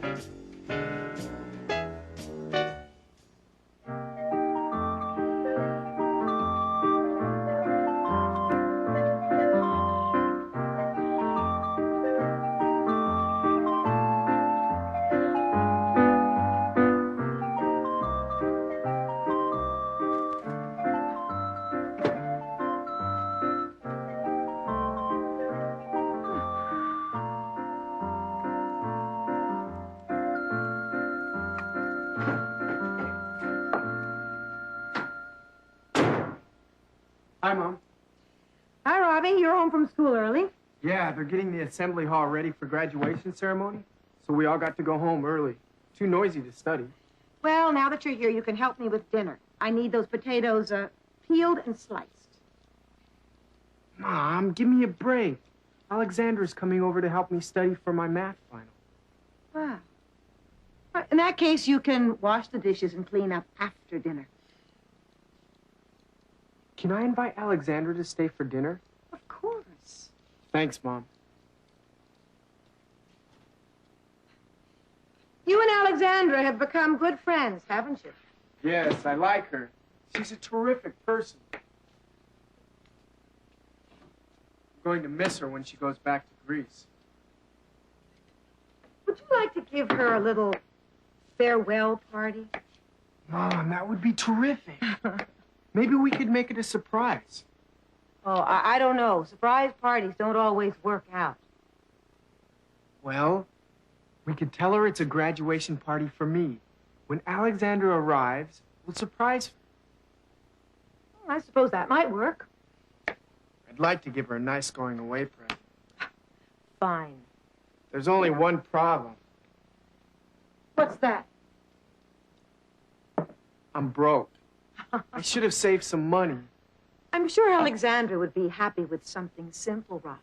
I know. But, well, I'd like to give her something nice to remember me by. Maybe I could borrow some money from you and Dad. Well, it's all right with me if it's all right with your dad. Thanks, Mom. I'll talk to him. Is he still in his office? I think so. Thanks, Mom.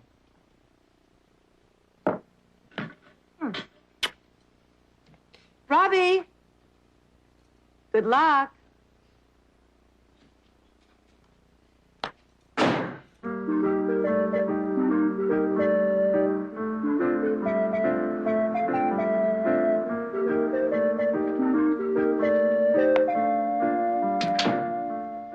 Here are the x-rays you wanted, Dr. Stewart. Oh, thank you, Wally. Yeah, let me check them.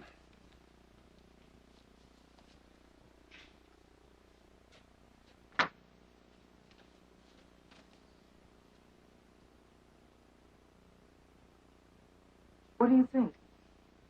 Well, I don't see any breaks or fractures. Huh. Well, thank you, Mom.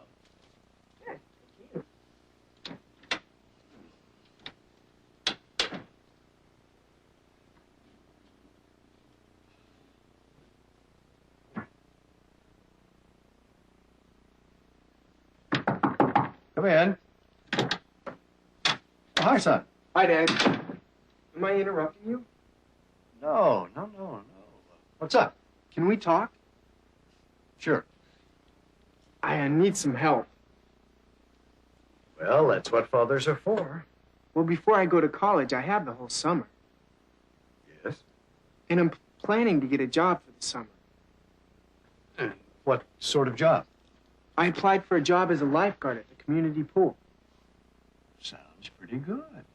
Yes. I'll be earning pretty good money if I get it. But right now, I'm kind of short of cash. Who is it? And my friend Alexandra is going back to Greece. Nice girl. We'll all miss her. Mom says we can give her a going-away surprise party. Good idea. And I'd like to get her a nice gift.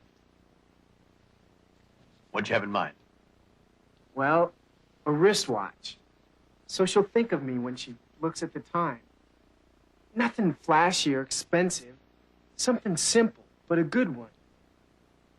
Sounds fine, Robbie. Well, I saw a nice watch, but I'll need a loan. If you could lend me the money, I could pay you back out of my lifeguard salary. Well, I guess your mother and I can manage it. When do you need the money? Would tomorrow be okay? You got it. Thanks, Dad. My pleasure, son. Oh, and Robbie. Yes? You'll probably want a family car so you can drive her home after the party. Could I?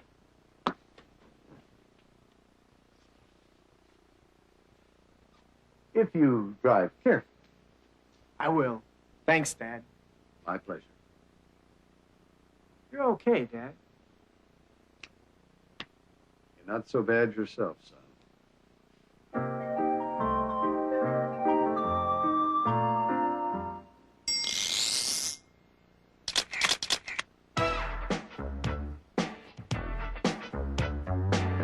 I'd like to give her a nice going-away present. Robbie wants to buy a gift for Alexandra. But he doesn't have enough money. I should have saved some money. He should have saved some money. He should have saved some money, but he didn't do it. He should have put some money in the bank. He should have put some money in the bank. But he didn't do it. Too bad. He didn't do it. Alexandra's coming over to help me study for my math final. Robbie's got to take a test in math, but it's hard for him. He's gonna study today, but he didn't study yesterday. He should have studied yesterday. He should have studied yesterday, but he didn't do it.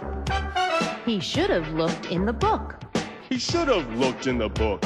But he didn't do it. Too bad. He didn't do it. You and Alexandra have become good friends, haven't you? Yes, I like her. She's a terrific person. I'm going to miss her when she goes back to Greece. Robbie never told her that he would miss her when she goes back home. Do you think she knows how he feels? He never told her before. He should have told her. He should have told her. But he didn't do it. He should have said, I'll miss you. He should have said, I'll miss you. But he didn't do it. Too bad. He didn't do it.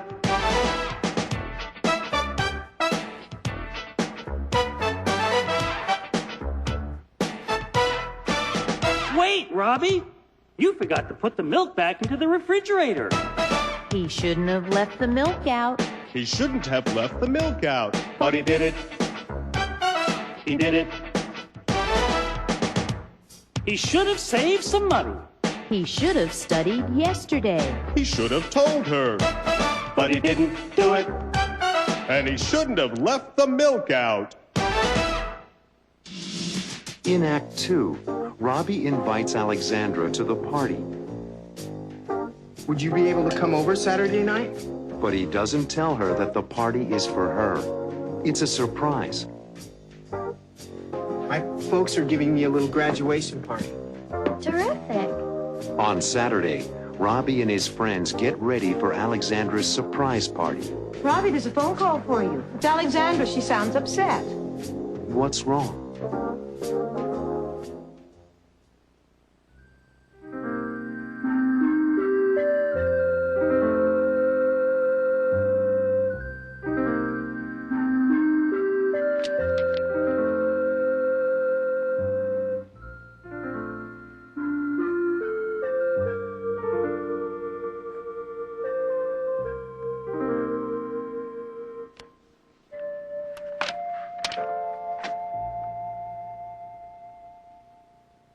You ready for the next problem?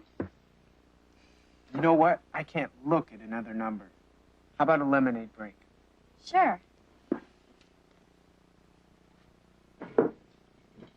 Oh, by the way, when is your plane reservation for your flight to Athens?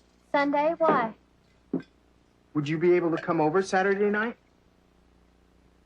Yes. I should be finished packing by then. My folks are giving me a little graduation party. Terrific. I'll pick you up. That isn't necessary. My dad's letting me borrow the car. Oh, well, that would be very nice. About 8 o'clock? 8 o'clock is fine. Great. It's a date. Who's going to be there? Just my friend Mike and a few kids from school. I'm going to miss all of you. You've been like a second family to me. We're going to miss you. Maybe you could come to visit me in Greece. I'm counting on it. Wonderful. Are you excited about graduating from high school? Sure. And a little scared. Scared? Why? Aren't you a little scared? I was when I first came to the United States. I'd never been away from home, and I didn't know what it would be like. But then I found out that people are the same everywhere once you get to know them. I'm glad I got to know you. Thank you. I'm glad I got to know you and your family. Wouldn't it be nice if we could skip the examinations and get right to the graduation party? It would be very nice. But that isn't the way it works. So, back to work. Ah. Good night, Robbie. Good night, Mrs. Stewart. Thank you for dinner. Good night, Alexandra. Will you be all right? Yes, the Molinas are waiting for me. Good night, Alexandra. pick you up on Saturday night, okay? Yes, 8 o'clock. I have to run.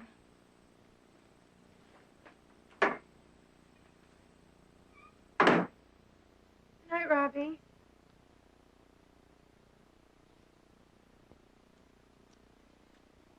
She's really a good friend, isn't she? Yeah. You are going to miss Am I going to miss her? her. That's what I said. You are going to miss her. I'm going to miss her. And my math teacher is going to miss her.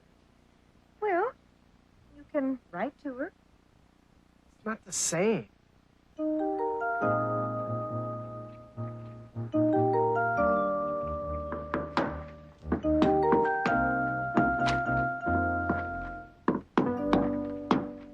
How does that look, Rob? Great. Pass me the hammer. You got it. You're sure Alexandra's going to be surprised? Absolutely. She has no idea that the party is in her honor. Millie, did you bring the tapes for dancing? They're in my bag. What did you bring? Some rock and roll. Perfect. Alexandra will love it. I can't wait to see her face when she walks in here tonight. But what about the cake? My mom's decorating it right now. Robbie, there's a phone call for you. It's Alexandra. She sounds upset. Okay, thanks, Mom. I'll take it in there.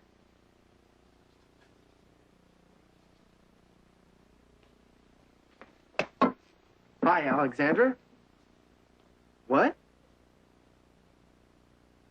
You what? Oh, no.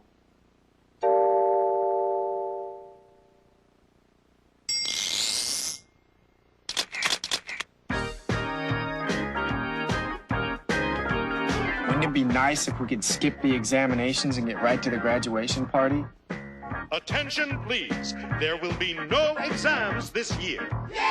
If they really canceled the exams, Robbie would give his big graduation party today.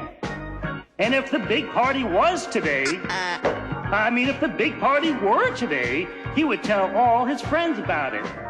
And if all his friends came to the big party, Robbie would shop for lots of food. He would buy all the food for the big party if he went shopping in the supermarket. Ice cream, soda, candy, and cake. Woo! Everyone would have a great time at Robbie's big party if he bought all that food. Hey, Robbie, you sure know how to throw a party. This is great food! But wait! What happened to the music? If Robbie played some more music, everyone could be dancing and having fun at the big party. Oh, no, no music. Boring. What do we do? And if the big party wasn't much fun, if the big party weren't much fun anymore, everyone might go home. See you, Robbie. Well, he tried. But no music? Let's leave. And if everyone left the big party, Robbie would be alone.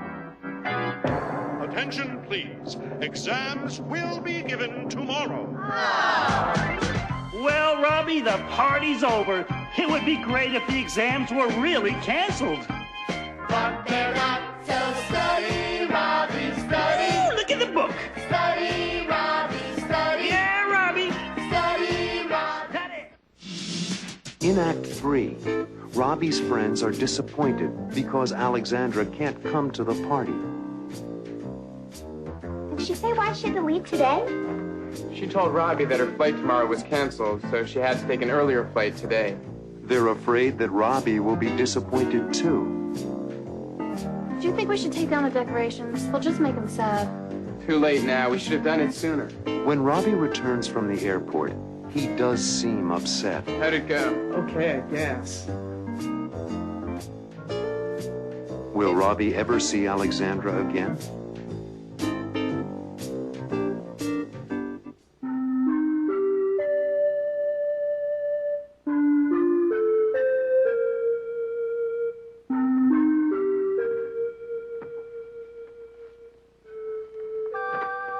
How about some music? No, let's wait till Robbie gets back from the airport. Did she say why she had to leave today? She told Robbie that her flight tomorrow was canceled, so she had to take an earlier flight today. This is terrible. Well, that must be him. Why is he blowing his horn like that? I don't know. Maybe he's angry. Do you think we should take down the decorations? They'll just make him sad. Too late now. We should have done it sooner. Oh, here he comes. Hi. How'd it go? Okay, I guess. Especially when Alexandra gave me a surprise. Yeah, what was it? This. Alexandra! Hi. What happened? I called my parents from the airport. When I told them my friends were giving me a party, they insisted that I stay. So now I'm taking a flight on Monday instead. That's great. Terrific. But how did you know the party was for you? Well, Robbie told me when he gave me this. So pretty. It's lovely, Robbie. All right, now we can really start the party. No, would you mind? I'd like to say something first. Here, here.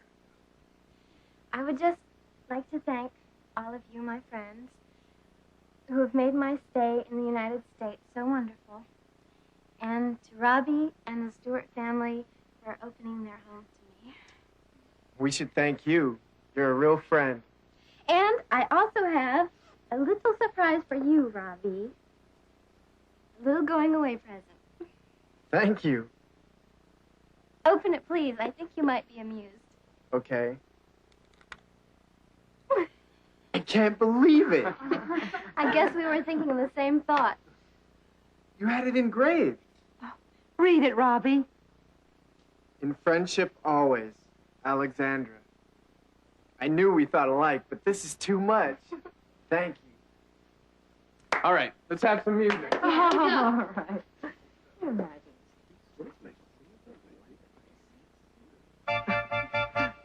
Miss Pappas? Mrs. Stewart, may I have this thing? My pleasure, Doctor.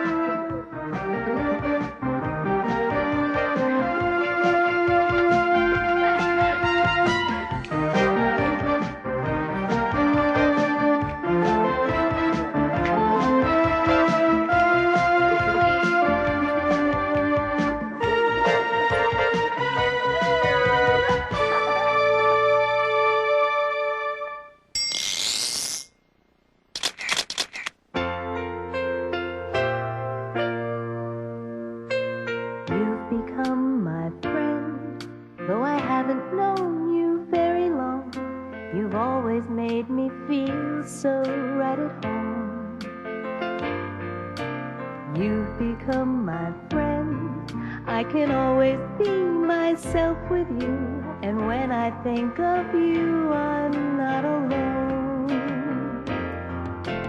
You've become my friend. You were always there when I needed you. Never had to ask for anything. You were there to help me through. I'll remember all the times that we spent together having fun. I won't forget a moment that we shared. I won't forget your smile, won't forget the way you made me laugh, the things you did to show me that you care. I'm gonna miss you, I'm gonna miss you. It's hard to say goodbye 'cause you're my friend. I'm gonna miss you. Yes, I'm gonna miss you, but sometime in the future, we don't know where or when, we'll be saying hello again.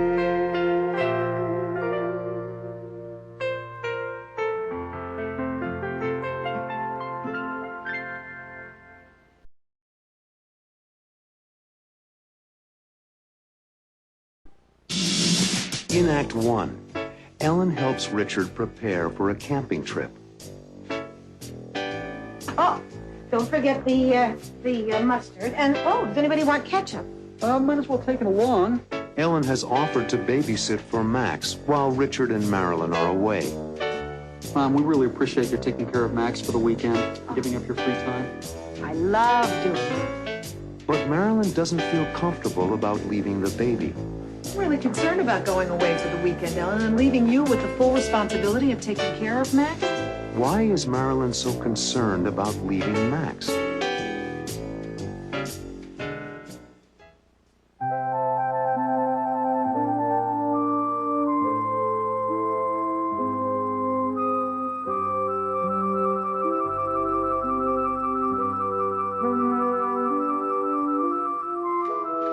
Hot dogs. I love hot dogs. There is nothing better than a hot dog in the country. Hot dogs and mustard. Cooked outdoors over an open fire. I wish I had one now. Do you remember when Daddy and I used to take you and Susan and Robbie to Jones Beach? Oh, I sure do. Wait until dark. We'd make a fire and we'd cook the hot dogs. Oh, don't forget the mustard. And, oh, does anybody want ketchup? Might as well take it along. And now to make sure we've got the hamburger patties. I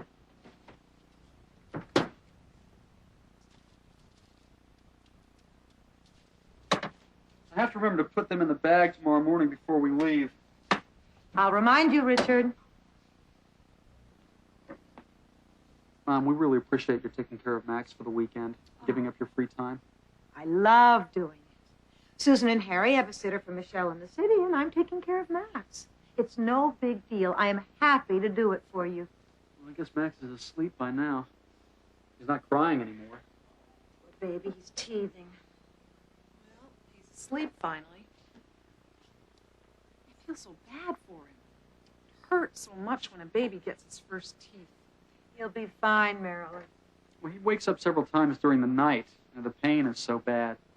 I'm really concerned about going away for the weekend, Ellen, and leaving you with the full responsibility of taking care of Max. Oh. Well, especially with his teething. I wish he felt better. Please don't worry, Marilyn. Remember, your father-in-law is a pediatrician. We have a live-in doctor if there's a problem I can't handle. I agree, Marilyn. We really don't have to be overly concerned.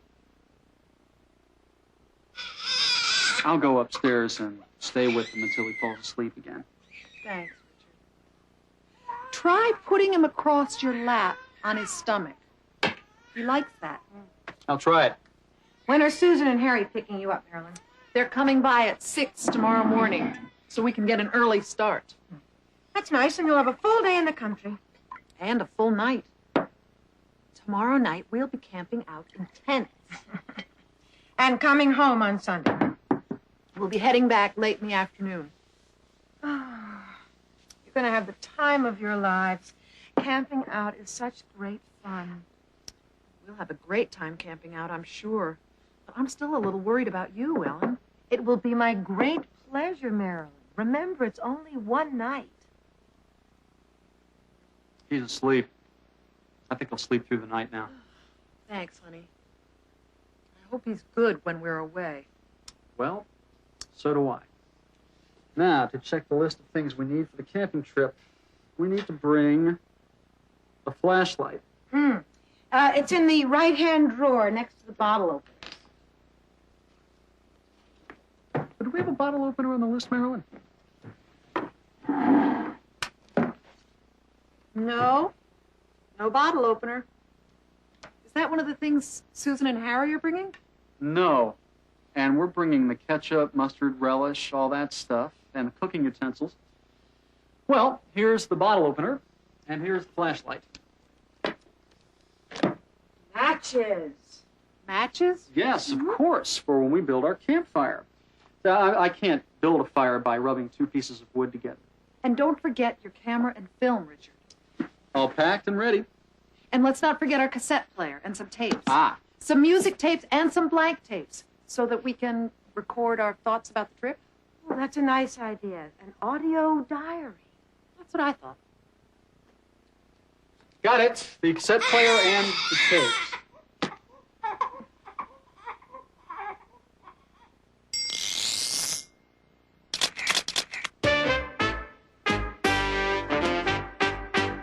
Marilyn and Richard will be away for the weekend. But Marilyn is worried. About Max. I hope he's good when we're away. Use the present tense when you talk about the future. After when.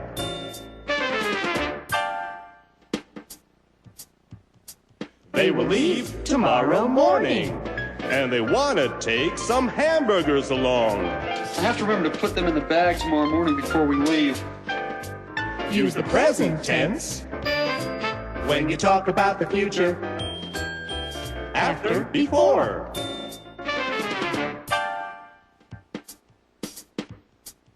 Max keeps crying. He doesn't want to sleep. Maybe he will fall asleep again. I'll go upstairs and stay with him until he falls asleep again.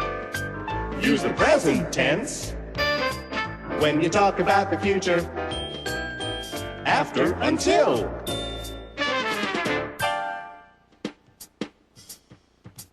Will Max miss his parents this weekend? Maybe there will be a problem with him. We have a live-in doctor if there's a problem I can't handle. Use the present tense when you talk about the future. After, if.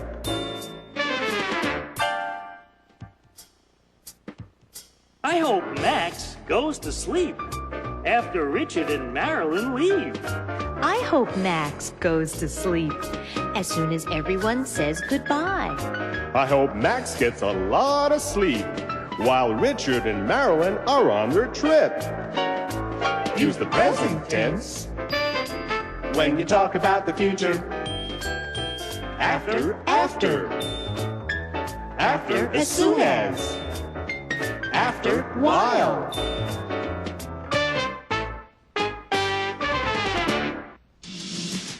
In Act 2, Marilyn, Richard, Harry, and Susan arrive at their campsite. Oh, I love it. Oh, I love it. Harry has been camping before, and he knows what to do. Well, we'll put everything over there. We'll set up our tents over there by the edge of the woods, and we'll be able to make our fire there where it's safe. Later, Marilyn and Richard listen to the sounds of the country. I've been having a hard time keeping my eyes open just listening to it. It's like special music. And Marilyn gets an idea.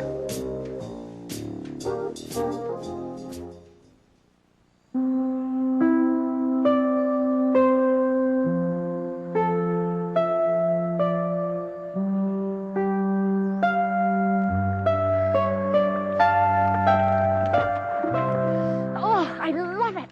Oh, I love it. To be away from the city on such a beautiful day is my idea of heaven. Oh, the grass, the trees, the fresh air. I told you you'd like it. I've been doing this for years. You have the spirit of a teenager, Susan. Where do you see yourself jumping around? That's what I love about Susan. She works hard, she plays hard. She's a real Stewart. Come on, Richard, help me get this stuff out of the car. Where does it go? Well, we'll put everything over there. We'll set up our tents over there by the edge of the woods, and we'll be able to make our fire there where it's safe. Oh, and there's our table and benches, all set for eating. That's what makes this spot so good. Is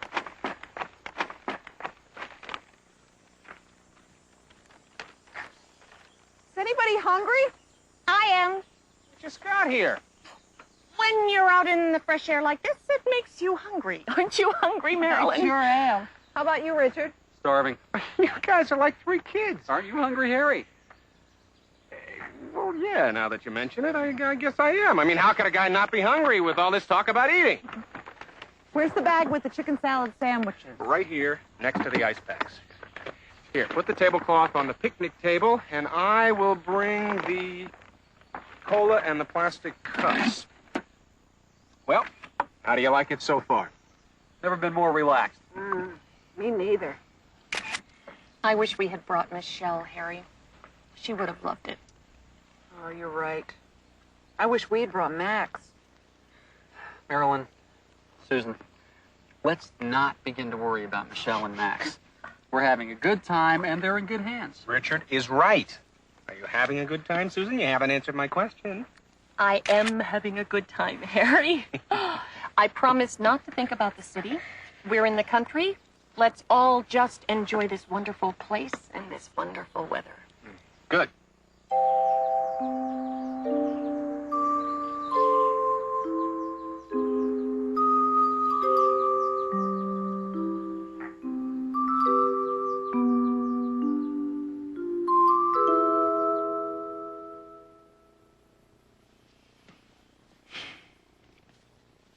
This is heaven, Harry. It was such a great idea to spend the weekend this way. Thanks, Susan. I thought you'd all like it. Like it.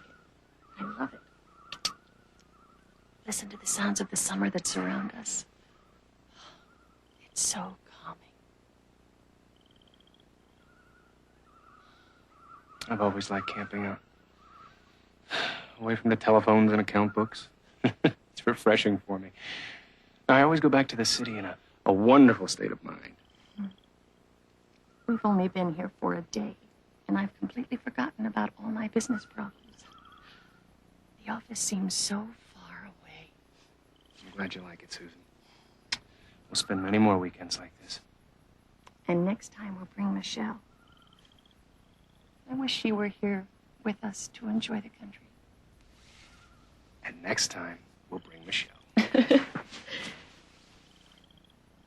Just listen to the sound.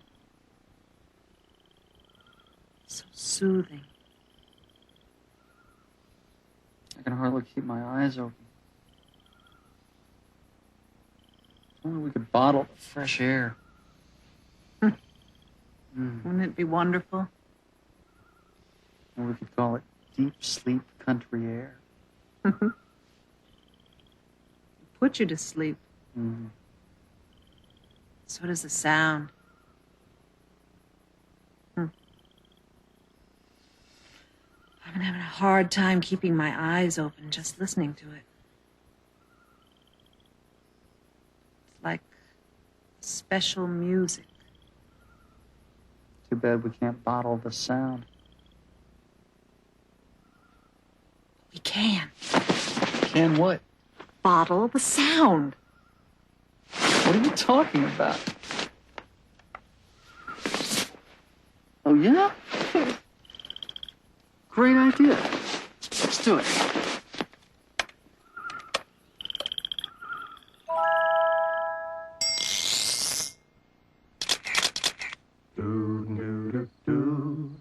Let's go. Put away your worries. Put away your cares. Let's leave our work behind us.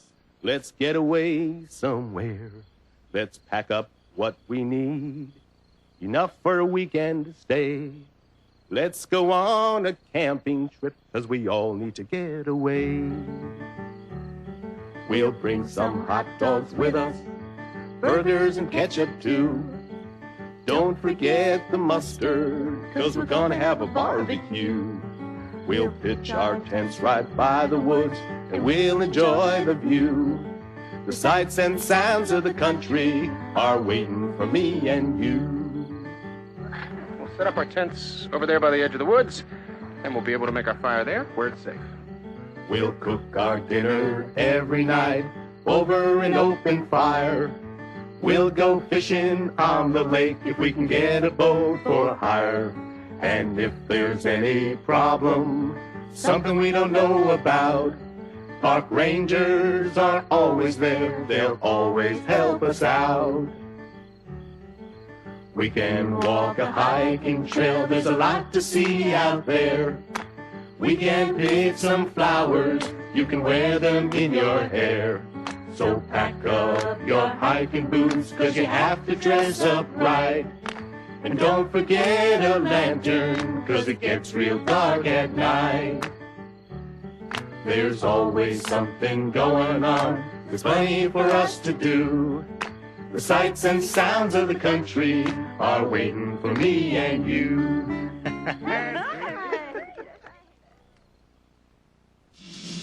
In Act 3, Richard, Marilyn, Harry, and Susan return home from their camping trip. Welcome home, and I do mean welcome home. Richard thinks that something is the matter. Something wrong? And he tries to solve the problem. It works. What works?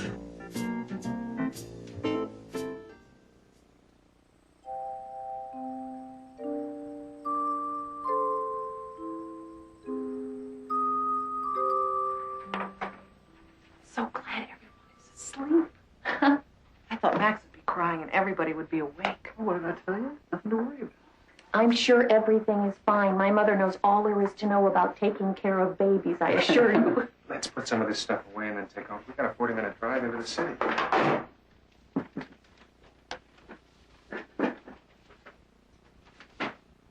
Oh, welcome home, and I do mean welcome home. Oh. Something wrong? Oh, nothing's wrong, Richard. Believe me, Max is fine. But his teeth hurt, and he just can't get to sleep, poor dear. Neither can you. Oh, I feel so bad. Oh, I'm fine. How was your weekend? We had a great time, Mom. It was wonderful. The weather couldn't have been better. It was nice here, too.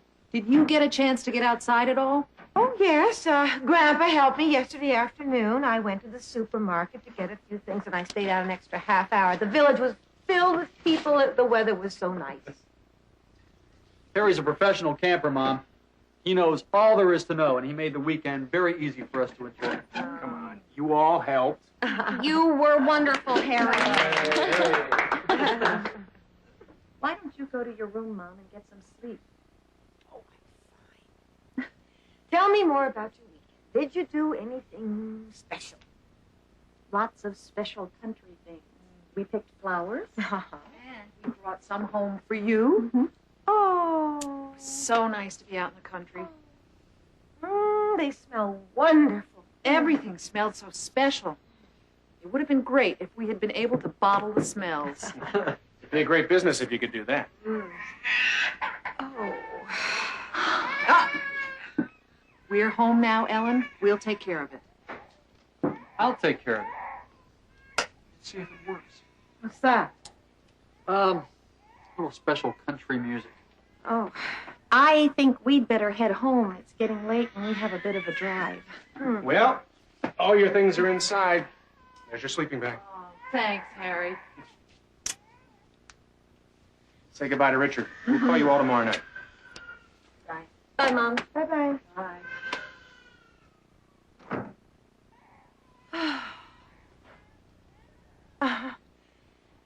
I'm so tired, I think I'm overtired. I don't know if I can get to sleep.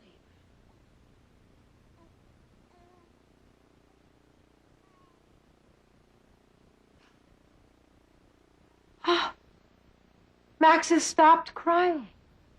Yes. It works. It works. What works? This.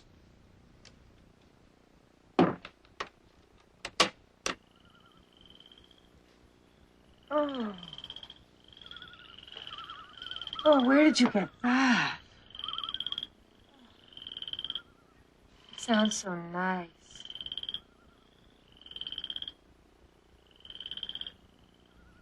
I think I'm falling asleep. Like Max did.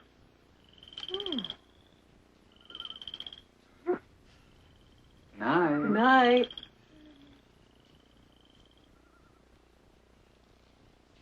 Sounds of the country. The soothing sounds of the country.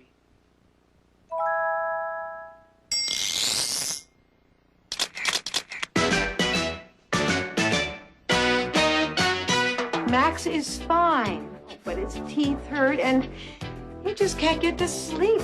I think Ellen wishes that Max had felt better. If he had felt better, Ellen would have slept more.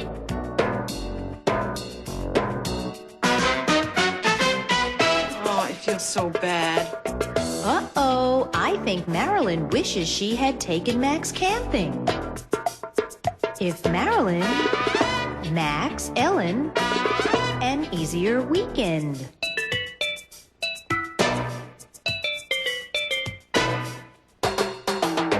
That's right. If Marilyn had taken Max, Ellen would have had an easier weekend. I stayed out an extra half hour. The village was filled with people. The weather was so nice. I bet Ellen wishes that she had stayed in the village a little longer. If she, in the village a little longer, she, so tired. You're right. If Ellen had stayed in the village a little longer, she wouldn't have been so tired. Harry's a professional camper, Mom. He knows all there is to know. I'm sure Richard wishes he had gone camping before this weekend. If Richard, before he, what to do? That's right. If Richard had gone camping before, he would have known what to do.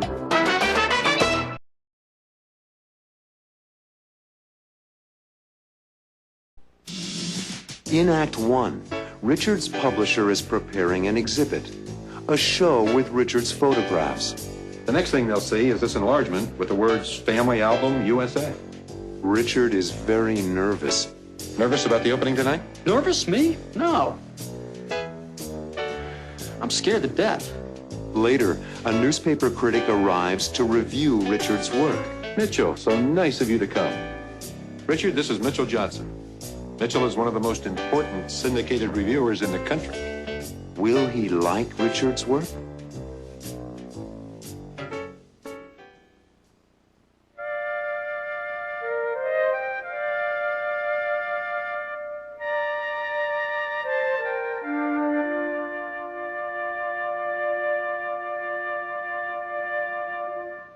A little further to the right, Tom. Is this okay? Good. What do you think, Richard? I like it there. It's the first thing people will see when they come in. It sets the tone for the whole show. The next thing they'll see is this enlargement with the words Family Album USA. I can't believe this is really happening. You've earned it. Years of work went into these pictures. I know, but it's still a dream come true. Well, remember, we're not sure what the critics are going to write about your show yet. And you never know what the man from the New York Times is going to say about it. Are you worried? I always worry. The reviews of this show are important for the sales of your book. Well, when did we see the reviews? Soon. One of the critics is coming over this morning for a preview. I hope he's in a good mood. So do I.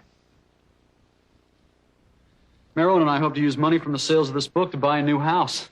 The book will be a success, and the show will help promote it. Speaking of promoting the book, do I really have to autograph copies for the guests at the opening? It's common practice. I feel uncomfortable about it. A lot of people come to openings just so they can get the autograph of somebody who may be famous someday. Couldn't we wait until I'm famous? That might be sooner than you think. This one over here, Mr. Carlson? A little further back, Tom. It's too close to the refreshments. No, I think this one belongs in the People at Work section. You may be right. Try it there, Tom. Right. Nervous about the opening tonight? Nervous, me? No. I'm scared to death. How about guests? How many people will you be bringing? Well, my family, I guess. My wife, Marilyn, my father and mother, my brother, Robbie, my sister and her husband and their daughter, and my grandfather. Is that too many? No such thing as too many at an opening. I hope they like it.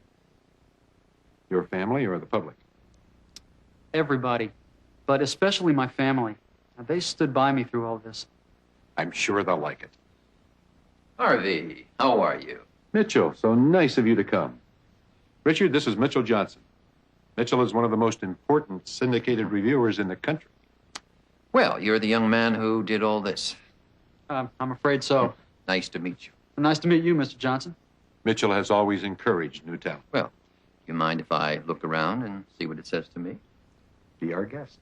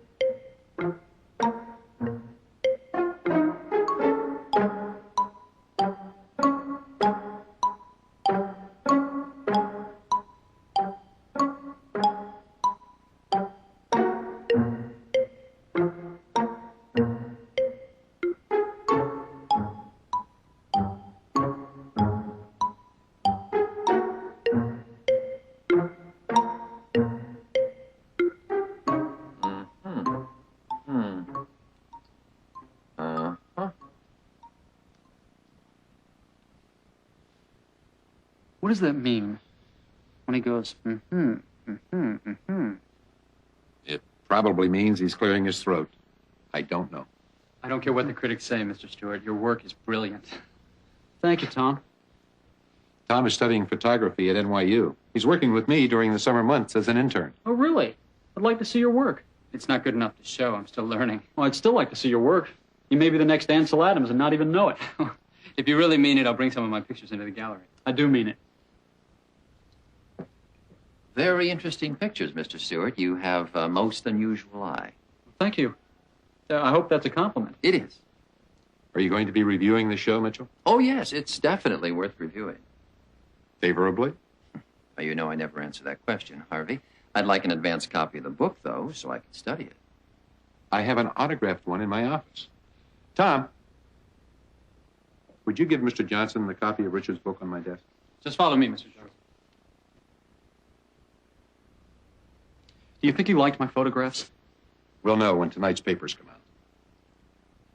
Keep your fingers crossed.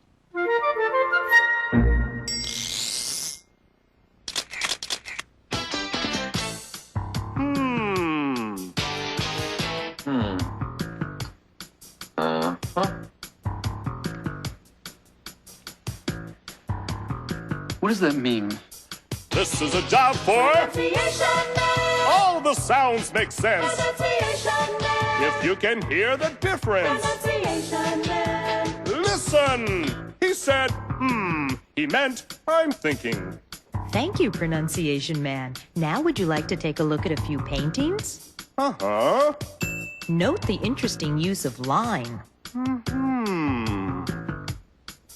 Can you see the forced perspective in this painting? This is a portrait of the artist's mother. Huh? Aha! Yuck! This is getting ridiculous. This is one of my favorites. Notice the use of black and blue. Oh, Here's one you'll like. Ooh. This is good. Thank you, Pronunciation Man.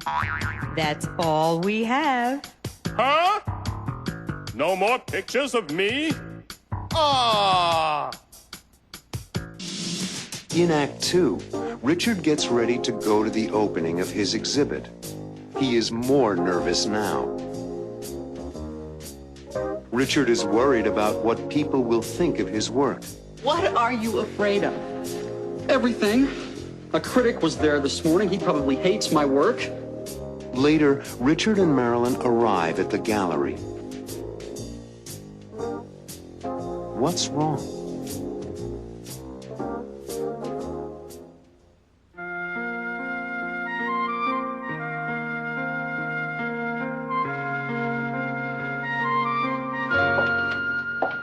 Do you like the dress? Oh, I love it. I designed it myself. It's beautiful. Are you ready? We're supposed to be there before the guests arrive. I know. Help me with this tie, will you? Honey, I'm scared to death. But this is what you've been working for all these years. No, I worked to put together a book of photographs. This is show business. Well, it's all part of the same job. Just relax and enjoy it. You're right. I earned this, and I'm going to enjoy it. As soon as I recover from my nervous breakdown. What are you afraid of? Everything. A critic was there this morning. He probably hates my work. I have to sign copies of my book for a lot of people I never met before. My new shoes hurt my feet.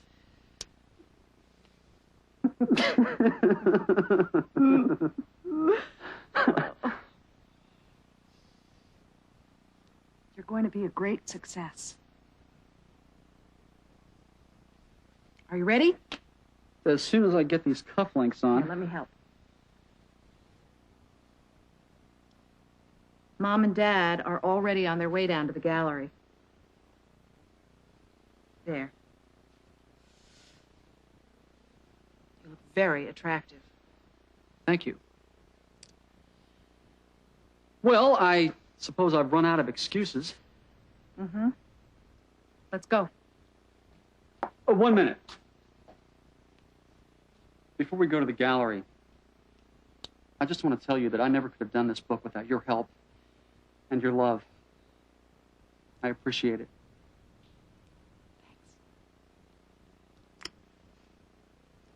Now, no more stalling.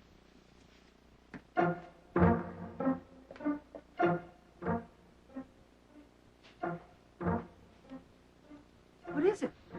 There's nobody here. Of course not, Richard. Your show doesn't begin until 8:30. Oh. Right. Richard, welcome. Good luck tonight. Oh, thanks. This is my publisher, Harvey Carlson. You've met my wife, Marilyn. Sure. Hi. My mother, Ellen Stewart. Harvey Carlson. It's good to meet you. It's nice to meet you. This is my father, Dr. Philip Stewart. Nice to meet you, Mr. Carlson. My Dr. brother, Stewart. Robbie. Hi. Hi. And this is my sister, Susan, and her husband, Harry Bennett, and his daughter, Michelle. It's nice to meet you.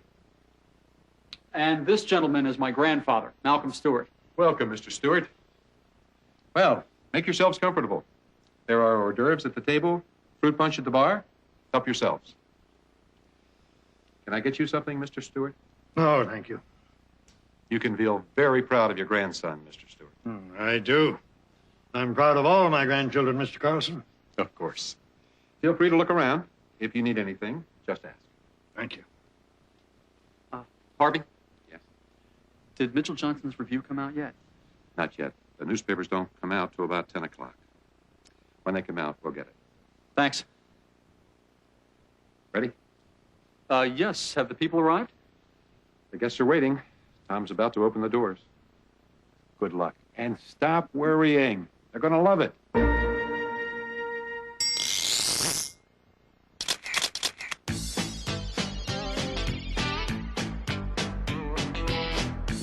Nervous about the opening tonight? Nervous, me? No.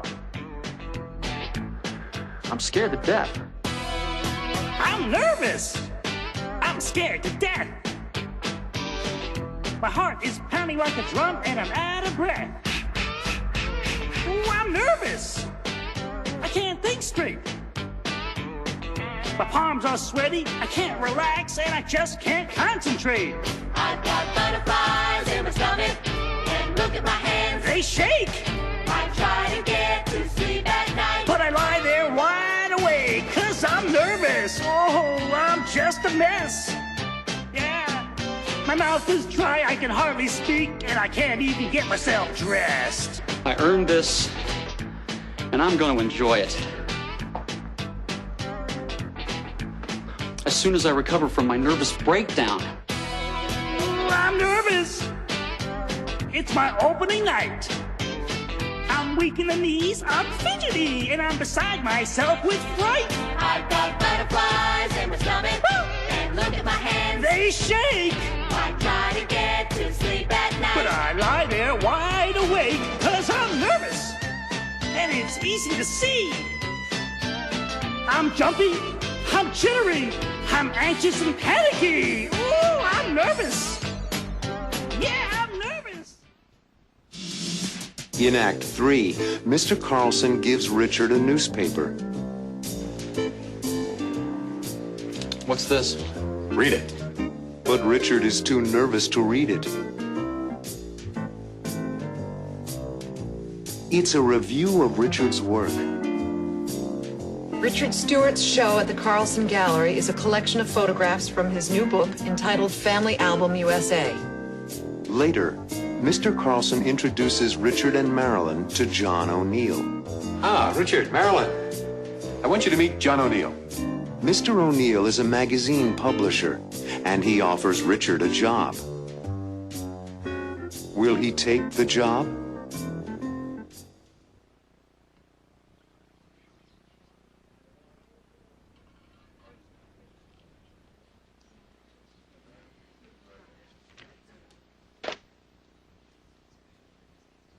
What's this? Read it. I can't. Would you read it, Marilyn?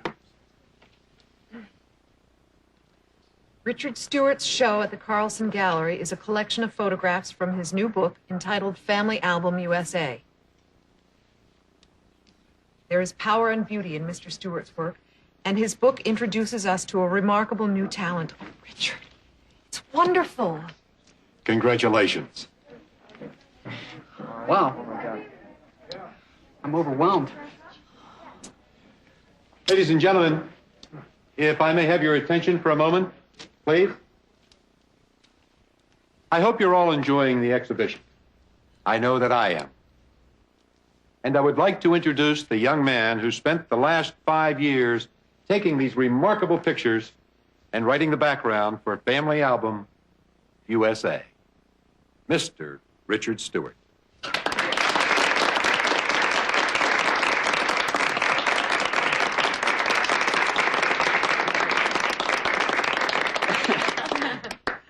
Hello.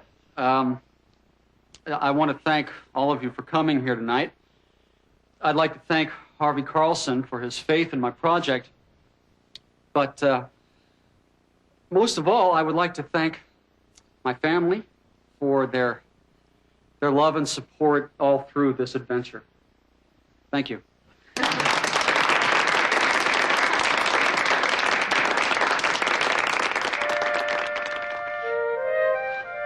Oh, I'm glad that's over.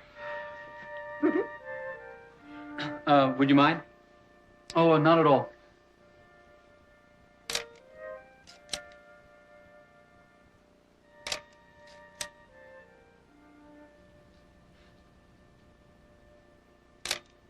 Thanks. Our pleasure. Hope it wins a Pulitzer Prize. I'll settle for an A in my photography course.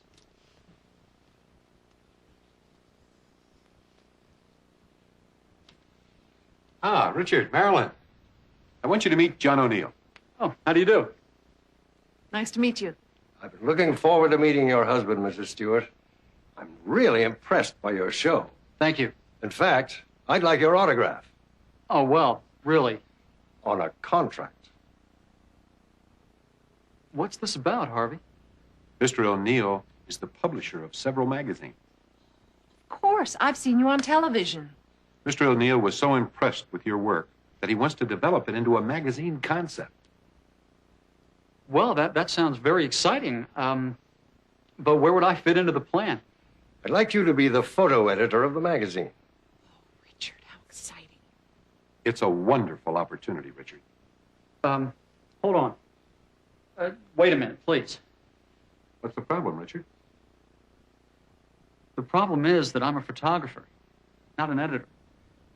I like what I do.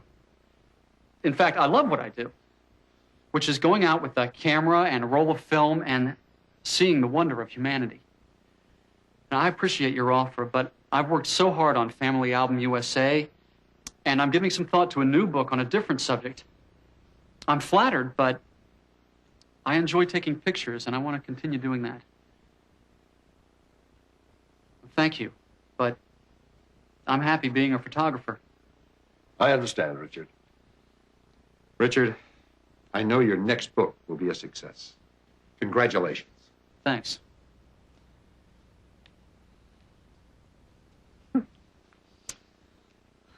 You're a real Stewart. Thanks.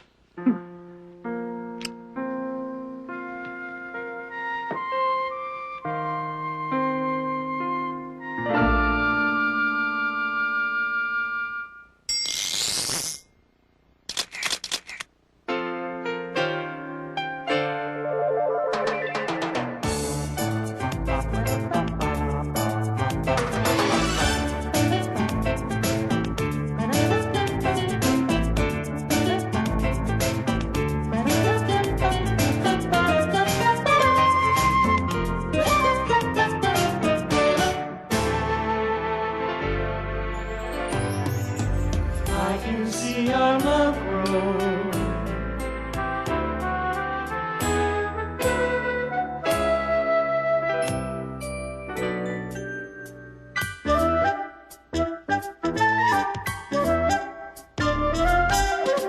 Grandpa loves his family.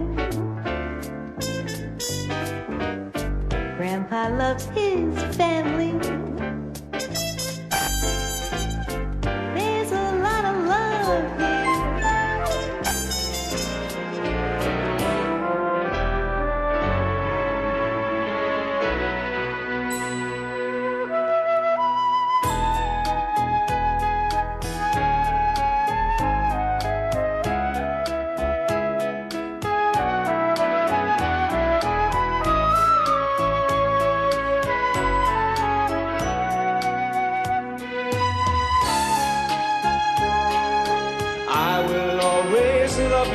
and I'll try to make you happy every day.